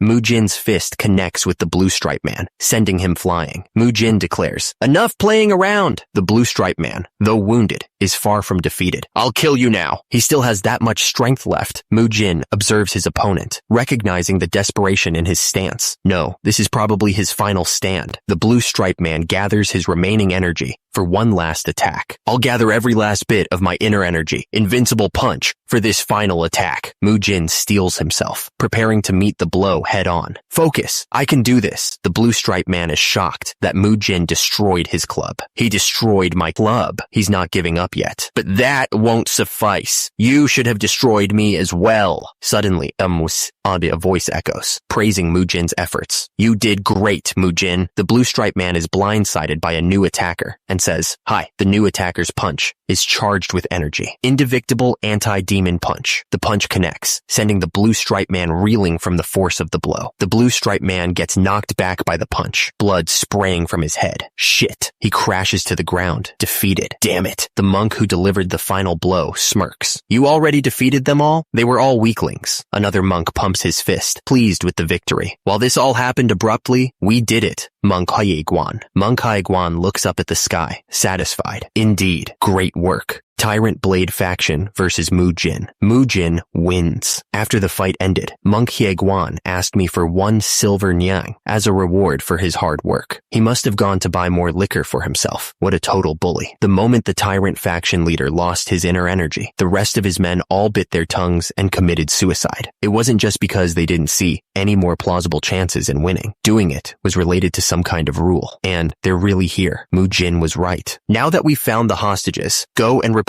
this to the others. We were also able to safely rescue the trafficked victims. I handed over those who were rescued over to the Demon Extermination Squad for them to manage. Information regarding the victims was fortunately in the ledgers, so sending them back home shouldn't be a difficult task. However, there was only information of identities that were about to be sold. In the documents and ledgers, the Demon Extermination Squad found. Talk about meticulousness. I can't believe there's not even a single letter that's related to Ryu Siola. Mujin flipped through the documents, finding nothing of use. What is it? Mujin's eyes widened as he stared at the document in his hand. Mujin read the note in his hand. 2 children, 1 woman, addressed to Jaegul Hyun, looking to deal at the back door of the Jaegul clan. He recognized the name. If it's the Jaegul clan, that's one of the shadow syndicates in Unorthodox Tyrant Chronicles, and I thought they were only in that story. To think they're here as well. Mujin's face twisted in rage. They're still working with the underworld and committing all sorts of horrible atrocities. Damn it. These fucking pieces of trash. Jin's face contorted in fury as he read the document. The Jaegul clan? If it's the Jaegul clan, that's one of the shadow syndicates in Unorthodox Tyrant Chronicles. To think they're here as well? He recalled what he knew of the clan. The Jaegul clan is one of the larger clans that are active in Nanchang. He continued his mental rundown. They are known to be exceptionally intelligent, as expected of the bloodlines of a Jaegul. With their exceptional intelligence, they created a wide variety of enchantments, war tactics, and strategies. They made use of such knowledge to constantly advance themselves and eventually made themselves known throughout the world. If the Shaolin Temple is a place that's known to possess the most ultimate arts and sacred arts, then the Murim group that does the most research on martial arts would be the Jaegul clan. However, despite having exceptionally intelligence and martial arts, they always fell behind the other clans in terms of their standing in the world. The 1,000-year Shaolin Temple, who always came out ahead of them, inevitably was seen as a thorn in their side to them. Mujin frowned. You could say they have a sense of rivalry with the Shaolin Temple. If I remember correctly, in the Unorthodox Tyrant Chronicles, the Jaegul clan was a group that only appeared for a short time and left the story shortly after. The traps created by the Jaegul clan and the other shadow syndicates were resolved by the protagonist quickly. After that, the story didn't mention what happened to the Jaegul clan, so I thought things ended on a good note. Did they come to Shaolin Chronicles and carry a more important role? They only had a minor role in the 2nd volume of the story, yet now they're trafficking humans in the 3rd volume, which I'm in. Those filthy trash. Meanwhile, Grandmaster Hyun Guang sat in a room, seemingly unbothered by the unfolding events. A man in a black robe bowed before him. You called me to come here so urgently, yet then made me wait for so long. The man continued, my apologies. The treatment for the sect leader's son took quite a while. Jaegul Hyun, one of the elders of the Jaegul clan, sat surrounded by hooded figures, talking about the sect leader's son, who fought with the blessed monk. The hooded figure asked, that's Kang Jaewon, right? Kang Jaewon, covered in bandages, stood before Jaegul Hyun, who apologized. You came a long way here, yet we were late to receive you. We sincerely apologize for that. Kang Jaewon replied, it's fine, I'm not that upset. Jaegul Hyun continued, I can't believe the blessed monk beat up such a kind child so badly. Was this really done by the Shaolin Temple, which is known to be the pillar of the orthodox factions? He stammered. Exactly so, Kang Jiawan questioned. But we're an orthodox group. Is it okay for us to act so scrupulous? Jaegil Hyun snapped. Brat, this is because you lost. Jaegil Hyun loomed over Kang Jeon, who asked, so then, you called me here to ask for help? Jaegil Hyun grinned. Now we're talking. Jaegil Hyun continued his rant. That's right. We were simply trying to help the Shaolin Temple to not forget their roots, but they dared to shout at us and asked us if there were any rules that forbid the Shaolin Temple from doing business. They even asked us to fight them if we were unsatisfied. When they fought the Shaolin monk, then used some weird unseen technique on my son to turn him into this state. Just look at him. My son hurt his jaw so badly that he might not even be able to talk in the future. This is because there's no prior warning or follow-up on this matter. Grandmaster Hyun Gwang scoffed. Who? Pathetic fools. They can't even take care of a single young monk and then dared to contact me, an elder, for help. Another member of the Jaegil clan, speaking to Grandmaster Hyun Gwang, complained. Are they truly so incapable of doing anything without my help? Look at this. His jawbones are not even in place. Father, why am I supposed to clean up after the mess that your son has made? The scene shifts, showing members of other groups in distress. The people from the other groups are the same. Money problems, along with issues with tasks, and even conflicts within groups. Nothing is being done right. Grandmaster Hyun Gwang mused. They are people who tried to take over Nanchang for themselves when they're not capable of it. I was waiting for them to fight among themselves and kick each other out of the race. Grandmaster Hyun Gwang realized the situation was different this time. How dare they look down on the Shaolin Temple? They used excessive force. He considered this carefully. I'll take that as the reason to chase the Shaolin Temple down and then set up a group to take over. He planned to slowly create puppets so that they could take over all of Nanchang. Grandmaster Hyun Gwang thought back to the fight, and his son has fought with the blessed monk, right? That's good. I can find out whether our next generation is stronger or the Shaolin Temple's next generation is. I won't let such a big fish slip away. Grandmaster Hyun Gwang decided to help them out. Your family has aided us, and now you're under pressure. It wouldn't do for us to sit by and do nothing. Grandmaster Hyun Gwang gestured to the hooded figures behind him. Our one of outstanding special squads, the Shadow Sword Squad, will be sent to help you. Go and request another fight with that monk. The member of the Jaegil clan seemed hesitant. Another fight? It'd be better if we were of similar age. If we let the have Shaolin reputation, then pull the public over to our side. Grandmaster Hyun Gwang pointed a finger. This is good. I want you to fight him, Jinhee. The scene shifted to the Buddha Fist sect, where the Shaolin Temple was currently staying. The man demanded. So, you're saying that my fight with your son previously wasn't official, as it was a one-sided beating, and now you want a rematch? The older man sputtered. That's right. You simply fought in the streets without seeking our permission and with no one to judge the fight. And how dare you yawn when talking to an adult? You have no manners at all. Mujin replied. Didn't everyone cheer for us to start fighting previously? That's basically agreement already. How can you change your mind now? The sun hasn't even risen yet. Isn't it rude of you to visit us without sending a single letter in advance? The older man shouted. You should just accept whatever an adult tells you and apologize. Don't stray away from what we were talking about. I was already concluded as the winner last time. My son is injured so badly because of you that he can't even speak. Do you think I'll just let it go after you put him in that state? A voice cuts through the tension. Both of you,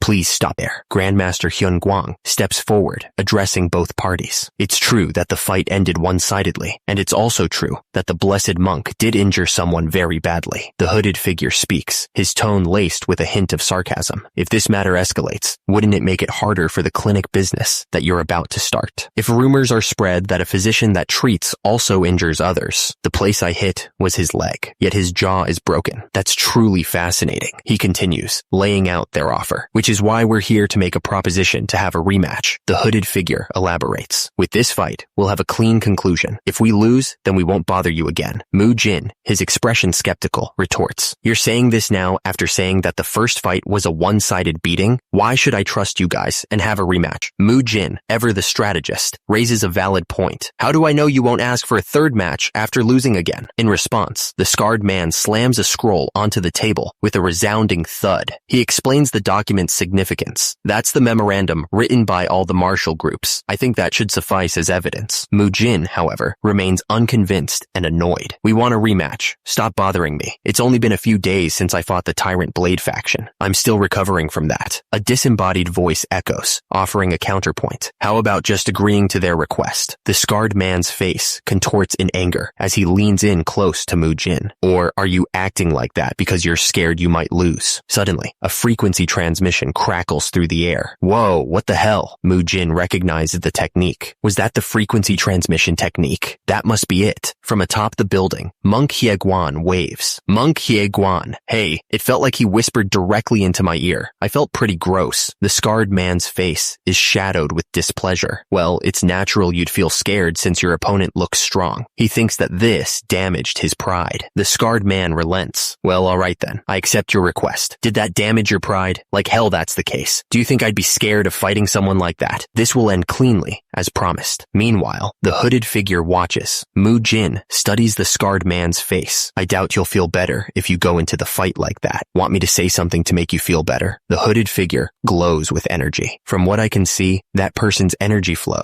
Mujin recognizes the group approaching. Looks like it could be someone from the Jaegul clan, that group who call themselves our rival on their own. Mujin smirks, eager for a fight. Oh, this is great, since they came looking for me themselves. Mujin observes the approaching group, ready to send their strength. This is a good chance to see just how strong they are. Mujin addresses the hooded figure. It'd be better if you removed that veil. I don't want you to make an excuse, saying that it got in your way while fighting. The hooded figure agrees to remove their veil. Alright then. The veil is pulled back, revealing the figure's face. The elders behind Mujin look on with concern as Jaegul Jinhee reveals herself, her fan at the ready. Jaegul Jinhee begins to speak. I'll be serious. While I understand how you might be upset, she continues, please refrain from speaking casually to me. Jaegul Jinhee, Jaegul Clan Shadow Sword Squad member, Patriarch's granddaughter. Mujin is shocked that the rematch will, she's a woman? Jaegul Jinhee doesn't wait for Mujin to finish his thought and immediately attacks. Start now! Mujin is surprised by her speed. How is she so fast? At this rate, I'll get slashed. Mujin knows he has to defend himself, and fast. I must cover myself with iron guard. He barely manages to raise his arms in time to block Jaegul Jinhee's lightning-fast attack. Mujin is caught off guard by the sheer force behind her strike. The hell? Mujin is thrown back by Jaegul Jinhee's attack. The hell? She's so damn strong. Jaegul Jinhee stands poised with her fan, radiating confidence. Oi,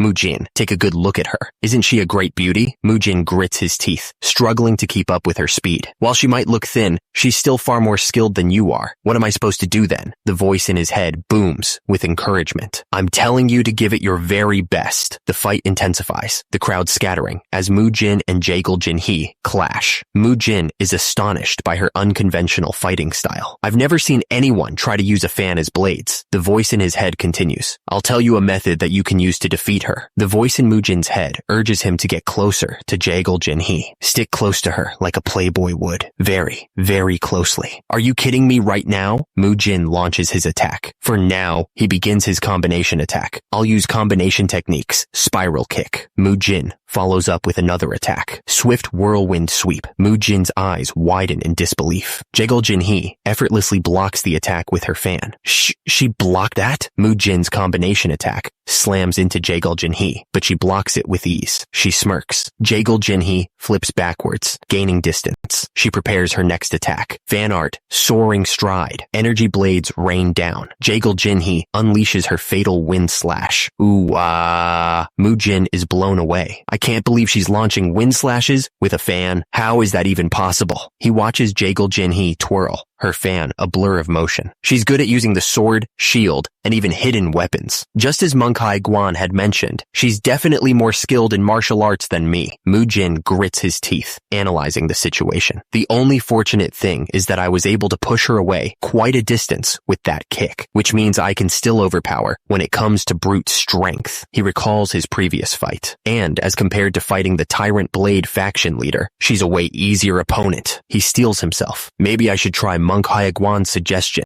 Mujin launches himself forward, determined to close the distance. I'll stick Close to her. He analyzes his previous mistakes, realizing he was initially thrown off balance by her unfamiliar weapon. I was a little flustered at the start in close combat because she used an unfamiliar weapon, but I know how I can deal with that now. His plan is simple. Shut down her wind slashes. I'll start by disabling her ability to launch those wind slashes. Jaegul Jinhee watches him warily, floating in the air. What is he doing? She is surprised by his reckless charge. He's just recklessly charging towards me? Mujin continues his relentless advance, taunting her. How long do you intend on looking high and mighty by attacking from above? Does the air above taste that good? Mujin's hand, glowing with red energy, latches onto her ankle. Gotcha. He pulls Jaegul Jinhee down towards him. Come with me. Time to fight on the ground. Mujin slams Jaegul Jinhee into the ground. Get down here. Jaegul Jinhee coughs up blood from the impact. She looks up in shock as Mujin smiles down at her. Mujin looms over her. Where are you going? Mujin, energized by his red aura, throws a punch while declaring, I won't let you go. Jaegul Jinhee defends herself with a fan. Jaegul Jinhee's eyes widen, and she thinks, what's with him? Why is he sticking so close to me? Mujin's face is determined as he continues his assault. Jaegul Jinhee analyzes the situation, thinking, in the close quarter fight earlier, I definitely had the upper hand though. Did he see through my movements, or does he have some other objective? Mujin's grip tightens as he declares, gotcha. Come with me. I won't let you go. Jaegul Jinhee is shocked by his strength and tenacity, thinking, to the hell he's so damn strong. Such a fearsome tenacity. Jaegul Jinhee struggles to fend him off. I've never had anyone coming at me this fiercely before. What the hell is with this monk? Mujin sees an opening and prepares to strike. He grabs Jaegul Jinhee's head. She looks up at him, a bead of sweat rolling down her face. Jaegul Jinhee is caught off guard. What? What is it? What are you trying to do? Mujin smiles, a sinister glint in his eyes. Mujin and Jaegul Jinhee's foreheads collide. Mujin stands over the fallen Jaegul Jinhee, his face contorted in a furious grimace. He addresses the onlookers. All of you saw that, right? The ex-bodybuilder's expression shifts to a sinister grin. I won again this time, so don't create any more trouble after this. The Jaegul clan members look on in disbelief. This can't be. The Jaegul clan lost again to the Shaolin temple? One of the elders is beside himself with rage. How are we losing to them every single time? The sky is the limit, or so they thought. Every single time, single. That was how the rematch concluded. After that, the martial groups of Nanchang stopped interfering in the affairs of the clinic because Shaolin's victory was indisputable and because they had all signed the memorandum. The Jaegul clan, which requested the fight, even helped in the clinic's business, saying things like, they seem to have misjudged how they should be treating Shaolin and all. They also cut off their ties with the low-ranking martial groups and said they're in the process of reorganization, but that's none of my business. Mujin listens to the Jaegul clan's explanation. It looks like they're just trying to restore their reputation by working with us, but it doesn't change the fact that they're involved in human trafficking. I'll accept their help for now, but I won't be opening up my heart to them. That was how the Nanchang branch, which couldn't open due to various interferences and troublemakers, was able to finally prepare for our opening. Mujin wipes the sweat from his brow, already thinking ahead. The restoration of buildings in poor condition and cleaning have been completed. When the treatment tools, along with a few other equipment arrive, we could open up the clinic immediately. Let's prepare to open the clinic. Mujin, along with another monk, are excited about their progress. Finally, in just a month, upon arriving in Nanchang, Mujin exclaims, the clinic is about to open. Meanwhile, a woman peeks through a doorway, watching Mujin. She smiles, thinking, found him. That's my... She finishes her thought. Blessed monk. The woman embraces Mujin tightly, thinking, she's so damn strong. You're very strong. Gotcha. I've got you in my arms. She declares,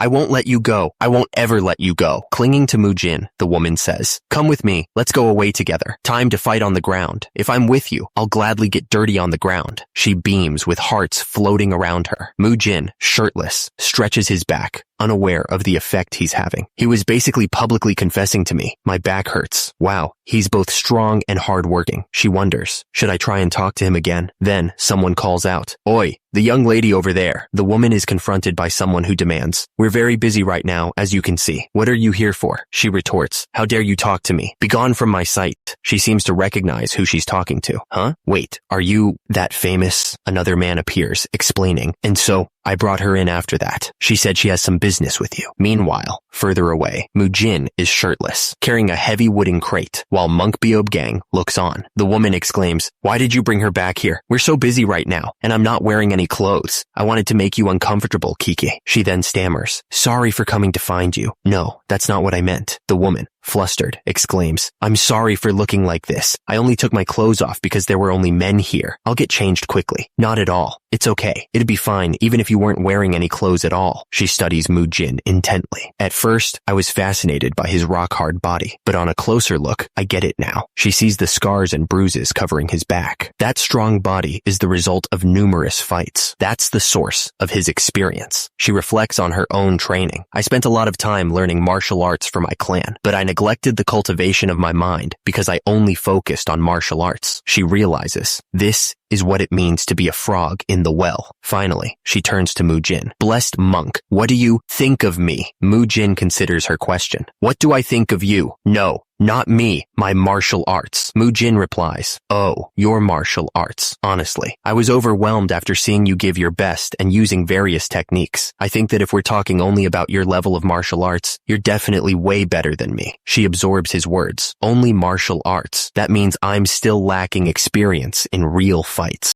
Mujin disagrees. "That's not necessarily so." Mujin continues, "One could think of it as a lack of experience in a real fight, but your ability to think on your feet and adapt is quite exceptional. You were able to tear apart most of my techniques using various methods, didn't you?" The woman is flustered by his praise. "That instinct of yours and martial arts are much better than mine, so I'm in no position to comment much on it." She thinks to herself, "He praised me." Mujin observes the woman in the blue dress. She looked depressed a while ago, and now she's all smiley. He thinks to himself, she's actually honest about how she feels, even though that wasn't my first impression. Why didn't someone as skilled as her appear in the novel? If I remember correctly, in the novel, Dark Moon Tyrant chronicles the Jago clan was described to be one of the world's shadow syndicates, just like the Heavenly Merchant Guild. Did something happen before they became a shadow syndicate? I'll have to work harder then. Or could she be an original character from the Shaolin Chronicles? That means I'm still lacking experience in real fights. Or could she have died an unnatural death? Mujin waves his hands dismissively, but that really doesn't mean you should go looking for trouble in order to gain experience in actual combat. The world of Muram is a place where you could die anytime, after all. Mujin's words catch the woman in the blue dress off guard. You shouldn't do anything reckless just to gain experience. Is he showing concern for me right now? She tries to play it cool, but she's clearly flustered. I'm not so weak that I need you to be worried about me. I'm so happy what she says, and how she's behaving seem different. Mujin smirks to himself, seeing an opportunity. This is great though, since I got closer to someone from the Jago clan. Using this relationship I can use to figure out the movements of the Jago clan from time to time. He turns to her, a serious expression on his face. Was that the reason you came looking for me today? You wanted to know why you were defeated and how you can become stronger. I have quite a lot of work to do right now, so I can't spar with you frequently. Mujin continues, hoping to secure a training partner, but I really like your passion for martial arts. If you're okay with it, would you like to spar with me while I stay in this place? It's a little lonely training by myself every time. The woman in the blue dress is taken aback by Mujin's forwardness. Wait.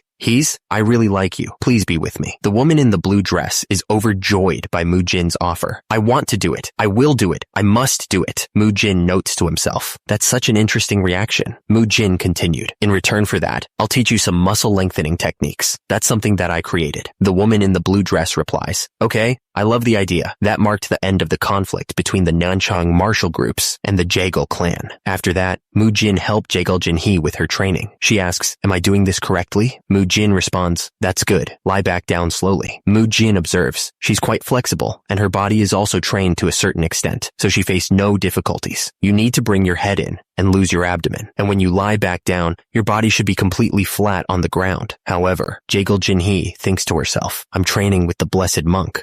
He's so clever. He's so friendly. Mujin notices. There are times she can't seem to focus because she seems to be thinking about something. I can only hope she finds a solution to her problem. Meanwhile, everyone at the Body Treatment Second Clinic was working very hard as well. It received a great response in Dangfang County. It'll be the same in Nanchang too. Mujin stood with the others. Both the commoners and the wealthy seem to like it. I'll be counting on you for the treatment today, Amitabha, he thought to himself. Fortunately, with this, I think Shaolin will have lesser financial problems. Though, Mujin addressed the group. As you know, we can't be here in person forever. You need to keep up the current standards even when we're not here. One of the monks replied, yes, I understand. I'll spend more time training in the treatment techniques from Toda onwards. But how are we supposed to do the electricity treatment and heat treatment by ourselves? Mujin reassured him. You don't have to worry about that. We'll teach you the cultivation method and technique that'll be used in the treatments, so you'll have no problems performing those yourself. It won't be the ultimate martial arts of Shaolin though. It'll be a cultivation method that's of a lower grade. Mujin explained. Monk Beob Gang will help with the electricity treatment. Monk Beob Hui will help with the heat treatment. Mujin struck a balance of things somehow, but he couldn't be satisfied with the current state of things. He wondered, is it okay for me to keep living like this? I haven't gathered any intel on Ryu Siola, which was the reason I came here. He admitted to himself, actually I have a lot of doubts about him, but I don't have any evidence to prove my doubts. I never expected him to be someone so thorough and meticulous. Mujin looked up at the night sky. I can't just stay here either. This is driving me nuts. What do I do? Mujin wasn't the only one facing a situation that wasn't going well for him. Elsewhere, someone was clearly not having a good day. Those bastards, damn it. Someone was clearly not having a good day. They couldn't drive away the likes of mere Shaolin and instead foiled our plans. There's no one who can do anything properly around here. The hooded figure's frustration grew. The other martial groups tried to interfere but failed, and the Tyrant Blade faction was destroyed as well. The Jagal clan has failed to be of help as well. He slammed his fist down on the table, scattering ink and papers. It's as if Shaolin was moving because they noticed something. We need to follow them closely. Find out where the intel leak is. The man's face contorted in rage as he considered the implications. What are you trying to say? Are you saying they knew our plans from the start and came to Nanchang to stop us? His eyes narrowed, blood trickling from a wound on his forehead. At this rate, I won't be able to catch up to the achievements of Ryu, the merchants, and then the merchant guild be out of my grasp too. Is there really no way to drive those bloody monks out? He clenched his fist, knuckles white with anger. A letter had arrived from the main merchant guild, and the hooded figure seemed annoyed by it. What? What's so important about that right now? This is the solution. The letter was handed over. There's always a way to survive, even when falling off a cliff. The hooded man unfolded the letter, his expression unreadable behind the mask. He seemed to consider the information carefully. Yes, we were told that in the other branches within Nanchang, there'll be places that are connected to that place like us. A sinister smile spread across his face. Indeed. Good. Gather them all here. The hooded figure turned to the scarred man. People say getting old makes your heart weak. I guess the current merchant guild leader can no longer fulfill his role anymore. The hooded figure read the letter, and his irritation seemed to grow with each line. He's already so old, yet he's decided to host a 70th birthday celebration. The hooded figure received a letter from Ryu Guang, the heavenly merchant guild leader. The letter expressed gratitude for their help and hoped for a continued great relationship moving forward. The primary reason for the letter was to inform them that Ryuji Guang's mother, Yon Gahi, would soon have a birthday, and they would be hosting a celebration for it. The invitation was only sent to their most trusted friends, with the hope that through the celebration, their friendship could become even stronger. The letter continued, explaining that all of Ryuji Guang's family members would be attending, and they would love for the recipient to join them if possible, and that the date of the celebration would be. Mujin, reading the letter, thought to himself. The storyline that comes after this is obvious. Mujin realized that after everyone who joins the celebration is killed, Ryu Siola will then take over the Heavenly Merchant Guild. Mujin hadn't been expecting Ryu Siola to get a chance to take over the Merchant Guild in this manner, and he knew he wouldn't be able to do much when the Heavenly Merchant Guild became corrupted, so he decided that he must prevent this tragedy. Fortunately, Mujin had already done most of what he could in Nanchang, so he ought to prepare to go back to the Dengfeng County. He told Jigal Jinhe that he'd completed 2 rounds of push-ups and would now rest 15 minutes, then do 3 more rounds. Yes, that's right. You remembered it correctly. Jigal Jinhe asked how the muscle strengthening technique was going. Mujin responded that it stimulated the growth of his body, and he stopped having distracting thoughts while doing it. It worked perfectly for training both his mind and body. Mujin, ever the enthusiastic instructor, gives a thumbs up. That's one of the huge benefits of the muscle lengthening technique. I'm certain you'll come to like it. The woman looks down, seemingly flattered. I've really never seen anyone show such good results after only doing it for 1 month before. You're truly amazing. Mujin grins. His work here seemingly done. I don't think there's any more for me to teach you. Ha ha ha ha. He then asks, you said you'll be leaving soon, right? She confirms his question. Yes. Mujin looks down, a shadow crossing his face. My elder says there's nothing for us to do in Nanchang anymore. Well, I did destroy all of the work that they'd built up in Nanchang so far. He looks back at her, a question in his eyes. I have something to tell you. Did she realize that I'm the one behind all that? Jaegal Jinhee, face flushed, declares, I'll become even stronger and come back here. So please duel with me again at that time. Mujin, seated, looks up at her. She continues, I'm glad that you're now requesting to duel with me as a goal now and not as a target. Mujin smiles warmly. I too will become stronger and wait for you. I look forward to the day that we meet again.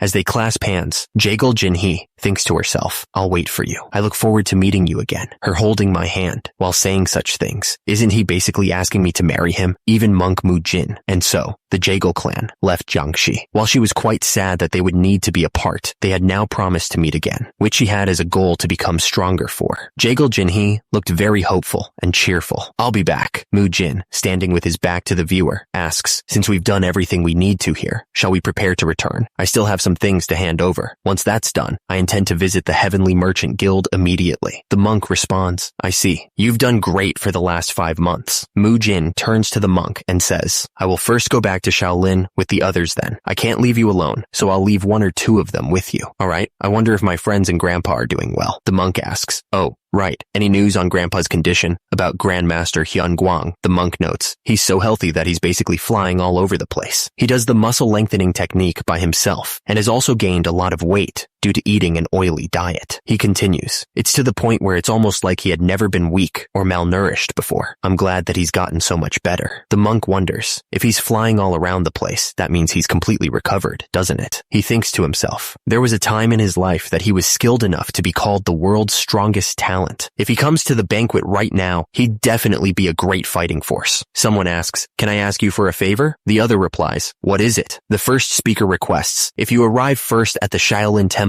can you please pass this letter to Grandpa? Monk Beob Gang asks for a favor, explaining, I won't be there, able to go myself, so I need your help on this. I have a feeling that something terrible is about to happen. He hands over a letter. Once Grandpa reads that, he'll understand what's going on. A few days later, at Grandmaster Hyun Guang's residence in the Shaolin Temple, Beob Gang interrupts the Grandmaster's muscle lengthening routine, apologizing for the intrusion. Hyun Guang waves it off, holding the letter. It's fine. Mujin sent me a letter. The muscle lengthening technique isn't important now. Hyun Guang reads the letter. Ho ho ho. I see. What's the matter? Beob Gang explains. Mujin said he's heading immediately to the Heavenly Merchant Guild. Yes, instead of dropping by the Shaolin Temple, he's going straight there. Grandmaster Hyun Guang strokes his beard, deciding, seems I'll be attending the banquet as well. Right, I'll just meet him there. He stares into the palm of his hand, a small flame flickering there. It's been a while since I've seen him. I'm looking forward to it. He glances at his status. Hyun Guang's height is 166 centimeters, and his weight is 53 kilograms, a 10-kilogram increase. His energy is unable to be estimated. Hyun Guang looks off into the distance, chuckling to himself. He probably grew much stronger since then, right? Haha, he did gain a lot of muscles. Grandmaster Hyun Guang. Grandpa must have received the letter by now, right? Mujin stands with a monk who smiles at him. He tells the monk, I need to go quickly and get prepared. Thank you so much for everything you've done. Mujin walks away from the monks, carrying a box. Although I'm leaving, I'll still drop by to visit from time to time. Thank you for being such a great help while I've been here. One of the monks replies, not at all. We really enjoyed helping you. The monk continues, you stopped the tyranny of the martial art groups in this area, destroyed a shadow organization, and we were also able to help a lot of people with the techniques you've taught us. Every single moment was enjoyable. Monk Beob Gang yawns widely as another monk tells Mujin, it was really eventful, and we thoroughly enjoyed our time with you all. The Buddha Fist sect shall inherit the will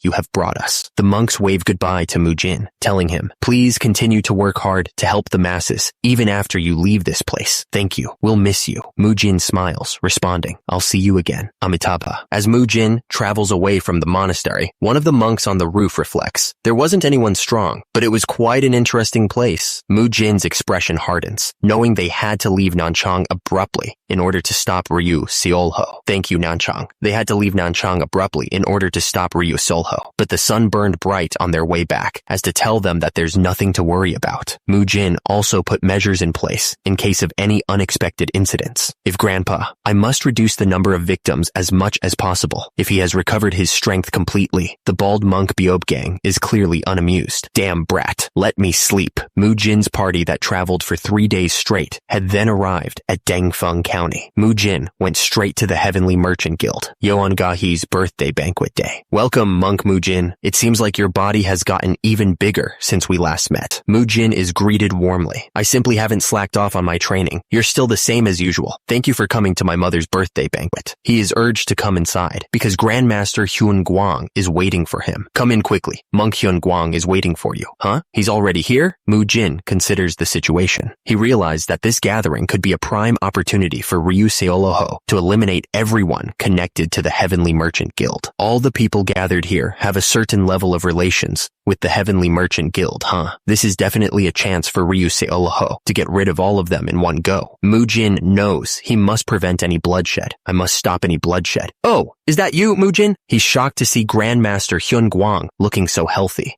Grandpa? You look so healthy that I almost didn't recognize you. Mujin is welcomed by Grandmaster Hyun Guang, who says, that's thanks to the assistance of the many people who've helped me. It's been a while, madam. Monk Mujin, welcome. Mujin smiles, his muscles practically bursting out of his monk's robes. I guess a lot of things have happened since we last met. You look like you've gotten even stronger as well. Well, quite a few things did happen. Grandmaster Hyun Guang beams at Mujin. Seeing how he and Siola have grown so much, I'm really happy to see that. Young people do have unlimited potential after all. Mujin tilts his head, a flicker of concern in his eyes.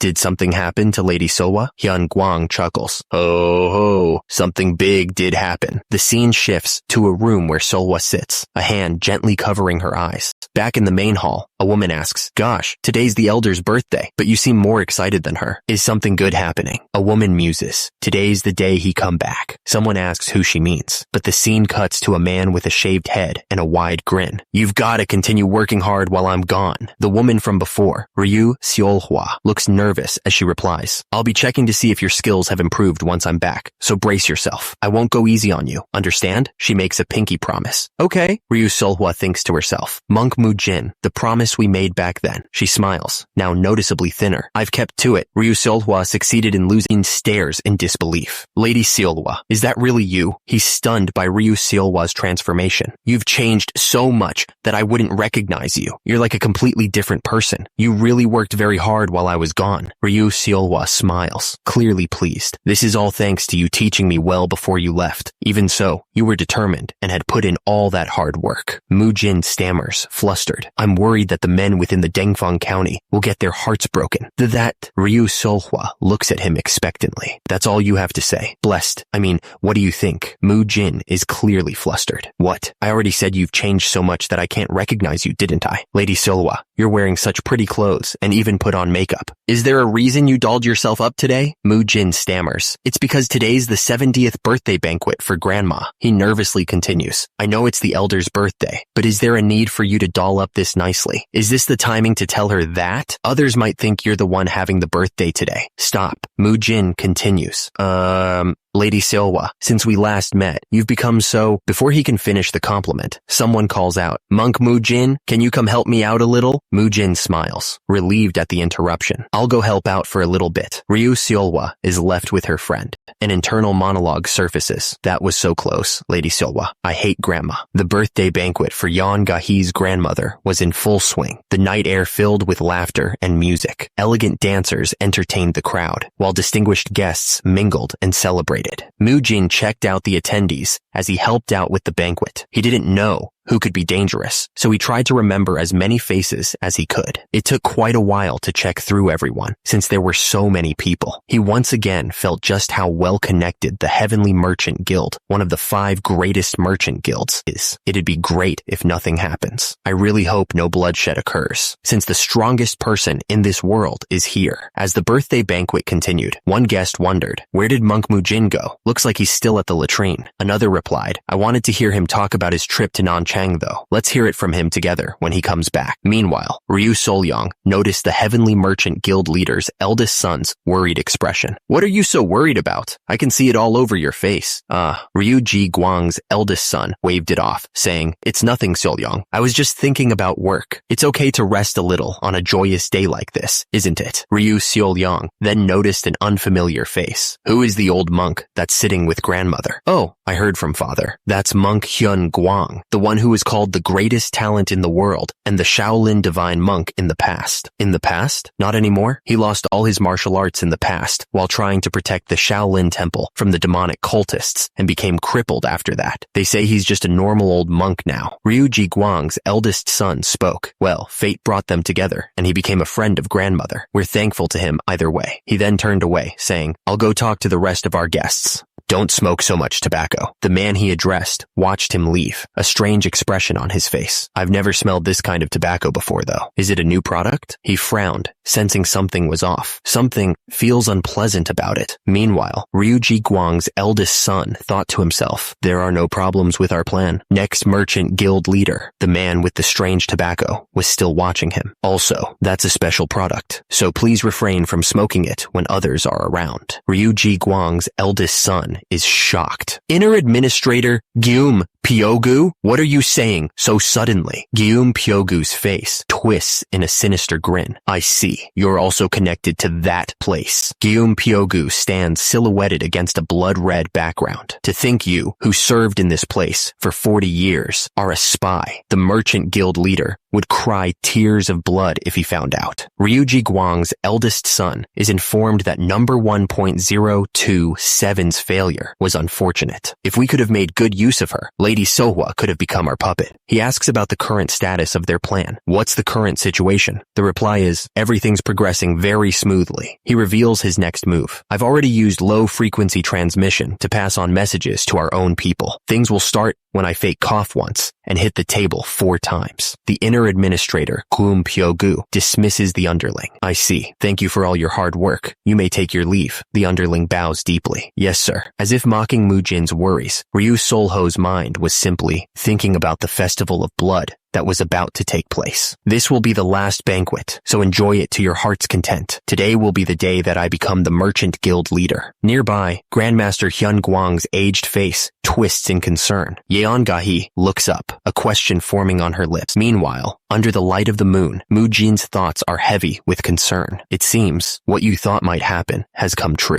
Yeon-gahi sits by the pond, musing to herself. Monk Mujin acknowledged my hard work. She fidgets with her dress, a hint of disappointment in her eyes. I wanted to hear him compliment me by saying that I've become prettier though. Seeing as how he didn't say that, maybe he's not interested in me to begin with. She stands up, resolving to return. Let's go back now. Lady Siola, where are you? They must be looking everywhere for me now. Yeon-gahi looks back with a worried expression. I might get scolded for coming out alone. Peeking from behind a wall, Yeon-gahi wonders what the sound is, noting that nobody should be around at this time. She overhears someone mention that another person has died of poisoning in the streets, wondering what the source of the poison could be. 2 men in dark cloaks stand in the courtyard as Yeon-gahi listens in. One asks if this is why they're concerned about Monk Mujin, adding that he's been making moves as if he knows about their plans. The cloaked figure mentions that all the disruptions caused in Nanchang were connected to Mujin, and that he highly doubts everything was just a coincidence. The man continues, stating that number 1027's incident was also related to him, adding that she said Mujin had deceived everyone. One of the men suggests that if they're going to kill them all, they might as well kill Mujin too, to which the other agrees. The cloaked figures continued their conversation, one stating, we'll take this chance to kill him off too. Yeon-gahi's eyes widened as she listened in. What did they just say? She realized that the voice belonged to the inner administrator, and that they were planning to kill the blessed monk. She thought to herself, I need to go back quickly and tell father. Suddenly, one of the cloaked figures turned his head, his eyes glowing red. Yeon-gahi gasped, realizing she'd been caught. He Yek! She scrambled to her feet, knowing she had to escape. They saw me. I got caught. I need to run now or else. Yeongahi bolted, desperate to escape after being discovered, but the inner administrator blocked her path. Where are you rushing off to, Lady Siola? Did something happen? He drew a dagger. Well, we're intending to kill everyone anyway. With a sinister aura, he lunged, dagger raised high. Farewell, Yeongahi screamed as the blade descended. Suddenly, a volley of throwing stars intercepted the blade. Tears streamed down Yeongahi's face as she braced for the killing blow. But then, like a wall of muscle, Monk Mujin thundered in, shouting, Monk Mujin! Iron Guard. Mujin's fist clenched, radiating heat. You're intending to kill everyone anyway? What a grand plan, huh? He glared menacingly, daring the inner administrator. In that case, start by trying to kill me, Mujin taunted. If you can, that is. Mujin is hit, despite his Iron Guard. I definitely covered myself in Iron Guard, but I still took damage. He's on a completely level compared to Hong Sohee. He examines the wound on his arm. Did he throw a blade in those few seconds or something? I might really die if I let my guard down. The inner administrator's eyes glow with murderous intent. This guy is a real killer. Mujin turns to Ryu Siola. Lady Siola, leave this to me and run away. You'll be safe once you get to Grandmaster Hyunguang. Ryu Siola looks conflicted. I can't do that. I would never abandon you and run away by myself. The inner administrator is about to draw his sword, but Mujin stops him. Keep your sword sheathed. Mujin unleashes a spinning kick on the inner administrator. The kick lands with a resounding thwack. Mujin shouts, Go now! He grabs Ryu Siola's hand, urging her to flee. Lady Siola, come quickly! Ryu Siola is propelled away from the fight. Mujin turns his attention back to the inner administrator. I leave Lady Siola to you. Mujin's eyes are filled with bloodlust as he prepares to fight. The inner administrator unleashes a flurry of blades toward Mujin. Mujin glares at the inner administrator, blood dripping from his face. He scowls. Looks like you're in a rush to cut your own life short. You're not even letting me say goodbye to her properly. That's so cheap. Mujin's eyes narrow. I guess that grand massacre plan of yours isn't that big of a deal, huh? Seeing as how you'd raise your sword at a young monk. Mujin challenges him. Try killing me if you think you can. The inner administrator is ready to make Mujin regret his words. I'll kill you as you wish then. It'll hurt, but you chose this. The inner administrator unleashes a flurry of strikes, each one aimed to kill. The attacks shatter the ground around Mujin, but Mujin isn't there. He's already moving, using the momentum of the attacks to propel himself forward. He closes the distance in an instant, a fist cocked back, ready to strike. The inner administrator is caught completely off guard. How did he get behind me? The inner administrator's attack crashes into the ground where Mujin once stood. Whoa! The force of the blow sends shockwaves through the air, but Mujin is already moving. He's so damn fast! He continues to move, a blur of orange, his fist a blazing inferno. Mujin scoffs at the inner administrator, who's perched on a nearby rooftop. You dodge a lot by jumping around like a grasshopper, huh? He taunts the inner administrator. Are you that scared of fighting me? Stop running away and get down here, asshole. The inner administrator's eyes glow red with rage. Don't waste your strength. Don't you know that'll only prolong your suffering? Mujin realizes the inner administrator knows his weakness. He already knows my forte, which is my grappling techniques. He throws blades from a distance, and when I get close to him, he moves around to maintain the distance between us.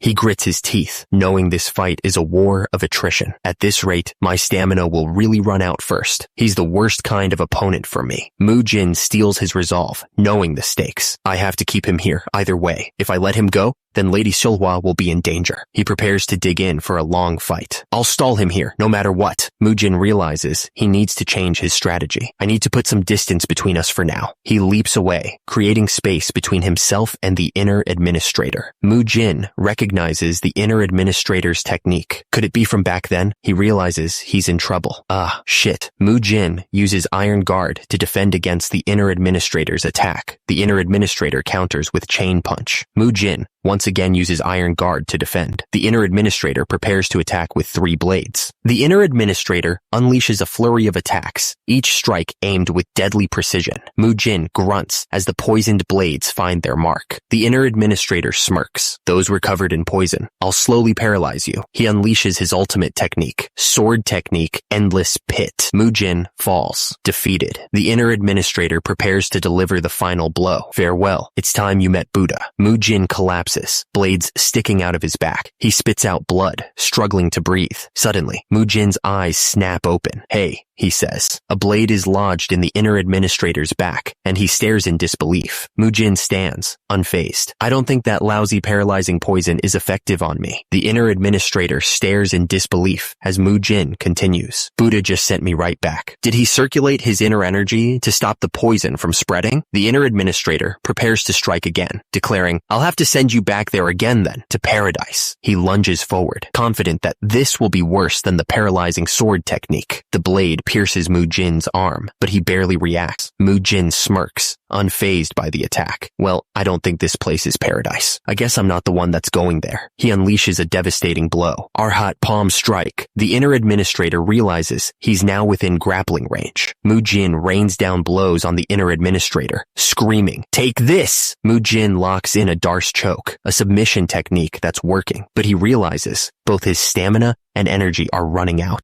He grits his teeth, knowing that if this drags on, he'll be at a disadvantage. "I have to end this now!" The inner administrator crashes to the ground, blood splattering around him. Mujin has him locked in a Darce choke. "I locked his left arm and neck in an instant. He won't be able to escape." The inner administrator struggles, but Mujin's grip is relentless. Mujin tightens the choke, his eyes burning with determination. His resistance is weakening more and more. "I just need to make him lose consciousness like this." The inner administrator coughs up blood, his eyes wide with panic. "It's already too late. This banquet is crawling with assassins. There's no way for you to stop it." The inner administrator's vision blurs as he loses consciousness, his plan to unleash chaos on the banquet seemingly coming to fruition. The inner administrator lies defeated, sprawled in a pool of his own blood. Mujin stands over the body, catching his breath. Since my techniques worked, he shouldn't be able to move for a while. He said there's no way to stop the attack. Suddenly, a voice echoes through the banquet hall. "Even with a truck full of guys like you still won't be able to defeat Grandpa." Mujin grits his teeth, ignoring the taunt. "There's no time to stand around here. I need to get to where Grandpa is." Mujin steals his resolve. "I have to hurry." Meanwhile, somewhere else in the chaos, Grandmaster Hyun Guang bites his nails, his face etched with worry. Elsewhere, the pieces are falling into place. All of the preparations are complete. With just a single signal, the Heavenly Merchant Guild will become yours, Lord Siola. The speaker continues. "We've already unleashed the hunting hounds in this place. They're probably communicating updates among themselves right now." A sinister grin spreads across Ryu Siola's face. "With just 4 knocks following a single cough, it'll all be over." Suddenly, a voice cuts through the planning. What will be over? Ryu Siola is confronted by monk Beob Gang. "You're branch leader Ryu Siola, aren't you? I've heard much about you from Mujin. This damn old monkey. How dare you disrupt my flow?" Ryu Siola looks down at the monk, confused. "I heard my grandson received great help from you in Nanchang. They said you provided support behind the scenes on many matters." "Me? Helping that boy?" Ryu Siola's guest takes a puff from his pipe, his expression unreadable. "We barely exchanged any words after our first meeting. I only made time today because it was the first day. You should leave now." What in the world was Mujin thinking, saying such things? He narrows his eyes, a chilling realization dawning on him. It's as if the Shaolin side knows something and is acting on it. "Don't tell me. They actually have intel on our side." His lips curl into a sinister grin, teeth bared. Another one of Ryu Seolho's men scoffs. "So what though? What can he do?" Suddenly, a voice booms out, silencing the room. Ahem. Grandmaster Hyun Guang steps forward, his presence commanding attention. "I too have received a lot of help from him, to the extent that I could bring an end to what I've been doing almost right away." Grandmaster Hyun Guang stares intently, demanding, "What have you been doing?" "I could tell him even if he knows everything." The man in the doorway smiles, unbothered by the accusation. "A change of leadership. No, I guess you could say I'm bringing in a new breath of life." He snaps his fingers, a cruel smile playing on his lips. "Everything will quiet down after all of them are killed anyways." At his signal, the assembled guests begin to fall, poisoned. Chaos erupts as the diners realize they've been poisoned. Suddenly, the lights flicker and die. "Eh? What happened? Did the flames in the lamp go out? I can't see anything." The blade technique, slaughterhouse, was the blade. Panic sets in as the diners realize what's happening. "What's going on? What's that sound? I can't see a single thing." A figure stands amidst the chaos, seemingly unaffected by the darkness. He chuckles darkly. A sinister voice cuts through the darkness. "Yes, it's time you all die. With this, the Heavenly Merchant Guild is mine." The speaker's face is illuminated by a single maniacal eye. Mujin's judgment rings out. In the end, you really did something despicable. He continues, his voice filled with condemnation. You no longer deserve redemption or another chance. You are pure evil, moving only for profit. Grandmaster Hyun Guang's eyes narrow, his expression grim. If it weren't for Mujin, this could have been catastrophic. A hand glows with power. There's no better way than this. The inner administrator's face is illuminated by golden light, a sinister smile plastered across his face. An enormous, fiery dragon manifests behind him, its eyes burning with malevolent intent. The inner administrator summons a massive fiery dragon, wreaking havoc on the room. The dragon's presence is overwhelming, but Grandmaster Hyun Guang remains unfazed. You shouldn't use the phrase bringing a new breath of life that carelessly. Hyun Guang's eyes gleam with determination. Did you really think I had no power to stop your filthy schemes? Amitabha. The inner administrator looks up, his face contorted in disbelief. Now, look around you. A massive palm descends, crushing the inner administrator and his assassins. The true divine palm strike obliterates the inner administrator and his forces. You've deployed so many assassins. True divine palm strike. Grandmaster Hyun Guang declares, I've suppressed all of them. You may as well give up now. The inner administrator finds himself paralyzed, struggling against an unseen force. I can't move. What is happening here? The inner administrator's face contorts in rage. He wants me to give up now, with our great goal right in front of us. He wants me to give up here. He channels his energy into a small dagger. With a surge of defiance, the inner administrator screams, Damn you! But Grandmaster Hyun Guang unleashes his power, shouting, Hey! The inner administrator lay defeated, as Grandmaster Hyun Guang stood his ground. Everyone saw it. He shouted at Ryu Siola, who as soon as the lights went out, started laughing like a madman, and said that the entire merchant guild was now his. Until now, he had only shown a gentle and understanding face. But now, in front of Ryu Siola, he showed rage. Those who had been pinned down by Hyun Guang's energy all began drawing their weapons, radiating killing intent. Everyone's minds were burned with the image of Ryu Siola losing control and trying to kill everyone else. Ryu Siola tried to have them all killed. No one dared to speak first, all eyes glued to the reactions of Grandmaster Hyun Guang and Ryuji Guang. Then, one of the banquet attendees, who had faced the threat of death, broke the silence. Monk. Mujin, he's in danger. Please help him quickly. One of the 5 great merchant guilds of the world, the Heavenly Merchant Guild, was led by its guild leader, Ryuji Guang. Ryuji Guang, his face a mask of composure, urged everyone to stay calm. Think about what must be done first. Ryuji Guang wastes no time issuing commands. Azure Gold Squad, listen closely. Subdue the killers and Ryu Siola, who are being overwhelmed by their own bloodlust. He points toward the exit. The rest of you, follow me. We're going to rescue Mujin right now. We must hurry up. Ryuji Guang is determined to save Mujin, declaring, we can't allow anyone else to die. With that, Yeongahee's 70th birthday banquet came to a close. Ryuji Guang, the guild leader, didn't hesitate to give orders. Azure Gold Squad, listen closely. Subdue the killers and Ryu Siola, who are being overwhelmed by their own bloodlust. He then commanded the rest of the group. The rest of you, follow me. We're going to rescue Mujin right now. We must hurry up. But as they rush to the scene, they find a bloody hand lying on the ground. One of the men stops short. Wait, is that? Another recognizes the figure in the distance. Merchant guild leader, could that person be? It's Mujin, covered in blood, but very much alive, asking, are you all right? What's the situation here? Everyone is in danger. With the immediate threat neutralized, one of the men sighs in relief. I'm glad to see it's been resolved. Ryu Siola, still bleeding from the mouth, looks up at Grandmaster Hyun Guang with admiration. As expected, of Grandpa, I knew I could trust him. Monk Mujin! She rushes to Mujin's side, cradling his head in her lap. Monk Mujin, wake up! You can't die! One of the men yells out. Someone get a physician. We can't let him die like this. Another man shouts. Quickly, bring all the physicians right now. The merchant guild leader clutches his head in dismay, barking orders. Grab every available medicine we have. Hurry! The chaos of the banquet was too much for Ryuji Guang, who was experienced in all sorts of situations. We need to take care of Mujin first. Yes, sir. It turns out that all of this utter chaos was caused by his second son. As the father, Ryuji Guang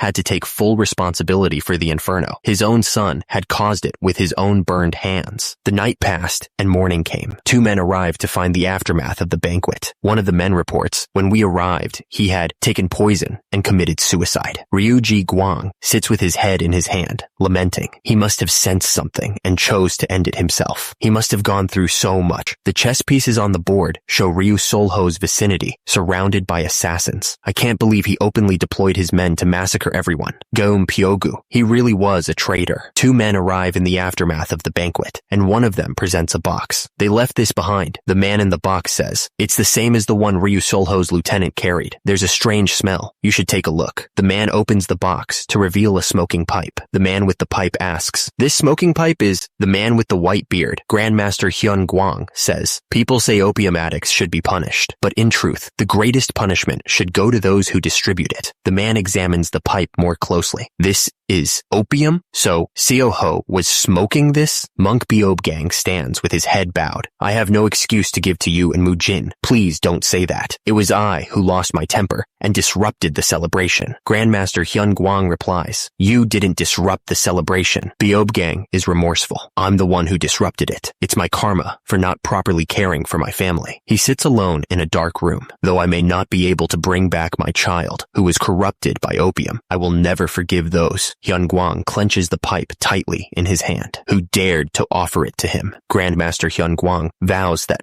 for the sake of Mujin and Beob Gang, who were dragged into his family's mess, he will hunt them down. It was done for the sake of all people. Please don't blame yourself. Besides, compared to the pain of losing a son, what's a grandchild's injury? The scene shifts to a group of assassins, each holding a bloody knife. Every assassin was as skilled as our second-class disciples to handle such threats and still make it this far. Hyun Guang thinks of Mujin's muscular back. Even with Mujin's exceptional talent, he's only trained for a little over 3 years. They weren't opponents he could have fought. Hyun Guang looks off into the distance. "I just wanted to watch over him until he found his footing." Meanwhile, Mujin lies in bed, covered in bandages. Hyun Guang laments, "My regrets keep growing for Mujin's sake." Mujin, still recovering from his injuries, vows to pick up the pace. "I will move a bit faster." He feels the clock ticking. "I don't have much time left in this world." It turns out all of the Nanchang branch leaders who aided in this incident were captured, since they planned to secure positions under Ryu Siola if he became the merchant guild leader. As for the assassins who directly attempted murder, they all bit their tongues off and committed suicide at some point. Even the one I fought did the same. Thus, I couldn't uncover the true mastermind behind this scheme. He told the others that he would bring something back and asked them to take care of Mujin in the meantime. The monks wonder about Mujin. Mujin continues to chow down as Yeon Gahi looks on, saying, "Though I know this is for your recovery, drink some water. Maybe go easy on the meat and drink some water instead." Mujin ignores her, stuffing his face with more meat. "I'm still a patient, you know. The abbot revised Shaolin rules for people like me, didn't he? To allow meat for critically injured patients." "That's what he said," Yeon Gahi interjects. "That's right. Mujin is still a patient. All of you, stop bothering him and get back to your duties." She shoos the monks away. "Come on now, quickly. The other patients are waiting." With the monks gone, the door closes. Mujin expresses his gratitude. "Please, eat and rest well. Thank you, Lady Siola." He insists that Monk Mujin needs plenty of rest. Suddenly, Ryu Siola cries out, "Ah, Grandmaster Hyun Guang, I'm sorry." Hyun Guang chuckles. "Ho ho ho, it's all right." He then turns to Mujin. "Ho ho ho. You seem cheerful, Mujin. Have you been recovering well?" Mujin replies, "Fine, everything's fine. Except I haven't fully detoxified the poison yet." He continues, "Lady Siola has been very strict. She's not even letting me lift a dumbbell, which is why I'm a bit stiff." Ryu Siola interjects, "Of course, you should be resting in bed, not lifting weights." Hyun Guang chuckled, suggesting that once Mujin fully recovers, they should try crossing the wall again, hinting he brought something big just for him. Mujin was confused, asking what he meant by a wall and something big. Hyun Guang presented it. "This is a great rejuvenation pill." Mujin's eyes widened. "That's insane.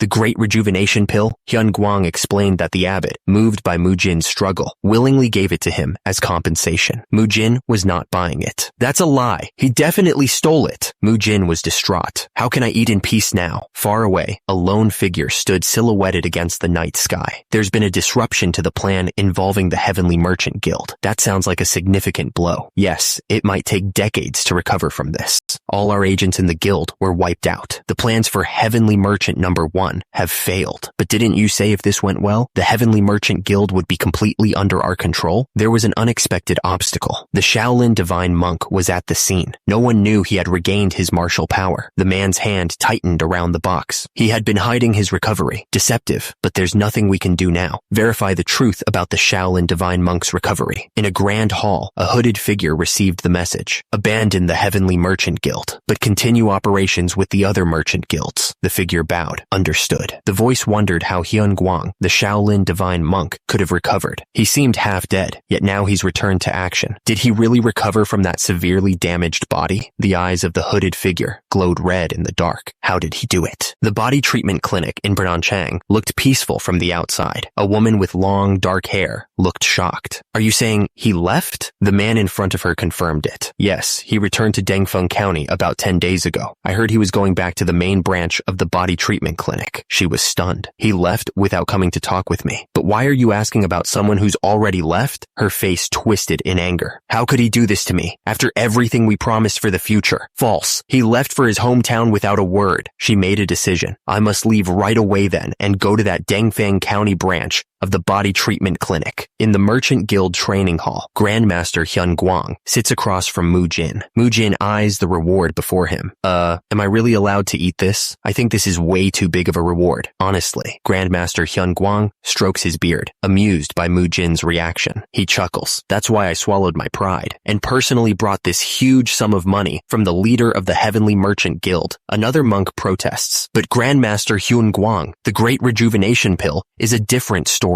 Even if Mujin played a major role this time, there has never been a case where a third-class disciple was granted the Great Rejuvenation Pill. Grandmaster Hyun Guang raises a finger, his expression serious. Then I suppose if I just take it, that would solve everything. But if it's Mujin, it's a different matter, isn't it? He strokes his beard, lost in thought. Anyway, Hyun Guang gives a thumbs up. Just remember to thank the abbot later. That should be enough. Looks like I'll have to stay out of sight for a while. Dislike.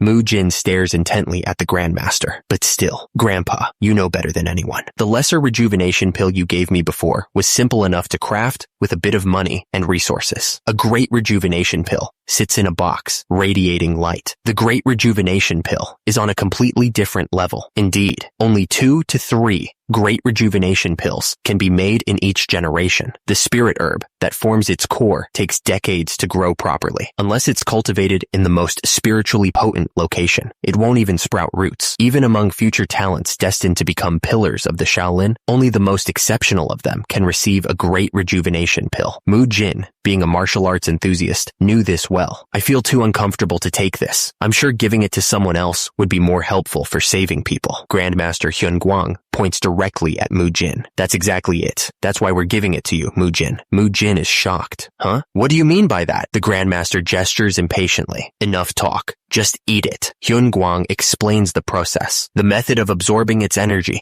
is the same as when you consumed the lesser rejuvenation pill. Just like back then, slowly breathe and circulate the energy. Mujin swallowed the Great Rejuvenation Pill, and his face scrunched up in thought. When I took the lesser rejuvenation pill, I was overwhelmed by the surge of energy, but this tastes sweet and doesn't have the intense impact of the lesser rejuvenation pill. He felt the effects of the pill coursing through his body. The lesser rejuvenation pill was focused on boosting internal energy, but this is something else. It's a different sensation beyond just strengthening internal energy. His eyes widened as he felt a change within. What is this feeling? I feel like something is breaking through the blockages within me. Suddenly, Mujin recoiled, clutching his chest. He burped loudly, and Grandmaster Hyun Guang chuckled. Ho ho ho, not to worry. What just happened was the neutralization and expulsion of the toxins that were still lingering in your body. Mujin examined his hands, feeling the lingering effects of the pill. Detoxification. Does it also have a self-healing effect? No, the Great Rejuvenation Pill's power goes beyond that. Mujin focused on the effects of the Great Rejuvenation Pill, feeling its components flow through his inner veins. Each component of the Great Rejuvenation Pill flows through through my inner veins. It's not just filling my energy core, it's about to burst them. Is this energy deviation? Suddenly, Mujin's eyes snapped open, realizing the truth. That's not it. This isn't my energy core breaking down. He recognized the sensation. This is breaking past my limits and freeing my blocked energy core. The words limit breakthrough flashed before his eyes. Mujin sat in meditation, bathed in a golden light, as Grandmaster Hyun-Guang watched him. Grandmaster Hyun-Guang smiled, his long white beard flowing gently. Congratulations on your full recovery. So, will you begin your training tomorrow? Mujin clenched his fist, feeling the surge of power. No,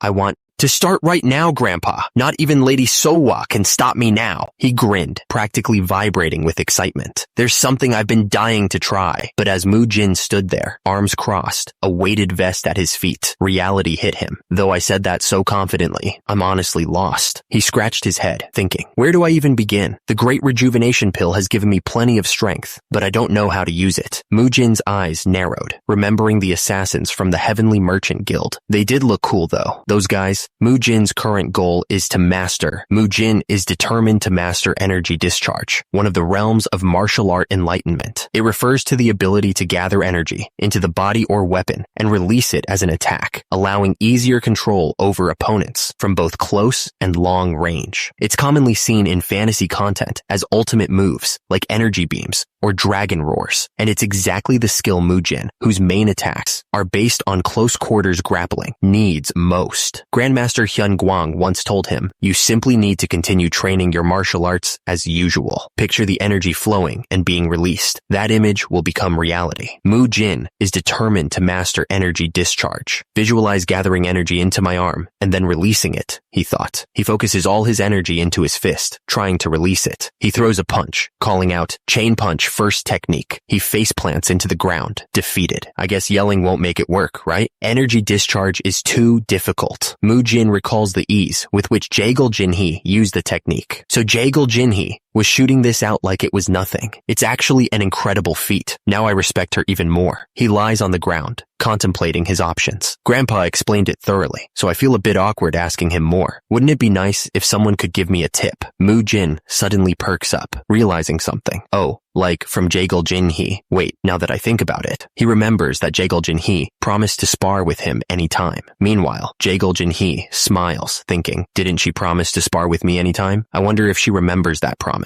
This might be the perfect timing, though I don't even know where she is right now. Mujin wonders if he told her something. Oh, did I tell her though? He recalls telling her that he was going back home to the Dengfang County main branch, body treatment clinic. Jaegul Jinhee stands in the women's wing, confirming her location. This is where Monk Mujin is supposed to be, right?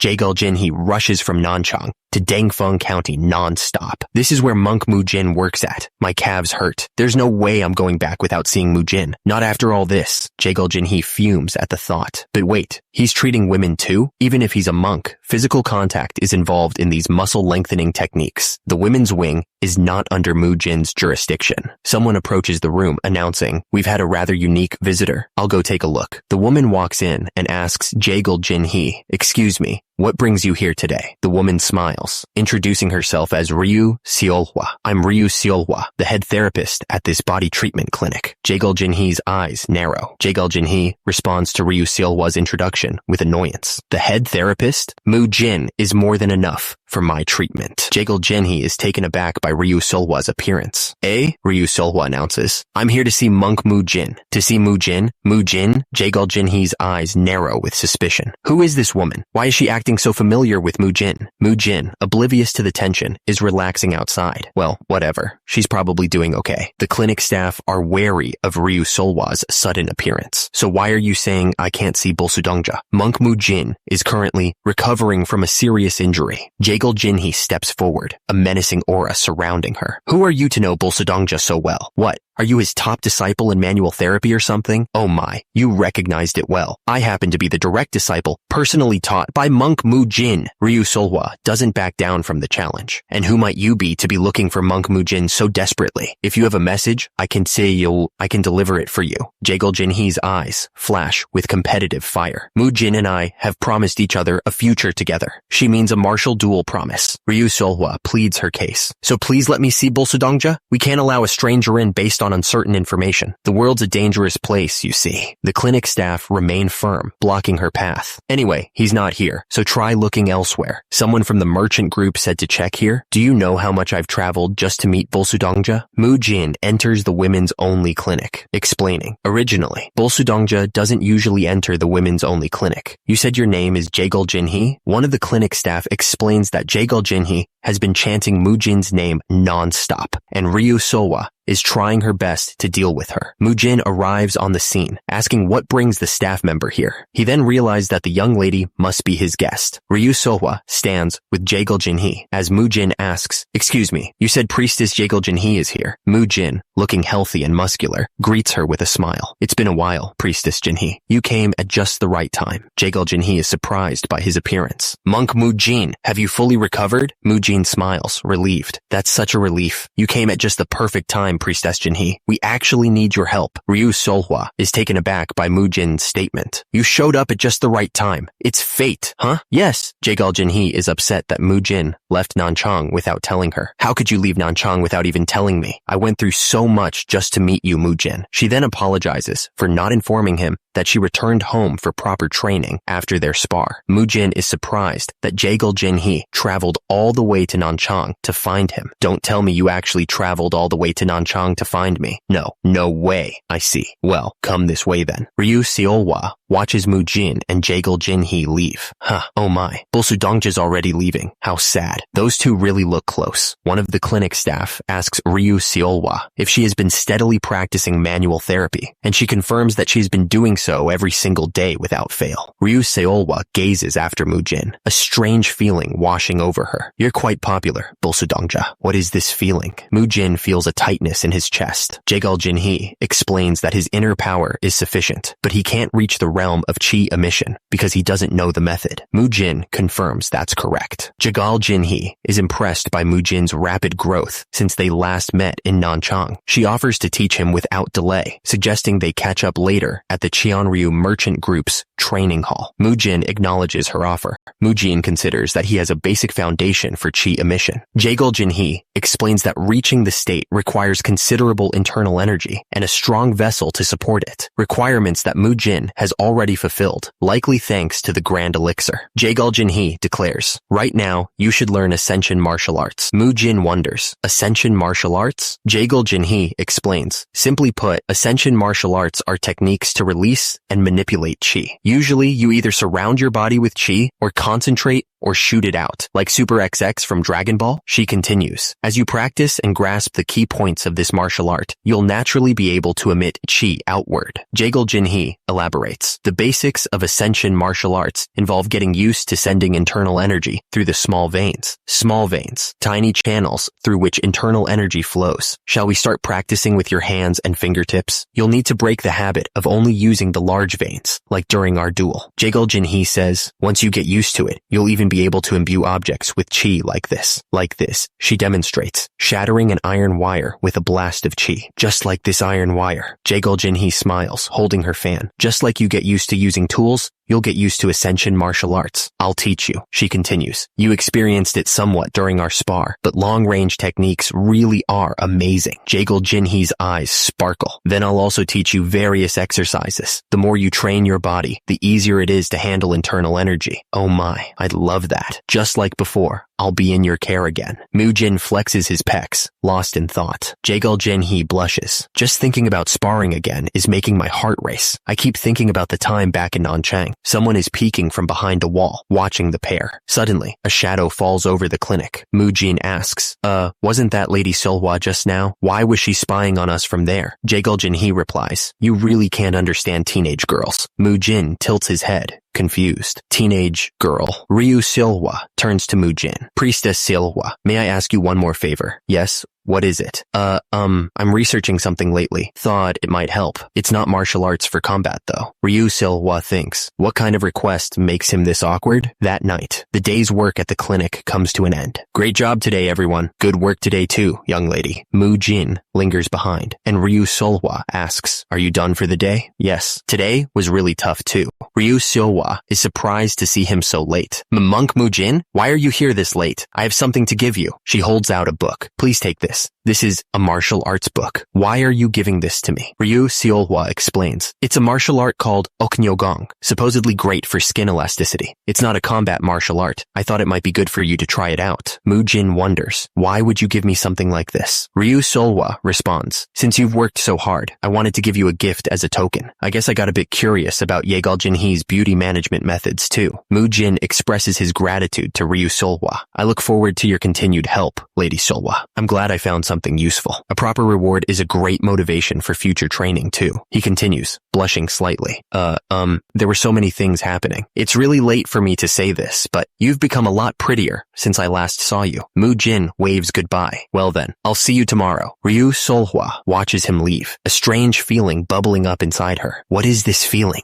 My heart won't stop pounding. She's caught off guard by her own reaction. It's really embarrassing, but I don't hate it. I've never felt this way while looking at Monk Mujin before, or did I? Ryu Siola ponders this new sensation. Maybe it was there, and I just didn't realize. When he's by my side, I feel safe and reassured. Ryu Siola watches Mujin with Yahello Jinhee, a painful realization dawning on her. But seeing him with another woman makes me suffer. She finally understands the reason she's been pushing herself and eagerly awaiting his return. Until Monk Mujin came back, the reason I kept improving myself and anxiously waited. I see now. Her feelings are clear now. I like him. I like Monk Mujin. Meanwhile, Mujin is already planning his next training regime. Since Oknyogong involves using chi to enhance skin, maybe it pairs well with iron cloth shirt, which also absorbs external chi. I should research this. And so, without knowing anything, Mujin's new daily routine began. His schedule is packed. After finishing all duties at the clinic, I trained Ascension martial arts with Priestess Jinhee to reach the realm of chi emission. Mujin continues his quest for self-improvement. After training with Lady Siola, I studied the Oknyogong martial art to improve beauty. Ryu Siola reflects on the gift she gave Mujin, hoping it eased the tension between them. But she can't help but feel like new worries have surfaced. Maybe the gift worked, because the awkward tension we had before disappeared. The problem is, I feel like another worry has popped up. Women's hearts are really a mystery. Meanwhile, Mujin is back in training, making solid progress. Of course, there's been progress in my training too. He focuses intensely, controlling his chi with precision. Don't let it touch. I think I'm getting more used to handling chi. Mujin grits his teeth, pushing himself to the limit. I somehow made it this far. If I keep practicing like this, I think I can release it properly. His hard work pays off as he manages to make a small dent in the training equipment. You've managed to make a small dent. The results are excellent. Mujin discusses his plans with Ryu Siola. Once the basics are firmly laid down, I plan to head back first. Ryu Siola responds,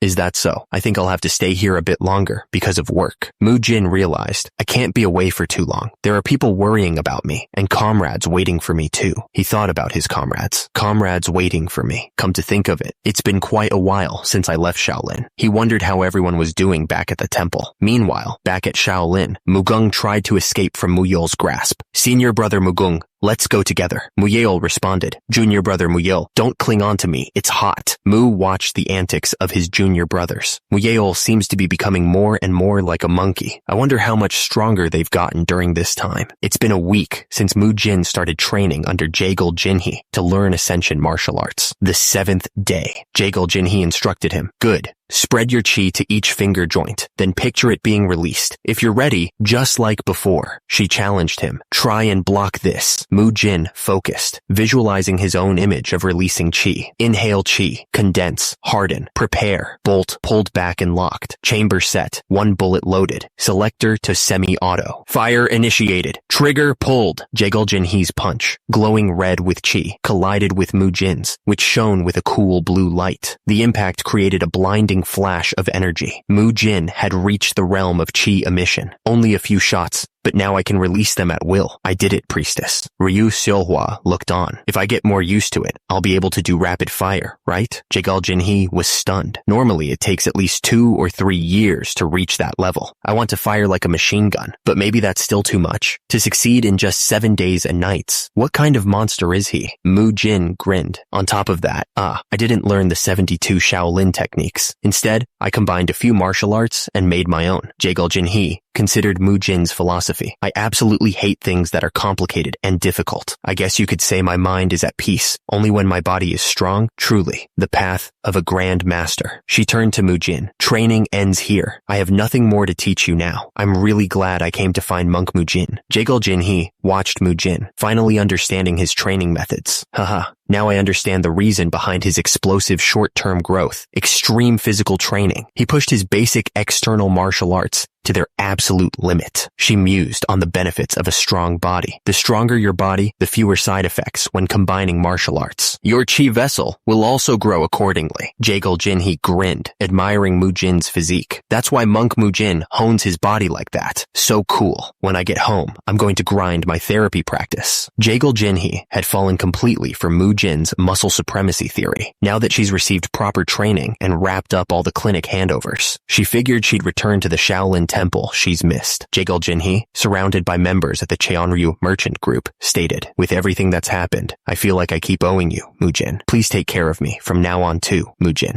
Mujin waved goodbye. "Please give my regards to Grandmaster Hyun Guang, who left ahead of me. Understood. See you again next time." Mujin turned to see Ryu Siola. Mujin gave a confident smile to Jaegul Jinhee. "I look forward to the day we meet again." Mujin turned to leave. "Then I'll be off." Surrounded by members of the Cheonryu merchant group, Jaegul Jinhee watched him go. Parting with someone is always bittersweet, but with Mujinnim, it feels okay. She smiled, confident in their next meeting. Mujinnim is someone who keeps his promises. Mujin finally arrived back at his destination. "I've arrived at my home ground, Shaolin Temple." He paused, remembering something Jaegul Jinhee had told him. "By the way, before Priestess Jinhee left, she told me some good news." Mujin was surprised by the news. "What? You didn't know?" I only overheard it. Could you explain?" Ryu Siola smiled. "Late-stage disciples from all sects gather and demonstrate their martial prowess. It's called the Dragon Phoenix Assembly." She tilted her head slightly. "Do you know when it will be held?" "Let's see. If we calculate from today," the answer was clear. "We'll probably meet again in about 2.5 years. Mujin grinned, a glint in his eye. "So it finally begins in earnest?" Gakyeongnim's second series, Demonic Tyrant Legend. The beginning of Demonic Tyrant Legend is just around the corner. He looked up at the Shaolin Temple. "I've got to train as much as I can in the time left." Mujin was purely happy with the new content ahead, but soon he would face a new problem. "What? Mujin is back? That crazy guy finally returned?" Someone shouted. "It's Mujin. It's been so long.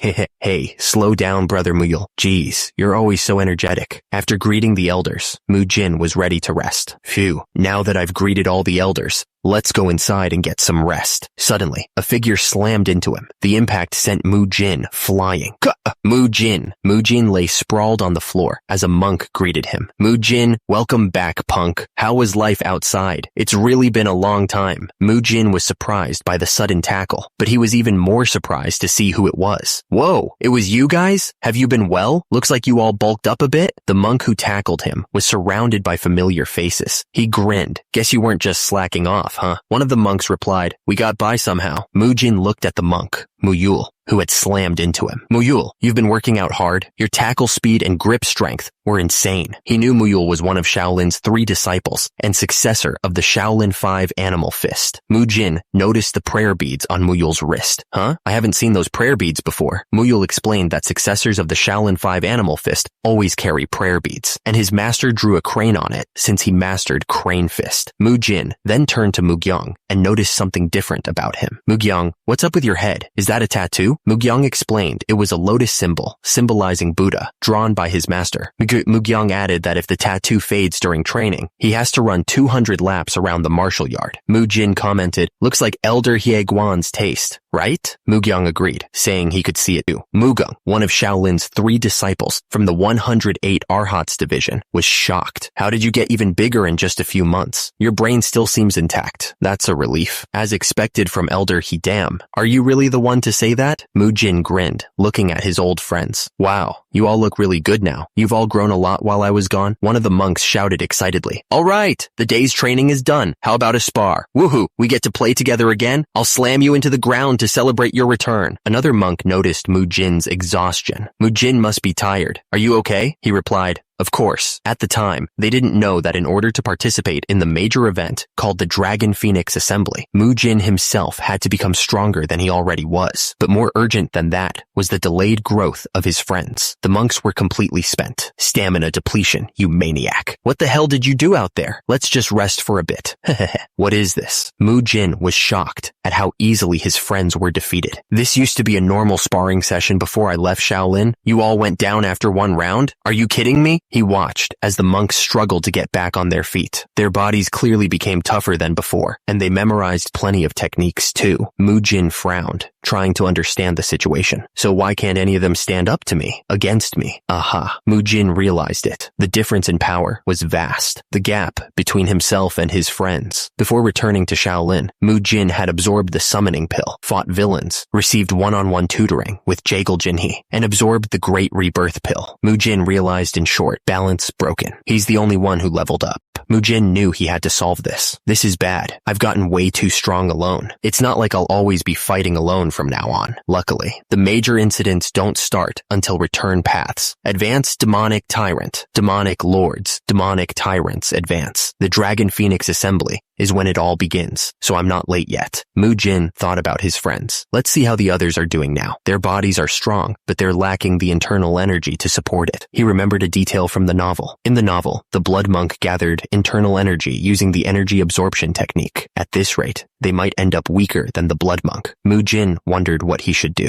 Should I feed them summoning pills or something? Oh, that's right. I could just feed them summoning pills. Mujin excitedly presented his latest business proposal. And so, I started thinking about opening a third musculoskeletal clinic. I'll go make more money again. How about Luoyang for the location, since it's the closest? Monk Beob Gang stared blankly. Beob Gang replied, I get that you put effort into researching it, but I can't approve it. Mujin was shocked. Huh, what? Why not? Beob Gang explained his reasoning. Why else? You just got back to Shaolin, didn't you? If you go off again for an extended time, what do you think others will say? Fair point. This is a time when your training should come first. Beob Gang continued. Besides, even if it's close, it's still over 100 li from here to Luoyang. Do you really think you could maintain proper training going back and forth? Mujin realized the difficulty of his plan. It would probably be tough. Guess this plan's a no-go for now. Monk Beob Gang proposed a challenge. If you can make a round trip from here to Luoyang within half a sijin, I'll allow it. Is that even possible? Of course it is. Grandmaster Hyun Guang, sitting nearby, added, that is, if you master the light body technique. The light body technique is another name for mobility arts. It's a martial art focused on making the body lighter. Once the body is made lighter, it can achieve explosive speed, depending on the user's martial art prowess, including high-speed movement and jumping, which are often seen in martial arts novels. Mujin's eyes lit up. If I learn this technique, even commuting to and from Luoyang Dengfeng County, which is about 40 kilometers from the Shaolin Temple, would be a breeze. Mujin turned to Grandmaster Hyun Guang with a hopeful expression. Grandpa, if it's okay with you, he added, could my friends also learn this with me? Monk Beob Gang is ecstatic, his bald head being patted by Mujin. What? Mujin grins, his excitement palpable. And so, we'll all be learning the light body technique together. However, before that, there is basic training to be done. Grandpa instructed the masters to help us lay down a solid foundation. The other monks aren't quite as thrilled. It's 1 month of hellish training. Well, as long as we're learning, I'm fine with anything. Hey, this is going to be fun. Training is already intense, and now it's going to get even tougher. Mukyung, you don't look so good. Did something happen? Mukyung is clearly shaken. No, it's nothing. Genius martial arts trainer. 1 month later, the monks are behind the Shaolin Temple.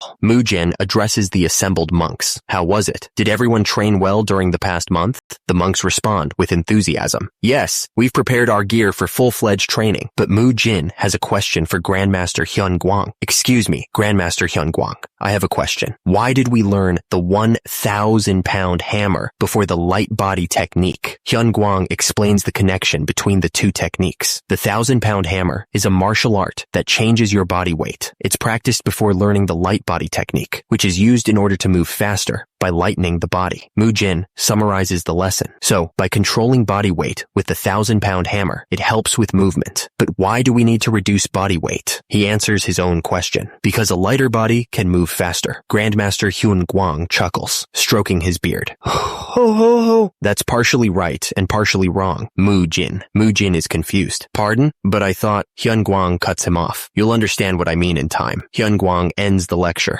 Now we're going to start applied training. Grandmaster Hyun Guang grins, holding up a wooden name tag. If we're going to train, we might as well make it fun, right? Each of you will find a wooden name tag I've hidden throughout the mountain using the techniques you've learned. A close-up reveals the name tags, each with a different name engraved. Mu Yul, Mu Gung, Mu Jin, and Mu Kyung. Each name tag has your own name engraved. Do not take someone else's or help another retrieve theirs. Mu Jin, Mu Yul, Mu Gung, and Mu Kyung look ready to begin the search. Mujin thinks, this feels like a training camp treasure hunt. Okay then, Hyun Guang shouts, start! Mu Yul elbows past Mu Gung. Hey, want to make a bet? Whoever finds theirs last has to do temple cleaning duty for 7 days and nights. You think I'm going to lose? Grandmaster Hyun Guang watches the monks scatter, a sly grin on his face. This'll be fun. Everyone, go slower. Grandmaster Hyun Guang watches his students begin the name tag search, thinking, now, let's see. I'll have to keep an eye on these kids you've chosen. He hopes to see whether they can become the pillars of our Shaolin temple, like you. 10 minutes into the hunt, the current situation is, in a terrain filled with trees, bushes, and sudden animal appearances. It's more like a real battle environment than flat ground.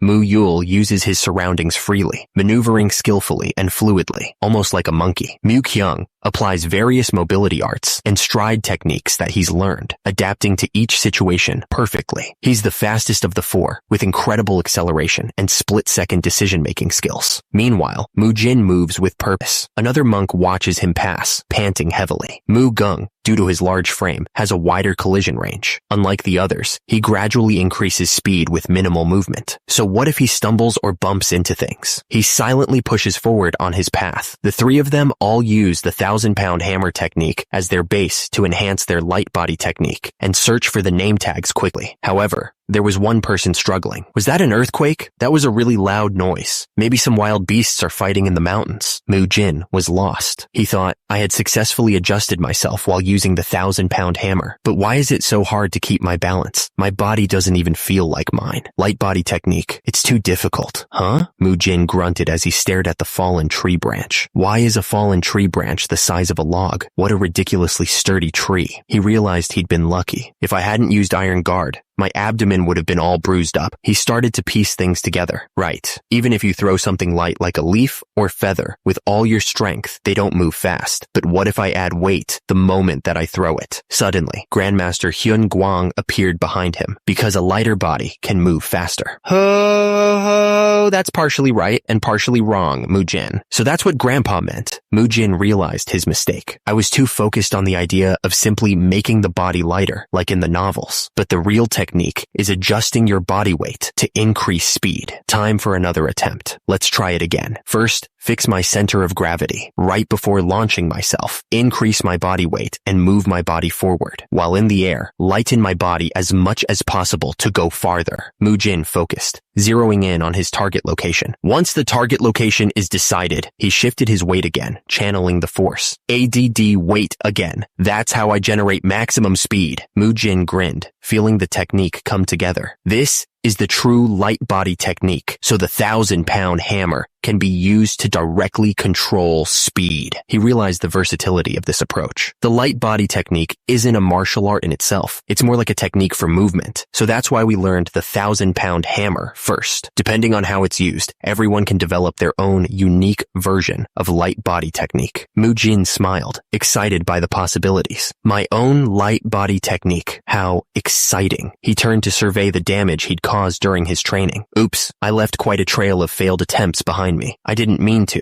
It's pretty disastrous. Suddenly, an idea sparked in Mujin's mind. From now on, I'll call this technique Destroyer's Divine Stride. He unleashed the technique, leaving a trail of destruction in his wake. The force of the blow rippled outwards. Grandmaster Hyun Guang watched Mujin's progress with interest. He mused. He's understood the essence of light body technique on his own. Impressive. He continued. The others also seem to have discovered their own own methods, so the children you brought must be exceptional too. Grandmaster Hyun Guang chuckled. Mujin, you really have a good eye. I wonder how many lesser revitalization pills are left in the temple. Hyun Guang was already thinking about giving lesser revitalization pills to the 3 young monks as well. Hopefully they'll become the future of Shaolin Temple. But at this rate, the mountain might not survive. Looks like the abbot is going to give me an earful. 3 hours later, a shout echoed through the temple. Grandpa! Mujin stood proudly, holding up a small wooden tag. I found my name tag. Didn't you hide it a bit too deeply? How could you hide it in the very cave where I did my wall-facing meditation? Mujin grinned, flanked by the other 2 monks. Anyway, I think I arrived first. Or did you? Mujin's eyes widened as he realized. These guys are already here. The other monks greeted him with smug grins. Mujin, you came a bit late, huh? Hey, last place. We almost fell asleep waiting for you. One of the monks gloated. You've got to clean the temple for 7 days and nights in our place. Grandmaster Hyun Guang, you're the best. A bet is a bet. Sorry, Mujin. Mujin, however, was not focused on the loss. I still need to refine this technique, Destroyer's Divine Stride. And so the young monks began refining their light body techniques even more diligently. After reaching a certain level of mastery, they were finally granted permission to go to Luoyang, Heavenly Merchant Guild now. All that's left is to make money. Since even the elders of Shaolin approved, there was no reason to object. A man mused. The distance is close too. I like that. The Heavenly Merchant Guild leader approved too. I'm too busy to personally manage Luoyang like I did for Nanchang. Hello. Is there someone who could manage Luoyang on my behalf? Suddenly, the man's eyes lit up. Ah, there's that person, isn't there? So, the woman asked, are you saying we'll go together to Luoyang? Mujin, in his orange monk robes, replied, exactly. We desperately need your help. Your recent advancements in muscle lengthening techniques are remarkable. And unlike in Nanchang, I can't handle everything on my own this time. He continued, I absolutely need your help for this journey. I've already received permission from the Merchant Guild leader too. The woman's face flushed red. I had some expectations when you asked to meet me alone. Seems I got my hopes up for nothing. She paused, a sudden realization dawning on her. Wait a second. Mujin tilted his head, a confused expression on his face. That still means I'll be with Monk Mujin, right? Either way, isn't this a great opportunity for me? The woman, Lady Siohua, questions her own feelings, wondering if it's appropriate to harbor such thoughts for a monk, even one as built as Mujin. But Monk Mujin is a monk. Is it really okay for me to think like this? Lady Siohua, are you okay? This love of mine, this can't be wrong, can it? She steels her resolve, reminding herself of her promise. Let's rethink this. He's the one I promised a future with. Lady Siohua's expression hardens. She agrees to accompany Mujin, but she has a condition. Very well. Let's go together. However, if I relocate to Luoyang, treating the women here may become difficult. So could you perhaps... Mujin looks up, waiting for her request. Do something for me? Lady Siohua looks at Mujin, awaiting his response. Are you sure about this? I'd be truly grateful. Lady Siohua announces that she wants to be in charge of overseeing all clinic physicians from now on, as well as the body treatment clinic. It's something I want to do, so please leave it to me. The other party seems pleased. Then I look forward to working with you. And so, Ryu Siola became responsible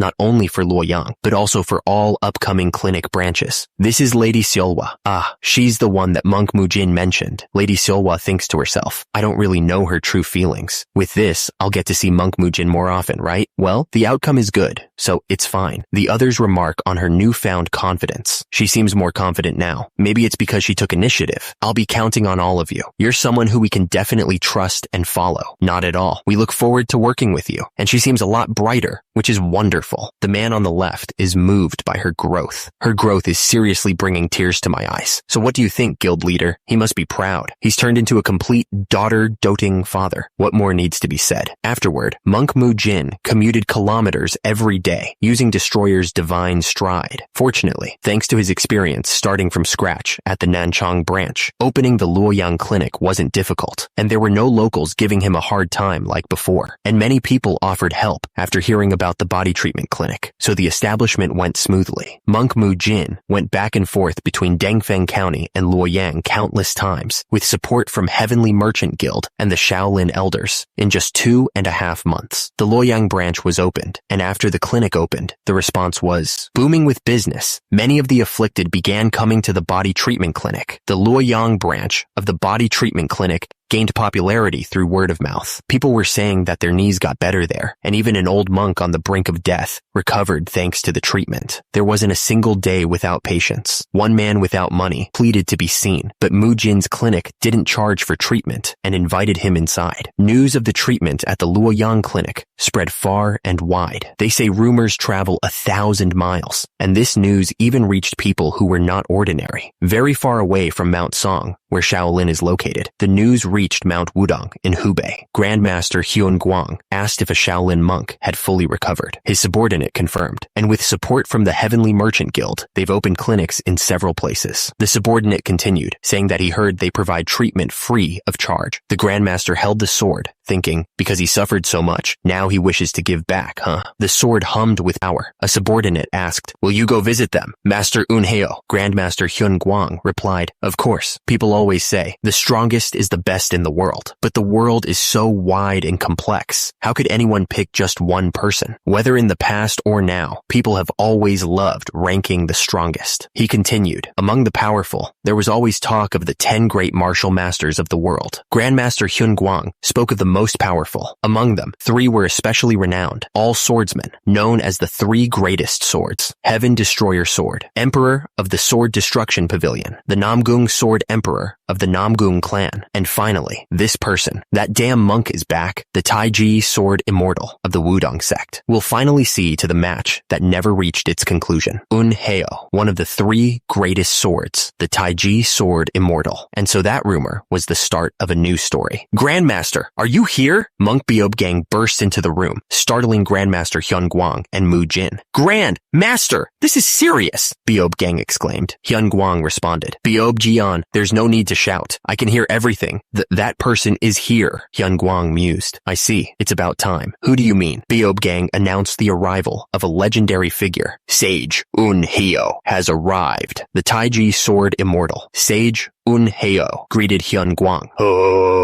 Ho, it's been a while, old Taoist. Ho. You've changed a bit, old monk. Mujin was shocked. Oh shit, that's Sage Unheo? This is unbelievable. The Taiji Sword Immortal new grandpa? Hyun Guang narrowed his eyes. From the atmosphere, it doesn't seem like you came just for a friendly chat. Sage Unheo's piercing gaze locked onto Grandmaster Hyun Guang. You're as sharp as ever, monk. Since we never finished our match when you fell ill, how about we settle it now? Hyun Guang, ever the diplomat, responded. If we fight here, the Shaolin temple won't survive. Shall we change the location? Unheo replied, as you wish. Unheo's hand glowed with power as he declared, Mujin, come with us. Mujin, caught off guard, could only utter, ah. The monks erupted in shouts of alarm. Mujin, Grandmaster, Uwa! The Grandmaster yelled after him. You must come back alive! The world blurred around Mujin as he was pulled away from the temple. He blinked, trying to get his bearings. Where exactly am I? Mujin looked around, confused. I remember floating and spinning through the air. But after that, Monk Beob Gang, standing nearby, warned, stand back. It may get dangerous. Grandmaster Hyun Guang nodded in agreement. Yes, understood. Monk Beob Gang watched with trepidation. Just how enormous is this fight that's about to begin? Sage Unheo stood ready, his sword gleaming with power. Grandmaster Hyun Guang responded. Did you already know him, grandfather? You've learned frequency whispering technique? The old man replied. Ah, yes. Since the showdown with the Tyrant Blade faction, we had a few martial exchanges in our youth. That's all. And there's no need to use frequency whispering technique now. Hyun Guang questioned. Huh? What do you mean? He can easily eavesdrop on frequency whispering technique. The Grandmaster was shocked. That's insane. Is that really true? Sage Unheo observed. While I could hear what the kid was saying, I couldn't hear the old monk. The old man's power surprised Hyun Guang. He used advanced frequency whispering technique, huh? He didn't just restore his energy. He reached the realm of nature? Grandmaster Hyun Guang and the old man prepared to fight. Shall we begin? Of course. The old man's sword glowed with an intense green light. Mujin watched the scene unfold with a look of concern. The old man's attack landed, causing a massive explosion of energy. This is insane! Mujin was blown away by the force of the blast. The energy from the attack continued to spread. The dust settled, revealing the old man standing tall. Grandpa! Grandmaster Hyun Guang smirked. You've grown quite a bit since I last saw you. Was losing last time that much of a blow to your pride? The old man's eyes narrowed. Ha! For a monk, You sure like to provoke others. Today, once and for all, let's decide who is truly superior. The clash of philosophies was about to turn physical. A strong body can only be built with a proper mind. Grandmaster Hyun Guang scoffed at the idea. What's the point of having a sound mind if it leads nowhere? Hyun Guang, shouldn't we first aim to forge a resilient body so that his mind may also grow with it? Unheo countered with his own beliefs. You can't cultivate great power with a flawed mind, so a firm mind must come first. Unheo, even if he attains enlightenment and tries to pursue a grand purpose without the strength to achieve it, it's nothing but delusion. Shouldn't strength come first? Hyun Guang seemed to take offense to that. Are you going to keep disrespecting the teachings of our Wudang sect? Unheo, why don't we also focus on physical training? There's nothing quite like working up a sweat to feel refreshed. Unheo was clearly not amused. You damn monk, I'll prove that I'm right. Let's see which of us is truly destined to become. Hyun Guang smirked, accepting the challenge. The greatest under the heavens. So it's a duel to settle things? This may go against Shaolin's teachings, but monk Beob Gang grins, clearly confident in his fighting abilities. Well, why not? The two martial arts masters clash, their movements a blur of motion. Beob Gang declares, let's see if you can still smile once it starts. Hyun Guang grits his teeth, his expression a mix of determination and fury. Mujin can't believe what he's seeing. The martial artist that I had acknowledged, that Hyun Guang, Mujin is shocked as he realizes what has happened. Was crippled by the demonic cult. Mujin is speechless. The figure in black sits in silent meditation, a sword resting beside him. Your legend, as the divine monk of Shaolin, couldn't have ended like that. The mysterious figure in white declares, you're a man worthy of competing with me for the title of the greatest under the heavens. I heard a rumor that Hyun Guang, the divine monk of Shaolin, has recovered. The figure in white glows with power, radiating an intense aura. The figure's grip tightens around his sword. That's right, there's no way that'd be the end of you. Yes, the scene shifts to a devastated landscape. The figure in white is surrounded by floating swords. This time, we'll finally settle it. The figure in white stands amidst a circle of floating swords. Monk Beob Gang stands firm, channeling energy manipulated sword taiji. The clash unleashes an enlightened sword art, tearing through the landscape. The earth shatters as the forces collide. Grandmaster Hyun Guang focuses his energy. Hyun Guang unleashes the Rulai Divine Harmonized Hand Strike. Sage Unheo counters with enhanced sword energy. Grandmaster Hyun Guang unleashes a Phoenix Strike, letting out a hearty ha ha ha ha. Monk Beob Gang looks up at the incoming attack and can only utter, oh my. The strike detonates in a burst of light and energy. Hyun Guang thinks to himself, damn monk, I can't see just how strong he is at all. Beob Gang's power radiates outwards, forming a protective barrier. What I only knew in my head has finally reached my heart. Thousand Hand Protector, you always had that irritating tone. Nothing has changed. Ho ho ho ho. Facts are facts. Else can I say it? Beob Gang continues. And after losing 5 times already, you wanted to challenge me again. Isn't that a bit strange? Grandmaster Hyun Guang declares, weren't you never one for number games? Either way, let's see this to the end, Baldy. Monk Beob Gang's hand glows with power. You've always loved a good duel. Back then and now. The two fighters exchange blows, the strikes colliding in midair. If we go all the way, I'll win it all. The impact creates a massive explosion. The energy surges outwards. Mujin is left in awe. Truly a battle between monsters. That's a clash of the strongest in this world. Mujin is overwhelmed by the sheer power on display. Sword energy, enhanced sword energy, energy manipulated sword art, energy barrier, and even a body of nature forces. The scope of their abilities makes him question his own strength. Can I even reach their level? He steels his resolve, knowing he can't afford to be daunted. No, I can't let weak thoughts fester. To survive, I must rise to that level. Mujin recalls a lesson from his grandfather. Grandpa wanted to show me this. His eyes widen as he watches the fight. Mujin notices something is off with Grandmaster Hyun Guang. Wait, his wrist just trembled for a moment, and his expression didn't look good either. No way. Mujin notices the yin-yang sword is trembling in Grandmaster Hyun Guang's hand. Could he also be ill, like grandfather? Hyun Guang grits his teeth, trying to ignore whatever is ailing him. Mujin watches as Hyun Guang fights, his expression grim. Just as I thought, Mujin calls out to the Grandmaster. He isn't in his normal condition. How did you manage to keep fighting like this in that state? Hyun Guang replies, I'm fine. Keep going. Hyun Guang insists that he's fine. A little tingling is nothing. They say those who've suffered understand others who've suffered the most. I, too, once lost all strength due to my broken body. Mujin pleads with him to get help, but unlike then, it may not be too late for you. Please, get a diagnosis. Grandmaster Hyun Guang stares in disbelief. Is avoiding treatment the sign of a sound mind? Monk Beob Gang clears his throat, drawing attention to himself. Hyun Guang is annoyed. Damned monk. How exactly do you expect me to get a diagnosis right now? You don't need to worry about that. Beob Gang responds, if it's a diagnosis you need, I can take care of it. Mujin over there treated me. Hyun Guang is shocked. What? Really?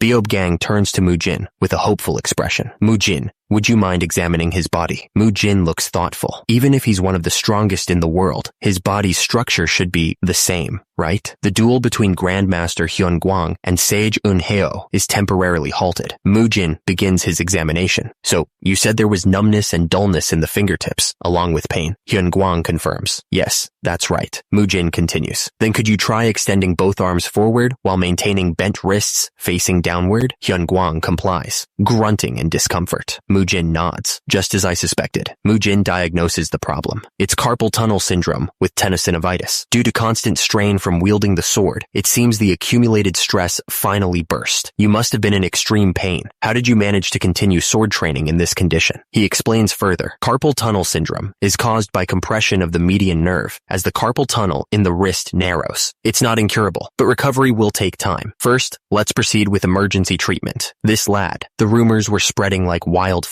They say divine monk Hyun Guang of Shaolin has recovered. There are rumors that a man called the Blessed Monk was behind it. He must be the Blessed Monk Mujin. Meanwhile, the bald monk Beob Gang was shocked at the news. How? Shaolin tried everything and eventually gave up, yet he succeeded. He ponders the implications. If it's him, then maybe back with Mujin and Grandmaster Hyun Guang. The Grandmaster makes an offer. Along with my treatment, could I ask one more favor from you? In return, I'll grant you a request of your own. Mujin looks surprised by the offer. If it's within my power, it can be anything at all. How about it? He thinks to himself. He's suddenly suggesting an equivalent exchange. Like an alchemist? Mujin considers the offer. I don't even know what he'll ask for. Is it a trap? But he quickly decides to take the risk. But he's one of the 3 greatest swords. Might as well go big with this. Mujin is shocked. Wait, one of the 3 swords? One of the 3 greatest swords of the world of Gakyeong universe, and the most ruthless of them all. This hidden force must be stopped at all costs. Grandmaster Hyun Guang asks Mujin, would you be able to punish him? The old man replies, that's impossible. If we act rashly, many could be caught in the crossfire. Blood may once again flood the Murim. How could you, a devout Buddhist, wish death upon such a wicked man? Mujin thinks to himself, I suppose I need a convenient and reasonable justification. Suddenly, an idea strikes him.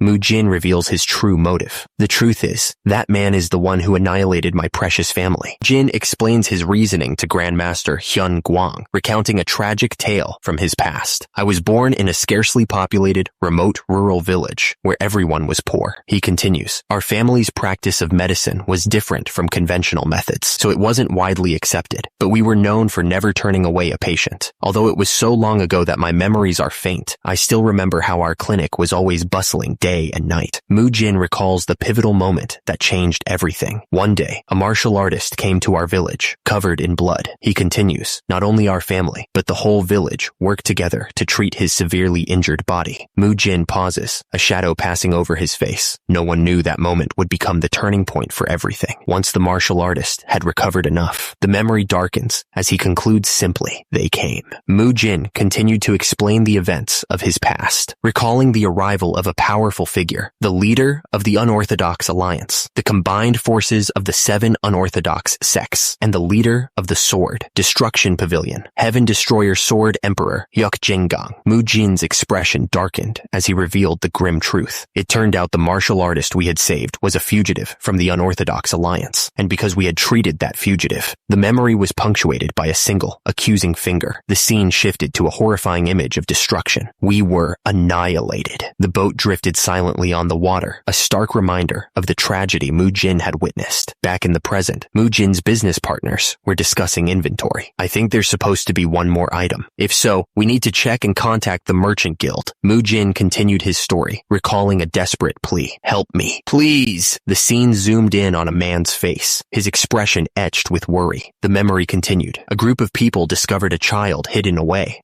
There's a child in here. The child seems to be suffering. Quickly, get some water and food. Another voice chimed in, filled with concern. No, shouldn't we take him to a clinic first? Hey, stay with us, kid. You must not die. Mujin's expression turned somber. That child was me. Of course, all of that is a lie. Mujin continued. I was too young back then to remember clearly how we escaped, but it seems my parents were only able to hide me away. What a story. So, how did you end up coming to Shaolin? Mujin seemed uncertain how to continue. Well, Grandmaster Hyun Guang listened intently. So, that's what happened. Hyun Guang continued the story, explaining, you were just a wandering child, rejected everywhere, until a senior disciple who happened to be nearby took pity on you and brought you into Shaolin. The Grandmaster's words hung in the air. To think that before coming to Shaolin, you had been harmed by someone like Hyuk Jinjang. Did it really work? Hyun Guang seemed lost in thought. How did this work so well? Hyun Guang looked at Mujin, a gentle expression on his face. How could I possibly understand the resentment of losing both family and hometown? Even if you've joined Shaolin, no one expects you to forcibly comfort your heart. So don't worry, Mujin. Hyun Guang, still recovering from the fight, sits with his sword floating behind him, glowing with a sinister red aura. Indeed, even without me getting involved, that man has already piled up countless grudges. As they say, heaven's net is vast and wide though loose. It lets nothing slip through. He'll definitely receive his punishment. Mujin and monk Beob Gang are taken aback by the Grandmaster's sudden change of heart. Wow. For once, you're saying something that makes sense, old Taoist. Ahem, I'm not some stuck-up monk who lives in a cave, you know? Stuck up? That reminds me of someone I know. A certain sword-wielding old Taoist. Wait, is that about me? Mujin, looking a bit peeved, clenches his fists. I'm much better now. Anyway, let's treat the wound first. If it gets worse, it'll be hard to treat. Let's stop this conversation here. Mujin holds Hyun Guang's hand, checking his condition.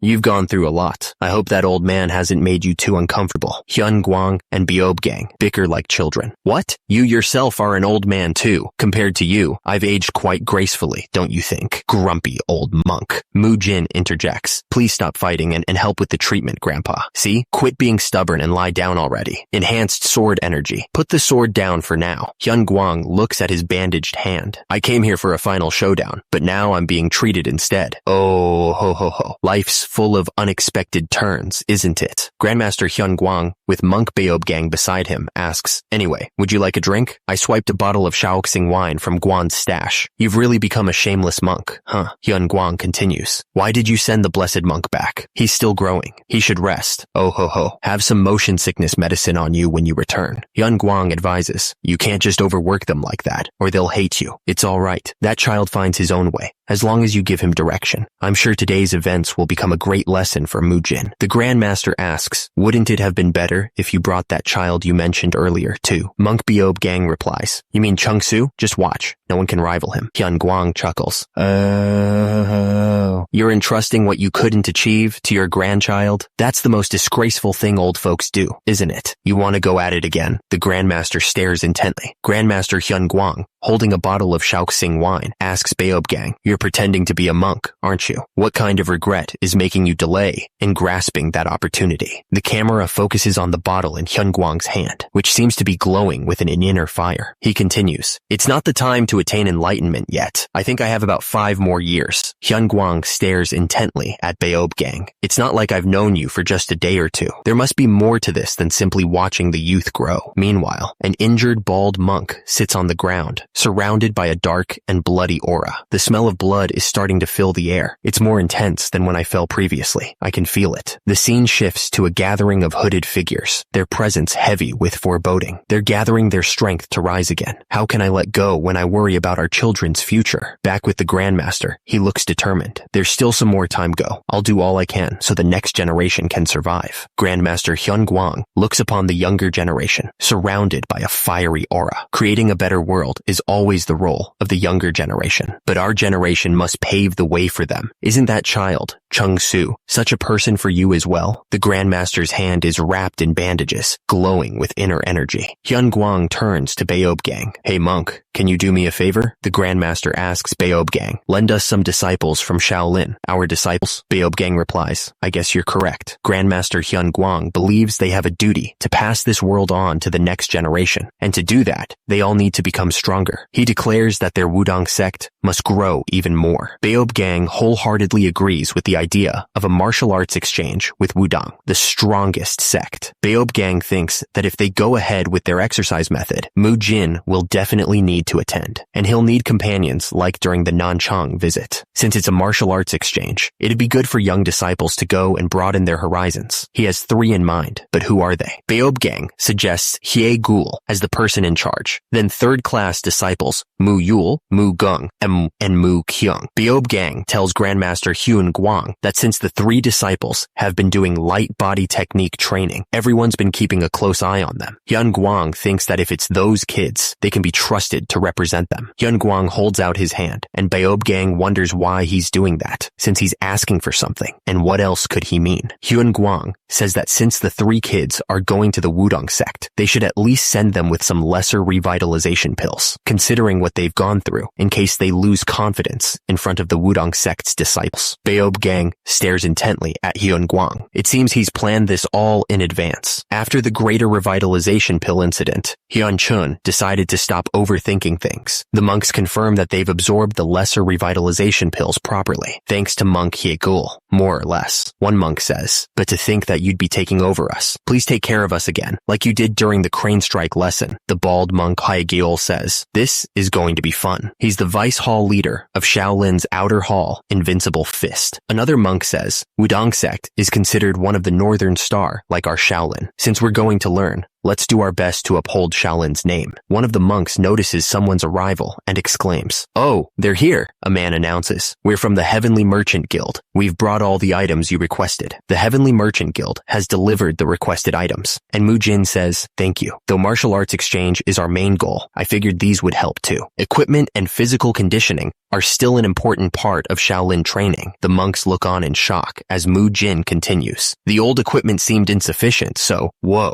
Mujin gestures to the massive collection of training equipment. I've prepared a large quantity. One of the monks whispers, seriously, he's addicted to training. Another monk exclaims, whoa, there are so many. You really can't stand muscle loss, huh? Mujin beams. Yes, training consistently at all times is the mark of a true Shaolin disciple. Another monk recalls Mujin's antics with a crane. Wasn't he the one who caught a crane because of Mu Yul and turned it into performance art? If it's for training, I knew he'd be all for it. He's so devoted. Beob Gang pumps a wooden dumbbell, saying, since we've come this far, let's do something fun on the way to the Wudang sect. Beob Gang suggests doing something fun on the way to the Wudang sect, and Mujin's eyes light up. Fun? What kind of, I love fun stuff. Could it be everyone except the naive martial artist could feel it? The sense of an incoming Spartan hell training. The person who delivered the exercise equipment, Lady Silhwa, is off on a long journey again. The Wudang sect members await their guests. So, what time is it now? It's between 3 and 5 o'clock. One of them wonders, if everything had gone according to plan, they should have arrived yesterday at the latest. I wonder if something happened on the way. The group finally arrives. We're here.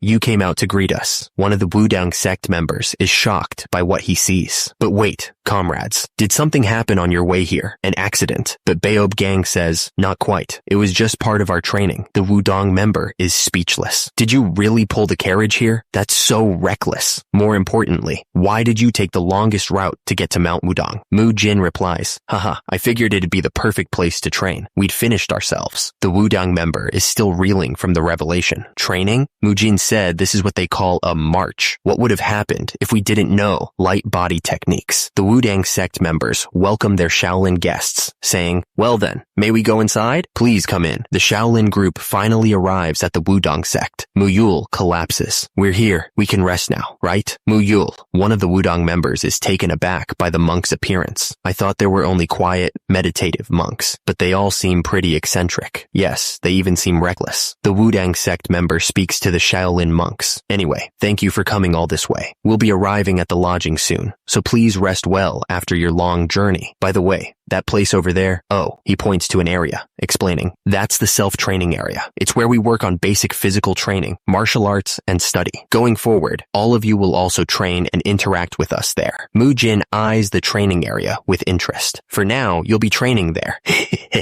There are so many people. "So, that's Wudang's version of a gym, huh?" Mujin grins, addressing the Wudang sect members. "Hey everyone, caught your breath yet? Training. This is good timing because my upper body is a little stiff. A march? That only worked my legs." Monk Beob Gang and a Wudang sect member look on in confusion as Mujin continues. "The light body technique only drained inner energy, not stamina. I still have plenty left." "What? Well, we've got a perfect stage and all. Then, we're doing it today too?" Mujin raises his voice, addressing his fellow monks. "All right, everyone. Unpack your things." A monk replies, "Ready." The monks begin to unpack their equipment. These are from Shaolin, strength training, cardio training, health. "We're looking forward to training with you." The Wudang sect members are stunned. "What is happening? Wait, when did they even get down there?" Monk Beob Gang explains, "To us, that is resting. That's Shaolin's basic training." The Wudang sect members were shocked by Shaolin's equipment. "Hey, did you hear that? They said that's training." "What? So those chunks of metal aren't weapons, but training tools?" Mujin grinned, overhearing their comments. "It's been a while since I've seen reactions like this. Yeah, ever since I gained recognition for my training." Mujin wondered if his training methods were truly that special. Gained recognition? If things keep going this way, is it really that big of a deal? A Wudang sect member lamented the situation. "I had high hopes when I heard Taoist Unheo brought them, but we're exchanging our martial arts for such cheap tricks. It feels like we're getting the short end of the stick." Another Wudang member watched Mujin lift weights. "They don't even seem that impressive. Let's just play nice and send them off." Mujin overheard their dismissive remarks and scoffed.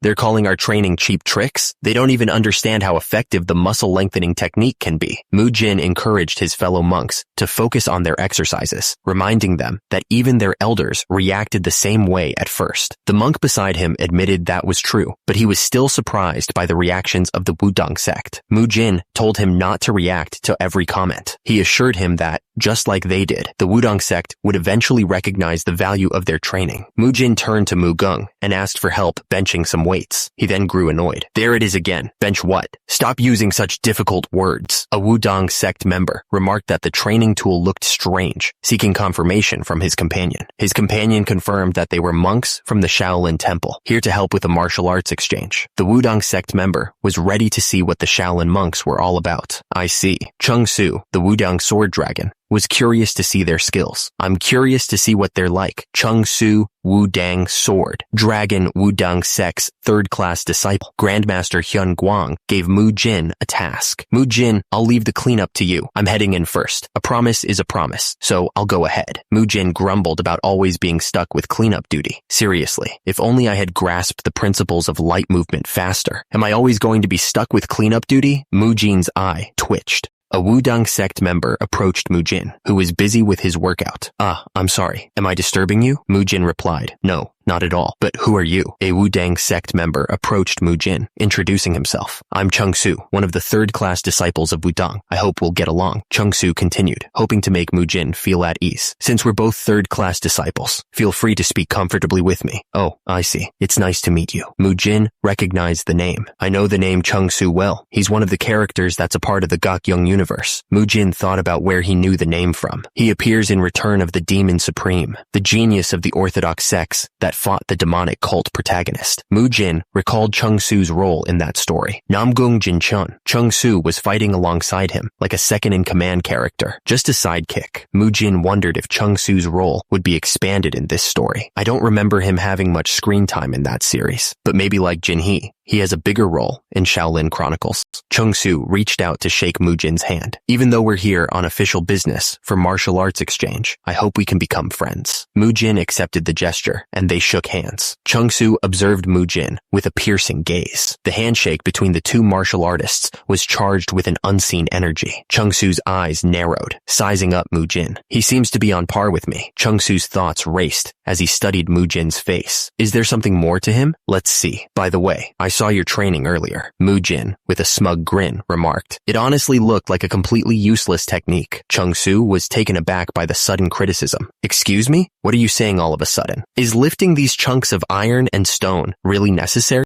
Mujin continued his assessment. I mean, it's not just lifting heavy stuff. There are other elements to it too. But compared to our training, it looks rather primitive and brutish. Mujin casually flicked one of the weights off the table, sending it crashing to the ground. You're saying this kind of thing actually helps in training? Oops, my bad. It's lighter than I thought. Chung-Soo's face contorted in rage. That bastard. How dare he treat our sacred tools like that? Mujin, unfazed by the outburst, countered with a question. Do you know the first teaching of Wudang? A strong mind creates a strong body. Mujin couldn't wrap his head around the Wudang clan's training methods. Exchanging this kind of primitive training for our meditative disciplines. I honestly don't get it. Chung-Soo attempted to clarify things. Seems like there's a misunderstanding. So let me explain. We also pursue development of both body and mind under the name of cultivating body and mind. He continued to elaborate on their beliefs. We believe that a strong body forms the foundation for a healthy mind. Even if the mind is sharp, without a strong body to support it, it's useless. Mujin scoffed at this notion.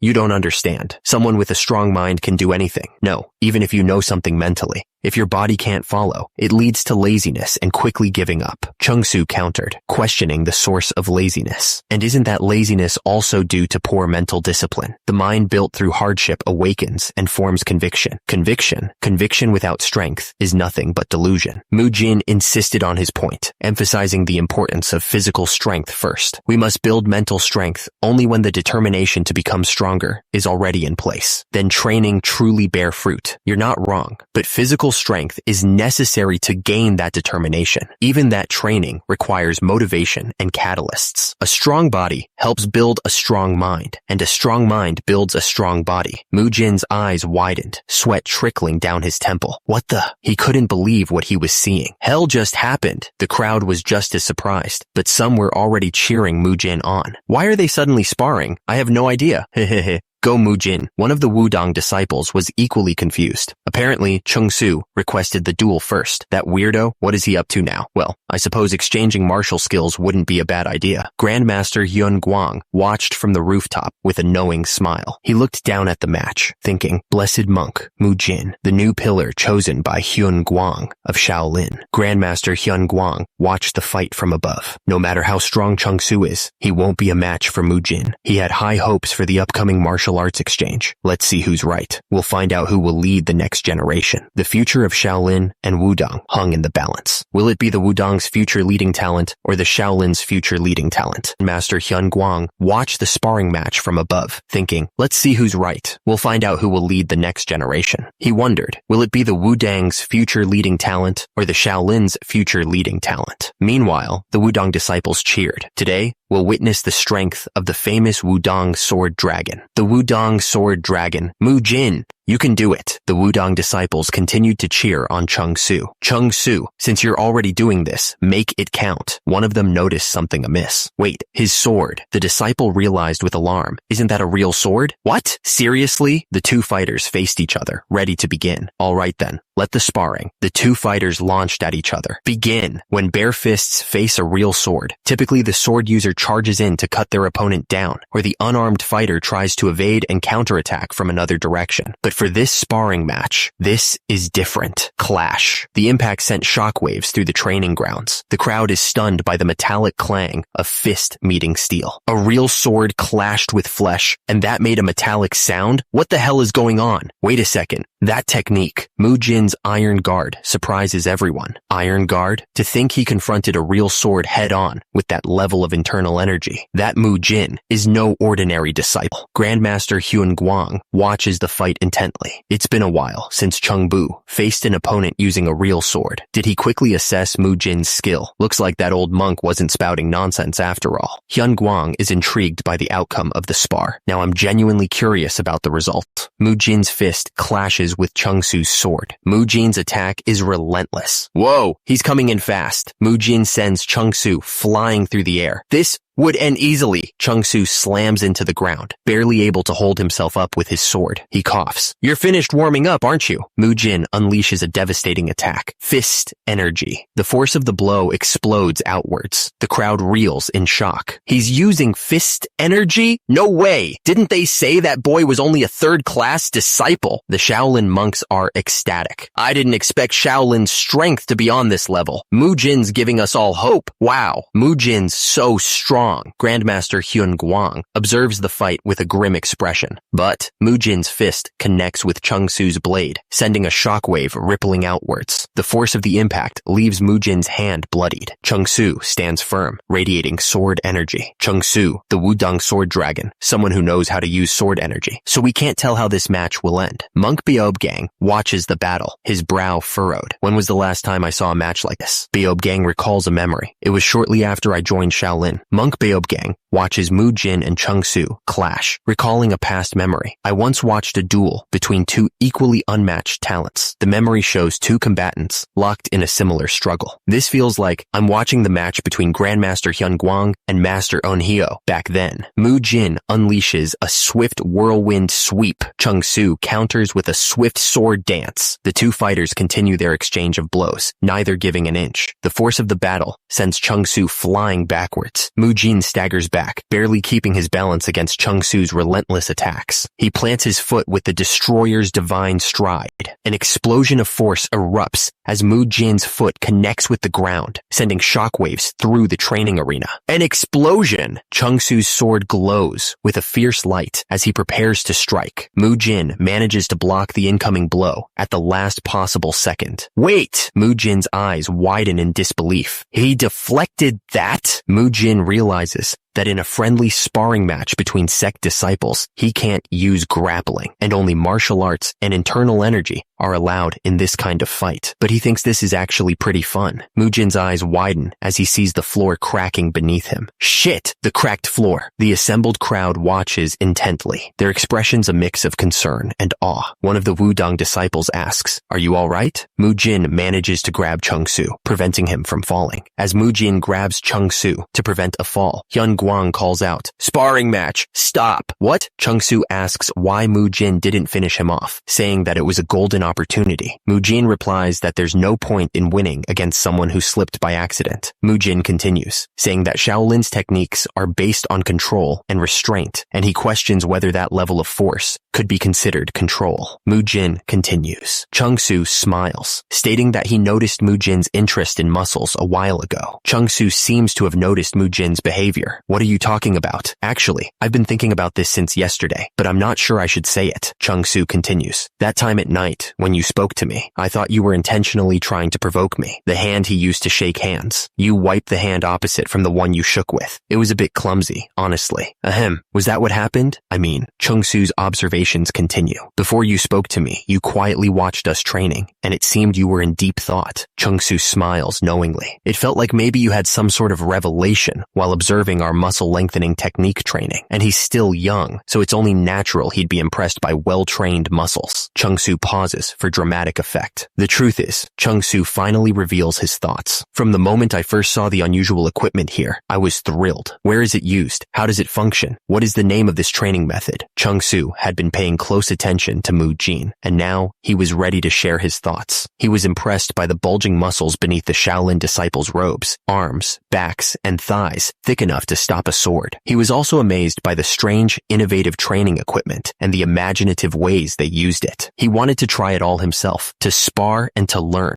That's why he rashly asked for a duel, and he thanks Mujin for accepting. After facing him directly, he felt it clearly. He too wants a strong body like that, and asks if it's all right to spar again next time. Mujin replies, Of course, it's wonderful to meet such an enthusiastic member. I mean, to meet you. Starting today, come train with us. We'll support you as much as you want. Chung-soo is pleased. I'd love that. The match concludes, and the announcer declares, the winner of the match is Mujin. Great work, everyone. Mujin, ever the perceptive coach, predicts the future. After I turn around, you're probably going to wipe your hand again. No, that was a misunderstanding. The announcer declares, the winner of the match is Mujin. Great work, everyone. Meanwhile, the Grandmaster of Wudong watches from above. Monk Beob Gang lies on the ground, defeated. Haha, I didn't even lift a finger. This is all your fault, damn monk. Grandmaster Hyun-Guang clears his throat. Ahem, the narrator chimes in. Whether it was in the past or now, Mujin and Chung-soo stand side by side, ready for the next challenge. The next day, Mujin starts his training session with a loud yell. He flexes his arm, showing his muscles to the other monks. So, what do you think of my muscles? There's no way I can beat you, Mugung. Mugung responds, how is it you've never won even once? You're the strongest among us. Well, Mugung is strong, but somehow I just can't exert my full strength, even though I prepared thoroughly for this. Mujin explains, it's all thanks to Shaolin's training methods and muscle lengthening technique. That's so nice. Let me work hard and help you become like me. Mugung is surprised. To become like you. Mugung, can I really get a body that strong and solid? Mujin replies, of course. Mujin asks, Mugung, what do you call this tool? Mujin answers, that's called a sliding tool, abdominal roller. Just grab the handles with both hands and roll it back and forth. It looks a lot like the barbell I saw earlier. Unlike barbells, this tool is specifically for training the abdominal muscles. That's what Mujin said. Shaolin folks use really fascinating equipment. Ha ha ha ha. Give it a try.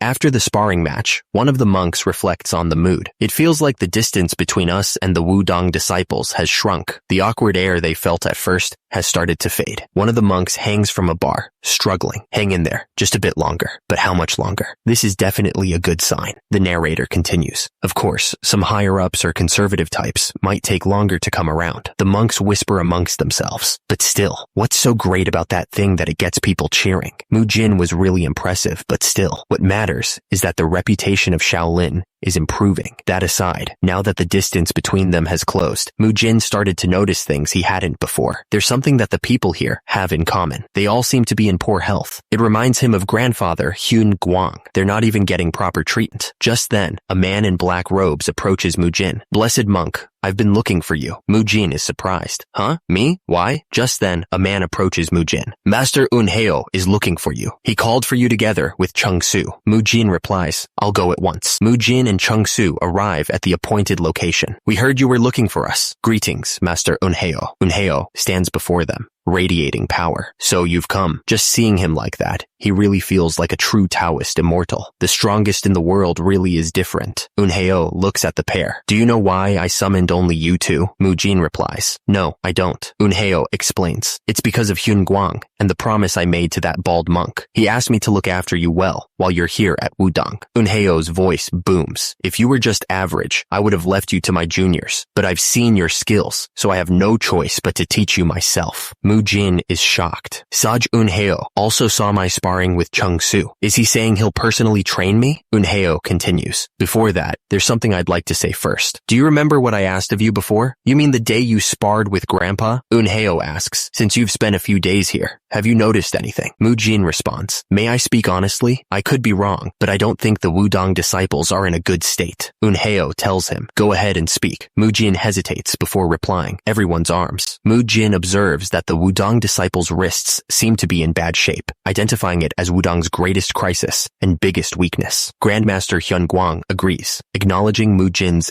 keen observation. Hyun-Guang explains, our Wudong sword techniques are based on the principle of gentleness. We train to reach this level, where powerful force is expressed through gentle techniques. He elaborates that this places enormous strain on the wrists. Hyun-Guang confirms that this is the root cause of the weakness Mujin identified, explaining why everyone looked unwell. Hyun-Guang acknowledges Mujin's reputation, saying, you've earned the name blessed because you've treated so many people. I'll get to the point. Grandmaster Hyun-Guang asks if Mujin would be willing to teach them the mysterious treatment technique he used on him for dealing with these wrist injuries. He continues, offering to grant Mujin one request in exchange. Hyun-Guang looks off into the distance, deep in thought. Mujin Mujin seems to be considering something. Hyun-Guang sighs. That's what I had wanted to say. Mujin interjects, pointing out that because of Hyun-Guang's agreement with the Heavenly Merchant Guild, he can't share it, as the technique belongs to them. He reveals that monk Beob Gang told him about it. Grandmaster Hyun-Guang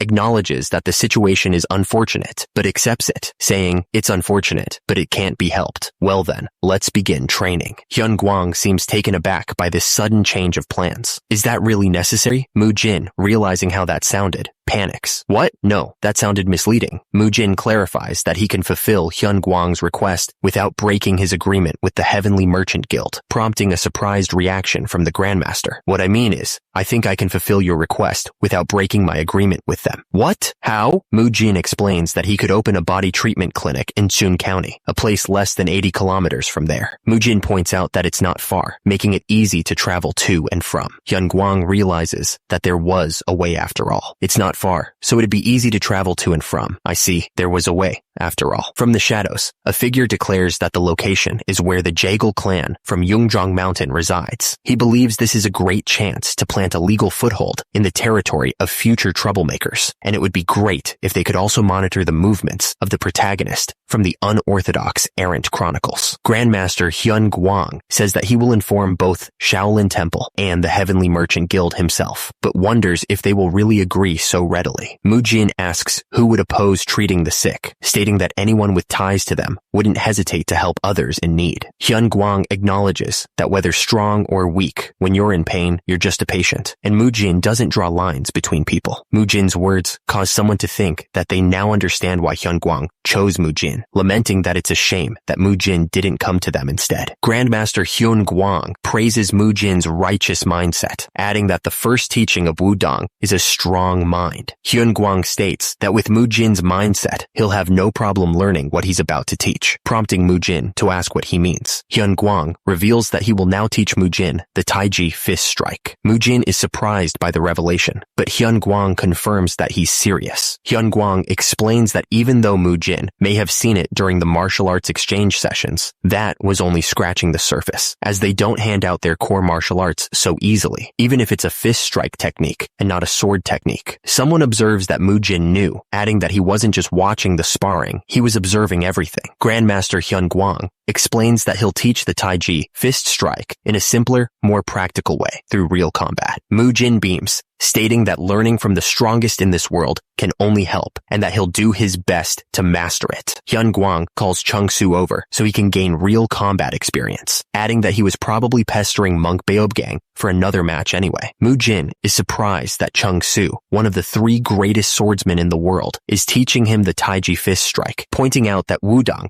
doesn't only use swords. Hyun-Guang adds that he's not as gentle as that bald monk Mujin knows, asking if Mujin understands what that means. Hyun-Guang tells Mujin to come at him with full force. Mujin replies that he'll give it his all to learn. The force of Grandmaster Hyun-Guang's strike sends Mujin flying. Mujin crashes to the ground, thinking, this is insane. Mujin lies on the ground, stunned by the Grandmaster's power. He struggles to comprehend the difference in skill, thinking, unbelievable. Mujin reflects on his previous training. Back with Monk Hye-Guan, I managed to at least touch the one training us. Mujin is getting dismantled in real time, but I think I'm lucky I can even look at the old man. It's like grasping a slippery eel covered with bar hands. He deflected everything, dismantled everything, enough everything. Grandmaster Hyun-Guang stands over Mujin, his sword glinting in the sunlight. It felt like he could see several moves ahead. Feels like you're fighting calmly, flowing water, doesn't it? The Grandmaster continues his lecture.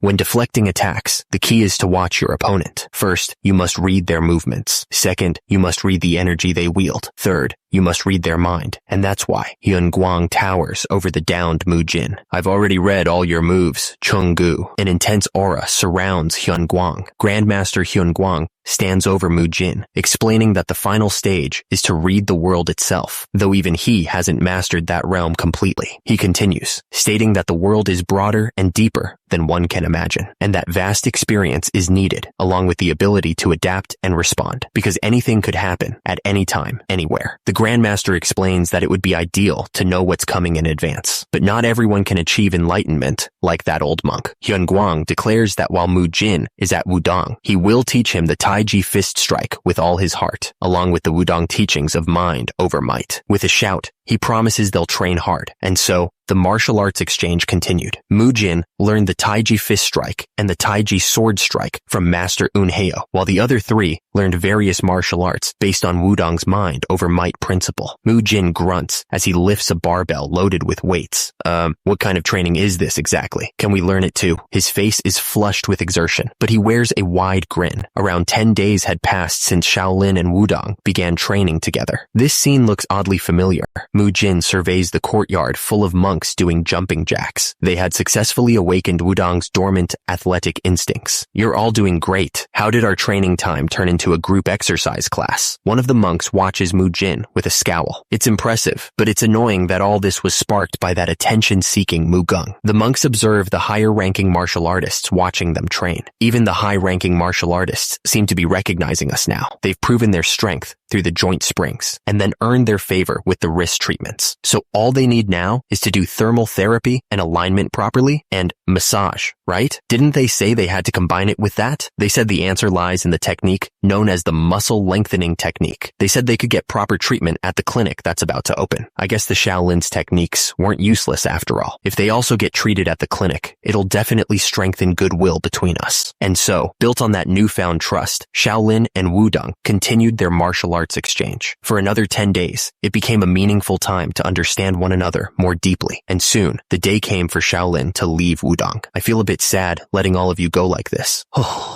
We feel the same. As the Shaolin delegation prepared to depart from Wudong, monk Beob Gang spoke up. There's a saying, all meetings end in parting, and all partings lead to reunion, so I believe we'll meet again someday. Mujin chimed in, adding, the clinic I mentioned earlier is opening in Shun County next week. You can go to get further treatment there. Ha ha ha ha. Thank you. Chung-Su, looking wistful, responded. If I'd known time would fly like this, I'd have requested for more sparring. There's still so much to learn, and so much to teach. Mujin grinned, proposing. There's the martial arts tournament, a year and a half from now. We can just compete then, right? Chung-Su smiled back. Oh, you're talking about the Dragon Phoenix Summit. If you're going, then of course, I'll go too. Mujin's eyes sparkled with determination. Let's both get even stronger and face off there. Chung-Su encouraged Mujin to keep training hard. Well then, Mujin shouted back. See you again at the Dragon Phoenix Summit. Someone muttered. Do they really have to leave like that? What a unique training method. With that, they returned to Shaolin. Upon returning, the four musketeers who completed the exchange found that their masters had prepared something to test their growth. Monk Beob Gang greeted them on their return. Master, you're back. Beob Hyun replied,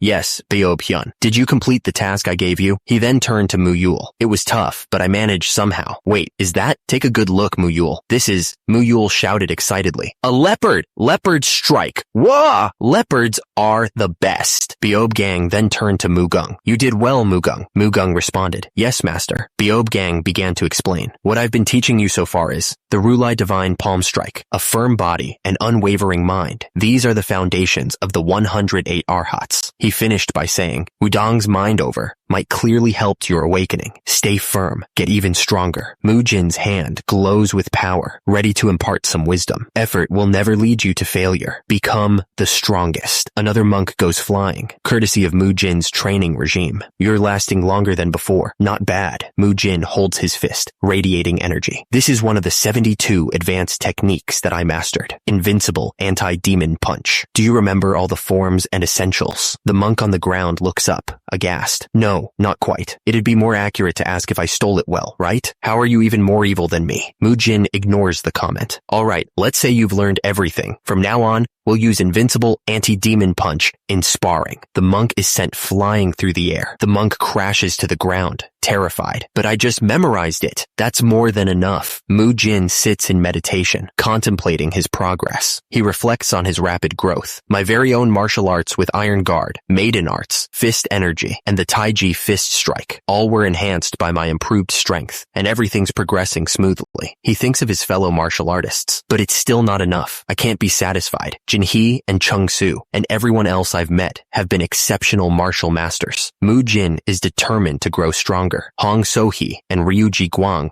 from Heavenly Merchant Guild were all formidable. To stop the shadow syndicates that will emerge, I need to attend the upcoming Dragon Phoenix Summit and obtain that item there. Suddenly, a voice breaks his concentration. Grandmaster Hyun Guang asks, "You look troubled. How about I teach you an interesting technique?" Mujin is surprised by the old man's sudden appearance. "Grandpa, when did you get here?" Hyun Guang chuckles. "Ho, ho, ho, ho, ho, ho. Your friends are all learning secret arts, so I came to pass on some knowledge as well." Grandmaster Hyun Guang explains that when energy travels too far, it weakens or loses form. But there's a martial art that lets you maintain your intended form over long distances. He demonstrates the technique. A beam of energy shoots out from his finger. Hyun Guang declares, "The 100 Steps Divine Finger Strike. For you, it'll be the 100 Steps Divine Fist." Hyun Guang continues, "I'll break it down simply and pass it on to you. With this, will it help you at the Dragon Phoenix Summit?" Mujin is thrilled. "That's more than enough. Please teach me this martial art." Mujin's brow furrowed in confusion.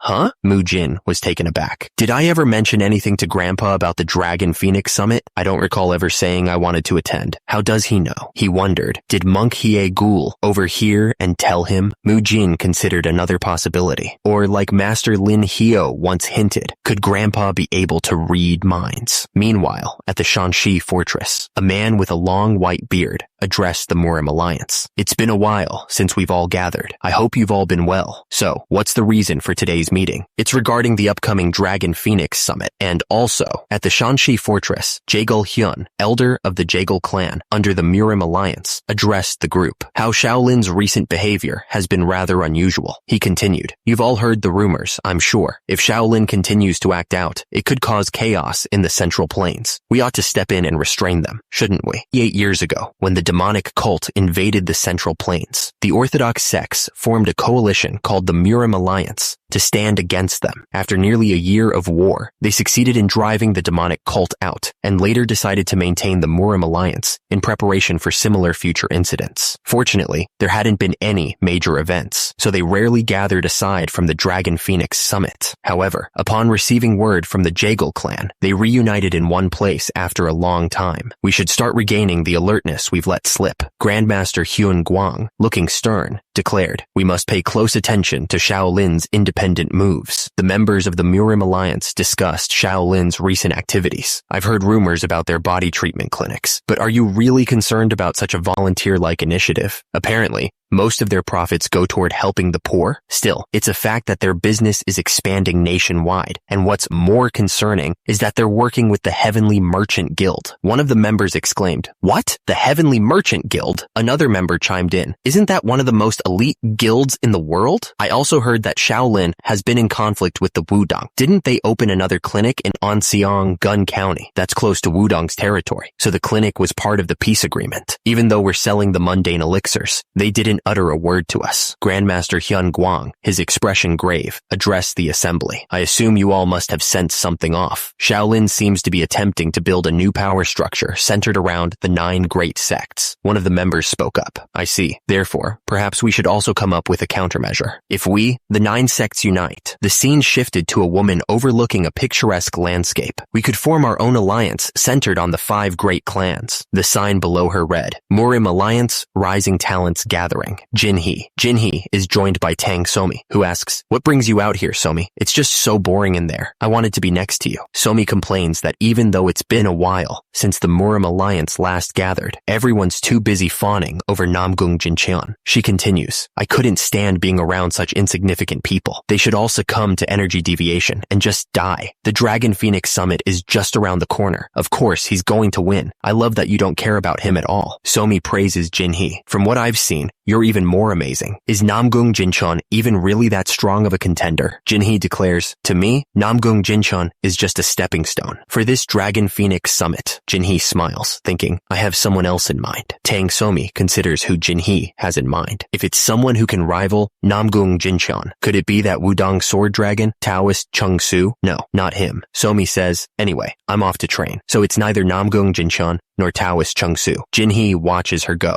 thinking, and just now, those eyes, I have someone else in mind. That was the gaze of a woman admiring someone. Jinhee clenches her fist. annoyed. Someone turned her into a love-struck girl. Who is the idiot that did that to her? She vows, he's coming to the Dragon Phoenix Summit, right? I need to see what kind of person he is. At the Shaolin Temple, Mujin reflects that it would be great to know what's going to happen in advance, but not everyone can reach enlightenment like those old monks. He sits at his desk, contemplating that the world is broader and deeper than we can imagine, which means we must experience much, adapt to change, and be capable of responding. Mujin considers that although Master Heo may not have known about his plans, thanks to him, he realizes this is the moment to make his decision. He recalls gaining opportunities and leveling up to survive after becoming Mujin. Thanks to many people, he was able to grow relatively quickly. Mujin crouches on the floor, surrounded by pages of notes. From now on, he thinks, he must be careful of the butterfly effect and create a story that's better than the novel. He's compiled all the relevant intel he knows about the novels of Return of the Demon Supreme, Unorthodox Tyrant Chronicles, and Staking Chronicles. He finishes, acknowledging that his memories faded, so he can't recall everything accurately, but it should serve as a rough guide. Mujin stands, surrounded by burning pages of notes. There must be a reason I was brought into this world. I have to remember and use all the information I organized to save as many people as possible. He resolves, once the Dragon Phoenix Summit is over, I will. Suddenly, Mujin is interrupted. Grandfather, when did you arrive? Grandmaster Hyun Guang chuckles. I couldn't sleep, so I was out for a walk. More importantly, you finally made your decision. If you have no regrets, then that's all that matters. Mujin is stunned. Is it possible that he already knew everything? Hyun Guang turns to leave. Once you finish what you need to do, return to Shaolin. There's still much I need to teach you. Mujin bows his head. Yes, I promise. Mujin bows his head, promising. I'll return as soon as I'm done, grandfather. Hyun Guang chuckles in response. I really will. Ho ho ho. Good. I'm looking forward to it. Thus, each sect completed their preparations and headed to the Dragon Phoenix Summit. As Mujin and his companion arrive, the companion exclaims, wow, there are so many people here. This is nothing like the mood during our admission exam. Mujin's companion asks, by the way, why are you registered as a rising talent? Mujin retorts defensively. What? What's wrong with that? Maybe they all just thought I looked the strongest. Another monk chimes in. If you've got a bone to pick with it, then bulk up more than I did. Are you saying my muscles are nothing special? They're not bigger than mine, right? Grandmaster Hyun Guang watches the exchange and chuckles. Look at this little rascal. Ho ho ho. Stop fighting. Master Hyun, Shaolin's external hall leader, notes that even on normal days, this place gets a lot of visitors, but nothing like this, with everyone here for the martial tournament and the Dragon Phoenix Summit. A Shaolin representative encourages his group to do their best during the sparring matches, saying, if not now, then when will we ever get a chance to show our skills? Let's all do our best during the sparring matches. The representative suggests heading to the manor to drop off their luggage, then suddenly pauses. Huh? One of the monks recognizes someone in the crowd. Isn't that Taoist Chung Su? Chung Su spots a familiar face as well. Ooh, isn't that Mujin? It's been so long. Grandmaster Hyun Guang, who is standing with Mujin, tells him, would it be alright if I stepped out briefly? Hyun Guang chuckles, giving Mujin permission. Ho ho ho ho ho. Of course.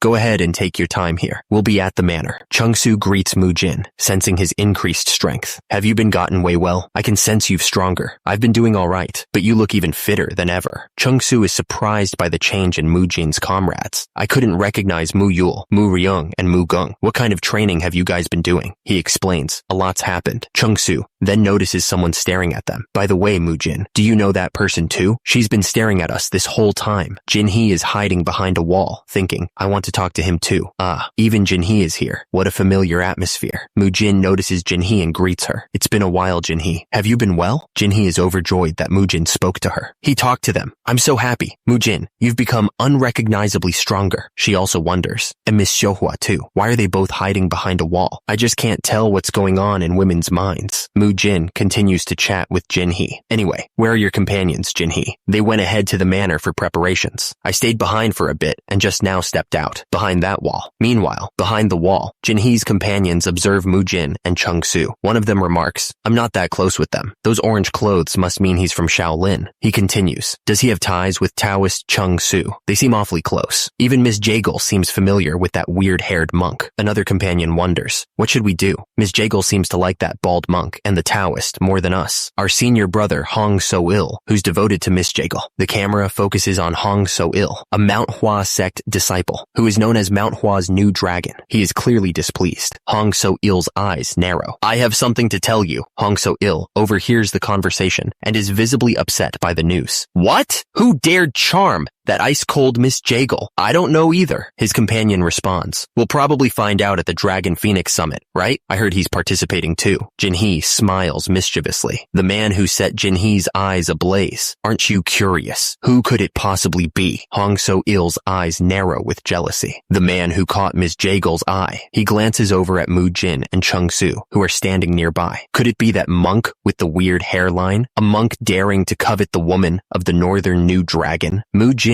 approaches the group. Looks like all the big names are gathered. Having some fun chat? Mind if I join the conversation? Hong So-il overhears the conversation and is visibly upset. What are you doing here? Why does she smile at him, but then treat me so coldly? He introduces himself. I'm Hong So-il of Manhwa, known as Manhwa's new dragon. Mujin replies. Oh, so you're Manhwa's new dragon that I've heard so much about. Mujin introduces himself. Nice to meet you. I'm Mujin, one of Shaolin's third-class disciples. My alias is, people tend to call me the Blessed Monk. Hong So-il smirks. So your Dharma name is Mujin? I've never heard that alias and Dharma name before. I guess the great Shaolin has declined a lot, huh? Mujin is taken aback by the insult. Pardon, Hong So-il continues his taunts. If it's the Blessed Mother, are you that wandering physician? Whoa, I can't believe I get to see such a famous person here. But what brings a physician such as you to the Dragon Phoenix Summit? Aren't you usually busy treating poor civilians for free? Maybe you can't work when there's an impossible patient, Kike. So you're probably not here to participate in the sparring rounds, huh? Mujin clenches his fists as if he's holding back his anger. Now that their leader started talking trash, the rest joined in, huh? Mujin narrows his eyes, trying to place the loudmouth. Based on his outfit, he's definitely from the Manhwa sect, but Hong So-il, no matter how hard I think about it, I can't remember ever reading about him in the novel. Mujin wonders why he is being targeted. Why is this guy suddenly picking a fight with me? What's all the fuss about? What's the point of provoking someone with all these people looking? Mujin's expression hardens. He notices Jin-hee standing behind Hong So-il. Jin-hee? She's desperately holding back her killing intent. Mujin observes that even Chung-soo is holding back. Mujin realizes that with so many people watching, Chung-soo knows that carelessly using force would reflect badly on Mujin too. Mujin thinks that at least he has good friends when he notices Hong So-il laughing at him. At least I have good friends. He laughed? Hong So-il covers his face, feigning embarrassment. Oh, sorry about that. I suddenly remembered something really funny. So, this is near the quarters of the Manhwa sect disciples. Mujin steps forward, addressing the Manhwa disciples. I apologize for the noise in your area. And yes, I am here to spar. Mujin continues, singling out the loudmouth. Names naturally become known through fighting. Just like you, Hong So-il, are known as Manhwa's new dragon. Mujin steps forward to shake hands, declaring that even a nobody like him will do his best. He wonders what the strange monk is thinking, musing that he seems to think one can read another's inner self more clearly through contact. Hong So-il thinks the monk must be unfamiliar with things, being a first-timer. With a sinister grin, Hong So-il thinks he might as well assert dominance before Mujin gets cocky, and they shake hands. The handshake becomes a battle of wills, as both men try to overpower the other. Mujin's face is shadowed, his eyes glowing red as a sinister smile spreads across his face. Hong So-il's inner demon manifests behind him, towering over the monk. Mujin turns his back on Hong So-il and the others. I'll be taking my leave then. One of Hong So-il's companions crows with laughter. Senior brother, that guy ran off. He must be scared. You really showed him who's boss. I bet you scored some points with Lady Jaegal. The smug expression vanishes from Hong So-il's face. She might even confess to you first now, Keki. No, that's not it. Hong So-il's eyes widen as he senses Mujin's energy. That monster is definitely not just some monk. The weight and density of his energy, he continues, it rivals that of Yang Song, Jinqian, the top martial artist of our generation. Hong So-il realizes he might have misjudged the situation. That earlier scene, he was just taking the hits. No way a guy like that would offer a handshake. Mujin's companion seems confused by his words. I couldn't restrain him with grappling in front of so many people. Grabbery? What's that supposed to mean? It's nothing. I was just upholding loyalty, he continues, like everyone else here did. The two companions look on with concern. One of them wonders aloud, what's he talking about? Mujin, now facing the Shaolin quarters, is taken aback.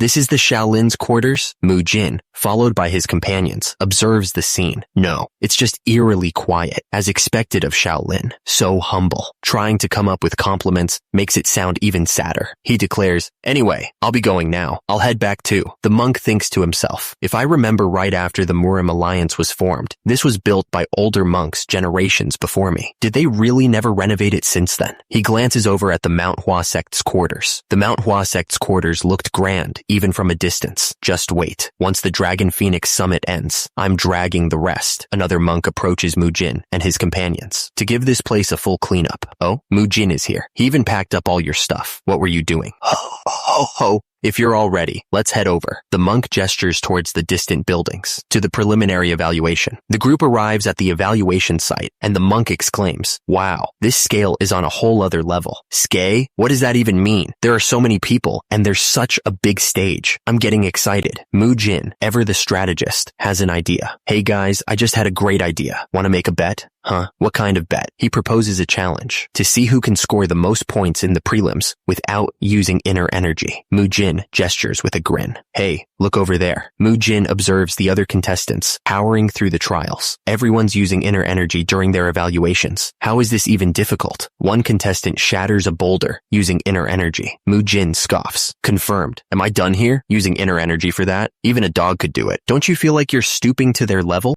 Mujin continues to try and convince his companions. "You guys don't really want to use your new strength for some dumb kid's game, do you?" Ahem. He stares intently. "You really think you can't pass without inner energy, Keiki?" Mujin is determined to win this bet. "It's totally doable, you know. Yahoo! Remember your scores, everyone." He's got faith in his team. Youth. The Dragon Phoenix Summit has gathered all the promising next-generation martial artists. Young, skilled talents from all the sects have come to show the results of their hard work. These people could one day become either kind-hearted people or even villains. Right now, what kind of ending will this Dragon Phoenix Summit bring? And beyond that, how will the flow of the grand story continue to unfold? Mujin clenches his fist, determined to make his mark. "All I need to do is leave a visible mark on the boulder. It's been a while since I had to rely on raw strength without inner energy." He prepares to strike. "All right, this will be a test of my prime age. Choi Kong-hyuk's strength." Mujin unleashes a flurry of blows. Chain punch, straight punch. Mujin stands before the boulder, panting slightly as he assesses the damage. A crack runs across the surface of the boulder where Mujin struck. "You pass." Phew. The crowd observes Mujin's feet, and one of them scoffs. "Did you see that? Just a tiny crack? Looks like we don't need to worry about Shaolin. Guess living off grass really does make you weak, Keke." The man's companion is taken aback. He really did crack it without using inner energy. Mujin overhears the comments. Why use inner energy for something this basic? True strength shines best when you save it for when it's absolutely needed. Mujin grins, challenging the crowd. "If any of you can do it, go ahead. Try to leave a mark using only your bare fists." An announcer calls out the next competitor. "Next up, Heavenly Flash Sex Du Wolcheon. Please come forward." Mujin looks surprised. "Wait, what? Wolcheon?" Mujin is shocked by the appearance of the next competitor. "No way." Mujin realizes who it is. "That man is..." Monk Beob Gang chimes in. "Yeah, you're not entirely wrong. Maybe someday when you become the strongest swordsman in the world, what you said might apply." A flashback begins. In the novel, the protagonist dismantled the trap set by the Jagal clan and another shadow syndicate early on. The flashback continues. He was the best among the unorthodox faction and was known as the greatest swordsman under heaven. The flashback concludes, showing a hand gripping a sword hilt. His swordsmanship was described as unfathomable and impossible to block even when understood. Just leave a visible mark on the rock, right? Mujin is shocked at the reveal of the next competitor, the unorthodox faction's world's strongest swordsman, as he confirms. Yes, as long as it's visible to the naked eye. Mujin realized that it's the protagonist of Unorthodox Tyrant Chronicles. Mujin draws his sword, replying, "I'll do just enough so that a visible mark is left then." The text reveals the name of the swordsman, Du Wolcheon, the future greatest swordsman and the tyrant emperor of the unorthodox faction, and the protagonist of Unorthodox Tyrant Chronicles. Enlightened one. Originally coming from Buddhist terminology, it refers to an enlightened individual. Over time, this enlightened one came to represent the central figure of a work across many eras. But how often does one truly get the chance to meet the enlightened one of another story past? Well then, That's it. Next contestant, please come up. Mujin watches as Do Wolcheon passes the test. Mujin stares intently at Do Wolcheon, who is standing over the monk he defeated. That person is the enlightened one of unorthodox transformers, the Do Wolcheon. He's my favorite character from all of author Ga Kyung's works. After this current Dragon Phoenix summit, Do Wolcheon will witness the massacre of his entire clan. Once his clan is destroyed, Do Wolcheon will awaken and begin walking the path of vengeance for revenge. To ensure he reaches the ending of the novel safely, I have to let things play out for now. Only then will he awaken, become the tyrant emperor, and fight the shadow organizations. But now, Do Wolcheon is no longer just a character in a book. He's alive, moving, right in front of my eyes. I can't just watch a tragedy unfold before my childhood hero. That concludes the judging. Mujin and Do Wolcheon stand facing opposite directions, both with auras surrounding them, with internal conflict lingering in his heart. The 3-day preliminaries ended, and the main Dragon Phoenix summit finally began. A man shouts, "I'm the mighty hammer, Hwangbo Woong, Hwangbo clan's combatant. Green Forest, Red Forest Fortress Destroyer. Hwangbo Woong is sent flying through the air." A spectator exclaims, "That's one of Shaolin's techniques." The announcer declares, "The winner is contestant Mujin." The crowd cheers wildly after Mujin's victory. One of them shouts, "An extra dared to challenge the mighty hammer." Hwangbo Woong, who got completely destroyed, even though he's a martial artist. Mujin, looking at the arena, thinks to himself, "I feel like I used too much strength right from the start. Or was he just that weak?" His Shaolin teammates celebrate. "I heard he destroyed his opponent in just one move. No mercy, huh? You did great, Mujin. Yeah, your big bro won." Mujin reads the bracket for the next match. Now, who's up next? According to the brackets, the next matchup is Namgung Jinshin and Do Wolcheon. Namgung Jinshin. Isn't he supposed to be one of the strongest among the younger generation? The crowd feels like something weird is about to happen. One of the monks says, "Well, I'll be heading over to the Heavenly Merchant Guild for a bit." "Huh? You're not watching the next match?" "I'd like to, but..."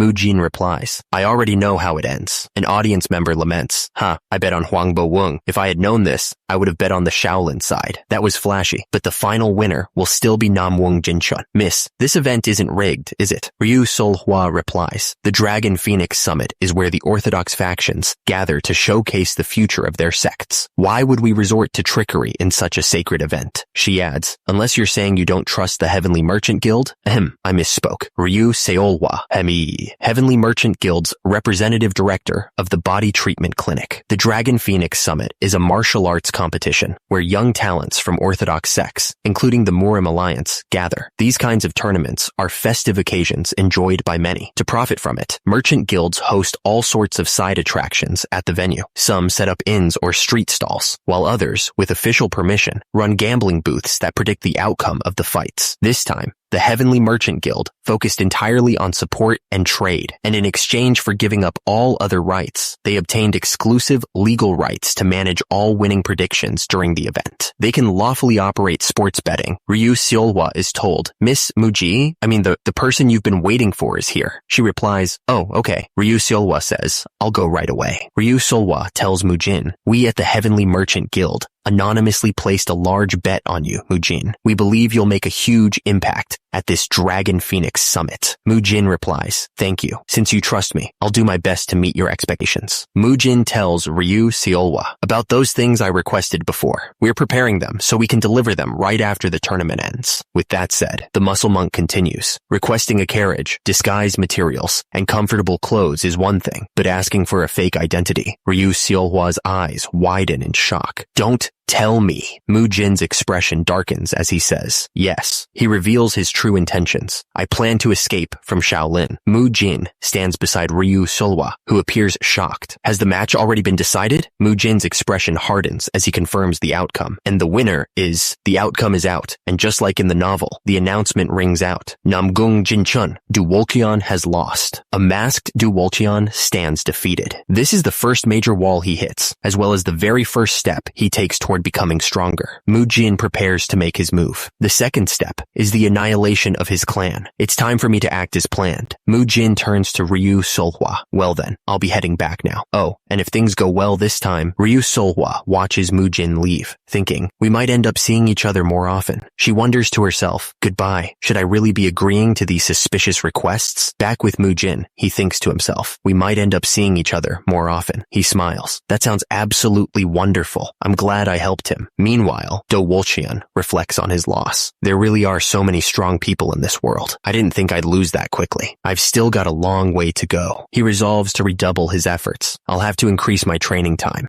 Mujin tilts his head, curious about the speaker's intentions. The monk in orange asks, Du Wolchian, you're the one who beat Wangbo Wung earlier, right? Are you Du Wolchian? Du Wolchian smiles. Your first match was amazing. I was in awe. I couldn't win even once. The monk replies, don't say that. You were just simply unlucky with your bracket. Your opponent was none other than Namgung Jinchun. The fact that you held your own against him already proves you're strong. Du Wolchian's eyes widen. You're complimenting me? Thank you. I feel a bit better now. He's Mujin, the blessed monk, right? The monks of Shaolin really are kind. With that, the monk bows slightly and says, well then, we'll be going. Mujin calmly states, the scar on your left arm, it's a wound you got while secretly practicing with a real sword instead of a wooden one. Du Wolchian's eyes widen in shock. You were worried about your clan and your younger sister, so you kept the pain to yourself, never telling anyone. What? How do you know that? Mujin continues, unfazed. Your younger sister is quite the troublemaker, isn't she? She got caught sneaking in extra mooncakes your mother made, the ones that were meant for you. He adds, after you two fought, your mother banned mooncakes for a week straight, but you still love them, don't you? Mujin finishes, especially the ones she made herself. Du Wolchian's eyes narrowed, demanding, those mooncakes, who are you? How do you know all of that about me? Mujin responds, I have studied the way. While my powers are faint, I've learned to take a glimpse at fate. It's mostly because I read the novel, though. I feel sorry for lying to my childhood hero. But if I can prevent Du Wolchian's tragedy, Mujin continues, please listen very carefully to what I'm about to tell you. From this point on, your life may change entirely. He reveals, your clan's sect, the Heavenly Flash sect, will soon face a great calamity, the annihilation of your entire clan. Du Wolchian is stunned. What? Mujin assures him, but do not fret. Luckily, there's still time to change your fate. I will help you avoid that calamity. Han looks up, shaken by Mujin's grim prophecy. My clan will be saved, and my family will be annihilated. After that, I will walk the path of Asura. Is that really true? Mujin replies, yes, it's not right to peer into someone else's fate, but given the special circumstances, you will surely face great misfortune. Du Wolchian is stunned, remembering the details Mujin knew. He knew my little sister and mother's information, even the exact location and reason for a wound that only I know about. He wonders, could it really all be true? So Shaolin monks can see the future if they're strong enough. Then he realizes they can't. Desperate, Du Wolchian asks, then can that fate be changed? Please tell me how. Fortunately, Du Wolchian had a straightforward nature even before awakening. Mujin explains his limitations. First, I wish I could share your burden and block the misfortune with you, but I have another fate I must face, so I cannot stay by your side. Therefore, I intend to help you become strong enough to face it yourself. Du Wolchian stares in disbelief. He sees a note and a pill, a note that explains how to circulate and manage your energy. That's Shaolin's elixir, the lesser revitalization pill. The note reads, hardships exist to be overcome. You are destined to become the protagonist of a great event, so you must grow even stronger to overcome numerous adversities. The note continues, acknowledge the limits of your talent and transcend them through sheer will. Du Wolchian is still unsure, but what if even after accepting my limits, I still can't become stronger? Mujin's note concludes, trying aimlessly to get stronger won't work. Just as monks reach enlightenment through asceticism, you must abandon greed and fully master even a single martial technique to its utmost limit. Du Wolchian looks down at the note, still unsure. But can a single technique stop a massive threat? Or is that the limit of my abilities? Mujin's voice echoes in his mind, encouraging him. Talent, huh? I still don't know how far you can grow, but if you give up, trapped by the limits you've set yourself, you'll never even get to meet the countless possibilities within you. Mujin continues to encourage Du Wolchian. Talent alone isn't everything. If you master that one technique I just mentioned to absolute perfection, a vision of a swordsman appears, bathed in blue light. You will obtain a sword technique that can split the sky like it's nothing, an incomprehensible sword technique that no one can block. The voice proclaims that he could become the greatest sword master in the world. Mujin is standing with another monk. Why are you so late? The match has already started. I stopped by the merchant guild and also used the restroom. Mujin reflects on his actions. I succeeded in secretly stealing and handing him the lesser revitalization pill, so I've done all I can for Do Wolxian. The rest is up to him. He watches as Do Wolxian walks away. Even though he looked powerless when he turned away, his eyes were filled with resolve. Mujin turns his attention back to the tournament. So, who's in the match right now? He sees two figures clashing. That guy from the Mount Hua sect, Hong So-il. Mujin observes the fight. He's facing the Jaegul clan's Jaegul Jin. The match is announced. Hong So-il versus Jaegul Jinhee. Mujin watches Jaegul Jinhee closely. Jaegul Jinhee's fan energy is sharper than before. He is impressed. She's gotten incredibly strong since I last saw her. Mujin continues to analyze her technique. Her movement and flexibility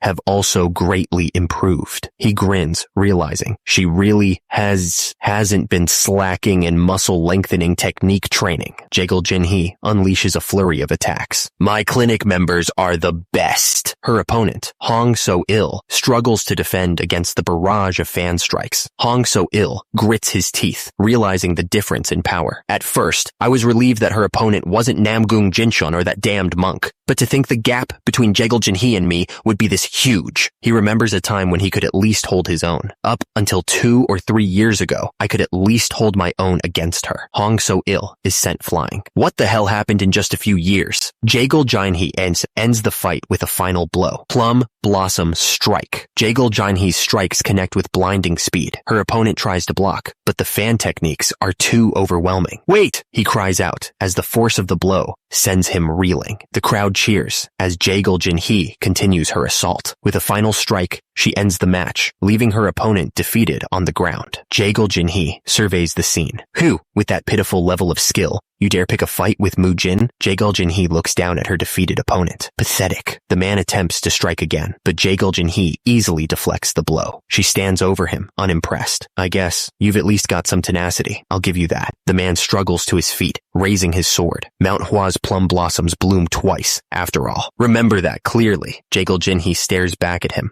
unimpressed.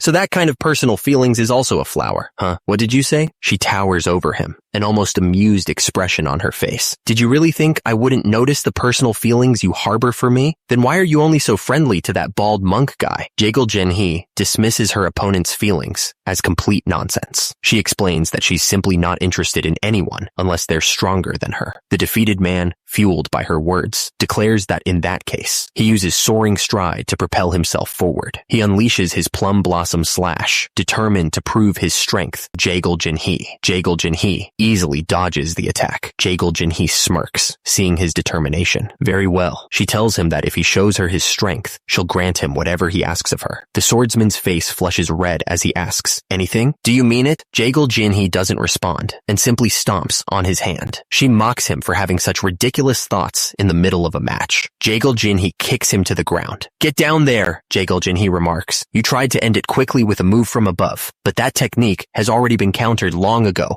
by that monk you hate so much. She smirks. To think I'd end up using the same technique Mujin used. They say couples start to resemble each other. False. The swordsman lies on the ground, beaten and bruised. Was I hit during a big technique? And now my energy's flowing backward. Looks like I'm the winner this time. Jaegul Jinhee towers over him. Let me make this clear before you get carried off. She continues. Unlike you, who looks at me with dirty eyes, Mujin sees me as a true martial artist, as an equal. And that is why I treat you like a pig. Jaegul Jinhee finishes with a cold smile. If we run into each other again, please oink like a pig instead of speaking human words. That suits someone like you better. Jaegul Jinhee's determination is visible on her face. The crowd erupts as the announcer declares, the winner is Jaegul Jinhee. Someone in the crowd shouts, I knew you'd win, Jinhee. This is the fruit of her muscle lengthening technique. The crowd is in awe of the results of the muscle lengthening technique. The announcer continues. This proves that it wasn't a joke when we talked about the fruits of muscle lengthening technique. The winner is Mu Gung. Thanks to their steady muscle lengthening technique training and Mujin's personal PT, everyone from that group showed great results in this Dragon Phoenix Summit. The winner is Mu Yule. The crowd is in shock and so Shaolin's reputation naturally soared upward. Shaolin won again. They cannot be underestimated. According to the bracket, the next match is also Shaolin. The announcer's voice booms. A duel between Tang Clan's Tang Somi and Shaolin's Mujin, one of the elders observes. Shaolin's rising generation completely surpassed our expectations. Don't let your guard down. He's the guy who turned Jinhee all lovey-dovey. Tang Somi confidently replies, "It's okay, elder." She smiles. "I have a secret technique that I personally learned from my aunt." Tang Somi thinks, "Actually, this is perfect." Meanwhile, Mu Yule is furious. "This time, I'll use this opportunity to firmly press down on Mujin. That bald bastard dares to mess with my Jinhees. Know your place. Jinhee is mine. Is merely a stepping stone to me. The opponent I truly seek lies elsewhere." Meanwhile, Mu Yule is smiling and chatting with Jinhee. He spots Mujin. It's that man, the one who managed to make Jinhee so captivated. What the heck? That orange robe makes his clearly. Mu Yule's smile vanishes. A Shaolin monk, right? "This time, I'll use this opportunity to firmly press down on Mujin. That bald bastard dares to flirt with my Jinhee. Know your place." Mu Yule's internal monologue reaches fever pitch. "Jinhee is mine." Mu Yule notices Jinhee glaring at him. "Why is she glaring at me like that? Did I do something wrong?" The announcement rings out. "Both parties, please step into the ring." Mujin faces off against Tang Somi. Let the duel begin. Tang Somi thinks, "She was glaring at me like she wanted to kill me just a moment ago, and now she's expressionless again. I really can't get a read on this woman. What kind of duel will this be?" Tang Somi smiles. Mujin is confused. Tang Somi says, "Nice to meet you. I've heard so much about you from Jinhee." Mujin thinks, "Do you mean from Jagal Jinhee? Oh dear." Tang Somi continues to talk to Mujin. "Did you know what Jinhee and Hong So-il were talking about earlier? I'm not interested. More importantly, the duel. I'm only interested in someone stronger than me," is what she said. "You have great listening, huh? Still the duel." Then she asks Mujin if he knows this too. Tang Somi says, "I'm also the same as her." Tang Somi looks at Mujin, astonished by his physique. Oh my, what an explosively sculpted physique. What kind of training do you do to be like this? Wherever you go, you must be pretty powerful. Mujin looks confused as Tang Somi touches his face. Mujin? Please don't act like this." Tang Somi closes the distance, pressing herself against Mujin. "I want to find out exactly how powerful you are. Very up close." She looks up at him, her hand on his cheek. "Would you show me that strength of yours? It doesn't even have to be martial arts." The onlookers are stunned. It's a seduction tactic. One of the women watching is outraged. "What the hell are you doing in front of everyone? Tang Somi, what the hell is that girl doing?" Another woman recalls the rumors. "I've heard rumors about the special technique of Tang Somi's aunt when my aunt was in her prime." I see. Tang Somi is using that technique, which supposedly conquered monks and Taoists alike. The woman watching Tang Somi's seduction is shocked. If that embarrassing behavior actually works on Mujin, what do I do? Should I do it too? Another woman, presumably Jinhee, is impressed. "Jinhee, did you see that? This is what a man is like." Mujin, however, is not impressed by Tang Somi's advances. "People are watching. What kind of lewd pose are you hugging me in?" Tang Somi smiles. "This is your fetish, huh?" Mujin grabs her. To deal with a crazy bitch, he slams her into the ground with a Buddhaplex. Mujin's strike sends Tang Somi flying. He seizes her wrist, and a surge of internal energy courses through his fist. The announcer stutters in disbelief. "The winner is Mujin!" A nearby spectator is equally shocked. "No way!" Tang Somi struggles to comprehend the situation. "Even after being poisoned, how are you still perfectly fine?" Mujin eyes the defeated Tang Somi.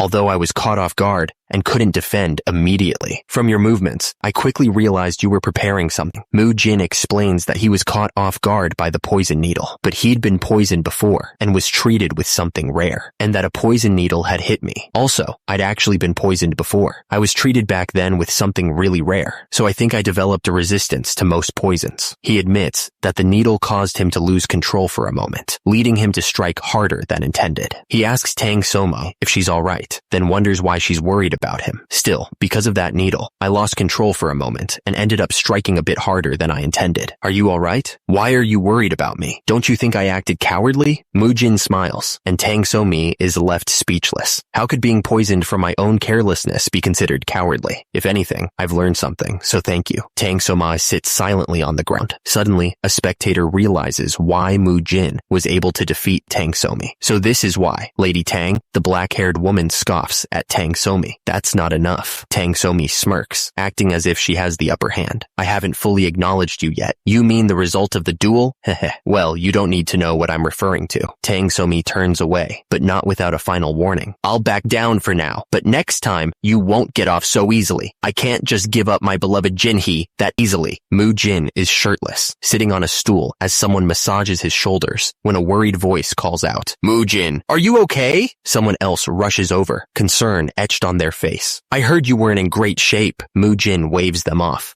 It's just some accumulated fatigue. Don't worry. He reassures them that he's fine, despite their worries about the team being short-handed. All our seniors dropped out, and now only we're left. If you collapse too, we'll be short on people. I'm totally fine, so don't worry about me. And you guys are already strong enough. The topic shifts as they walk away. Is Mugung well prepared? Oh, I saw him earlier, and he seemed super nervous. That's to be expected. His next opponent is Taoist Chung Su, right? The monk in the orange robes walks with determination, but his mind is racing. Will I do well? Will I do well? Will I do well? Will I do well? He visualizes his upcoming battle. I'm fighting against Taoist Chung Su? Against the Taoist who went toe-to-toe with Mujin? He clenches his fist, trying to steel himself. Sure, I've gotten a lot stronger, but I can't even begin to gauge how strong Taoist Chung Su has become. He tries to psych himself up. Be resolute, steady, and smart. You can do this. You can do this. Become the strongest. Effort never ends in failure. Unwavering mind. Yeah, what do I have to be afraid of? He remembers the past matches. It's true that Mujin and Taoist Chung Su were stronger before, but that's not the case anymore. I've suffered so much and trained to catch up to you guys. Mujin is ready to show them his Mugung. Chung Su arrives late to the fight. Why are you coming up so late? I've been dying to see you.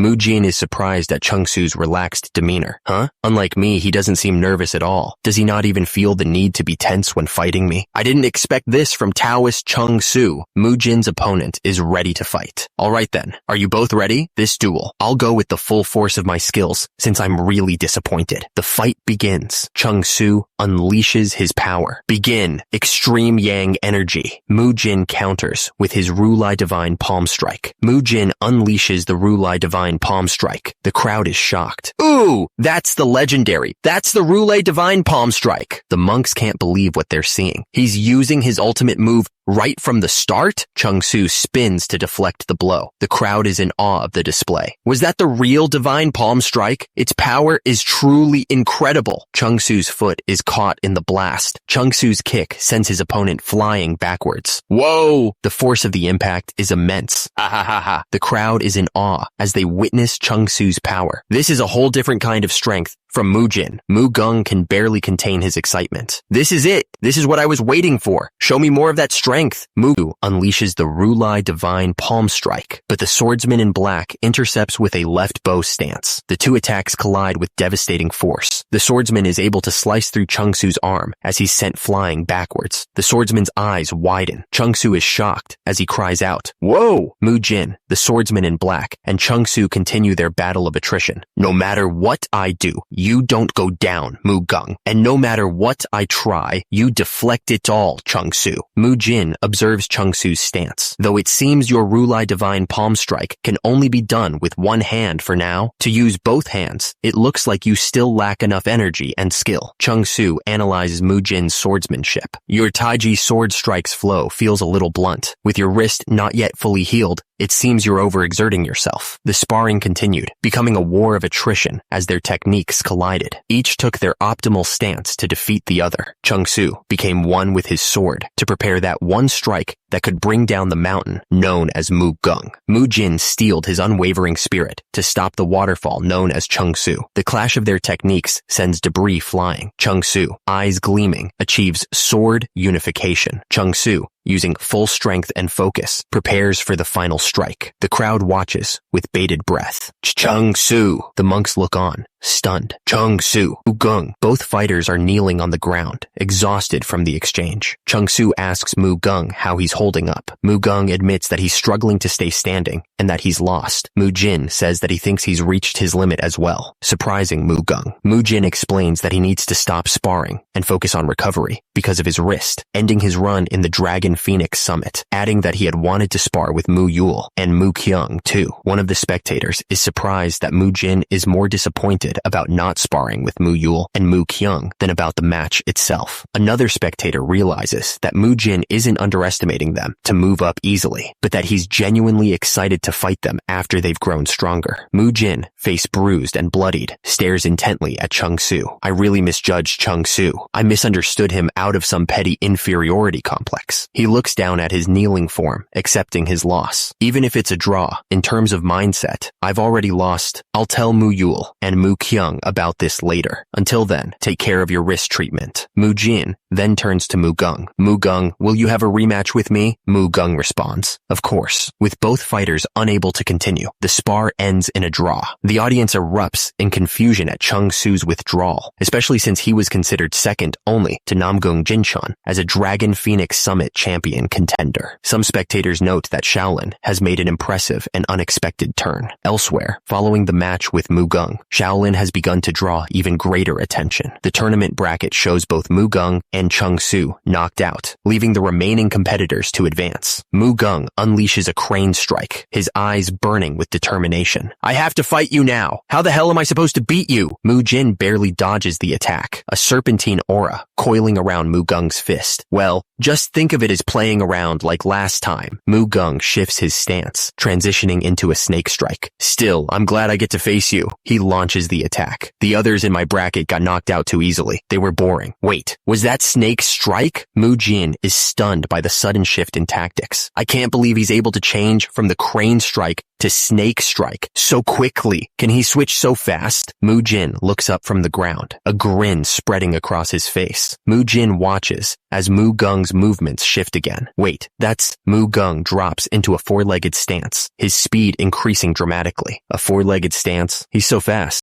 Oh, Mu-Gung's attacks come from every direction, a furious flurry of blows. Mujin is barely able to keep up with the onslaught. This is so fun! He's switching between crane strike, snake strike, and leopard strike depending on the situation. Not only that, the transitions between them are so smooth. There's barely any openings to exploit. He realizes he's facing a hybrid style, a fusion of wild animal techniques. It's like I'm fighting three wild beasts at the same time. If Mu Yul masters all the other strikes too, what on earth will happen? Mujin clutches at his back in pain. Mu Yul, if you ever face an opponent in the Dragon Phoenix Summit, you can't possibly beat my back. Try using this technique. Mu Yul asks, what is it, master? Mujin shifts his stance slightly. It's a bit early, but it resembles a tiger. You should always have at least one trump card. Mujin prepares to unleash a new technique. For now, just learn one basic move from it. Fourth form tiger strike! Golden energy crackles around Mujin's fist, taking the shape of a roaring tiger. Chung-Soo's eyes widen in disbelief. That's! Mujin launches himself forward, surrounded by the image of a blazing tiger. Fierce tiger rush. A tiger! Chung-Soo realizes he's trapped. I can't dodge this. Fist energy. I'll have to use brute force to block it head on.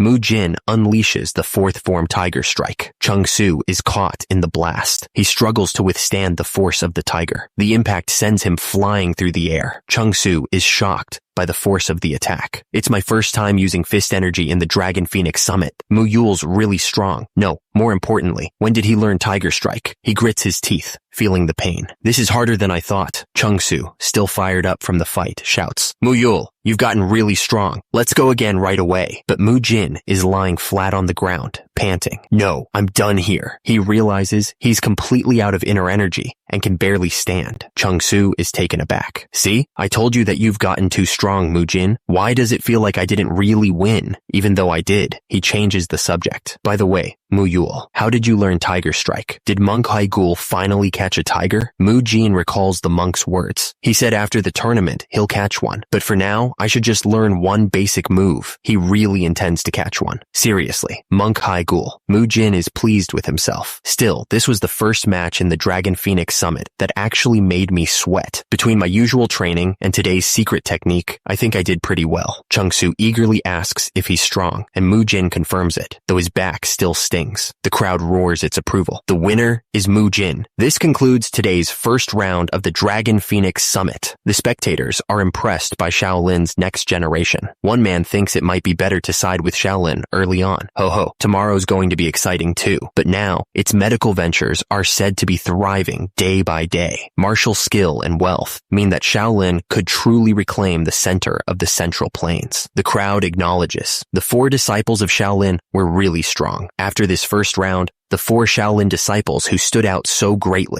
began to spread their names across the entire Central Plains with new titles, the Shaolin 4 monks. The plan is falling apart, and the higher-ups are sweating. The winner should have come from the Wudang sect or the Namgung clan, but already a guest from Shaolin has taken out one of the top contenders. Shaolin's strength far exceeds their expectations. Still, the Wudang sect or Namgung clan should have had a winning candidate. It doesn't matter. No need to worry even if Wudang sect drops out. Whether Shaolin exceeds expectations or if some other group is strong, no one can beat Namgung Jinshan. Even from their point of view, he's a monster after all. Jaegul Jinhee has been defeated. The Namgung clan is among the 5 great clans, where it holds the greatest strength, Namgung, as the strongest under heaven. For ages, they have reigned as the strongest, behaving as if they were kings who governed the people. At the center of that power was Namgung Jinshan, the young heir of the Namgung clan. People look at him and say that he's not just the greatest talent of Namgung. No, he's the greatest talent across the entire continent. He is, in every sense, a monster born from both power and authority. Now entering the arena, the victor, Namgung Jincheon, the announcer nervously suggested, the next duel will also be yours. Perhaps you'd like to step down and rest for a bit. Namgung Jincheon cut him off. No, I'm fine. Namgung Jincheon stands tall, his sword planted firmly, as his defeated opponent struggles to rise. I will stay right here. Bring the next opponent immediately. His arrogance is palpable. He hasn't even broken a sweat. So he hasn't even used up any stamina in his match with me? He doesn't even need a break? The defeated Jinhee looks up, dejected. I was hoping to face Mujin, who's become stronger. Mujin, I'm sorry. The crowd is stunned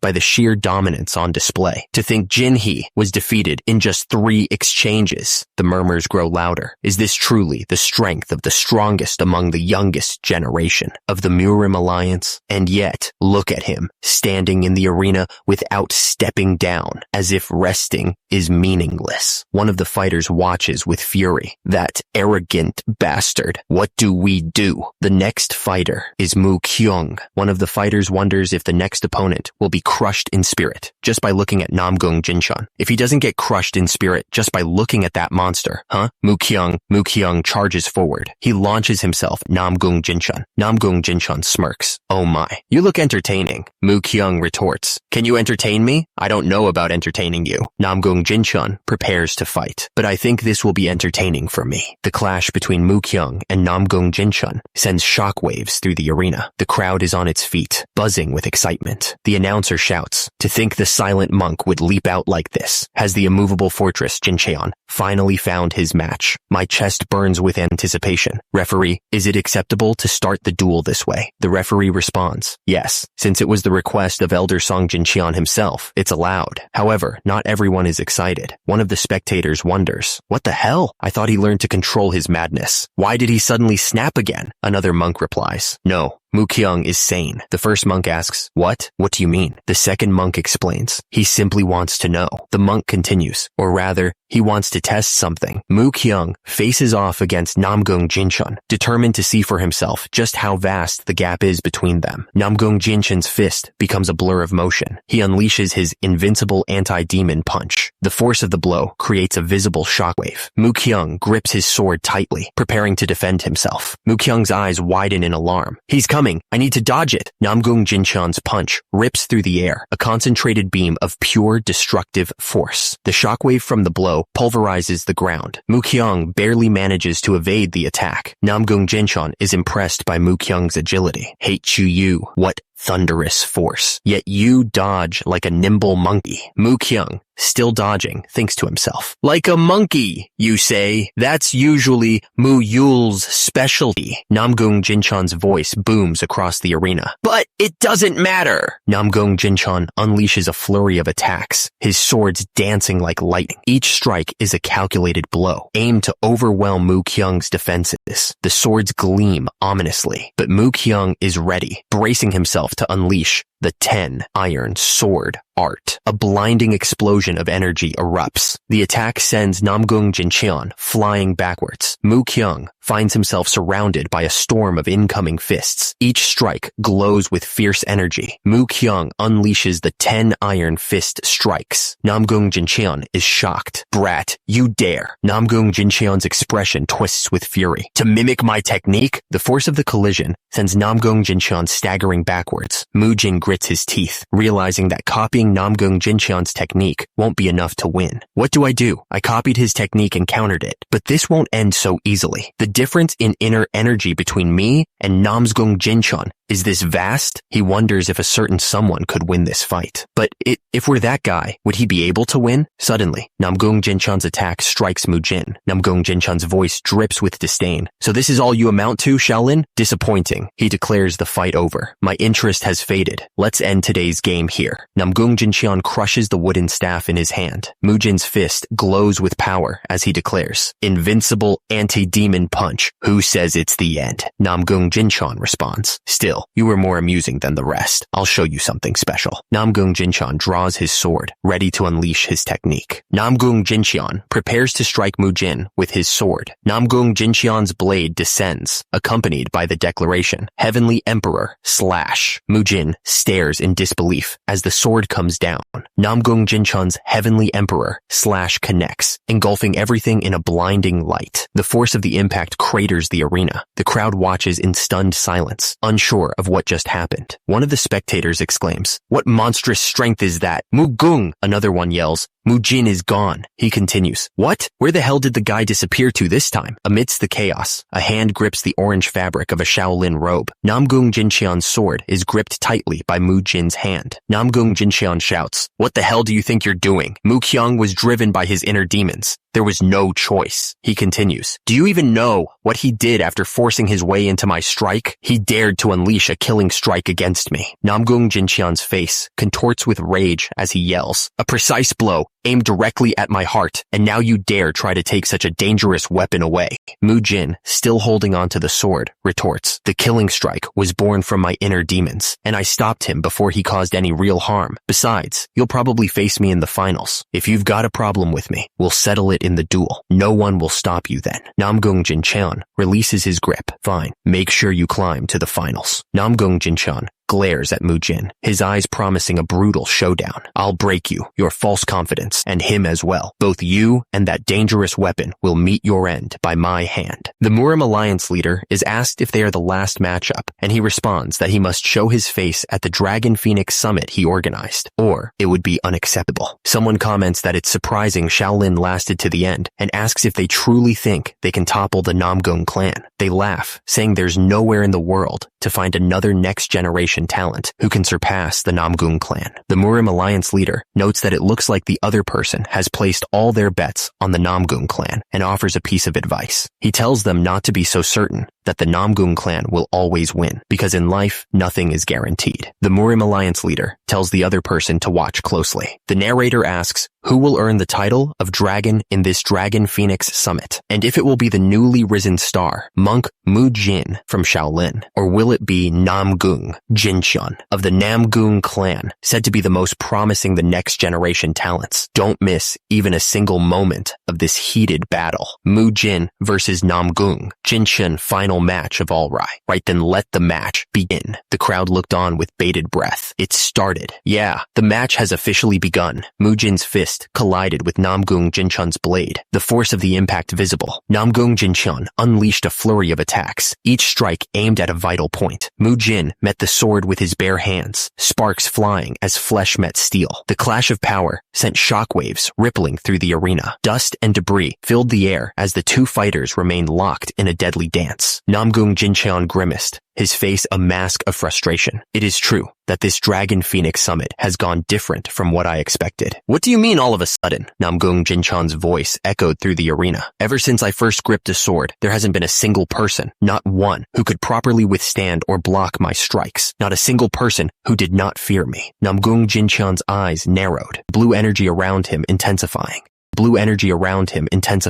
thought it'd be the same here, at this summit, but I was wrong. Images of Mujin blocking his sword flashed through his mind. That crazed monkey yesterday dared to strike at me with killing intent, and you blocked my sword with your bare hands. I was hailed as the strongest of the next generation talents, and you have shamed me. The humiliation was etched on Namgung Jinchun's face. This is the first time in my life I've ever felt such humiliation. His rage reached a boiling point as he prepared to attack. They say the world is wide and filled with the powerful. Fine then, I'll crush you here and reaffirm that I am the strongest. Mujin remained unfazed by the outburst. I suppose I'll take that as a rough acknowledgement of my strength. Namgung Jinchun's blade came crashing down. But don't talk as though you're standing above me, you insolent brat. The impact of the blow reverberated through the arena. Namgung Jinchun unleashed a furious barrage of attacks against Mujin. How dare you humiliate me like this? Namgung Jinchun grabbed Mujin by the collar, his face contorted with rage. How dare you grab me by the collar? Namgung Jinchun's face was a mask of fury as he prepared to strike. He lunged forward, blade extended, ready to end the fight. Suddenly, Mujin's voice boomed across the arena. Not so fast. Destroyer's divine stride. Namgung Jinchun unleashed his ultimate technique, 10 Iron Sword Art. The clash was imminent as Mujin closed the distance. The impact of their techniques created a blinding flash of light. As the dust settled, the crowd was buzzing with anticipation. I've never seen Namgung Jinchun struggle this much. That just shows how immense Shaolin's strength has become. Another spectator agreed. That's true, but doesn't this monk seem different? He's overwhelmingly different from the other Shaolin monks. Yes, I would say so too.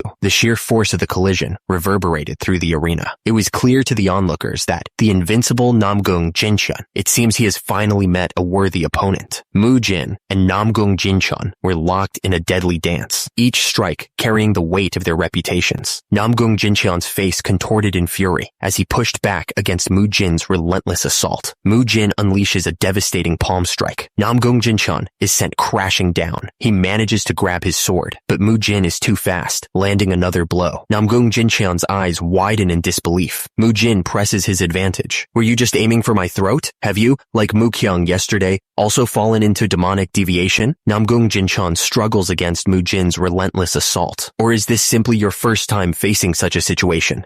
This oppressive pressure, he grunts in pain as Mujin's fist connects. Ugh! Namgung Jinchun, eyes blazing with fury, channels his inner power. Don't you dare look down on me. Heavenly Emperor art. Heavenly Emperor Jinchun style. A blinding light erupts as Namgung Jinchun unleashes his technique. The attack soars into the night sky. Mujin crouches, his fist glowing with power, ready to strike. He declares, "Then take this." Mujin unleashes his uppercut 100 steps, divine fist strike, promising, "I'll send you flying." The force of Mujin's blow sends Namgung Jinchun spiraling into the air. The watching crowd is stunned as Namgung Jinchun is sent flying, blood gushing from his face. One of the spectators gasps, "Mujin?" The announcer stammers, The victor is..." The crowd erupts as they declare, "Shaolin's Mujin." One of the spectators, who had bet against Mujin, cries, "Haha, what did I tell you? I said not to be so sure. My money." Another man remarks, "Looks like it's time to welcome the new dragon." Mujin looks to the heavens, declaring, "I can't remain at a level where I am merely your equal. I must climb higher than this, to a place far above where I am now. He furrows his brow, thinking. For example, Mujin looks towards the horizon, a figure silhouetted against the sun. Yes, for example, the crowd roars. Congratulations on your victory, Mujin. Mujin envisions his future. To a level like that man, Wuji Hak, one among the 10 great martial masters. Word from above has arrived. They've said that even if Shaolin wins the finals this time, it's fine. A man remarks. Is that true? I wasn't expecting Shaolin to defeat Namgung and take the championship. It seems this victory, together with the revival of the 12 monks of Shaolin, has led to a huge impact on the higher-ups' decision. So, the divine monk of Shaolin has truly returned. Another man smiles. Still, preparations are complete. There's no issue with the prize, right? Now, since you've become, he continues, the dragon, it's only right we give a fitting reward. Now that Mujin's strength has been confirmed, he concludes, all we need to do is welcome a new powerful piece onto the board. The scene shifts to a temple nestled amongst lush greenery. This place is where our Murim Alliance comes to train ice arts. The prize for this Dragon Phoenix Summit has been kept here. Mujin kneels, ready to receive his reward. It's the ultimate elixir, nurtured over thousands of years in extreme cold, condensed with yin energy. A voice booms. The camera zooms in on the prize. The 10,000-year snow ginseng. The speaker continues. With me, the Alliance members, and Shaolin standing guard, you may consume it without worry. However, the moment the box is opened, the thick energy of the ginseng will escape with it. He emphasizes, it's best to eat it quickly. Mujin's face contorts as he grabs the ginseng. The chill really is incredible. He shoves the ginseng into his mouth. Got it. Mujin realizes that, in the novel, Namgung Jinchan wasn't truly a scoundrel. He was simply unlucky until he ate this. He discovers the bug is a trap laid by the demonic cult, a yin-yang parasite that coils itself around the upper energy core of the host and allows the sorcerer to brainwash or corrupt them. Once it parasitizes, it emits the same energy as the host, making it impossible to detect even through diagnosis. It can control the host's body or inflict pain. Once infected, it's over for the host. They plan to make the tournament winner into a puppet they could freely command. Mujin grins. But since the winner is me, that plan has failed. He thinks to himself that the Great Rejuvenation Pill is a divine item of verdant nature, while this 10,000-year snow ginseng is like the pure water of the cold, snowy mountains. Mujin grits his teeth, feeling the effects of the ginseng. Even though more than half of it was ruined by the bug, Mujin feels the effects of the ginseng and exclaims, I'm still able to gain this much energy? The monk takes a step forward. Grandmaster Hyun Guang asks, are you all right? A monk replies, yes. Outer Hall leader, Mujin, surrounded by a red aura, says, thanks to your protection, I absorbed it without worry. Thank you. 15 years worth of internal energy successfully absorbed. From above, a figure wonders, did he absorb it all? He continues, then it's time to start the preparation. A dark, shadowy figure looms over Mujin. Congratulations, Mujin. Kuha, ahaha. Mujin contemplates his next move. He realizes that if he uses too much power, they'll think he's been taken over by the parasite, so they won't leave him alone. He decides to keep what's left, since it might come in handy. Mujin reflects on his journey. I met Do Wolcheon. I've powered up enough. I've done everything I could in this Dragon Phoenix Summit. Mujin thinks to himself. Now, only one thing remains. The last night before returning to Shaolin, his fellow monks overhear him. Did I hear it wrong? No.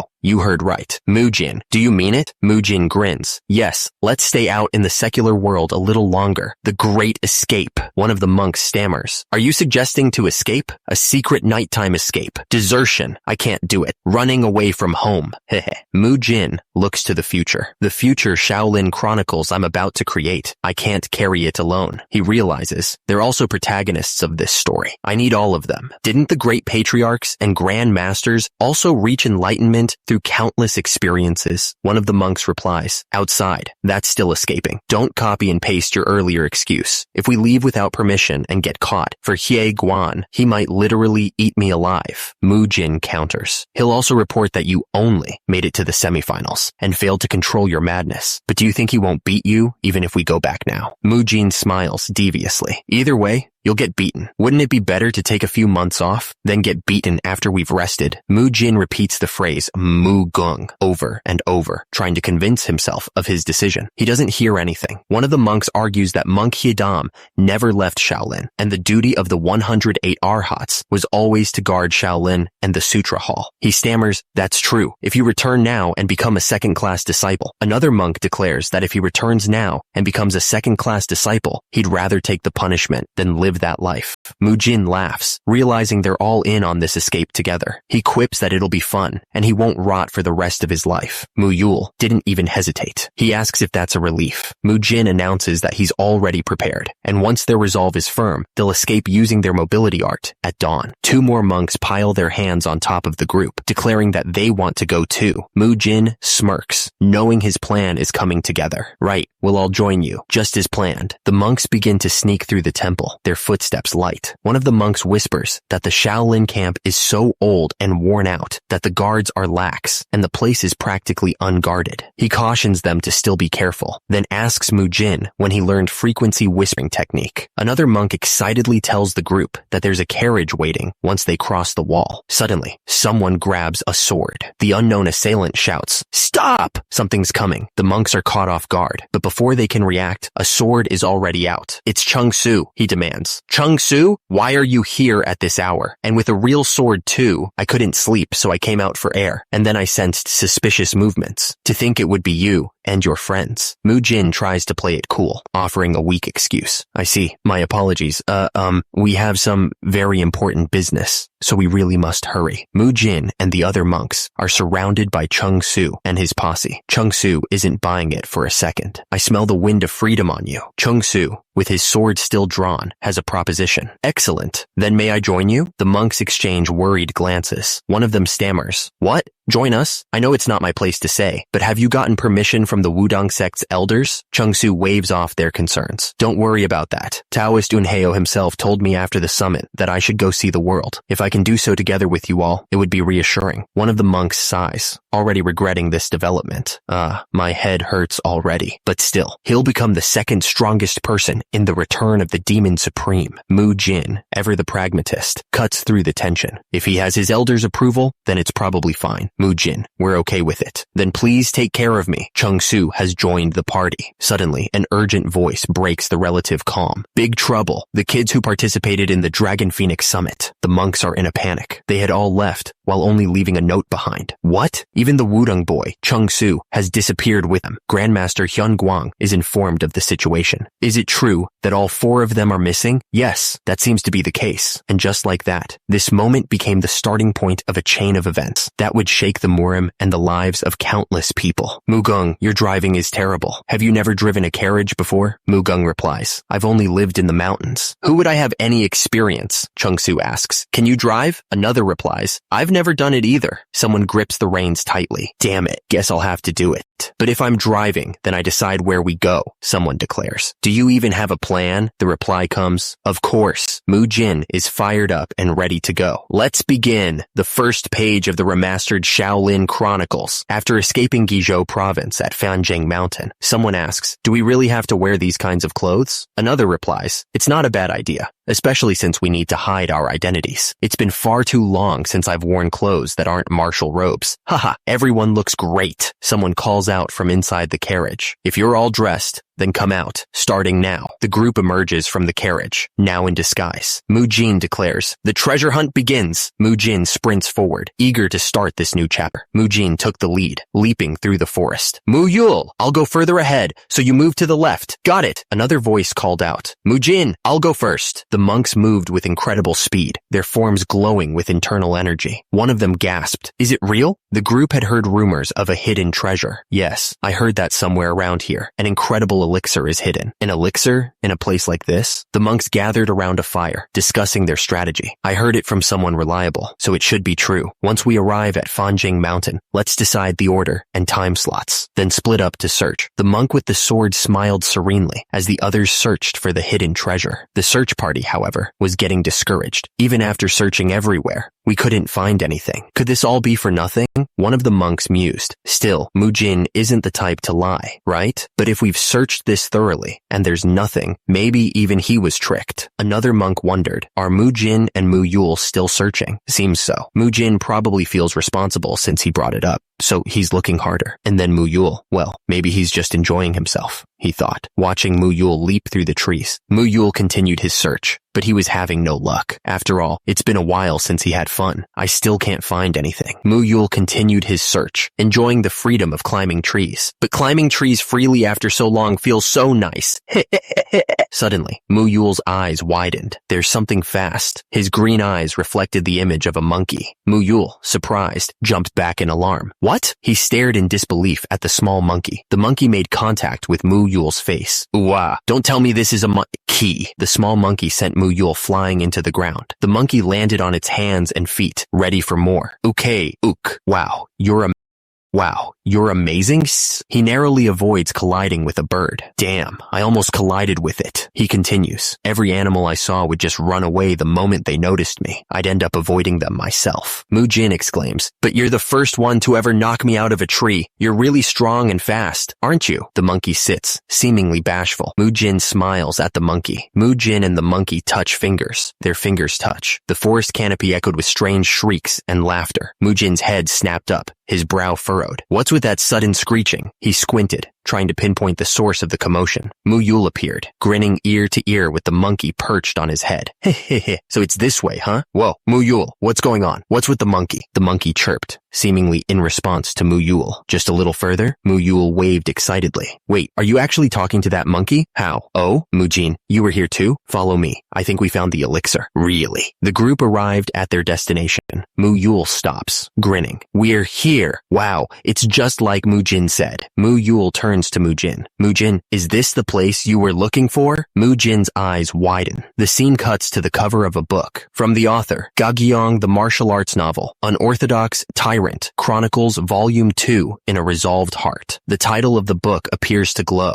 The clan had fallen, and Dewolshan had nothing left. All that remained were a blood-stained martial robe and a chipped sword. This was in the mountains of Zhengan County, Guizhou Province. Brooding on how the destruction of his clan had come from his own weakness, he just continued to walk and walked and walked even further, simply pressing forward until he no longer had the strength to take another step. Dewolshan stopped. Before him was a field of manju blossoms, blooming in full. Beneath a cliff, carved inward to form a natural roof, he decided to set down his belongings and rest for a while. The sight of the nameless red flowers blooming reminded him of the bright smiles of his younger sister and his mother. Mujin is nearby, looking at the scene. Found it. It looks exactly like the illustration from the novel. Mujin thinks to himself. In the original work, Dewolshan obtained the elixir here, but since I already handed him the lesser rejuvenation pill before, the elixir here shouldn't be necessary anymore. We did come all the way here for the elixir, after all. Mujin stares at the scene. Apparently, this was its home. Was there ever a setting about this being a monkey's territory? Mujin wondered. It was its home. Why the past tense? He recalled the illustration in the book. Originally, it lived happily here with its family. Mujin continued reading the Shaolin Chronicles until that guy came and took it all away. Suddenly, a massive, grotesque, boar-like creature with tusks the size of swords appeared, drool flying from its fangs. Mujin's eyes widened in shock. The beast charged at Dewolshan, who was caught completely off guard. The group continues onward. The monks press forward. Are we going the right way? Yes, I can hear noises coming from ahead. Let's hurry. The group rushes through the forest, sunlight filtering through the trees. The monks arrive at the scene. This place is what Mujin mentioned earlier. Wait a second, but what on earth? The monks are blown away by the force of the wild boar. The monks stare in disbelief. What's with the giant wild boar? Where's Mujin? Mujin stands atop the defeated boar, calling out, "Oh, perfect timing. You guys are here." He gestures grandly. I'll explain the situation later, but first, I've already caught the elixir, so eat up without worry. The monks arrive, staring in disbelief. What do you mean you caught the elixir? Elixir? One monk is particularly confused. Wait, you don't mean elixir. You mean inner essence. They're the same thing. How the hell are we supposed to eat something like that? So, according to the monkey, that giant boar killed its family. took over its home, and went around looking for help, then ended up encountering you. Mujin replied, exactly. That's what Lingling said. One of the monks is still confused. You even gave it a name? What does Lingling even mean? A wild monkey capable of communicating with humans, and a house-sized monstrous boar. Could it be that both of them are enchanted beasts? The monk comes to a realization. If that's true, then that boar definitely has an inner core essence. Mujin's arm glows with power as he asks, should I try subduing it with this? Mujin prepares a secret technique discussed and researched together with grandfather. Iron Guard absorbs energy through the skin, then into the body, and then feeds with energy control. Iron Guard Maiden Arse, then fuse it with Maiden Art, which increases the texture and resilience of the skin. Mujin prepares to use a technique that can build strength without limit, along with various martial arts that protect muscles and bones. He unleashes a compressed muscle release, a first real-life usage. Mujin's face is set with determination as he focuses his power. The boar is sent flying from the force of the blow. Mujin's hand glows as he continues to channel his energy. He shouts, take this! Mujin unleashes an enhanced, unyielding Maiden Art suplex. The boar cries out in pain. The impact shatters the ground. The boar's limp body is reflected in the water. Mujin washes the blood off his hands in the stream. Duolcheon grins, holding up 3 glowing orbs, found the inner core essences. With this, our group will become stronger.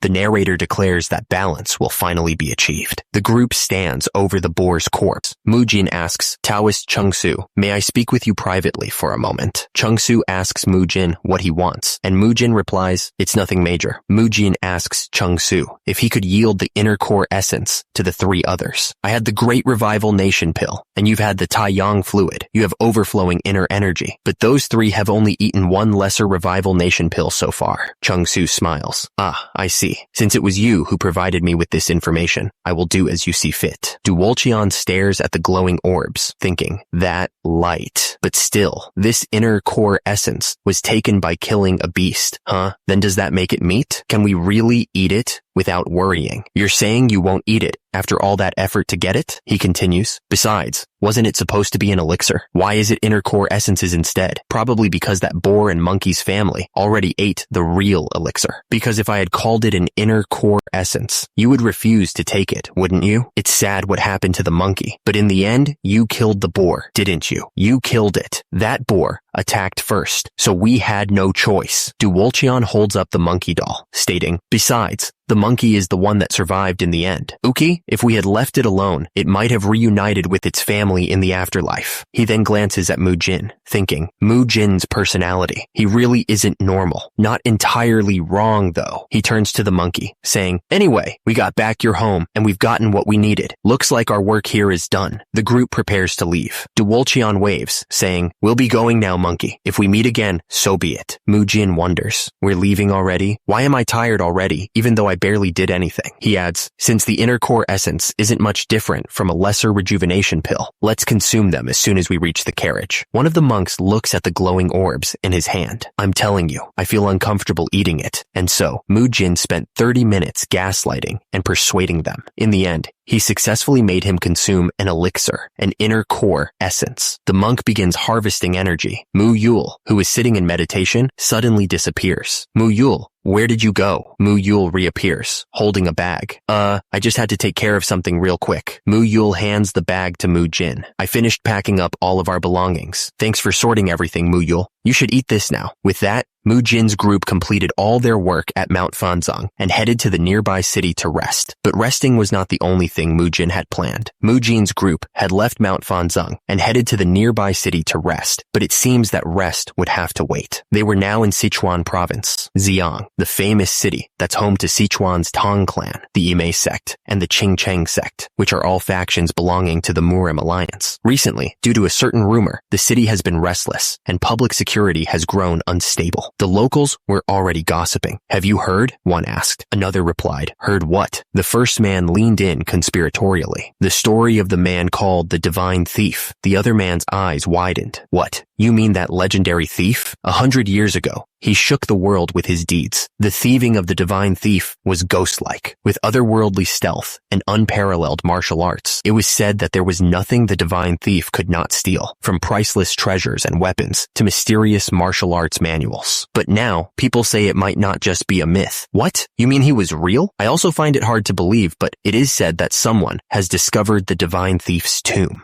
That person claimed all the treasures the divine thief stole throughout his lifetime were buried there. The problem was, the one who discovered the tomb drew a treasure map and then suddenly went missing. Because of that, no one could learn where the tomb was hidden, but his last words before disappearing were that the divine thief's tomb lay near Xiang. Oh, in that case, should I join the treasure hunt too? A once-in-a-lifetime chance for riches. The man leaned in conspiratorially. Shh, you'd best not get involved. Huh? Why not? Because... He gestured to the crowded room. There are already martial masters who heard the rumor and have gathered here in droves. Think about it. What do you think will happen if you run in among those martial masters? This isn't a treasure hunt anymore. It's become a battle for loot. If you don't want to get dragged in and die, you'd best give up now. He scoffed. I was getting excited, but I'll just forget it then. The hooded figure turned away, seemingly uninterested. And so, martial artists flooded into Xiang, and between the Qing Cheng sect, the Sichuan Tang clan, and the Ma sect, a treasure war broke out. From that day, the three factions became irreparably divided. Up until this point, I could accept things as they were. Mujin was shaken by the turn of events. But the future has changed. Why has the Divine Nine's tomb incident, which should occur about 10 years later, already happened? He was clearly troubled. I came here to erase the seeds of conflict among the three factions in advance. What kind of butterfly effect has caused this? What exactly happened? Mujin decided to get some answers. Still, it's not too late. Excuse me, shopkeeper. A moment, please. The shopkeeper approached him. Yes, sir. What is it? Mujin placed some coins on the table. I want to ask you a few things. The shopkeeper's eyes turned to golden coins. As he became eager to help, he stammered, desperate for the money. Ask me anything. The group mulled over the rumors they had heard. Do you think those rumors are true? Well, judging from how many people have gathered here, Mujin addressed the group. Everyone, I know we just arrived in Xiang, he declared. We need to head to Ganyang first. The others were shocked by this sudden change of plans. Huh? Without searching for treasure? I thought you'd be the one most eager to start hunting for treasure, Mujin. Mujin, you're not going after it? Mujin recalled the shopkeeper's words. This is information I heard from that shopkeeper. Frequency whispering technique. So it's information that mustn't be leaked outside? He continued, relaying the shopkeeper's information. They say the rumor spread around is about one particular sect in Ganyang. According to what I've heard, that sect is extremely vicious and greedy. Mujin considered the implications. Then why would such greedy people spread information like this around them? Normally, they'd keep it to themselves and hoard the treasure. Could it be that they have another purpose? Mujin considered the shopkeeper's information and the rumors swirling around them. Doesn't it smell fishy to you? Mujin decided to take a proactive approach. For now, let's break into the source of the rumor directly. We'll uncover the truth of the treasure rumor and figure out their true objective. He set his sights on the Taiyi sect. Upon arriving at the Taiyi sect, the group found a scene of apparent submission, with members prostrated on the floor. One of them pleaded, "Please, we've done nothing wrong. Why are you acting like this?" The Taiyi sect leader, Bang Jihyuk, clasped his hands together in a gesture of supplication. "We're just ordinary people, living day to day, trying to survive. We even went out of our way to help others struggling outside not long ago." One of Mujin's companions, visibly confused, questioned their mission.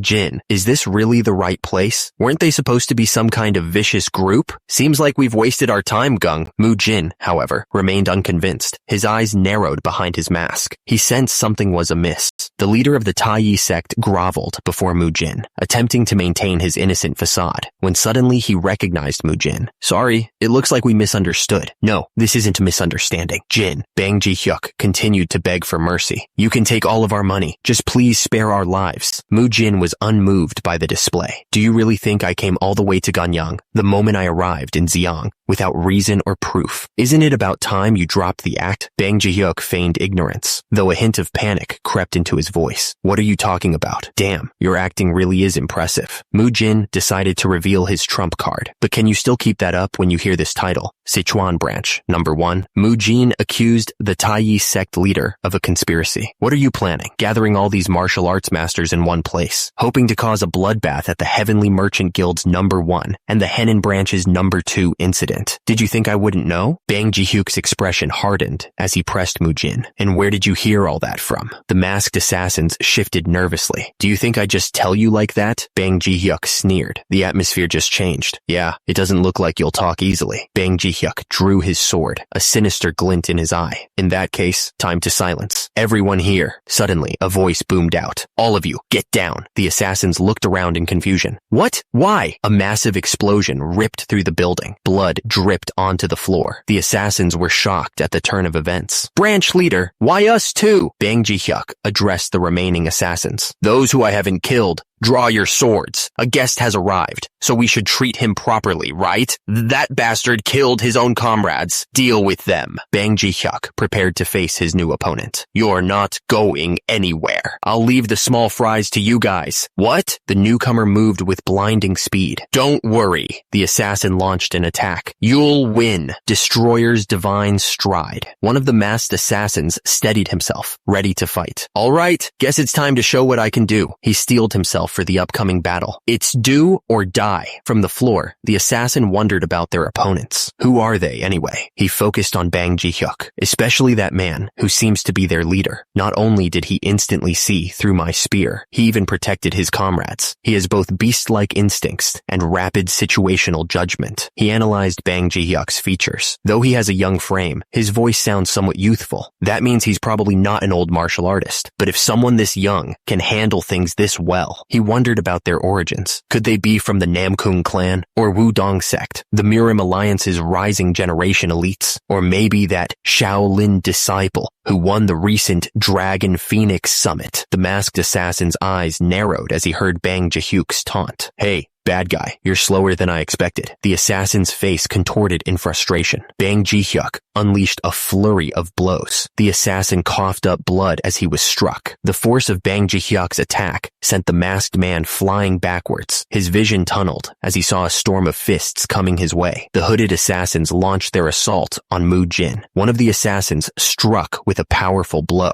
The masked man, sitting on the floor, demanded, "You're Shaolin's new dragon, Mujin? What's going on? I heard you returned immediately after the Dragon Phoenix Summit ended. So how are you here?" Mujin grinned, revealing his teeth. Even in this situation, you're still trying to gather information. Your professional dedication is amazing. Not that I plan to answer. Mujin continued to taunt his opponent. Instead, I'll have you tell me your information, your objective, and even the color of your underwear. The assassin, bruised and bleeding, realized he'd underestimated his opponent. So this is the power of Shaolin's new dragon. He's much stronger than the report suggested. The assassin realized that if he got caught, it was over, and if this information spread, their side wouldn't stay still. He decided that it was better to commit suicide as soon as his identity was exposed. He shouted, "Stop!" Blood trickled from his mouth as he coughed. Mujin looked down at the body. To think he'd bite poison and take his own life. One of the hooded figures cursed. Why do these bastards always choose suicide the moment they're caught? At this rate, even if we capture them, it's useless. Mujin realized that if things kept going like this, he'd have no choice but to squeeze info from the small fries. It wouldn't be important intelligence, but since they didn't know the exact scope of the Shadow Syndicates right now, any info was better than nothing. He thought, I have to capture at least one more. One of the hooded figures shouted, "Guys, first, start with their mouths." "Sorry, Mujin. Namu Amitabha." The assassins had killed themselves in the middle of the fight. One of the men asked, "Are you all okay?" Another responded, "Yeah, I'm all right. Aside from feeling a little bad about this situation." One of the fighters said, "Mu Gung, but still, those guys really were villains. You saw it earlier, didn't you? They even cut down their own comrades. Mu Kyung, you must not lose. Pull yourself together." Another man stood over the scene. "We were lucky we could stop them." Lucky, right. I always thought a day like this would come. Mujin knew that when facing villains, bloodshed was unavoidable, something he could accept. But the rest of them were still young. He knew it in his head, but now that it was actually happening, it felt pretty damn awful. No matter the reason, watching someone die right before your eyes wasn't exactly a good experience. The two surviving assassins huddled together, shaken. One of them screamed that he'd at least take one of them down with him, but then he noticed Mujin's sudden arrival. When did he get here? Mujin, with a cold expression, prepared to strike. Mujin's attack lands squarely on the assassin's face. The The assassin spits out blood, shouting, "For the demons!" The other assassins are shocked by his words. "For the demons?" That aside. Suddenly, a voice chirps from above. "You're the monkey from back then. Ook! Ah, we've been caught."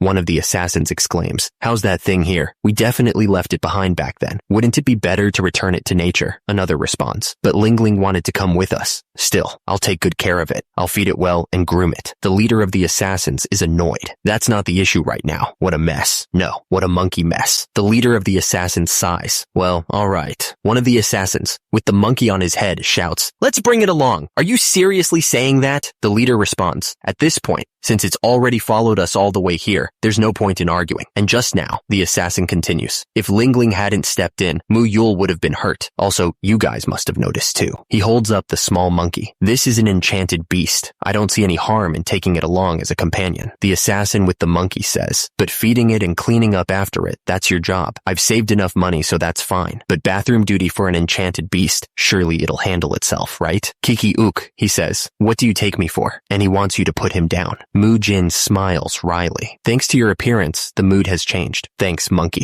he explains. "Anyway, we defeated the villains, and we've learned their rough objective. They want to use the Divine Thief's treasures to draw attention from martial masters nationwide, thus stirring up chaos." One of the group asks if that means the Divine Thief's treasures are located here, and Mujin confirms, "Exactly, and in enormous quantities, too." Mujin peers into a dark space. He grins, staring down at a stash of treasure. "Bingo, found a stash of treasure. Have you heard this saying?" Mujin continues. "If you have trouble solving the problem," one of the group members exclaims, "No way, Mujin. Are you?" Mujin, peering into the treasure chest, declares, "Before unnecessary chaos erupts across Sichuan, we'll eliminate the problem ourselves. Just get rid of it altogether. If we seize the treasure first, it'll all be over." The Taiyi sect has collapsed? Yes. What on earth happened? We received an emergency signal from Sichuan's #1 and dispatched a special unit. But it wasn't just the building, inside archives, and the supplies. Everything was destroyed. Judging from signs that the entire Sichuan branch committed mass suicide, it seems there was an attack from a strong enemy. For the Heavenly Merchant Guild and Dragon Phoenix Summit, nothing's going right. However, the conflict among the three sects has already reached its peak. Ime sect, Ching Chang sect, Tang clan. We just need to give them a little push from behind. That's all that's needed. A figure stands silhouetted against a window, issuing orders. "Scatter the prepared secret maps throughout the city and tell those already planted in the major Sichuan sects to start the grand plan." A subordinate kneels. "As you command." The figure clenches their fists, confident in their plans. Whoever it was, they seem to have found our trail. But it's a meaningless struggle. Elsewhere, a sign marks the entrance to the Divine Thief's secret tomb. Mujin and his group have arrived at the entrance. "We finally found it. The dungeon entrance." A member of Mujin's group steps onto a pressure plate. The plate depresses slightly. A volley of arrows shoots down the corridor. Trap. The arrows strike a figure in black, identified as Iron Guard. Mujin surveys the scene. "Nice, the trap is disabled now." Sure enough, without the secret map, it would have been nearly impossible to find the path. After all, even from high ground, the entrance wasn't visible, he thinks to himself. The path to the tomb, as well as inside, was littered with traps. "All right, Mu Yul, keep leading the way." "Okay, heh heh heh." Mujin is grateful for his companions. "Good thing Ling Ling and Mu Yul were with us. Thanks to her beast-like senses, we've come this far without injury." Mujin asks, "How long has it been since we entered here?" His companion replies, "Since we came in after lunch. Quite a while." Ling Ling perks up, sensing something. "It'll probably be dusk by the time we get out." Mu Yul, perched on the shoulder of one of the fighters, asks, "What's wrong? Did you sense something?" Ling Ling replies, "Something unusual to the right. There's something there, probably treasure." Mu Yul chimes in. Ling Ling's reacting too. The treasure is close. "Are we here already? Let's go check out the reward." "What's a reward?" "Ah." Mujin narrowly dodges the trap's attack. A massive blade swings down from above. Mujin uses the Iron Guard's swift whirlwind sweep. One of the fighters exclaims, "Even up to the end, it's still full of traps. This is annoying to no end. If it weren't for Mujin, we'd be in big trouble. Are we safe now? Hey, look over there." The group stares ahead. The treasure room is revealed. There it is. It's real. The treasure of the Divine Thief. The group is overwhelmed by the sheer volume of loot. So there really was treasure here. We probably can't take it all. Wow. Isn't this a martial arts manual? Wow, there are so many glittering items. Mujin observes the scene. Everyone's so excited, and the treasure isn't the kind that would cause infighting. He's confident that they're in the clear. Besides, We burned all the secret maps on the way here, so no one else will come. Mission complete if we just take the best treasure. This episode ends here. Mujin grins, already planning the distribution. Guys, take out the sacks, then let's head back. However, contrary to Mujin's expectations, chaos had already erupted inside Sichuan. While Mujin and his crew were busy divvying up the treasure, the Shadow Syndicate's secret maps were scattered throughout the city. Those who obtained them were ready to move. Some had already departed. Some fell into traps along the way, and others headed toward the tomb with different purposes. Two figures in dark cloaks finally reached their destination. One of them seemed unimpressed. So this is the legendary thief's tomb. It's more disappointing than I had expected. I thought there would be something greater here. The other figure replied, not necessarily. Look ahead. The cloaked figures descended further into the tomb, only to find the traps completely destroyed. What on earth? The traps here are all destroyed? The cloaked figure assessed the scene. These are far different from the low-level traps we encountered outside. If all the traps here have been destroyed, it means someone got here before us. The other figure looked shocked. That person must be highly skilled too. Impossible. The first figure wondered, who could it be? Suddenly, a hand reached out and grabbed the first figure's hood, pulling it back to reveal Tang Somi, the youngest daughter of the Sichuan Tang clan. Aren't you curious? Tang Somi, youngest daughter of the Sichuan Tang clan. You need to keep your face hidden. Tang Somi griped about the heat. What's the big deal? I even dressed as a man for this. It's too hot. But wait, didn't you say it happened to obtain the secret map before the pieces got scattered? Was Hyuksu bullshitting? Young miss, what's not something a proper young lady should say? The cloaked figures continued deeper into the tomb, but they were not alone. Huh? Someone ahead of us again? This is getting troublesome. The lead figure turned to see a cloaked figure standing before them. No matter. As long as we deal with them quickly and take the treasure, that's enough. You are... Tang Somi looked concerned. The aura I sense is someone at least of peak martial master level. With our current members, it'll be hard to win. The lead figure demanded. How did you even get in here? Weren't the warriors from our Tang clan on the outside keeping watch? Oh, them? The cloaked figure responded. I just pressed down a little, and they exploded. No way. Even if they weren't elite Tang warriors, for them to be wiped out so easily. Tang Somi looked up at the cloaked figure with a nervous smile.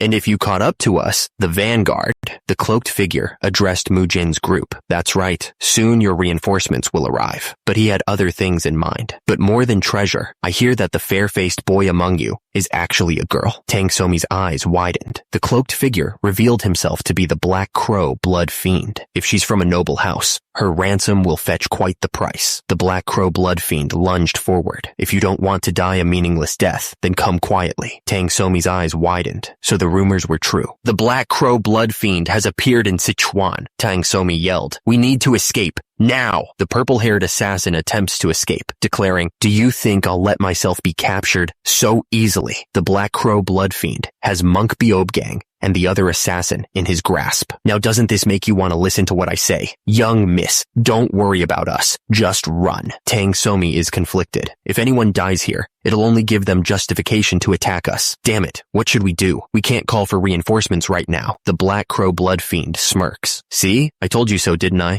Mujin arrives at the scene. I said I smelled people, didn't I? Don't say smelled like that. But wait, Jin, weren't we the only ones who could come here? What the hell is happening? Mujin sees a group of masked assassins. How did others get in? Are they fighting? The purple-haired assassin notices Monk Beob Gang. There's even some super bald guy? He's balder than us. Ha ha ha. The Black Crow blood fiend is taken aback. Bald? So that's the treasure, eh? The Black Crow blood fiend's eyes glow red as he prepares to attack. Change of plans. First I'll seize all the treasure, then I'll rip out your hair along with your heads. Meanwhile, back at the Tang clan's camp, chaos erupts as it's discovered that Miss Tang Somi has disappeared. One guard nervously speculates. Could she have gone to the tomb? He then turns to his companion, fear evident in his voice. How are we supposed to report this to the clan patriarch, you fool? The other guard replies, the clan patriarch has already departed. The first guard is shocked. What? Where to? The guard continues. After receiving the report, his face turned pale. He said there's only one place the young miss would go to, and immediately rode straight to the Divine Thief tomb grounds. The other guard stares in disbelief. What? Suddenly, a woman screams, you must not fight that man. A woman screams a warning. The Black Crow blood fiend is a murderous demon who once turned the entire Zhonghu into a sea of blood. He's both evil and a martial master of the highest caliber. The Black Crow Blood Fiend faces his attackers, unfazed. I don't know who you people are, but you won't win that easy. Doesn't matter. One of the hooded figures starts to reply, where, before he can finish, the bald monk Beob Gang is struck by a powerful blow. The force of the impact sends him flying. Another one of the hooded figures shouts, "Busy right now. Great work, Gung. Are you insane? You're facing the Black Cross Fiend." Mujin, arriving late to the party, realizes who they're up against. Ah, so this man is him, the same one from the novel. Mujin recognized the woman who just took down monk Beob Gang with a single blow. A second, isn't that Lady Tang Somi? I pressed as a monk. You just took down monk Beob Gang in a single blow. She's just like in the novel. No, she's more than that. If members of the Tang clan are here, then that means the Black Crow Blood Fiend turns to face Lady Tang Somi. How did you get here? It's not all easy to come all this way without a map. Lady Tang Somi looks at him, confused. What do you mean, without a map? She explains that the maps have been scattered all over the city. I happened to obtain mine early and arrived before everyone else. What about you all? How did you get here? One of the hooded figures shouts out. Jin, what's going on? I guess there were more outside of that room. The Black Crow Blood Fiend surveys the landscape, realizing the situation has become dire. Damn it, that means a massive crowd is about to swarm in. Now that the Tang clan has arrived, the Shaosheng sect and the Ame sect will follow right behind them. The Black Crow Blood Fiend realizes that if they're found in their current state, Mujin's party will be seen as perfect prey, and the Tang clan's presence will spark political strife. This won't end well. Mujin shouts to the group that a horde of martial masters is about to flood in, and even though they're all low on inner energy, they have to escape safely somehow. He notes that it's escape time, but suddenly senses powerful energy ahead of them. Hundreds of strong presences. They have no other choice but to try. Just then, one of the hooded figures speaks up. He suggests that there might be another exit, prompting Mujin to ask what he means. He explains that just before they turn to the treasure chamber, he felt a faint draft, indicating air from outside. He suggests that if they follow that path, they might be able to get out without fighting. Mujin shouts, "Well done, Chung! Everyone, let's get out of here now." Right! The hooded figure glances sideways, his expression unreadable behind the mask. Mujin turns to the group, saying, "You guys come with us too. If you don't want to become the seed of further chaos, that is." The group dashes forward, with Mujin shouting, "We're almost there. It's just up ahead." The hooded figure clutches a sack tightly as he sprints. Mujin wonders, I didn't think they'd keep following us while passing on the remaining treasures. They don't seem interested in the treasure at all. The hooded figure realized the Tang clan isn't after treasure. So the Tang clan's purpose here isn't treasure. Then what on earth are they? No way. He reaches the end of the tunnel, but the hole is too small. I focus too much on the outside air. The hole's too small. Chung stands before a dead end. I'm so sorry. It's a dead end. What should we do? We can't force our way through. The wall is too thick. Mujin steps forward, ready to take action. Move aside, Chung. I'll break it. Mujin prepares to unleash his inner energy. I still have a bit of inner energy left. When it comes to destructive power, I'm the best here, so leave it to me. Chung steps back, giving Mujin space. All right, the stage is all yours. Gung, damn it. Is this not the way? There's no way this tomb's treasure would only amount up to this much. To let's go deeper. Wait, do you hear that? There are voices from the other side. Gung, hurry up. Mujin gathers all his remaining energy in one spot. He focuses it until it reaches the far end of the thick wall. Once the energy connects to the outside, he commands it to ignite. He unleashes the Rulai Divine Palm Strike, channeling all of his power into a single, devastating blow. The strike creates a path through the wall. Chung is amazed. All right, I made a path. Gung, you're incredible. Seriously, you're amazing. I didn't know you could do that. Chung realized the explosion will bring unwanted attention. The explosion must have drawn their attention. We have to get out before more martial masters arrive. The sound of an alarm pierces the air. The masked assassin pauses as his monkey companion, Lingling, suddenly cries out, "K.I." What's wrong, Lingling? Lingling replies, "There's someone there." The assassin and his companion stand in the forest. Another masked man grins. "See, I told you I'm good at sniffing out treasure. They probably have the treasures of the Divine Thief Tomb. The Black Crow Blood Fiend was right. Good thing we scouted around." The first assassin narrows his eyes. If we kill these guys and take what they have on them, the big boss will be happy. How annoying. The masked assassin shouts, "Kill them and take the treasure. There are enemies behind us too." From above, The view shows just how overwhelmed they are. Absolute worst possible situation, a voice thinks. The masked assassin steels himself. I'll use what little strength I have left to open up a path. Run when that happens. The woman with purple hair declares, we'll hold the rear. The assassin pauses. Huh? Another masked man exclaims. What's that? Look at the sky. Above them, a dark shape flies across the face of the moon. From the sky, a hail of needles rains down on the battlefield, piercing. The needles strike true, felling the assassins. The Black Crow blood fiend collapses, riddled with wounds. Mujin lands gracefully nearby. Don't worry, you'll be able to move again by tomorrow. Mujin turns his attention to the remaining assassins, approaching from behind. As for the ones behind, if you wish to sleep forever, then come closer. The assassins hesitate, fear evident on their faces. One of them stumbles back in terror. Suddenly, Tang Somi spots someone in the distance and cries out, Father! The man silences her with a stern tone. Somi, we're outside right now. Address me formally. Tang Paejin, patriarch of the Tang clan, one of the 5 great clans of the Murim Alliance. Tang Somi's father, Tang Paejin, then asks about Mujin and the others. And the people beside you are? Somi responds,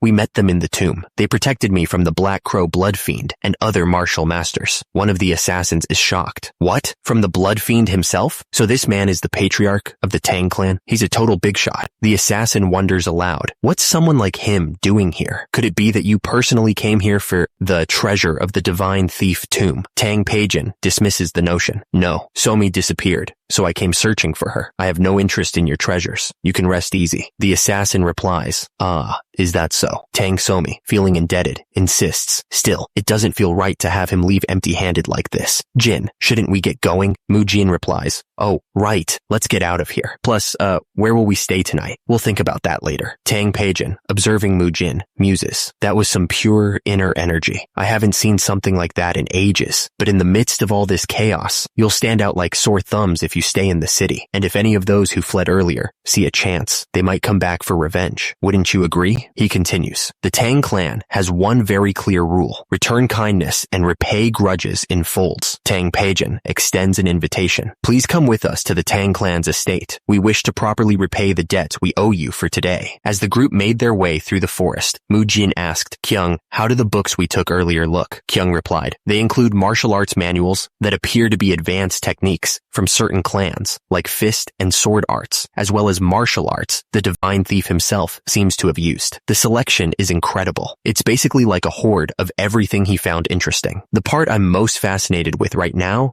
he continues, staff techniques in this book. Do you think you can decipher it? He gets a reply. Of course. I don't know how long it'll take, but it's been a while since I've had something this fun to study. Mujin responds, thanks. I'm glad you found them interesting. Mujin thinks to himself, so we've looted treasure and somehow ended up with the Tang clan. Even if we're the descendants of young Miss Tang Somi, there's still something suspicious about all this. He continues his train of thought. My goal is to prevent the Qing Cheng sect, the Emerald sect, and the Tang clan from going to war. When we're at the Tang clan, I'll start by investigating the spark of the coming conflict. He concludes, the first of which will be Tang Hyoksu. The problem is how to naturally get introduced to Tang Hyoksu. I didn't expect the Tang patriarch, Tang Paejin. As Tang Somi is greeted by the Tang clan, she thinks to herself, to be such a daughter-crazy father. How long has he been fussing like this? She then wonders if she should start gathering information about the clan member. Tang Paejin continues his fussing. Why did you go somewhere so dangerous? That could have gotten really dangerous. How would I be able to live on without you? Tang Somi replies to the patriarch. Patriarch, your concern is suffocating. Please just die. Tang Paejin laughs. I can't possibly die when I have such an adorable daughter. Tang Somi reminds him. Also, please compose yourself. We have guests behind us, and I'm still disguised as a man. Tang Paejin replies. What's wrong with a father showing fatherly affection? Tang Somi asks. Patriarch, I have a question. What's that supposed to mean? Tang Somi inquires about the divine thief. I was wondering if the grave of the divine thief actually exists, as well as about its location. The masked figure asks about the other's wrist, and is assured that it's fine, but he wonders how the others managed to arrive at the tomb so early, and why they hide their identities. There are so many questions. Tang Somi hopes that the real culprits behind this mess aren't those people. Tang Paejin asks how she knows that. Tang Somi replies that he already knows. She explains that she has that intuition. A messenger informs them that the Tang patriarch requested their presence and asks that once they've settled in, they move to the inner chambers. Mujin acknowledges, then tells Jin they'll take a walk for a bit. The masked figure stands tall and silent. Tang Peijin sits at a table in a large room with Tang Somi. Sorry for calling you while you were resting, but there are a few things I wanted to ask. Welcome. First off, I must thank you for saving my daughter. I don't even know how to properly repay you. Mujin replies, no need. Providing us shelter after all that chaos is more than enough. Tang Peijin leans forward. Come to think of it, I don't even know your name yet. May I know it? Mujin thinks, my name? All of a sudden, he's probably trying to figure out where I come from. Mujin reasons, I can't tell him I left Shaolin, so I won't use the name Mujin. I'll use the fake name I asked Lady Solwa to register. He continues to himself. It's a Murim-sounding, simple, and familiar name. My real name. Mujin squares his shoulders and announces, I am called Kanghyuk. He thinks to himself, Kanghyuk. Tang Peijin studies Kanghyuk, processing his new name. I've never heard that name around here. Where did you, the Tang clan will make sure you're rewarded handsomely. Is there anything in particular you desire? Kanghyuk's eyes narrow beneath his mask as he studies Tang Somi's reaction. He wonders if Tang Somi has recognized him, just as he recognized her. Why is she giving me that look? Could it be that she realized my identity, just like I recognized her earlier? Kanghyuk decides to cut to the chase. I have nothing I desire, but I do have questions. Tang Peijin seems intrigued. Oh, what kind of questions? Kanghyuk leans forward, his tone serious. What's the real reason the Tang clan went to the tomb of the divine thief? And where did your daughter obtain the treasure map she had? Tang Peijin stares intently at Kanghyuk, his expression unreadable. You make it sound as if you already know something. What exactly are you trying to confirm? Kanghyuk feels the pressure mounting. As expected of Tang Peijin, he's all bluster until the tongue turns serious. Now the pressure is immense. Kanghyuk steals his gaze. This is just my personal deduction. He begins to lay out his reasoning. First, the Tang clan didn't seem interested in the treasure we possessed. You avoided unnecessary conflict and simply rescued your daughter's group. He continues, explaining the delicate balance of power in Sichuan. Second, right now in Sichuan, there are 3 factions, Tang clan, Qing Cheng sect, Ame sect. The sudden discovery of the divine thief's tomb has only worsened the tension among these 3 factions. Kanghyuk concludes his analysis. Third and lastly, I picked up the treasure map near the ruins of the destroyed Tai Yi sect. All of them, except one, were burned. That's why I thought no one else could possibly reach the tomb besides us. Kanghyuk continues to explain his reasoning, but suddenly, rumors spread that the map was circulating in the city. So, I wondered if someone was manipulating things behind the scenes.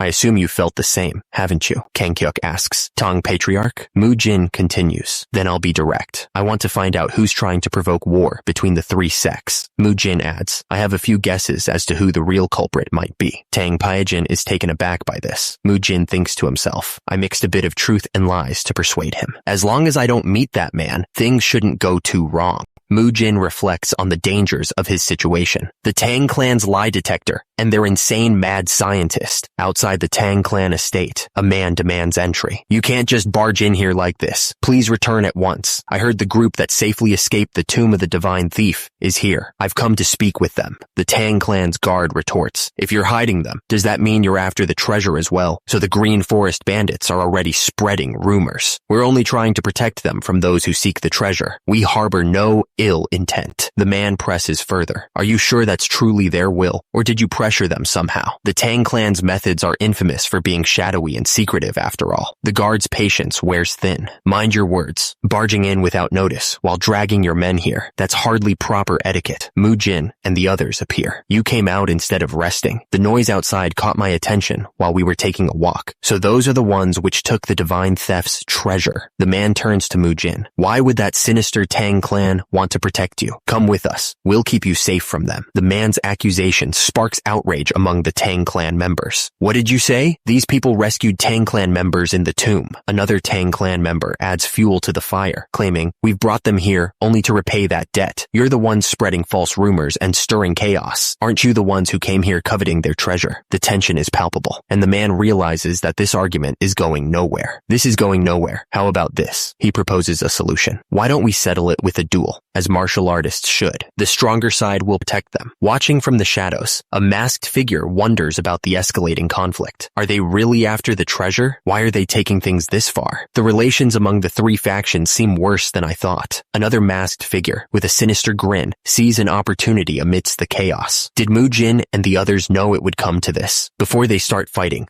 Let's claim the treasure first. The man steps forward, a strange energy crackling around his hands. Please give me a moment. This will all be over soon. From the shadows, one of the masked figures realize the situation is spiraling out of control. No! At this rate, this will turn into a full-scale fight. The man channels his energy into a small, metallic object. He unleashes a burst of energy. Suddenly, a flying needle appears, striking with incredible force. Where did that flying needle come from? The elder's equipment is melting. A figure emerges, his face obscured by shadows, but his intent clear. Someone of the level of an elder wishes to fight with our youth. Then I, too, shall join this duel. The shadowy figure scolds the assembled fighters, fighting at someone's front gate over a few scraps of treasure.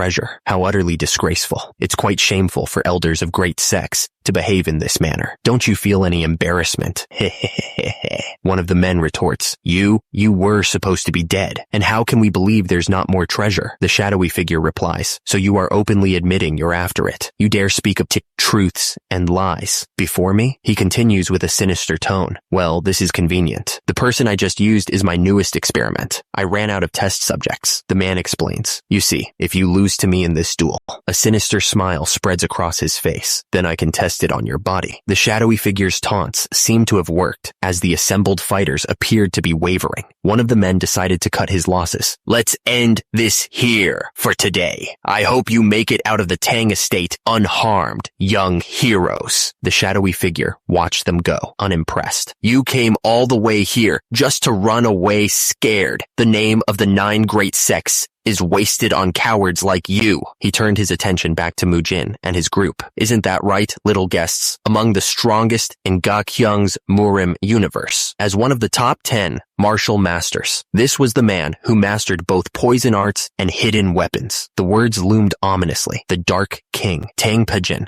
the Dark King, had been waiting for them. You've come at the perfect time. There are a few things I need to ask you about that boy named Jin. At that time, the province of Sichuan had fallen into great turmoil. The chaos had begun as a struggle to seize the treasure of the divine thief. And although the treasure itself wasn't particularly large in scale, for the major sects of Sichuan, who had been watching for a chance to expand their influence, including the Tang clan, Imei sect, and Qingcheng sect, it was an irresistible lure. Stop fighting. Doesn't something feel strange here? Sensing something unnatural, Tang Pejin tried to halt the conflict. Isn't this situation suspicious? Suddenly, the Tang clan appeared out of nowhere, and somehow, the two were both sides were subtly manipulating it. Patriarch, bad news. The intelligence officer, Tang Hyoksu, then brought a report. Lady Somi was gravely injured during a scouting mission in the secret cave. She was ambushed. Her condition is critical. Tang Pejin's face contorted with rage. What? Somi's injured? Who would dare do such a thing? A subordinate stammered, relaying the terrible news. She was attacked by the Qingcheng and Imei sects. Tang Pejin demanded confirmation. Are you certain? The subordinate responded. Yes, sir. I heard it directly from her. Tang Pejin's fury reached its peak as he issued orders. All units, to your positions. Those insolent fools. How dare they lay a hand on someone of the Tang clan? On my daughter?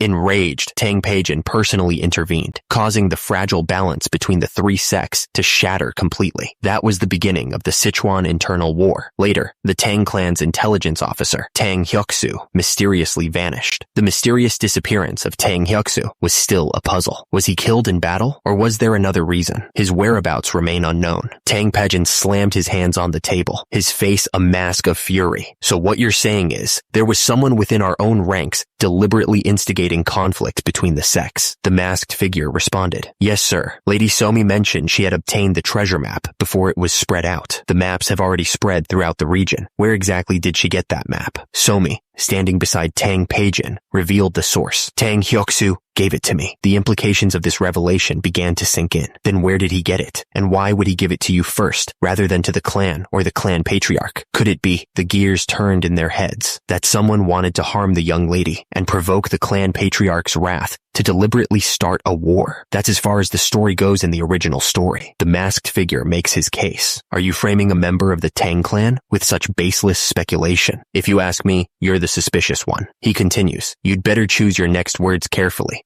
It won't be easy to talk my way out of this after all. In that case, the masked man realizes his strategy is failing. It doesn't look like my other plans will work. I didn't want to resort to this, but he resolves to take a different approach. It looks like I'll have to use that method. The masked man addresses Tang Pajin. Since I'm under suspicion, and the clan patriarch suspects me as well, I have a proposal. The Tang clan is renowned for its mastery of poisons and medicine. He finishes his proposal. Do you have anything similar to a truth serum? Tang Pajin studies him, thinking, I wonder if that's confidence or desperation. The masked man faces Kanghyuk directly. If it's a gamble you want, you've chosen the wrong opponent, Kanghyuk. Very well. I'll use a drug that is as powerful as it is dangerous. He demands, bring me 2 capsules of the mind pill. Meanwhile, Mujin observes the scene near Tang Pajin's private chamber. I didn't expect things to get this troublesome, he continues, realizing the situation was unavoidable. Then again, since Tang Pajin already doubted me, I guess this was inevitable. One of the Tang clan members points at the masked man. This is him? The one who accused me of being a spy? The masked man explains his reasoning. That's why I suggested doing this. This man, he's the one who handed the treasure map to Tang Somi in the original plot. Once misunderstandings are cleared, this will all be over. Tang Hyuksu, Tang clan's intelligence officer and cousin of Tang Somi, explodes in outrage. Why accuse me though? The masked man presents the mind pill, a dark purple orb in a wooden box. You dare bring the mind pill before me? He explains the pill's origins and effects. The mind pill is a grotesque creation made accidentally by the Tang clan's grand elder, Tang Gok, during his research into poisons. It acts like a modern anesthetic and truth serum, though it is lethally toxic. Once ingested, the subject must answer truthfully, but unless an antidote is taken within 10 minutes, the victim bleeds out from every pore and dies. The masked man proposes a solution. Since you're both under suspicion,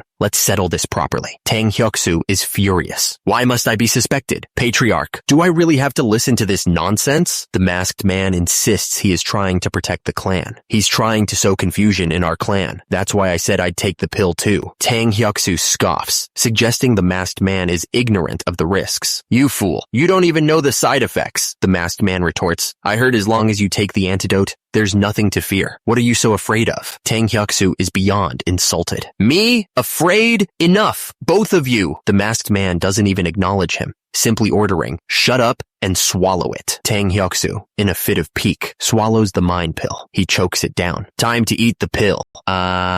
Suddenly, Tang Pajin's father, a man with long white hair, appears, looking disappointed. Father, where did you come from? Lately, you've seemed more concerned about your own safety than the clan itself. It's disappointing. Kukuku, the Dark King announces, I've already heard from his companions. Begin the interrogation. Tang Pajin's father is still alive. The Dark King, Tang Gok, prepares to interrogate Tang Hyuksu, one of the strongest beings in this world. Before this man, even a single careless word could mean death. He had mastered the study of toxins to such an extent that he could read minds through one's pulse, breath, and even their heartbeat. Kanghyuk realizes he just has to hope he doesn't say anything stupid under the pill's effect. The Dark King announces, then, let's begin the interrogation. He raises a finger. First question, did you know the treasure of Divine Thief's secret cave was a trap under the influence of the Dark King's drug? Tang Hyuksu replies. Vaguely, he admits, yes, I did. Tang Hyuksu continues, where did you obtain the treasure map? Near Taiyi sect. Tang Hyuksu says, it was given to me by the Great Ones. The Great Ones? He then replies, and who are these Great Ones? I don't know. The ones who planned all this. Tang Pajin continued to interrogate Tang Hyuksu. Are there other spies in our clan besides you? To which Tang Hyuksu replied, of course. Tang Pajin pressed him. Name them, every single one. By the time 10 minutes had passed, the interrogation was complete, with Tang Hyuksu having divulged everything he knew. Tang Pajin ordered, give both men the neutralizing pill. Have you written everything down? A subordinate replied, yes sir, every word. The subordinate summarized the findings. The spies were Tang Hyuksu, Tang Min, his father, an elder of the Tang clan, and a woman who had infiltrated as Tang Hyuksu's wife. It was that woman who had planted the seeds of espionage within the clan. The Cloud Fragrance Hall leader was an individual never mentioned in either Return of the Demon Supreme or Unorthodox Tyrant Chronicles. Tang Pajin grimaced, absorbing the revelation. To think they infiltrated us through that woman. But did you hear what he said just now? Grandmaster Hyun Guang, standing nearby, listened intently. That all of this was for the sake of the Tang clan. To say that with such sincerity, Hyun Guang continued, his voice laced with skepticism. If it were truly for our sake, there were other ways to help. Tang Pajin's expression turned sinister as he held up a vial of poison. As it happens, we've been needing a new test subject subject for a poison experiment instead of mice. You'll do nicely. Plus, your father and your wife. A masked figure listened nearby, impassively. Tang Peijin continued. Take pride in serving the clan in death. I think we need to leave his wife and father alive. For now, we'll track their movements to catch the rest of the spies. The masked figure remained silent, awaiting further instructions. Mujin, disguised as the masked figure, realized the poison pill isn't working. What? Why isn't the pill affecting me? Completely fine when eaten. It's supposed to cloud the mind, make you blurt out even what you don't know. He wonders, could it be that my body neutralized it? Mujin recalls his past training. My body has been fortified through countless poisons and elixirs. Perhaps he smiles, realizing the implications. Produced antibodies that counteracted it. Grandpa, thank you. He looks at the antidote in his hand. Did he predict even this? Well, if I just act half-dazed after taking the antidote, Suddenly, the Dark King's voice echoes in his mind. You've got quite the interesting body, boy. Frequency whispering technique. The Dark King stares intently at the masked Mujin, holding up the antidote pill. I made that pill myself. Did you really think I couldn't read the state of the one who ingested it? Or that you answers had traces of lies mixed in? What exactly are you hiding that you had to weave truth and falsehood together? I thought I got past him, Mujin thinks, sweat trickling down his face. So he already saw through me. Grandmaster Hyunguang's gaze is unwavering. I know you mean no harm, but that doesn't mean I can trust you. Fine then. Hyunguang takes a step forward. Hyunguang says, we're heading out to deal with that bastard, the Cloud Fragrance Hall leader. You'll come with us. Prove your innocence in battle. At Cloud Fragrance Hall, two figures stand guard on the balcony. Someone's coming? Near the outskirts of Sichuan province, the Cloud Fragrance Hall stands tall. Inside, the mood is tense. Has there still been no contact from the Tong clan? Not even the crows we sent have returned. So after the Tai Yi sect, now even Sichuan's Tang clan might be in trouble. One figure replies, I doubt this is the case, but if they've been discovered. Another voice chimes in, the Tyrant Blade faction, Heavenly Merchant Guild, and now even Sichuan province. I can sense it too. Something's definitely off. However, it's fine. A subordinate asks, the antics of rats will end here. What do you mean by that, sir? The leader declares, it means they've personally come all the way here. The fight breaks out. The Cloud Fragrance Hall under siege. A figure confronts the Cloud Fragrance Hall master directly. Hey, are you the Cloud Fragrance Hall master? The masked man prepares to fight. Just one look, and I can tell. You look like a bad guy. I came to protect the unorthodox Tyrant Chronicles, you bastard. The Hall master recognizes the technique. That technique, I've seen it before, back at the Dragon Phoenix Summit. A crimson and golden energy shimmered through the air. The Hall master realizes who he's facing. The Shaolin Divine Dragon is it. I don't know how you tracked us down, but I'll give you the honor of dying for our Lord's sake. The masked figure smirks, confident in his backup. Oh, then why don't you try? You think I came here alone? The Cloud Fragrance Hall master stands his ground, unfazed. I already, he finishes, know that. He launches a counterattack, a crimson energy blade aimed at the Shaolin Divine Dragon. The Hall master is surprised by the Shaolin Divine Dragon's speed. At least you're quick-witted. An afterimage. The Shaolin Divine Dragon unleashes a flurry of attacks. Arrow rain. Grandmaster Hyunguang surveys the scene, standing amidst the fallen bodies of his enemies. Worthless trash. Now only two remain. Then, the masked man declares, I'll take the Cloud Fragrance Hall master. I'll take care of his bodyguard then. The Cloud Fragrance Hall master laughs. Cuckoo. Fighting a woman won't bring you any honor, you know? When it comes to strength, man or woman doesn't matter. There's only the strong and the weak. Surely you know that. The masked man scoffs. That's what you call strong? Pathetic. Well then, I'll let you have her. Grandmaster Hyunguang interjects, but don't even think about laying a hand on this one. The masked man and the Cloud Fragrance Hall master clash. The man in the shadows observes the fight. At that level, they'll both end up dead. The masked man unleashes a flurry of attacks, his movements a blur of crimson energy. He taunts his opponent. You're pretty fast, huh? Iron guard still. You won't take my head so easily. The Cloud Fragrance Hall master narrows her eyes, unimpressed. Fine. The masked man's blade dances dangerously close as he declares, the neck isn't the only weak point of the human body. I'll skip the neck and aim to kill through another body part. The masked man lunges, his sword aimed not at her neck, but at a more vulnerable target. Sparks fly as the Cloud Fragrance Hall master manages to parry the blow just in time. The Cloud Fragrance Hall master barely manages to evade the masked man's attack, but not without a grunt of pain. The masked man retaliates with a blazing strike. Invincible punch fist energy. The Cloud Fragrance Hall master is sent flying backwards from the force of the blow. She crashes into the ground, leaving a trail of dust in her wake. The masked man watches her recovery with narrowed eyes. Damn it. She's faster than I expected. The Cloud Fragrance Hall master flips backwards to regain her footing, blades at the ready. If you're at that level of skill, the masked man smirks, convinced of his victory. Then you must know a lot more than the small fries do, huh? But she recovers quickly, her expression filled with rage. Small fries, you say. So it was you. Were you behind the death of the #1 in the Heavenly Merchant Guild and Sichuan? The masked man unleashes a devastating combination attack. Chain punch, Arhat palm strike. He follows up with a crushing blow. Downward smash. The masked man is determined to get answers. I'll make sure you spit out where you got your information. He's shocked by her speed. What was that footwork? She disappeared in an instant. He's completely baffled. This never appeared anywhere in Gogyung's universe. Is this some unique martial art of their own? Lady Somi's eyes glow red as she moves with impossible speed. The masked man is caught completely off guard. When did she...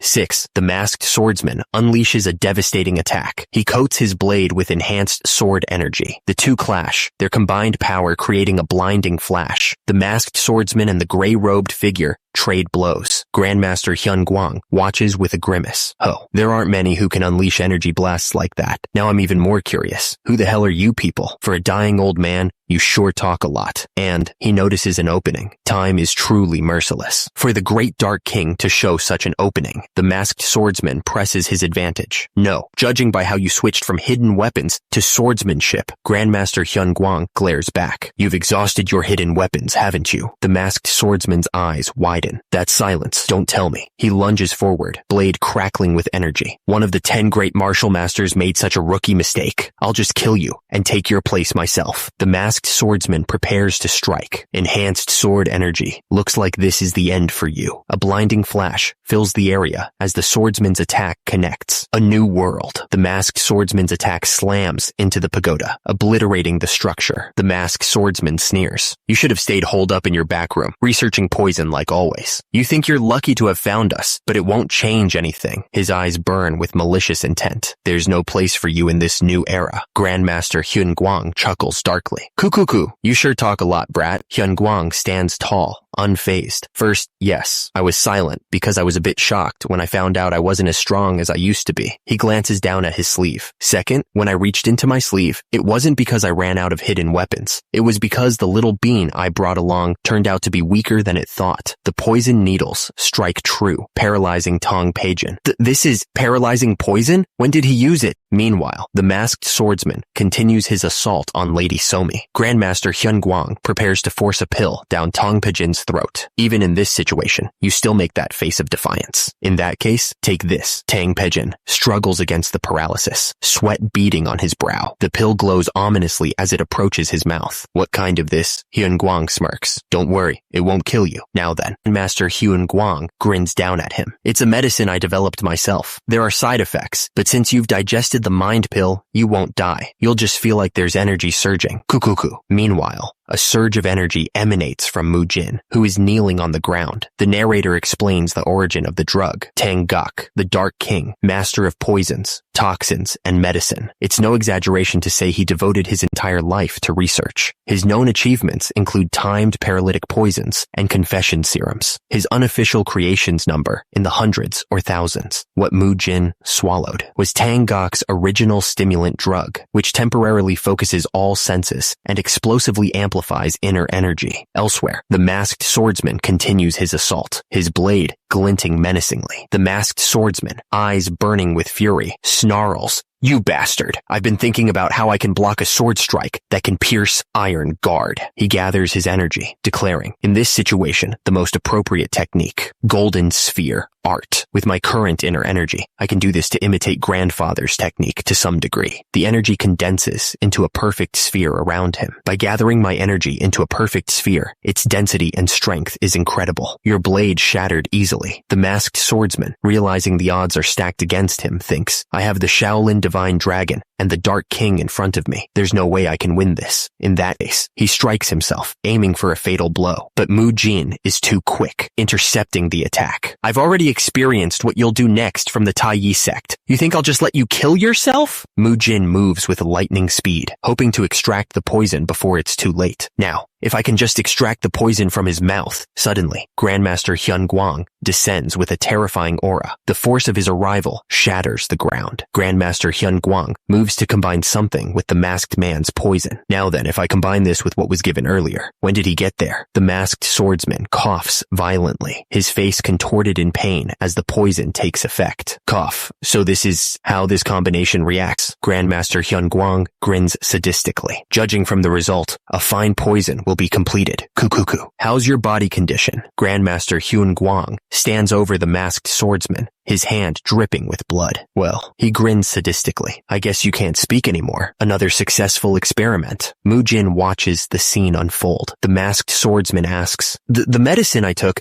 does it have any dangerous effects? It only causes a brief outburst of inner energy. Nothing major to worry about. There'll be some fatigue for a few days, that's all. Mujin replies, I see. That's a relief. Mujin reflects on the sudden surge of power. Although it mixed with my inner energy, it still startled me. I've built this body naturally through effort, and for a moment, I thought I'd turned into a steroid user. He pauses, considering the implications. Wait, if I think about it, pills like lesser revitalization pill, greater revitalization pill, or even 1,000-year snow ginseng are also technically drugs, aren't they? He shakes his head. No, those are cultivation items for inner energy. They have to be. He clenches his fist, testing his newfound strength. Still, the performance is undeniable. My reaction speed improved, and the stability's excellent. A technique I only pictured in my head is now fully realized. Grandmaster Hyun Guang realizes Dark King Tonggak. He's not just skilled in poisons, but in medicine as well. I thought he was only good at killing people. Mujin's eyes narrowed. If he can make medicine, then maybe he can make other kinds too. He looks startled. Could that be possible? Suddenly, an idea sparks in Mujin's mind. A compound without poison or side effects that gives strong energy to bodies like ours. Hey, supplements! He shouts out. Hey, Shaolin Divine Dragon! Grandmaster Hyun Guang yells back. Hey! Mujin snaps out of his thoughts as Grandmaster Hyun Guang approaches him. What are you thinking about so deeply? You don't even answer when I call. Mujin replies,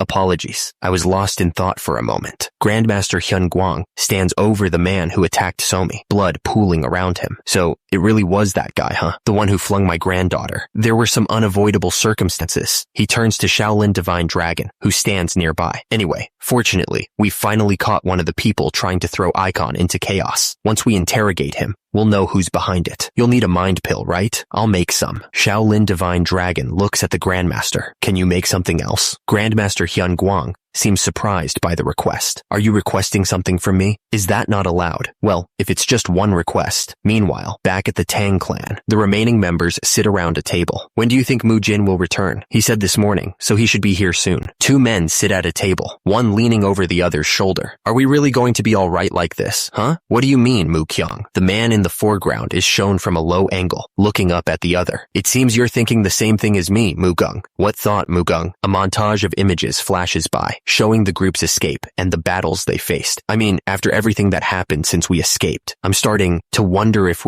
I can really handle what's ahead. And that Tai Yi sect from the past. May demons prosper, right? May demons prosper. Isn't that something the demonic cult says? The man at the table looks concerned. We chose to run away, so we can't complain. But if we've stumbled into something absurdly dangerous, the man falls silent. Mugung's companion snaps at him, trying to shake him out of his doubt. Mugung, this isn't like you. It hasn't even been that long since we left. Don't start sounding weak already. Mugung looks up, startled by the outburst. The man with the tattoo on his head continues, explaining the Wudang's philosophy. At Wudang, we value mental discipline above all. That's why we constantly train to read the flow of the world. He pauses, focusing his senses. From what I sense, Mujin. A montage flashes through his mind, showing Mujin in various situations. Always carries the scent of wind. Wherever he goes, trouble follows. But he overcomes it and stirs favorable winds for those around him. He finishes his thought, a hint of concern in his voice. And somehow, he always feels like someone who could leave at any moment. The man with the tattoo on his head declares that everyone wants to see the world alongside Mujin, mostly because it's fun to be around him. Yeah, that's right. right, everyone. We've gone through so many things already. Another man chimes in, his expression determined. We've trained so hard till now. We can handle anything that comes our way. Muyul clenches his fist, agreeing wholeheartedly. Yeah, Muyul, you're right. Another man, his face set with resolve, remembers his own motivations. He's right. I almost forgot why I worked so hard to grow stronger, to surpass the geniuses, to make my name known across the land. The group's confidence swells as they declare, what's so scary about the demonic cult? We'll just beat them down.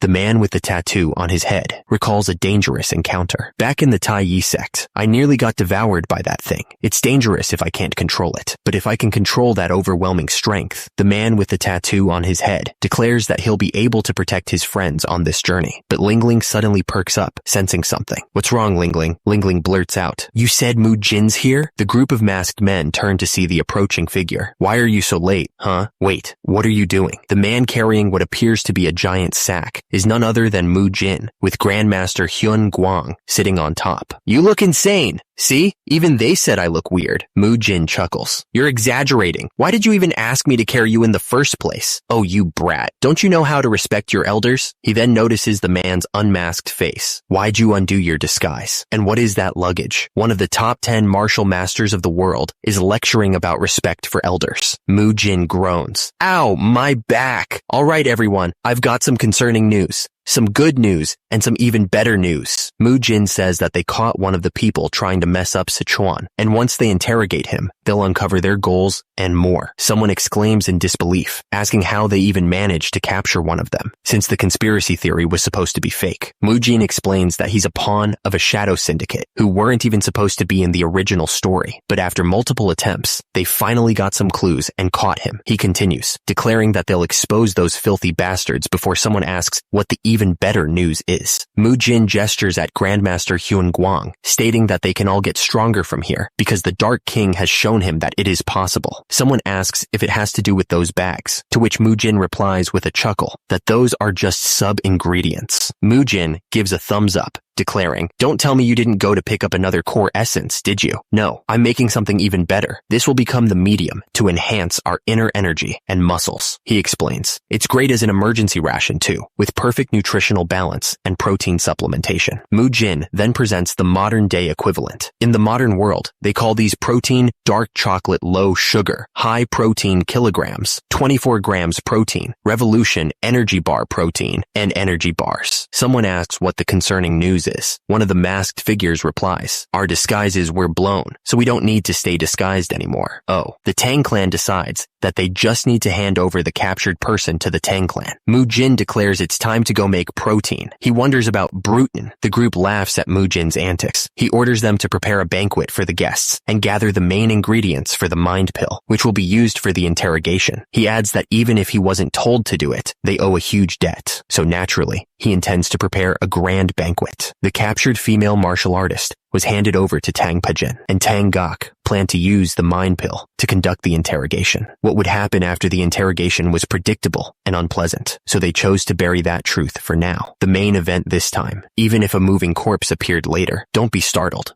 is the research of protein and energy bar. The scene shifts. Mujin's eyes widened. This place is Tang Gok's personal laboratory. The laboratory was filled with traces of dangerous poison research. Unknown substances, but clearly powerful and effective, lined the shelves. Mujin's eyes scanned the room. I can't believe I'm actually inside the laboratory of Tang Sak, the king of poison. He turned to Grandmaster Hyun Guang. Well then, about that protein supplement you mentioned. Mujin grinned. Let's make it. He mused that after becoming Mujin, the opportunity to consume real protein had been rare. Secretly eating meat had its limits after all. But Mujin gestured around the lab. First, we must create the base of your protein. Grandmaster Hyun Guang looked confused. Protein? What is that? Mujin explained. Oh, it's a nutrient that helps people build muscle. Grandmaster Hyun Guang tilted his head. Ah, you mean meat, egg whites, and similar things. What sort of strange regional dialect is protein supposed to be? Mujin nodded. That's right. Animal milk also contains protein, but Shaolin monks cannot consume meat due to our doctrine. In that case, something obtained without killing, yet possessing nutrition comparable to meat. He trailed off. Then, a light bulb seemed to go off in Mujin's head. Right. Why didn't I think of this sooner? Mujin continued. One of the most well-known protein supplements is whey protein. protein. And the main ingredient of whey protein is milk. Milk that has been fermented becomes cheese. Mujin excitedly proposed if we could use the fermented milk, the northern nomads and foreign rice as the core ingredient, also known as sus, it would be ideal. How does that sound? Grandmaster Hyun Guang stroked his beard thoughtfully. Fermented milk. Interesting. Grandmaster Hyun Guang countered. But fermentation takes a long time. Won't that delay the banquet? Mujin confidently replied. You don't need to worry about that. Mujin grinned, eager to apply his modern understanding of nutrition. It won't be the traditional method, but I know a way to solidify milk in the shortest time possible. I'll teach you everything I know. He needed help to put his plan into action, so please lend me your help. Thus began the creation of the cheese-based protein supplement, labeled Protein Dark Chocolate, Low Sugar, High Protein, and Tonggak's Special Energy Bar, made from medicinal herbs, nuts, and honey. The Special Energy Bar was simple enough, but the protein was far more difficult. Since there was no modern-day processing equipment in the Muram, the mixture didn't seem to be blending properly. So Mujin suggested to Grandmaster Hyun Guang, how about adding this herb? Mujin's knowledge surprised the Grandmaster. That sounds perfect, but how do you know all these things? Mujin explained. I learned them while studying many different things. Kukuku. This is more so cooking than medicine making. Even with nutritional knowledge,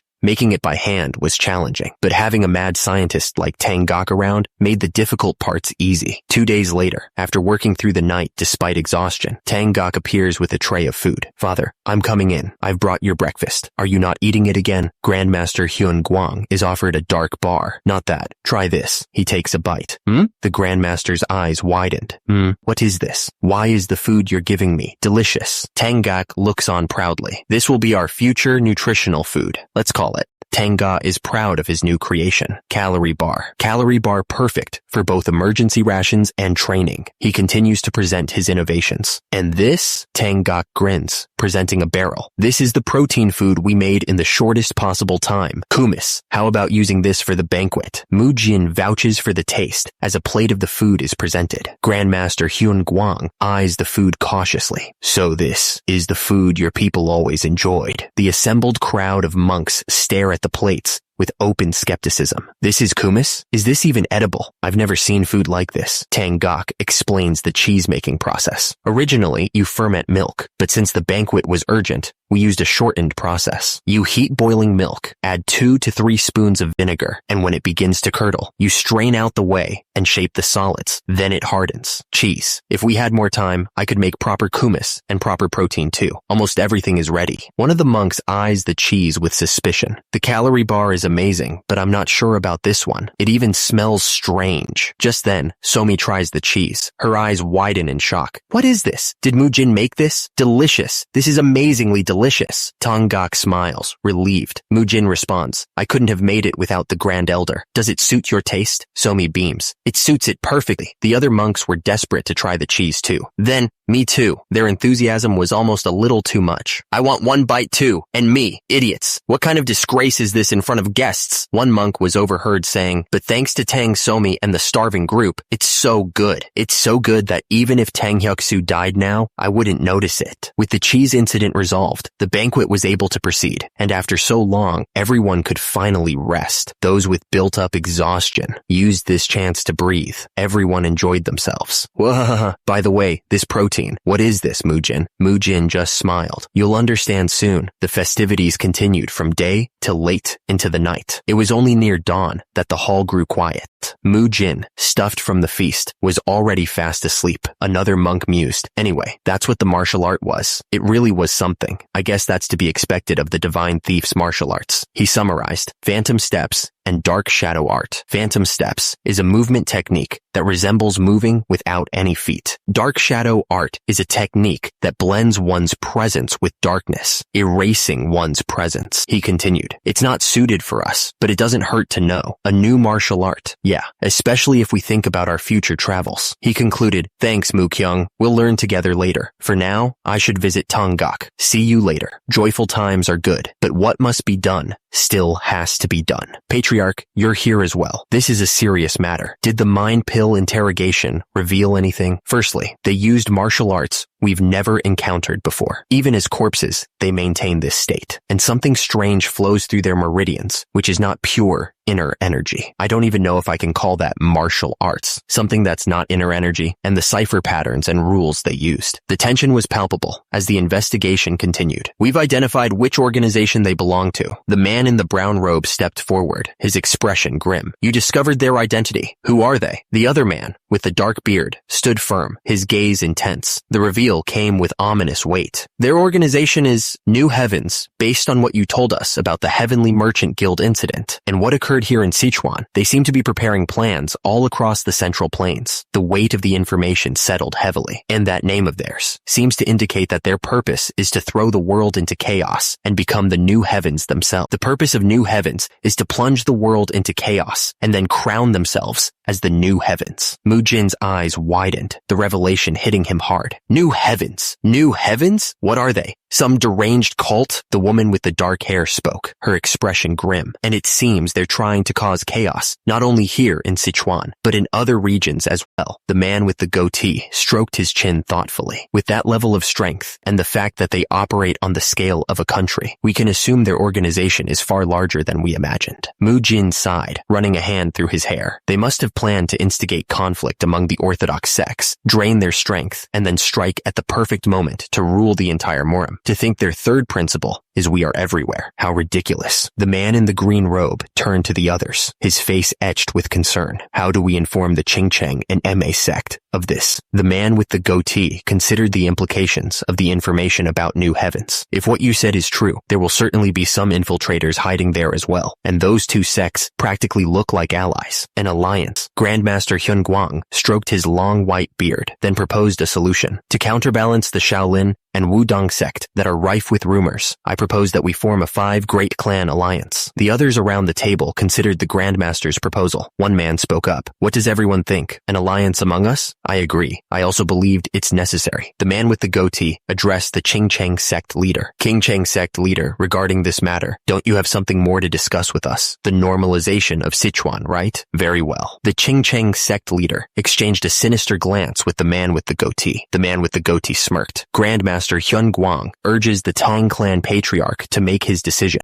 The Tang clan heir sighs, agreeing with the Grandmaster. He's right, father. The Tang clan patriarch turns to Mujin. Mujin, there's something I wish to ask you regarding this. He continues. Would you be able to form a connection between the Shaolin and our Tang clan? With the meeting concluded, the Tang clan patriarch considers his next steps. So that happened. So I plan to send a message to the Shaolin through the Heavenly Merchant Guild Sichuan branch, and also give them an update. What do you all think? Back in Mujin's guest room, the group discusses the implications of the New Heavens organization. This New Heavens matter isn't something we can decide or solve on our own. We're already involved to this extent, so it can't be helped. Mujin emphasizes the importance of sharing information. It's definitely not something only we should know. Unlike the rumors, the Tang clan were actually incredibly good people, and the Shaolin abbot and Grandmaster Hyun Guang will surely understand our intentions. The Tang clan patriarch's spirit looms large as he speaks. The world is too vast and diverse to be contained in one place. You should broaden our perspective by going out into the world. Tang Gok, eager to contribute, chimes in. Just as he said, the outside world is vast. In that case, can I also send a message to the Wudong sect? Mujin is surprised. What? You want to do that? Mujin raises a hand, concerned about the potential risks. Huh? You want to include the Wudong sect too? There's no guarantee the Wudong sect won't be targeted as well. The image shifts to a dark premonition, a vision of violence. And Mujin, if you're right, something terrifying may happen soon. Our journey so far was already chaotic. If even more blood is spilled across the Murim, the vision intensifies around Mujin. More blood? Mujin's vision of the future is filled with blood and death. Chungsu, do you feel unwell? Are you all right? I'm fine. I just have a sudden headache. What was that just now? The moment I recalled that brutal scene, my head understood. I will prepare the message for the Wudong sect as well.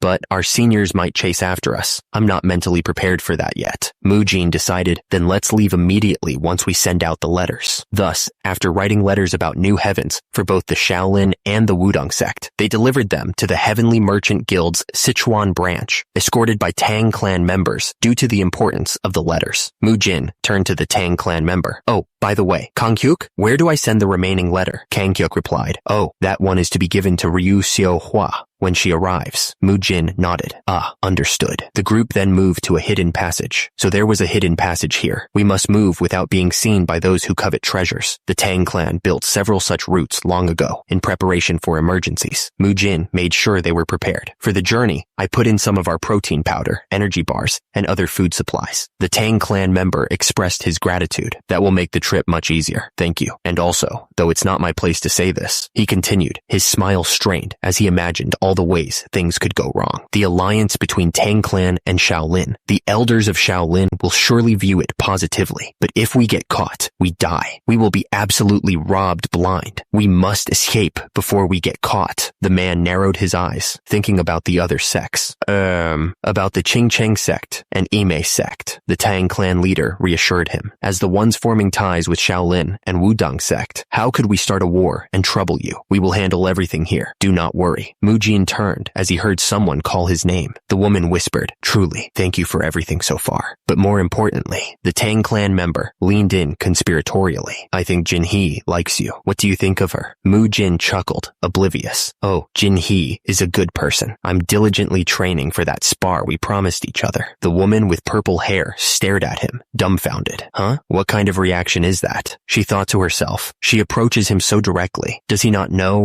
or is he pretending not to know? He doesn't seem like someone oblivious to such things though. Don't tell me. Her eyes widened in horror. Is he romantically dense? What will happen to my dear Jin He? Grandmaster Hyun Guang, overhearing the conversation, shook his head. You're talking too much nonsense. If Shaolin's people arrive now, won't it cause trouble for you? I stayed up all night. Grandmaster Hyun Guang, clearly exhausted, glared at the intruders. I want to sleep. Get out, you strange creatures, before I use you as test subjects. The intruders, clearly intimidated, retreated. We'll take our leave. We'll be back again. Come any time. Back at the Shaolin temple, a storm raged overhead. Meanwhile, an important meeting was taking place. These people who call themselves the New Heavens, the evil organization moving across the entire nation. Even with such a massive scale, they're staying hidden everywhere. The speaker continued. The people who attacked the Heavenly Merchant Guild and the Tang clan wants to join forces with us. The gravity of the situation hung heavy in the air. I do not disagree that New Heavens must be stopped. But more importantly, the elder continued, his voice laced with urgency. We must immediately retrieve Mujin, Mu Gung, Mu Kyung, and Mu Yul. Now that they know this information, those children are in danger. The bald monk Beob Gang slammed his fist on the table,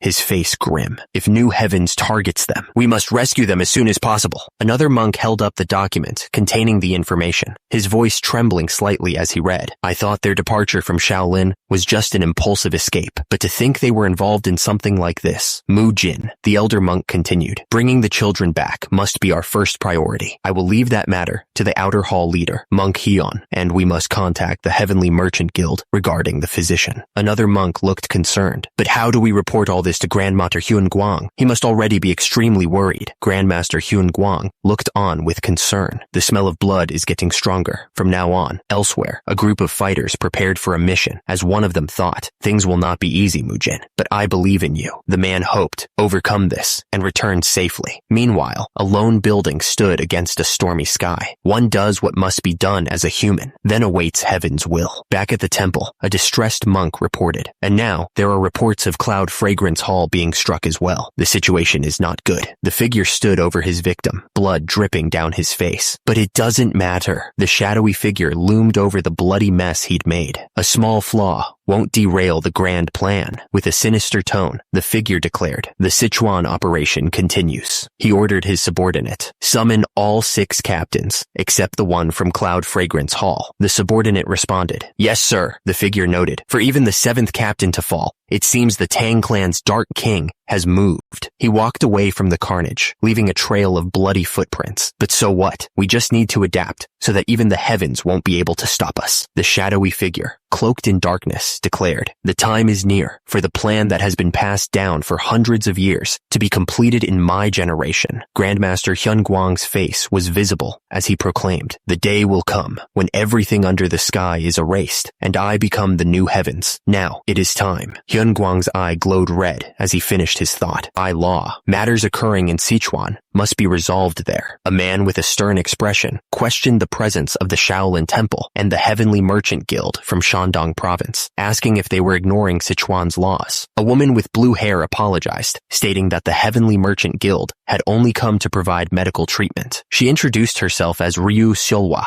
the overall representative of the Heavenly Merchant Guild's body treatment clinic, explaining that they had heard many people in the area were suffering from bone and joint ailments. The man with white hair questioned if they intended to interfere in Sichuan's matters, but Ryu Siola stated that the Shaolin Temple had no intention of interfering in Sichuan's affairs. However, he added that they couldn't stand idly by and allow an unnecessary fight to break out, as Shaolin External Hall leader Hian had come to catch Mujin and the rest. The man in the blue outfit was sent flying. The man stated that this time, for the sake of Shaolin's face, they would overlook this. He warned that next time, it wouldn't be so simple, and if fate allowed, they would meet again. The man with black hair acknowledged the Shaolin's reputation, noting they drove back both the Qing Cheng and Ma sects with their aura alone. He then asked Patriarch Tang to bring Mujin and the remaining children to him, but hesitated, saying, regarding monk Mujin, a man with brown hair whispered to Lady Siola that warrior Kanghyuk asked him to deliver something to her. She questioned who warrior Kanghyuk was. Lady Siola read the letter, which stated that he had been traveling with his companions and had many matters to settle, leaving him no time to visit. He believed the traces of his journey would be helpful to both the Shaolin and the Heavenly Merchant Guild. The letter concluded by saying that when the day came that they met again, he would send word in advance. Lady Siola read the letter, its final words expressing Mujin's hope for her safety until they met again. The journey continued, leading them through a vibrant green landscape. The man with brown hair suggested they rest for a while, pointing out that their senior brothers wouldn't be able to follow them right away, and the horses must be tired too. One of the men wondered where exactly they were, assuming that since Mujin was the one leading the horses, he should know. Mujin admitted he hadn't had a chance to look at the map because they had told him to hurry, holding on to take a look. He pointed to Guangxi province on the map, but one of the men admitted he'd never heard of it before. Mujin explained that Guangxi was an unorthodox sect region, causing alarm among the group. They were shocked that they entered an unorthodox sect region. Mujin reminded them that they were the ones who told him to hurry anywhere, and one of the men stammered that they were scared the elders would chase them. One of the men lamented that if they were caught, they would surely be dead. He apologized, admitting that the truth was that Shaolin showed no mercy. Mujin revealed that he had brought them there on purpose. There was someone in Guangxi they needed to recruit as an ally, and they also needed to crush the members of the New Heavens faction along the way. He shrugged, stating that it couldn't be helped, even if it was an unorthodox sect region. He asked what the worst that could happen in broad daylight would be. One of the men agreed, saying that Guangxi was still a place where people lived. He added that running into Green Forest bandits didn't happen all that often anyway. Suddenly, a group of bandits emerged, their leader sneering at the sight of the monks. He wondered why monks, who should be in a temple, were wandering in their territory, joking that perhaps Buddha had sent them as a gift. The men with Mujin were shocked that the bandits appeared so quickly after they mentioned them. The bald bandit introduced himself as Crazed Bear, Maeng Rong, the nightmare and terror of Guangxi province. Maeng Rong cursed Buddha for letting the monks cross his path, his face contorted with rage. The men who had been traveling with Mujin looked on in shock. The man demanded to know the location of the largest green forest stronghold in the region. The response came quickly. The Great Tiger Stronghold, the largest green forest stronghold in Guangxi.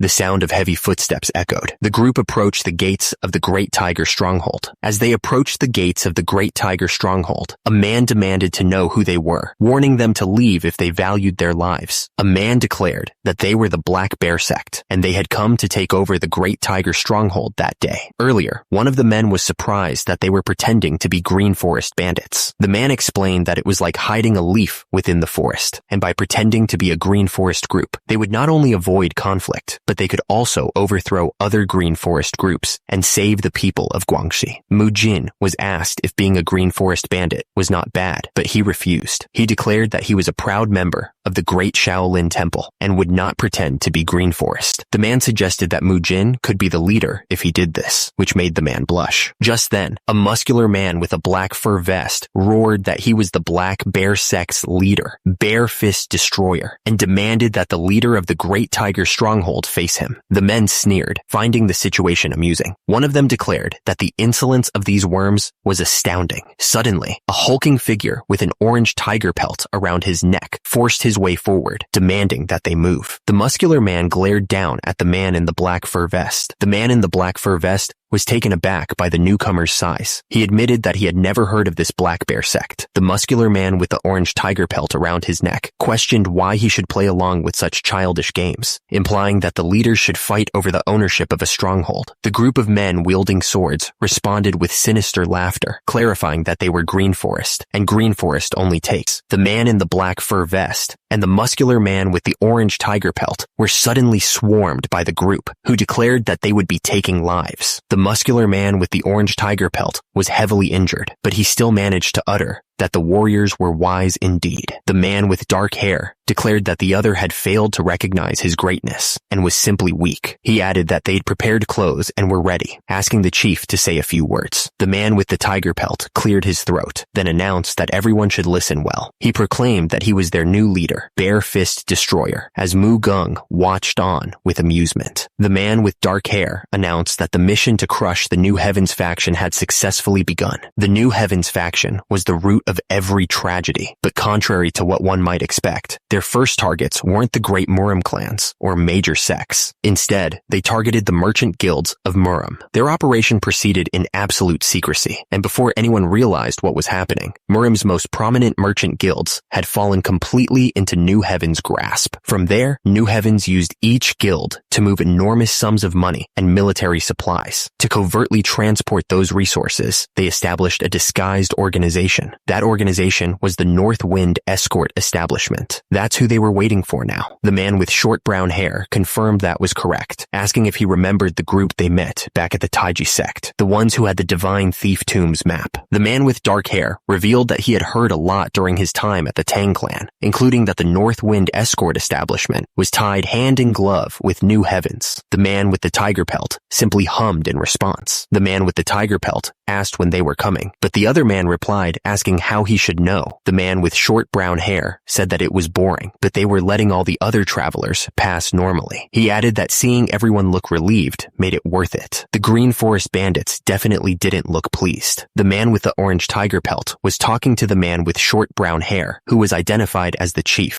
Just then, a signal arrived from the scouts at the entrance of the forest trail. The scout reported that the North Wind Escort Establishment was approaching. The man with the orange tiger pelt and the man with short brown hair looked in the direction of the incoming caravan. The man with the orange tiger pelt and the man with short brown hair noticed the approaching caravan. The North Wind Escort Establishment approached the Great Tiger Stronghold, ready to make their presence known. The old man with the long white beard introduced himself as Jang Wansam, chief escort leader of the North Wind Escort Establishment, looking forward to working with them. The man with short brown hair, the man with the orange tiger pelt, and the large man with long black hair stared silently at the caravan. Grandmaster Hyun Guang handed over a pouch, stating that the toll payment included a bit more than the standard rate, but the masked man below wasn't satisfied. He declared that the toll fee had gone up, demanding 10 times the amount. The old man with the long white beard was shocked, realizing that their small escort establishment could never afford that. The masked man responded that there was no helping it, suggesting they offer a tribute instead of the toll. The masked man noticed that one of the wagons reeked of something very rich, and he began to laugh. The masked man scrutinized the group, realizing they were more than ordinary Green Forest rabble. Grandmaster Hyun Guang attempted a surprise attack, but the masked man swiftly dodged. Grandmaster Hyun Guang was shocked that his attack was dodged. The masked man's eyes widened as he recognized the person who had arrived. Mujin, the man with black hair, and the orange tiger pelt roared in fury. The bandits were caught completely off guard, instantly overwhelmed by the sheer power of the escorts. The man with black hair, wearing the tiger pelt, looked on in disbelief. He wondered if they were using phantom steps and dark shadow art, realizing they were up against New Heaven's hunting dogs. He apologized to Mujin, deciding to leave the fight to him while he retreated. The man with black hair and the orange tiger pelt roared, demanding to know what they were doing to his brothers. His fist slammed into the ground with devastating force. Bare Fist Destroyer declared that nobody would touch his subordinates. He introduced himself as the Bare Fist Destroyer, chief of the Great Tiger Stronghold, admitting stating that his clung was fully immersed. The man with short brown hair demanded to know who they were. Grandmaster Hyun Gwang, with his long white beard, observed them. He stated that judging by their auras and stances, they were clearly Shaolin monks, but their hands had grown too soft to see what they really were. The muscular man smirked, asking if his identity was really that important right now. He then asked if Grandmaster Hyun Gwang was a New Heavens bastard. Grandmaster Hyun Gwang's eyes flashed red with fury, clearly taken aback by the question.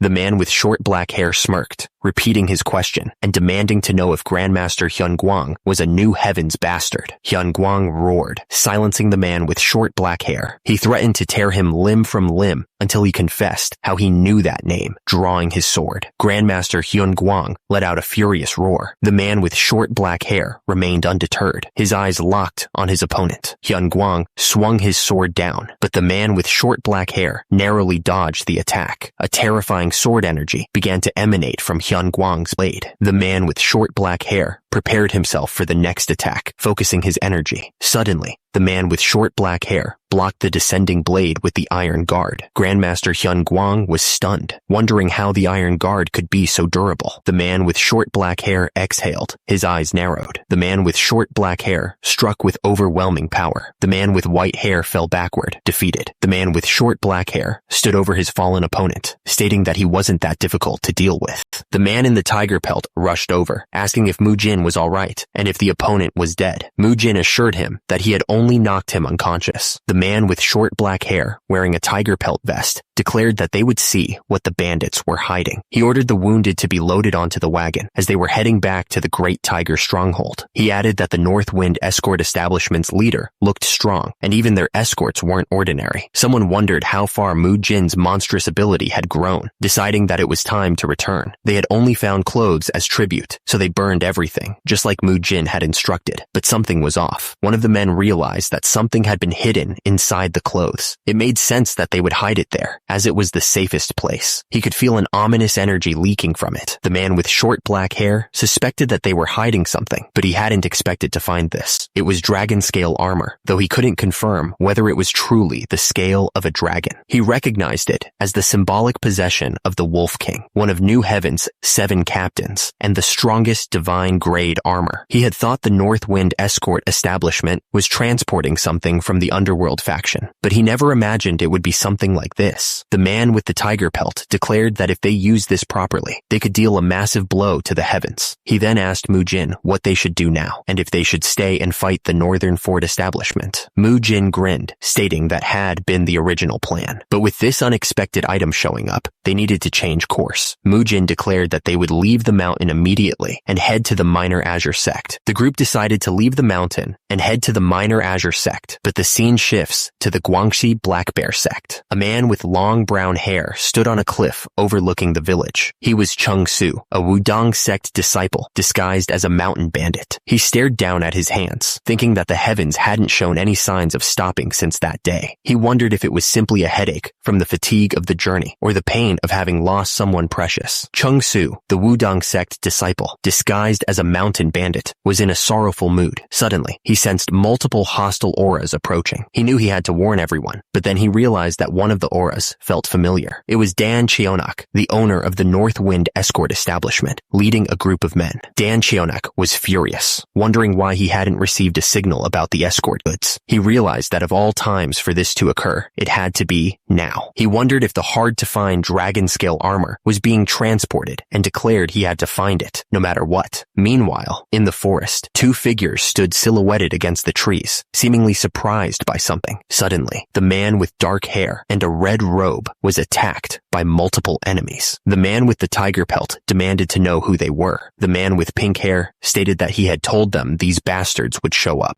Under the moonlight, the forest was silent. One of the men questioned if they really thought those escorts would charge in again in broad daylight. He continued that for something so important, there would normally be someone watching over it. They should have known the dragon scale armor was stolen a while ago, but they didn't know who exactly took it. The man with short dark hair questioned if the item they had stolen was really that important. The man with the tiger pelt explained that its owner was far from an average lunatic, and if he found out it was stolen, heads would roll. That was why they had to get it back before that happened, and they'd probably send someone on the level of a commanding head escort. The man with short dark hair asked if this did go the way he said, and the north wind wouldn't come back. Would it be okay if he was the one who fought their leader? The man with the tiger pelt seemed surprised by the request. He responded that he didn't mind, but he wanted to know why. The man with the tiger pelt felt something was a bit better that day. Suddenly, the man with the tiger pelt was struck from above with immense force. A man with red hair appeared, looking enraged. He yelled that they were idiots for daring to lay their filthy hands on his property, and they had no idea who they were dealing with. The man with red hair continued that the fools were rushing toward their own deaths without even realizing it. The man with the tiger pelt was struck with immense force. Even though he had stepped away with full bravado, he realized his opponent's attacks were faster than he thought. Since he had to hide his true identity, he couldn't use the full divine palm strike. In that case, he decided to apply the energy of the full divine palm strike. He would channel that explosive force into his fist. The man with the tiger pelt knew that he had to aim for an opening after his opponent attacked. He saw his chance and shouted. The man with short green hair intercepted, his fist glowing with power. He unleashed the exploding fist strike. The glowing green fist slammed into the man with purple hair, saliva flying from his mouth as he was sent crashing into the ground. The man with the tiger pelt stood over his fallen opponent, his fist still radiating green energy. He looked up, a smirk playing on his lips. The man with the tiger pelt sat cross-legged, examining his fist. He wondered if he had used the Gulai Divine Palm Strike, and if that was the floating fist strike. The man with the tiger pelt stood triumphantly over the fallen bodies of his foes, declaring that of course it had to be awesome, since he was the bare fist destroyer himself. One of his men wondered how long he was going to keep doing that bit. The man with short black hair transformed the Roulé Divine Palm Strike into a fist technique on the spot. He had not only shown flexible thinking, but also created a new skill in one go. He was proud of how much Mujin had grown. The man with tiger pelt called out to Mujin, asking if he was all right. Mujin recognized the newcomer as Taoist Chung Pu and asked what brought him here at this late hour. Taoist Chung Pu responded that he should be asking him the same question. He explained that he had sensed hostile individuals appearing, so he came to check on them. Taoist Chung Pu explained he had sensed their auras nearby and had panicked, rushing over, thinking something might have happened. He admitted that this was a bit embarrassing, as these people were the ones they had been waiting for.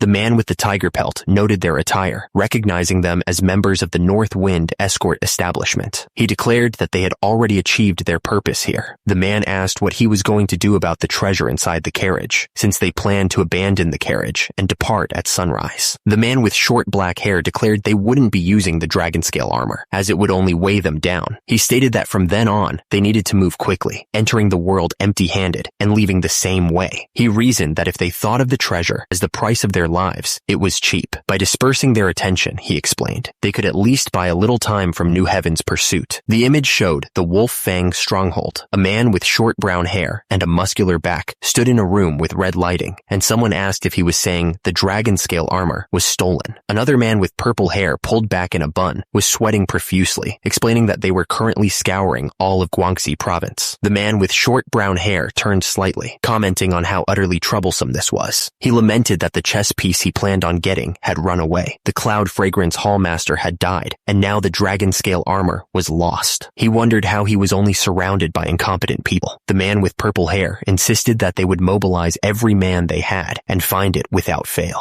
Another man with pink hair thought to himself that since he had spoken, it was about time they started moving. The man with pink hair was furious, calling them little rats and declaring he would mince the Wolf King, New Heaven's 7 captains, Gagyang Universe, Next Generation's top 10 martial masters to bits. The group had arrived at their destination, the man with the map confirming their location. From their vantage point, they could see Guangxi province, Guilin stretched out before them. The man with the map warned that things would get complicated from here on out. He explained that one of the reasons they had come to Guangxi province was to wipe out the New Heaven's forces, a goal which he believed they had successfully accomplished. Now, there only remaining objective was to bring in 2 people who should be in the minor azure sect. The problem was that to get to the minor azure sect, they would have to pass through Guilin. The man with short brown hair stated that the truth was, Guilin was no ordinary city. He explained that it was the territory of Hyungangdong, one of the 10 great martial masters in the world, and also one of New Heaven's main strongholds, a city that would later become the largest slave market in the Central Plains, a truly wretched city. The man with short black hair, Mujin, thought a city ruled by the unorthodox sect would feel different, but on the surface, it didn't seem much different from any other city. The man with short brown hair asked him just what kind of place he thought it was. The man with short black hair, Mujin, figured it'd be a city where the unorthodox types stirred up trouble everywhere, which sounded fun to him. The man with short brown hair seemed to disagree, commenting that wherever people lived, it was all the same. The man with short brown hair noticed something was wrong and asked if the kid was okay and if he was hurt. The child looked up, terrified, and pleaded for someone to save him, calling out for his mom and dad. The man with short black hair felt something was off about the situation. He heard the man thanking them for their help. The bald man in tan clothing claimed the child was his son, explaining that he had scolded him, causing him to run off. He said that thanks to the young folks, he was spared the trouble of catching him himself. The bald man told the child that he would stop scolding him so they could go home. He reached out to grab the child, but the man with short black hair stopped him. The man with short black hair stared intently, asking if he was really the child's father. The man with short dark hair warned that they should have just walked away. One of the men questioned who the punks who ran were. The man with short dark hair told them to get their hands off him, get out of Guilin, and stop sticking their noses into other people's business. The child exclaimed that this was exactly the kind of city Mukyung was imagining. As the grip tightened, the man screamed in agony. If they were doing bad things so openly, it would make things easier. The man with short dark hair told them to restrain him, stating he'd rather look at what they wanted to know. The man with the tiger pelt cried out that his arm was going to break, asking if that was fine with Mujin. Mujin, with his arms crossed, responded indifferently. He said if they were going to do it anyway, why even ask, and to do whatever they wanted. The man lay on the ground, clearly heavily injured. A sword lay next to him, as another man stood over him in the background. The man on the ground gasped for air, tears streaming down his face.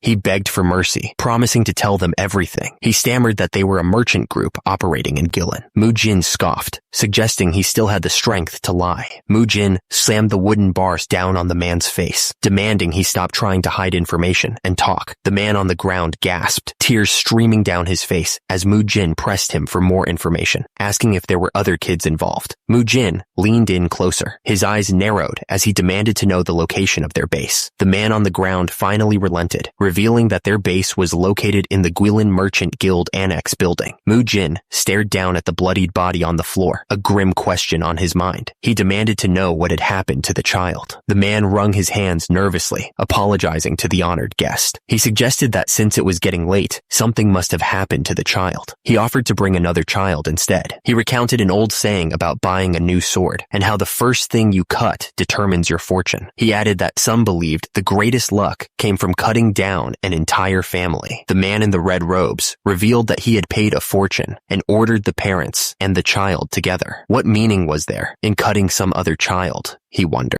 The man with long brown hair realized that he had failed to recognize the other man's intent. He promised to quickly prepare another family for him. The man in red warned him that his patience was running thin. The man in the red robes lay on the ground, beaten. The man with long brown hair looked down at him with a questioning expression. The man in the red robes asked what the noise was. He apologized, saying that it seemed something had happened outside. He promised to call someone at once and have it checked. The door burst open as a man with long brown hair demanded to know what all the noise was. He sternly reminded everyone that they had an honored guest. Suddenly, a sword flashed, aimed directly at the man with long brown hair. The force of the blow sent him flying backwards, crashing through the air. The man in red robes looked down at the man he had just struck, who lay on the ground. He demanded to know what was going on. He was shocked by the speed of the attack. He hadn't even seen the sword strike and wondered if he was facing an incredible martial master. Meanwhile, the man with long brown hair stared intently, seemingly lost in thought. Mujin and the group had headed for the main building, where the children were said to be, but he decided to check the annex just in case. Suddenly, Mujin clutched his head as a sharp pain shot through him. He was experiencing a sudden headache. He groaned,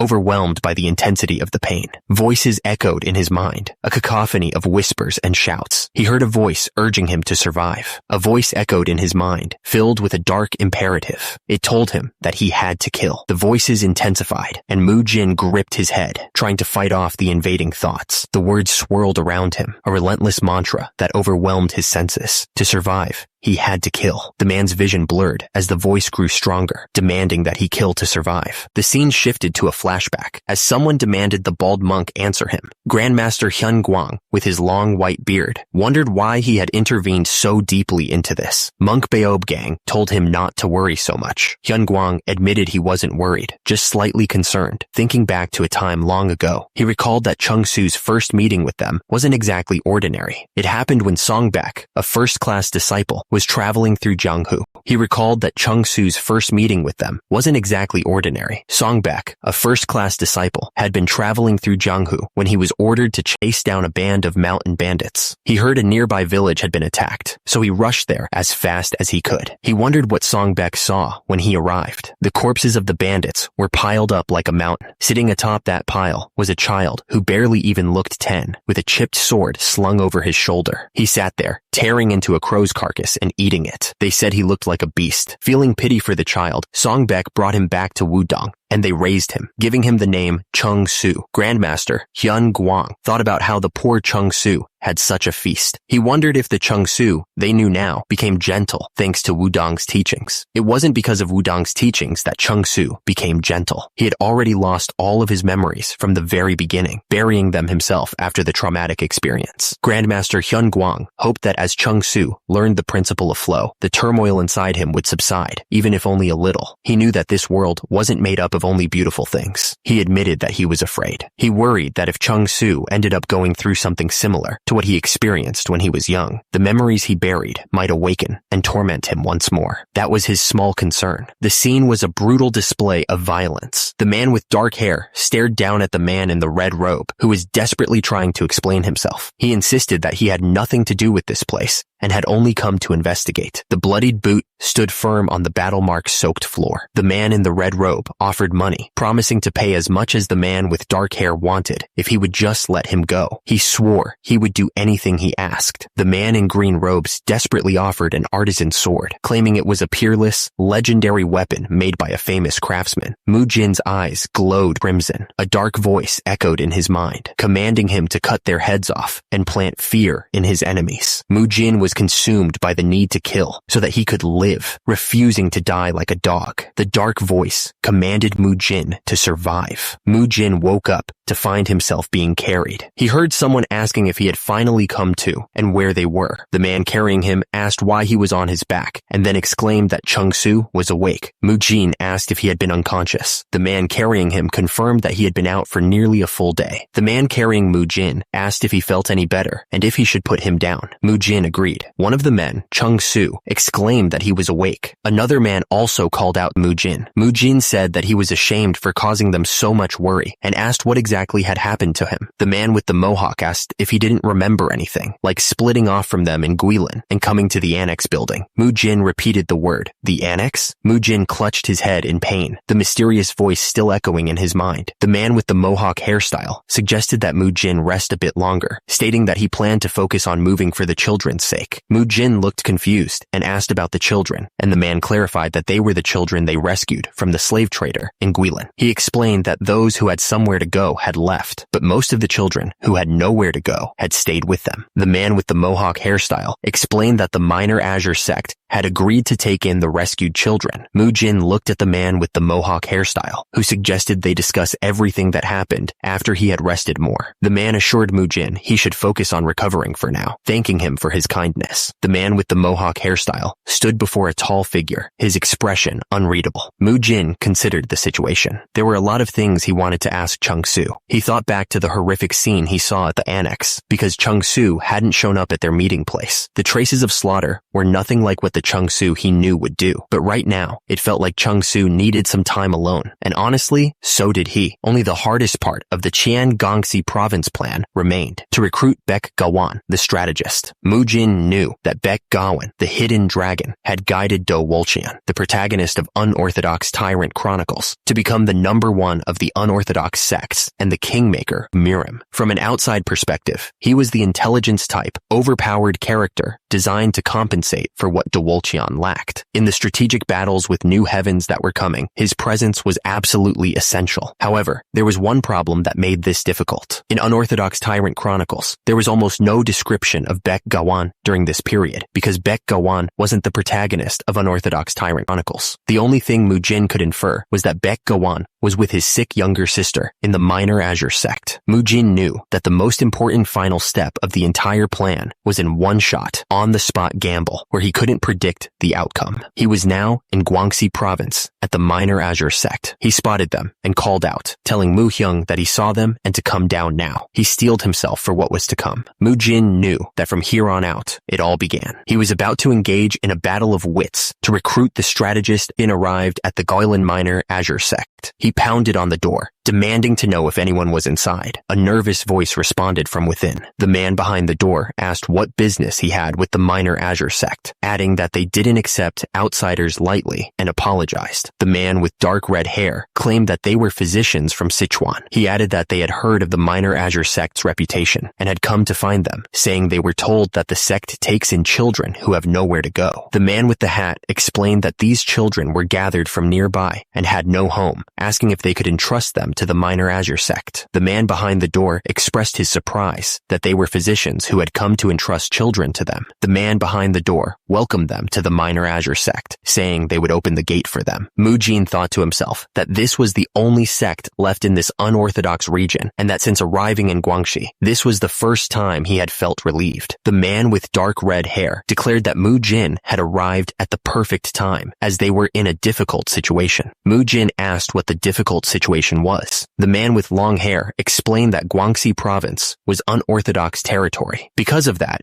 the Minor Azure sect had been given a special mission by the Murim Alliance. Mujin asked if he was allowed to hear what the special mission was. The man with long hair chuckled and told him not to misunderstand, as it wasn't such a grand mission. He explained that it was simply the task of gathering children in Guangxi and sending them to Hunan province. The man with dark red hair was surprised by the Murim Alliance's orders. He explained that children who grew up in Guangxi usually ended up sold as slaves or became members of bandit gangs or raider groups. The Murim Alliance decided to take preventative measures rather than let them become villains. The man with long dark hair explained that the Minor Azure sect was the only orthodox sect in Guangxi province, so the task of gathering children had fallen entirely on them. Mujin asked what the difficult situation was. The man with long black hair explained that some time ago, a plague began spreading among the children they were protecting. He continued, explaining that about 2 months prior, the children began showing unexplained high fevers and rashes. All they could do was isolate them in the building. He admitted it was shameless to ask, but wondered if the physicians would be willing to take a look at the children. The two men, faces covered, noticed a foul smell emanating from the building. They spotted a man's leg covered in rashes blocking the doorway. The hooded man insisted that they couldn't come in, as the illness could spread, and no one had recovered from the plague yet. Another man observed the rashes on the hooded man's body, confirming they matched the descriptions they'd heard. He wondered what Mujin was trying to do, since they weren't real physicians. The hooded man insisted that if there was any improvement, he would come to inform them. He asked them to turn back, as it was dangerous. The two men hesitated, before one of them blurted out Mujin's name. The hooded figure visibly reacted to his name being called. He stated that they were not from the Minor Azure sect. The man with dark hair and a mask covering his face stated that they were physicians from another region. They had stopped by the Minor Azure sect briefly to entrust some children to them, but they had heard there were patients and came to take a look. The hooded figure looked up at him in shock, asking if he had brought children here. The masked man's eyes widened in surprise. The hooded figure reached out and grabbed the man's arm, telling him that he needed to listen carefully to what they were about to say. The man with dark hair and a mask was shocked to see the skin under the mask was clean. The hooded figure pulled down the mask, revealing their face. They urged him to take the children and leave the place immediately. The hooded figure stated that the Minor Azure sect was not the kind of sect he thought it was. The man looked distraught by the revelation. The man with dark hair felt that day's memories were hazy, as though they were covered in fog. He realized the stickiness of murderous intent and resentment solidified into something tangible, and it still remained in his hands. He wondered what the hell this was, and how he could erase something like this. He then heard someone tell him to come that way. He was told to go with the person in front of him. He recognized the man as the minor apprentice sect leader they had met earlier, and noticed one of his disciples was with him. The man with dark hair watched as a child was escorted away. One of the figures wondered if that child was one of the children they had brought. The figure questioned why they were only taking that child away without a word. They watched as the figures continued to walk away. Mujin felt that something was off about this situation. He wondered where they were taking him. The scene shifts to the tiled rooftops of the Gulin Minor Azure sect. A young boy sat alone on the steps, looking distressed. He wondered why his mom and dad were out here alone. Mujin stood before the child, noticing his worried expression. He asked if something was worrying him. The boy looked away, trying to hide his concern. He insisted that it was nothing, before Mujin asked if he wanted to see his parents. The young boy looked up at Mujin, a confused expression on his face. Mujin offered to help him see his parents. The boy nodded,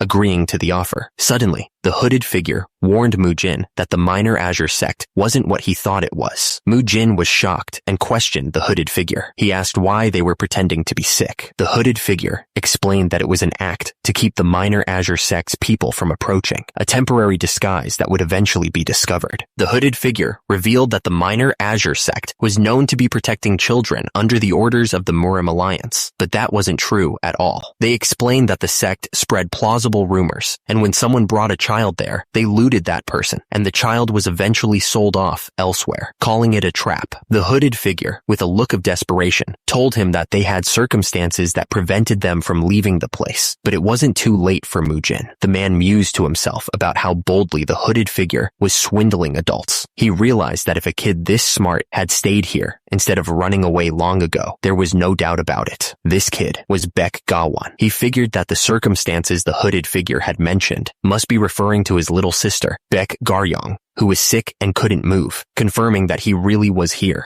Mujin adjusted his collar, declaring that they weren't going to run away on their own. He grinned, reassuring the hooded figure not to worry, because they would take it from here. Mujin and the hooded figure arrived at a destination. The hooded figure asked if their parents were inside, and Mujin confirmed that they would be able to meet them if they went inside. The man with long hair reached for the door, asking if they should go in. Suddenly, the boy with white hair looked shocked, his eyes widening in alarm. The door opened to reveal a gruesome scene, a room filled with hanging meat and a butcher's table. The man with long hair and the boy stared into the room, the horrifying reality of the situation becoming clear. The boy with white hair looked on in horror as the man with long hair ominously stated that he would let him meet his parents. The boy with white hair screamed and ran as fast as he could, desperate to escape the gruesome scene. But before he could get away, the man with long hair grabbed him by the neck, stopping him in his tracks. The man with long hair tightened his grip, choking the boy with white hair until he coughed, struggling to breathe. The man with long hair tightened his grip on the boy's neck, cleaver in hand. He asked where the boy thought he was going. The boy gasped in terror as the man ominously told him that he had said he wanted to see his parents. He explained that the meat had been stored up sick, so they hadn't been able to eat it for 2 months. He asked if the boy had any idea how much everyone had been holding back. He grinned, telling the boy that just like he wished, they would send him to his parents' side, but they would use him a little first. The boy pleaded with him to spare him. The man with long hair raised his cleaver high, telling the boy that they would have to share the meat nicely. The boy screamed in terror, desperately raising his arm to block the incoming blow. Suddenly, the man's eyes widened in disbelief. A figure in white robes intervened, slashing through the air with a sword. The man with long brown hair glared up at his opponent, his face a mask of determination. He could only watch as the cleavers descended towards him. The man with long, dark hair looked down at him, unimpressed. He told him that he had a chance to run away, but he let it slip over a mere chunk of meat, calling him soft. The man with brown hair stood tall, his sword gleaming in the light. The man with long brown hair glared at his opponent, accusing them of abandoning basic human decency and using a child as a shield. He questioned how they could call themselves an orthodox sect when they did such things. The man with long dark hair grinned, finding his words stupid. He revealed that they were not the Minor Azure sect, but the Mad Demon Bandits, a bandit group that had made a name for itself around Guangzhou. The bandit leader explained that they had reasons to move their territory territory to Guangxi province and were looking for a place to stay in the area. The man with long, dark hair continued his story, explaining that they had found an orthodox sect and immediately approached them disguised as a merchant guild. He said all they had to do was claim they were attacked by the Green Forest bandits and needed help, and those idiots believed every word. As repayment, they drug their food and attacked them at night, offering no resistance at all. Since then, they had been pretending to be the Minor Azure sect for 10 years. He laughed, saying those idiots were so naive, and now they were being lectured about being an orthodox sect. The man's grip tightened around the sword. Mujin's eyes burned with fury as he declared that they were bastards not worth sparing, nothing but animals. Meanwhile, the man with long black hair held a knife to a child's neck, warning others not to move, as he might accidentally kill the child if startled. Mujin sneered, calling him a coward and telling him that animals didn't even know what cowardice was. The man sneered, revealing that he had sent Mujin's friends a little gift, food laced with paralysis poison.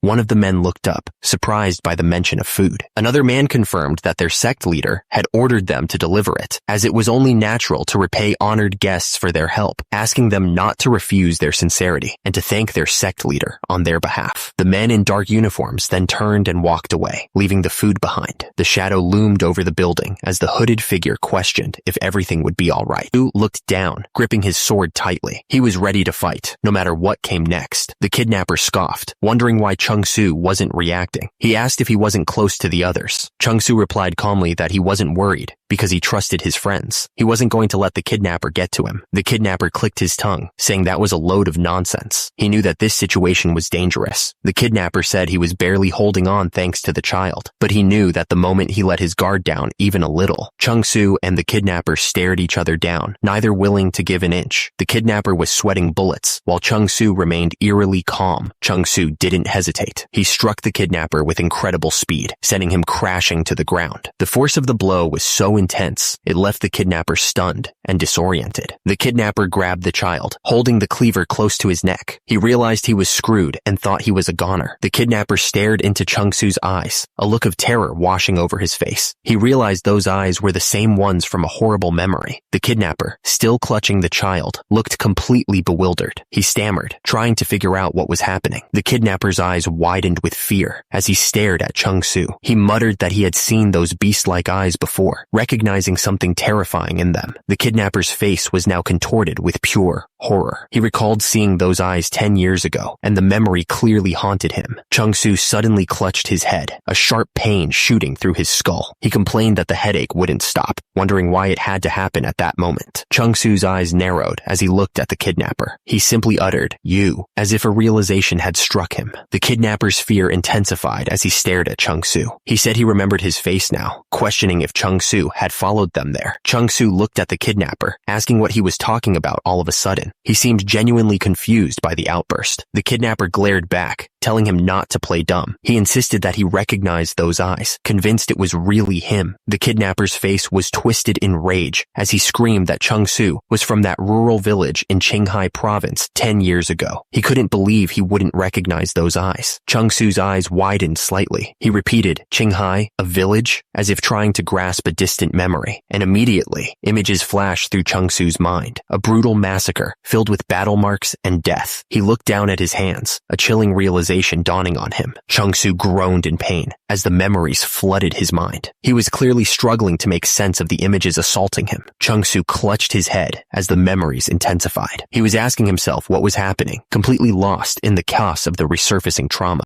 He repeated, "What's happening? What is this memory?" He was trying to piece together the fragments, but the pain was overwhelming. The kidnapper, lost in his own memory, screamed that Chungsu slaughtered them like dogs that day. Even those who begged for mercy weren't spared. The kidnapper continued his tirade, calling Chungsu an insane monster. He accused him of saying they were worthless animals who didn't deserve to live, asking what made him any different. The kidnapper glared, his eyes burning with hatred. He screamed that Chungsu was the one who made them like this, consumed by rage and vengeance. Chungsu was still clutching his head, clearly overwhelmed by the resurfacing memories. At the same time, the kidnapper was holding the knife even closer to the child's throat, ready to strike. The kidnapper's eyes widened in disbelief, his expression shifting from anger to shock. He looked like he had just realized something terrifying. The kidnapper saw his chance and raised the cleaver high, ready to strike. He thought this was his moment to finally end it all. As a result, he was looking down at Chung-Soo, ready to deliver the final blow. The kidnapper gritted his teeth, his face contorted with determination. He was thinking that he must kill him right now, no matter what it took. Suddenly, Mujin came flying in with a kick. It was a flying kick, swift whirlwind sweep, and it looked like it packed a serious punch. The kidnapper's face was a mess as the kick landed. He was clearly in a lot of pain, his eyes squeezed shut and teeth bared. The impact of the kick was so strong that rocks were sent flying everywhere. The force shook the whole room. The kidnapper was sent flying backwards from the force of the kick. He looked completely stunned. Mujin arrived, looking concerned. He called out to Chung-Soo,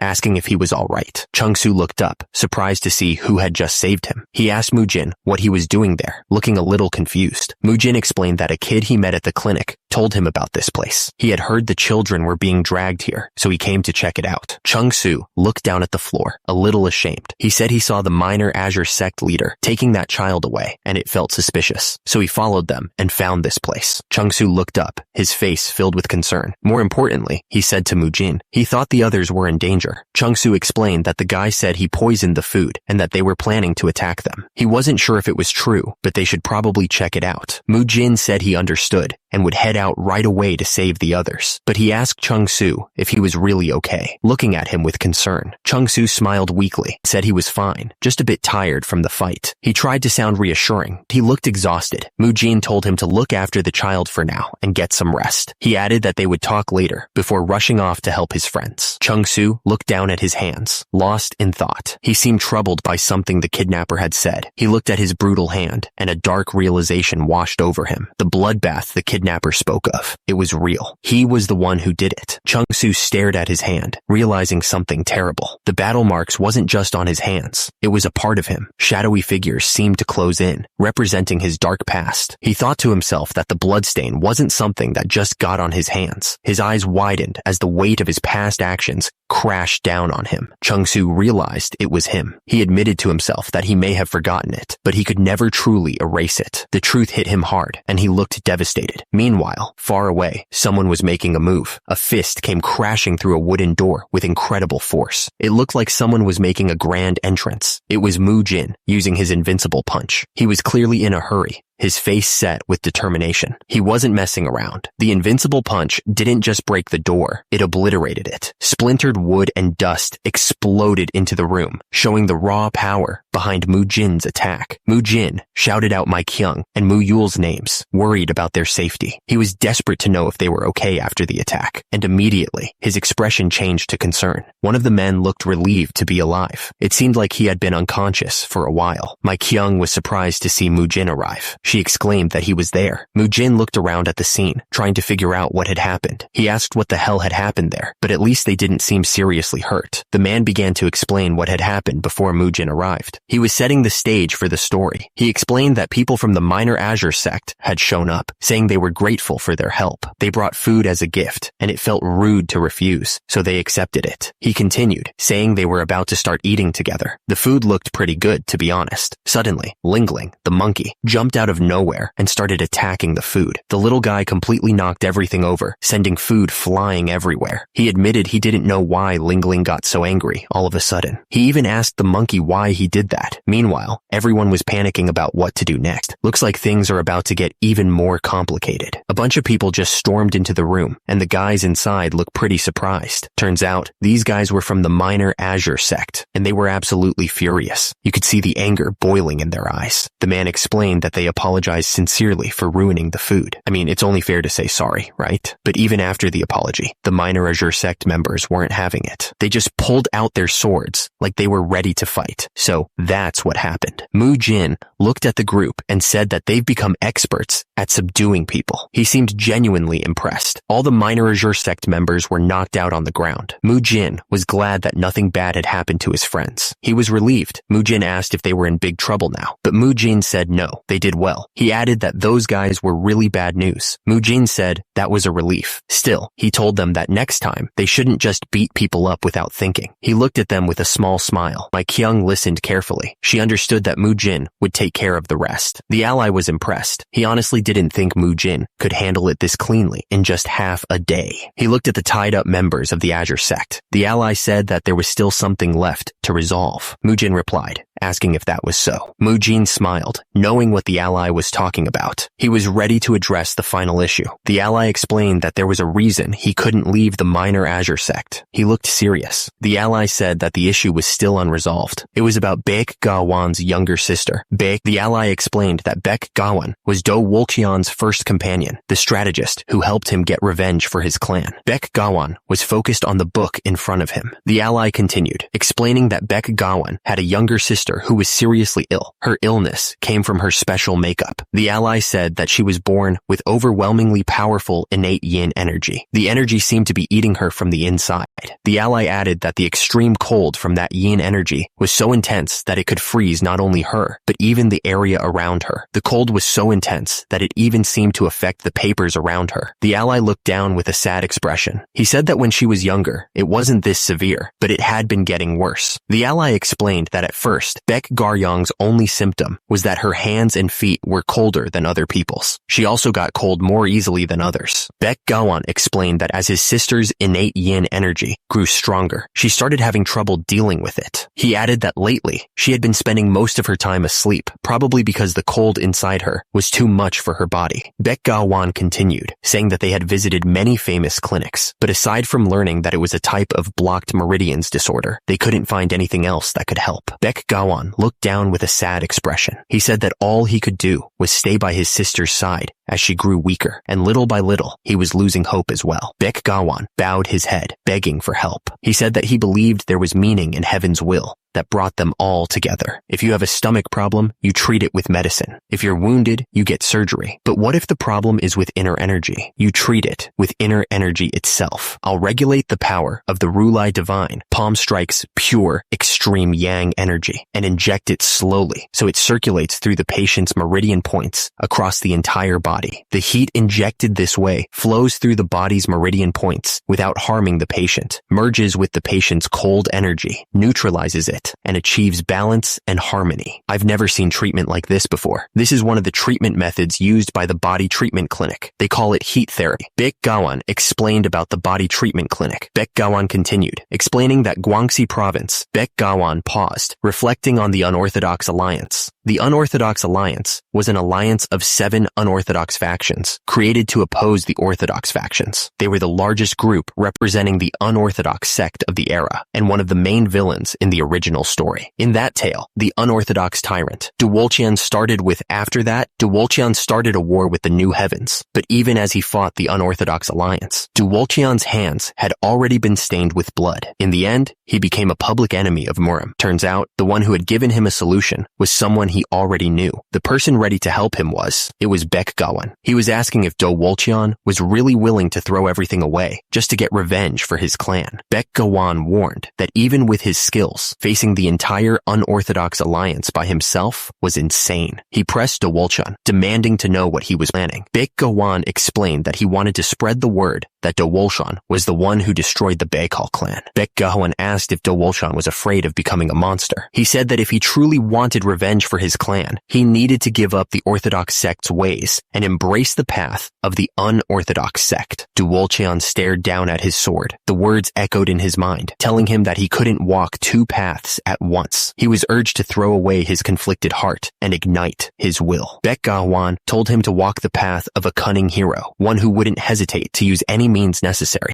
And so, Du Wolcheon cast aside the sword. He took up the blade, beginning to walk the path of the unorthodox sect in earnest. With Baek Gawan at his side, they ultimately succeeded in bringing down the unorthodox alliance. Their combined strength was unstoppable. But at the very end, Do Wolcheon looked shocked. The system announced that the injection of extreme energy was complete. Baek Garyong lay still, her breathing shallow. She seemed to be resting peacefully, but her frail body was still a cause for concern. A few people stood around Baek Garyong's bedside, watching her intently. One of them murmured a soft sound, a sign that she was stirring. Baek Garyong slowly sat up in bed, rubbing the sleep from her eyes. The world seemed blurry and distant as she tried to focus. She called out, asking, "Big brother? Garyong, you really woke up. Thank goodness, thank goodness." Baek Garyong was lying in bed, looking much better. Baek Gawan was kneeling beside her, looking relieved. He thanked the great hero profusely, wondering how he could ever repay him. Baek Gawan asked how she was feeling. Baek Garyong paused, thinking for a moment. She described herself as weak, but the cold energy wasn't unbearable anymore. Baek Gawan smiled, explaining that his sister had a habit of speaking in short phrases because she lacked energy. He added that she felt like her body, which was filled with cold, had recovered a little. Baek Gawan leaned in and told Garyong that these were the healers who came from Sichuan. He said that they had helped treat her illness and also took down the minor Azure Sect's gang for them. Baek Garyong turned her head, looking at someone with a questioning gaze. She wondered who that person was. Baek Garyong looked down, a question forming in her mind. She seemed to be thinking about what she had just heard. Mujin cautioned them not to relax just yet. He explained that if Baek Garyong didn't continue the treatment, her condition could relapse, adding that they had to change her constitution, so she'd need to undergo treatment several more times. Mujin asked if they would come with them for Baek Garyong's treatment, explaining that they would be leaving the minor Azure Sect soon. Baek Gawan immediately answered that of course they would come. He declared that since Mujin had found a way to treat his sister, they would follow him no matter where. Baek Gawan added that he couldn't forget the kindness he showed in saving them and the other children. He promised that if there was anything he could do, he would do it to repay this debt. Someone asked if they were headed to Songshan Shaolin. Mujin confirmed that they were going to Shaolin at Songshan. Everyone around them looked completely surprised. They were all trying to figure out what was happening. Someone spoke about Shaolin's great monks and their duty as life benefactors to repay kindness with devotion after a narrow escape from death. Someone looked shocked, stammering, and asking how the other person knew they were from Shaolin. Baek Garyong looked at her hands, a slight frown on her face. She muttered that there was nothing amazing about what she had just done. Baek Garyong explained that her illness stemmed from her innate yin energy, and its treatment required yang energy to counter it. However, she added, most martial arts' yang energy couldn't be used for healing. Baek Garyong continued, saying that in the end, what was needed was a martial art that used pure yang energy, but also allowed easy control over its power. She knew only one that could do that, Shaolin's Rulai Divine Palm Strike. Turns out, this was Baek Gawan's younger sister Mujin, realized that if things went according to the original story, the unorthodox alliance would covet Baek Garyong's constitution and try to buy her. The story went that by the time Baek Gawan found her inside the unorthodox alliance, it would be too late to save her. The end result was that Do Wolchan and Baek Gawan would be so messed up that they couldn't even think straight. Turns out, those two guys who only wanted revenge ended up with absolutely nothing to show for it. Mujin realized that even though it was by chance, he might have gotten something even better than a smart guy like Baek Gawan. Mujin thought to himself that he had already messed with the story, so he wasn't going to let this bad thing happen just because it was supposed to. He would save as many people as he could. Delete entire panel. The bound men sat there, completely helpless. They could only watch as the sword glinted in the dim light, knowing their lives hung by a thread. The bound men could only make muffled sounds of fear. Meanwhile, the man's expression hardened. He announced that he had thought things through and come to a decision. The man's red eyes narrowed with fury. He spat out that they were nothing but beasts. The words hung in the air, heavy with malice. They weren't worth keeping alive. The village was burning to the ground. The crackling of the flames mixed with the screams of the people, creating a symphony of destruction. A man gripped his sword tightly, his eyes gleaming with a crazed bloodlust. He was ready to unleash hell on anyone in his path. The man threw his head back and laughed like a maniac. He was clearly enjoying every second of the destruction. The leader of the mad demon bandits screamed for his men to kill everyone and take everything. The bandits cheered, eager to carry out his orders. The bandit leader's eyes widened as he looked up, clearly confused. He muttered, wondering what the hell he was seeing. The little kid stood in the middle of the burning village, surrounded by dead bodies. One of the bandits noticed him and wondered why some brat was just standing there. The bandit laughed, looking down at the kid. He asked if the kid was looking for his parents, clearly mocking him. He told them to search thoroughly and find anything they could, even just a finger or something. The child walked forward, his bare feet stepping carefully on the ground. He seemed determined to get somewhere. The kid suddenly attacked one of the bandits, catching him completely completely off guard. The bandit didn't even see it coming. The attacker swung his polearm, splattering blood everywhere. The other figure struggled to defend himself, but it was clear he was outmatched. The camera zoomed in on his face, showing the blood and bruises in sharp detail. He looked like he was about to pass out from the pain. His eyes glowed red with rage. His thoughts consumed him. To live, I must live. I must kill. He stood over the bodies of his enemies, his face grim. I will kill you all. The camera zoomed in on his face, revealing the red eyes and the determination in his expression. It was Taoist Chung Su. Mujin looked at Chung Su, concerned. He asked if he was all right. Chung Su took a deep breath. He was trying to calm himself. Chung Su said he was fine. He explained that he was simply making them pay for their sins, holding up his battered sword. Mujin looked at him, a little worried. He just said Chung Su's name. Mujin looked at the bodies on the ground. He said he wasn't trying to defend them, but he asked Chung Su if he really had to execute them so brutally. Chung Su seemed confused by Mujin's words. He asked if Mujin really knew him that well. Mujin looked up, startled by Chung Su's tone. But Chung Su corrected Mujin, saying he was wrong about one thing. Suddenly, multiple swords fell from above. Chung Su attacked the man with incredible speed. The man cried out, wondering what Chung Su was doing. Chung Su screamed that this was his true nature. He looked absolutely furious. Chung Su attacked the man, a blinding light pouring from his hand. The man screamed as the energy hit him. Taoist Chung Su kept up his relentless assault. His sword moved with incredible speed, a blur of steel and fury. Taoist Chung Su's expression softened slightly as he spoke. He said it was the same as before, back when Mujin had deliberately tried to provoke him. He realized then that Mujin wanted something. Taoist Chung Su said that Mujin had been worrying about something for days. He offered to listen, urging Mujin to tell him what was bothering him. Mujin paused, his expression serious. He seemed to gather his thoughts, preparing to reveal something important. Mujin finally spoke, his voice heavy with emotion. He revealed that the men they were fighting were a band of mountain bandits called the Mad Demon Bandits. They were the ones who raided his village when he was a child. Taoist Chung Su remembered his village, a small, quiet place nestled near Qinghai. But that peace was soon broken, never to return.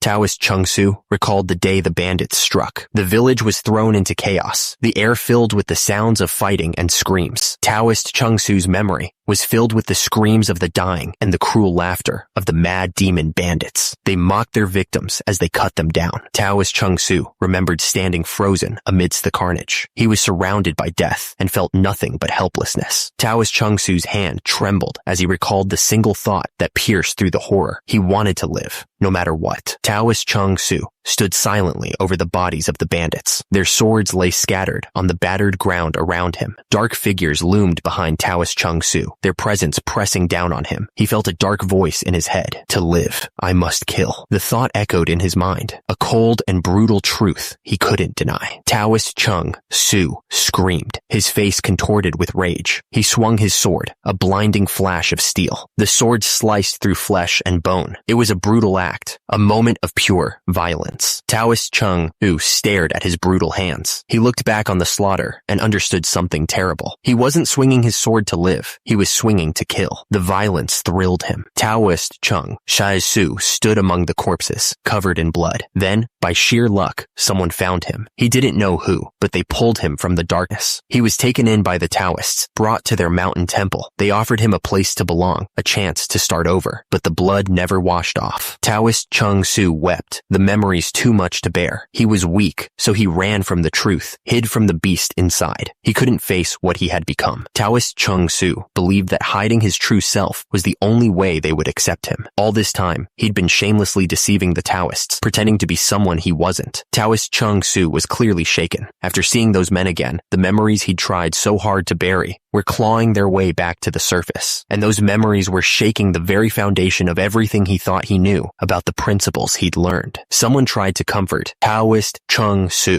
reminding him that his actions were simply a means of survival. He was asked if he really needed to blame himself for doing what he did. The other man continued, insisting that what Taoist Chung Su did wasn't entirely wrong. He looked at him with concern. The man argued that those guys deserved to die. He added that if Taoist Chung Su hadn't killed them that day, not only would he have died, but more people and children would have suffered afterward. He pointed out that there were many villains in Jianghu, and in a world like that, how could anyone avoid staining their hands with blood? He mentioned that even Shaolin had people specifically assigned to deal with people like them, like the demon demon extermination squad. Taoist Chung Su was covered in blood, looking absolutely wrecked. Even though he had done what he did to survive, he couldn't deny that he had been trying to kill as many people as possible. He was afraid. The silence hung heavy as his fear grew, each drop of sweat echoing the turmoil in his mind. Taoist Chung Su was crying, tears streaming down his face. He was afraid that the beast inside him might actually be his true nature, that the person he was now would be erased,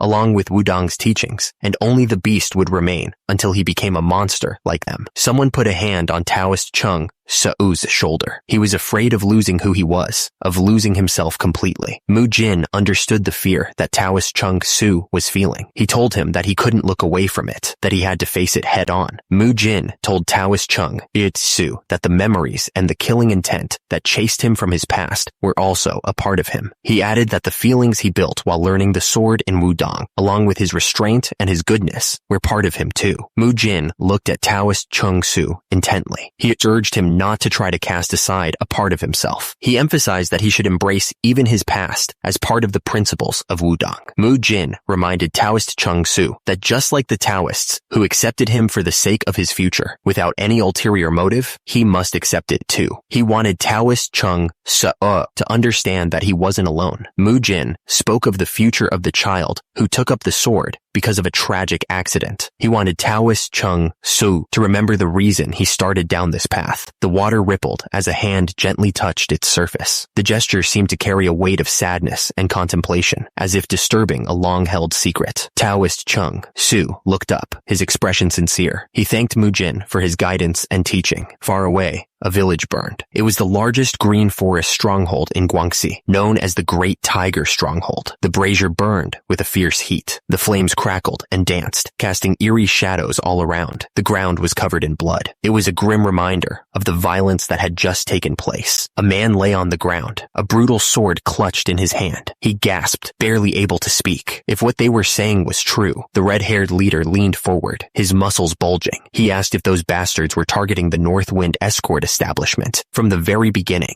the injured man, covered in blood, stammered, agreeing with the leader. The red-haired man stared him down, demanding to know where the attackers had gone. The injured man, lying on the ground, insisted that he didn't know where they went. He pleaded with the red-haired man to spare him. The red-haired man's eyes narrowed, his face hardening. He looked absolutely furious. The red-haired man's face was filled with rage. He ordered his men to release the wolves into Guilin. They'd flush them out and hunt them down, no matter what. Far away from the chaos in Guilin, things were tense at the Sochiang sect headquarters. Inside, a serious meeting was underway, and someone was about to offer their thoughts on the situation. A young woman, with a determined look on her face, spoke up. She warned everyone that they needed to prepare, predicting a massive assault from the unorthodox factions was coming, and it was coming soon. One of the men at the table stopped eating, his food still in his mouth. He looked completely shocked by the word assault, clearly not expecting such a serious threat. The speaker continued, explaining to the group that several of the enemy's men had escaped their last encounter. She was certain they would gather reinforcements and attack again soon, but someone else wondered if they truly had a strong enough reason to go that far. The young woman calmly laid out the first reason, and it was a big one: greed. She explained that all the wealth their enemies had stolen over the last 10 years was still right here, in this very place. That alone was more than enough reason for them to come back. She then moved on to the second reason: their numbers were just too small. The man listening looked at her seriously, questioning what their numbers had to do with it. She laid it out plainly. With their current group, defending the entire fortress was a huge risk. This weakness, she explained, would be the very excuse their enemies used to rally a massive assault, making them seem like an easy prize. The man with the wrapped hands scoffed, confident that they could handle whatever came their way, but his smug expression faded when she gave him the estimated number of attackers, around 200 men. He fell silent, tapping his finger as he processed the real danger they were in. A slow grin spread across his face as he put it all together. He realized she wasn't just there to point out problems. He turned to her, stating that since she brought it all up, she must have a plan of her own. She met his gaze, her expression serious. She confirmed that she did have a plan, but warned that it wouldn't be easy. The best course of action, she explained, was to reduce the enemy's numbers as much as possible before they could fully gather their forces. Her eyes narrowed with absolute resolve. The plan was set. Instead of waiting to be attacked, she declared that they would strike first. And just like that, the interception operation began under the command of Baek Gawon. The first move was to send for help. Two of their own, Yule and Ringring, were chosen for the job since they were experts at navigating the mountain paths. After a quick goodbye, they set off on their vital mission. That very night, the plan went into full effect. The team set out to pick off the enemy forces one by one. Their first target was a group of bandits sitting around a campfire, laughing and talking about all the loot they were going to get. They were completely relaxed, right up until a large shadow fell over them, and one of them looked up in shock, demanding to know who was there. The attackers didn't waste any time. Their first move was a direct raid on the enemy's advance unit leadership. They moved silently through the night, taking them by complete surprise. With the leadership dealt with, they moved on to the next phase. They lured out the Green Forest bandits, the ones in charge of communications, and eliminated them to keep the enemy from calling for help. After that, they set up ambushes, picking off any reinforcement units that tried to move in. Their plan was working perfectly. Their strategy was relentless. They didn't just set traps. They actively hunted down the enemy's own interception squads and turned the tables on them. Fights were brutal and direct, with no room for hesitation. The attacks continued day and night, with constant raids under the cover of darkness. But the endless fighting was starting to wear them down. Whenever they could, they'd collapse on the ground, just trying to catch their breath for a few moments before the next assault. The exhaustion was so bad that one of them started losing track of time, wondering how many days they'd been fighting. It felt like the enemy forces were endless. To survive, they had to keep thinking one step ahead, even using empty wagons as decoys. They were so worn out that they had to remind each other just to stay awake. They weren't just hitting patrols, either. They were bold enough to go straight for the enemy's core, raiding the headquarters of their leadership. They would drop from the darkness without warning, catching the commanders completely by surprise. It was just a constant cycle of raid after raid after raid. Their entire existence became one long, exhausting mission. They'd even started joking about it, asking each other when they would finally get to rest, though everyone knew the answer was not anytime soon. After weeks of relentless fighting, the moment they had been desperately waiting for finally arrived. The sound of approaching wagons cut through the quiet, signaling that help was near. It was Muyul. He had returned, leading a large group of reinforcements from far away. With a big smile and a wave, he announced their arrival, bringing a much-needed wave of relief and fresh energy. One of the men from the newly arrived group stepped forward, clasping his hands together in a formal, respectful greeting. He introduced himself as Ryu Siola, the sect leader of Beob Gang. He told the great hero, Kang Hyuk, that it was an honor to meet him. He explained that they had received his letter and had come to safely escort the children. Kang Hyuk, looking weary from the long fight, managed a small smile. He acknowledged the difficult journey the sect leader had made to reach Guangxi province and apologized for having to ask for such a huge favor. Ryu Siola smiled and waved off the apology. He explained that it was no trouble at all, as a certain young lady had given clear instructions to cooperate with Kang Hyuk in every way possible. But as he spoke, his expression shifted, his eyes taking in the state of Kang Hyuk and his men. Ryu Siola couldn't help but notice how worn out they all were, dirty, bruised, and completely exhausted. He asked if they were all right. Kang Hyuk just gave a tired laugh, admitting that a lot had happened to get them to this point. Understanding the situation from the letter he'd received, Ryu Siola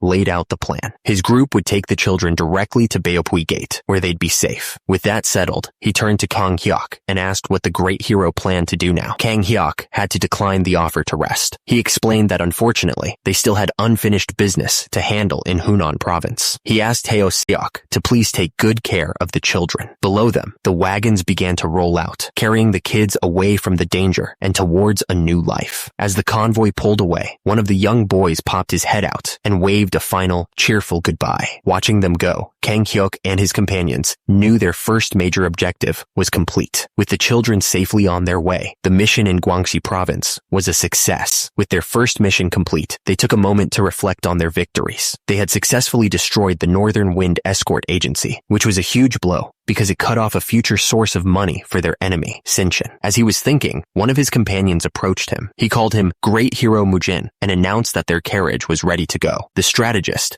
Baek Gawan stepped forward with a smile. He added that they had also succeeded in recruiting him as an ally, and they were free to depart at any time. Mujin nodded, satisfied with the reports. He praised their good work and gave the order to set off right away, saying he would go inform the others. He looked ahead with a determined expression. It hadn't been easy, but he knew this mission was a success. Now, he planned to keep that momentum going all the way to Hunan province. With their plan set, the group set off for Hunan. The carriage wheels turned quickly, kicking up dust as they moved down the road, carrying them toward their next objective. As they traveled, one of his companions asked if they were going to Hunan just to meet someone named Do Wolcheon. The man driving the carriage confirmed it, explaining that since they were passing by anyway, it made sense to check in on him. But that wasn't the only reason for the trip. The strategist explained that there was a much bigger issue at play. He knew that around this time, a group called the Cheonseom sect was about to face a huge crisis. He continued to explain that the Sinchon group was making its first move to dominate the Central Plains, and they would start by targeting smaller sects. But his strategic breakdown was cut short by a sudden, panicked shout of Mujin's name. The warning came again, desperate and loud, telling him to look in front of the carriage. There, in the middle of the dark forest path, a lone figure stood waiting for them, glowing with a menacing red aura. Their journey had come to a dead stop. The driver's eyes went wide with pure terror. He was completely frozen, staring at the figure that had appeared in front of them. The man blocking the road was surrounded by a terrifying red aura. He let out a low growl as he lifted a sword so massive it looked like a slab of iron, readying it for a strike. With a wicked grin spreading across his face, he swung the giant blade down. He roared that he'd finally caught them, calling them a bunch of rats. From inside the carriage came a desperate scream, telling everyone to get out immediately. The passengers looked on in panic as the massive red strike came right for them. But it was too late. The attack slammed into the carriage, and a huge explosion of red energy ripped it to pieces. The force of the blast sent bodies and splintered wood flying through the night sky. People were tossed around like dolls, their expressions frozen in shock and pain. Amidst the chaos, Chung-Soo looked up from the wreckage, his eyes wide with pure terror at what he was seeing. One of the defenders, his face etched with grim determination, stared at the figure responsible for the destruction.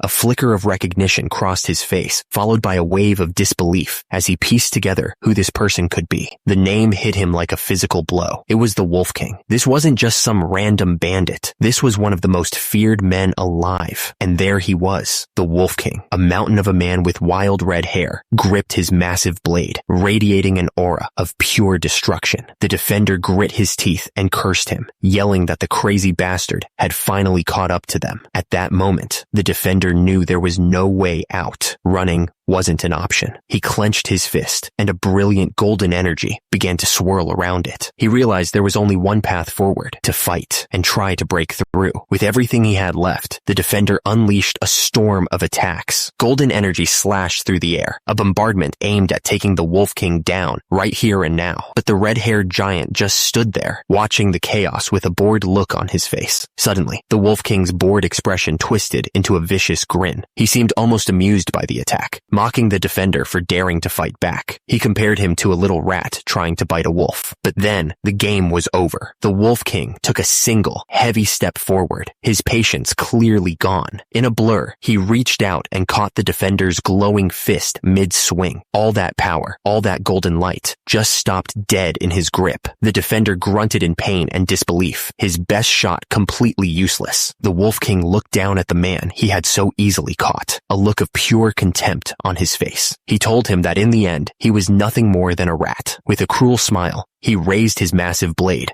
ready to finish it. Just as the Wolf King was about to deliver the final blow, a figure in white robes dropped from the sky. It was Chung-Soo, his sword glowing with a brilliant light as he brought it down in a powerful slash, aiming right for the giant's head. At the exact same moment, the monk in blue, who had been on the ground, surged forward, his fist glowing with immense power. It was a perfectly timed pincer attack, with a sword from above and a fist from the side, both crashing into the Wolf King at once. But the Wolf King didn't even flinch. A dark scowl crossed his face as he recognized the attacks. He knew these weren't just random moves. He identified the monk's technique as the 18 Arhat forms from Shaolin and the swordsman's as the Ilgi Guancheon sword from Wuda. The two fighters stared in absolute shock. He had blocked it, their combined all-out assault. He had just stopped it cold. Panic started to set in, but But then, one of them gritted his teeth, revealing that it wasn't over yet. There was still one more attack coming, and that's when a third fighter, a man with spiky green hair, exploded into the fight. He had been waiting for this exact moment. With a furious roar, he threw a punch that unleashed a massive wave of crackling green energy, a final desperate gambit to take the Wolf King down. From a distance, the forest just exploded in a flash of green light. It was so bright, it looked like a star had fallen right into the trees, completely lighting up the night sky. Up close, the force of the blast was insane. The ground shattered, sending rocks and dirt flying everywhere as the pure green energy poured through everything in its path. The man with the spiky green hair was the source of it all. He was crouched low to the ground, his entire body radiating that same powerful green aura, every muscle tense from the effort. One of the other fighters watched, his eyes wide with disbelief. He recognized the energy instantly. It was extreme yang energy, an incredibly powerful and rare type of power. He was stunned to see it used with such force. But the Wolf King, he just stood there, a wicked grin spreading across his face as red energy swirled around him. He looked at their ultimate attack and seemed completely unimpressed, almost bored, as if he was disappointed that this was all they had to offer. His grin stretched into a terrifying, inhuman roar of laughter. His teeth were like a row of sharp daggers, and his eyes glowed with a dark, red light. He screamed that if their best attack was that weak, then they were all nothing more than wolf fodder. It was clear he wasn't just planning to defeat them. He was going to enjoy every second of their destruction.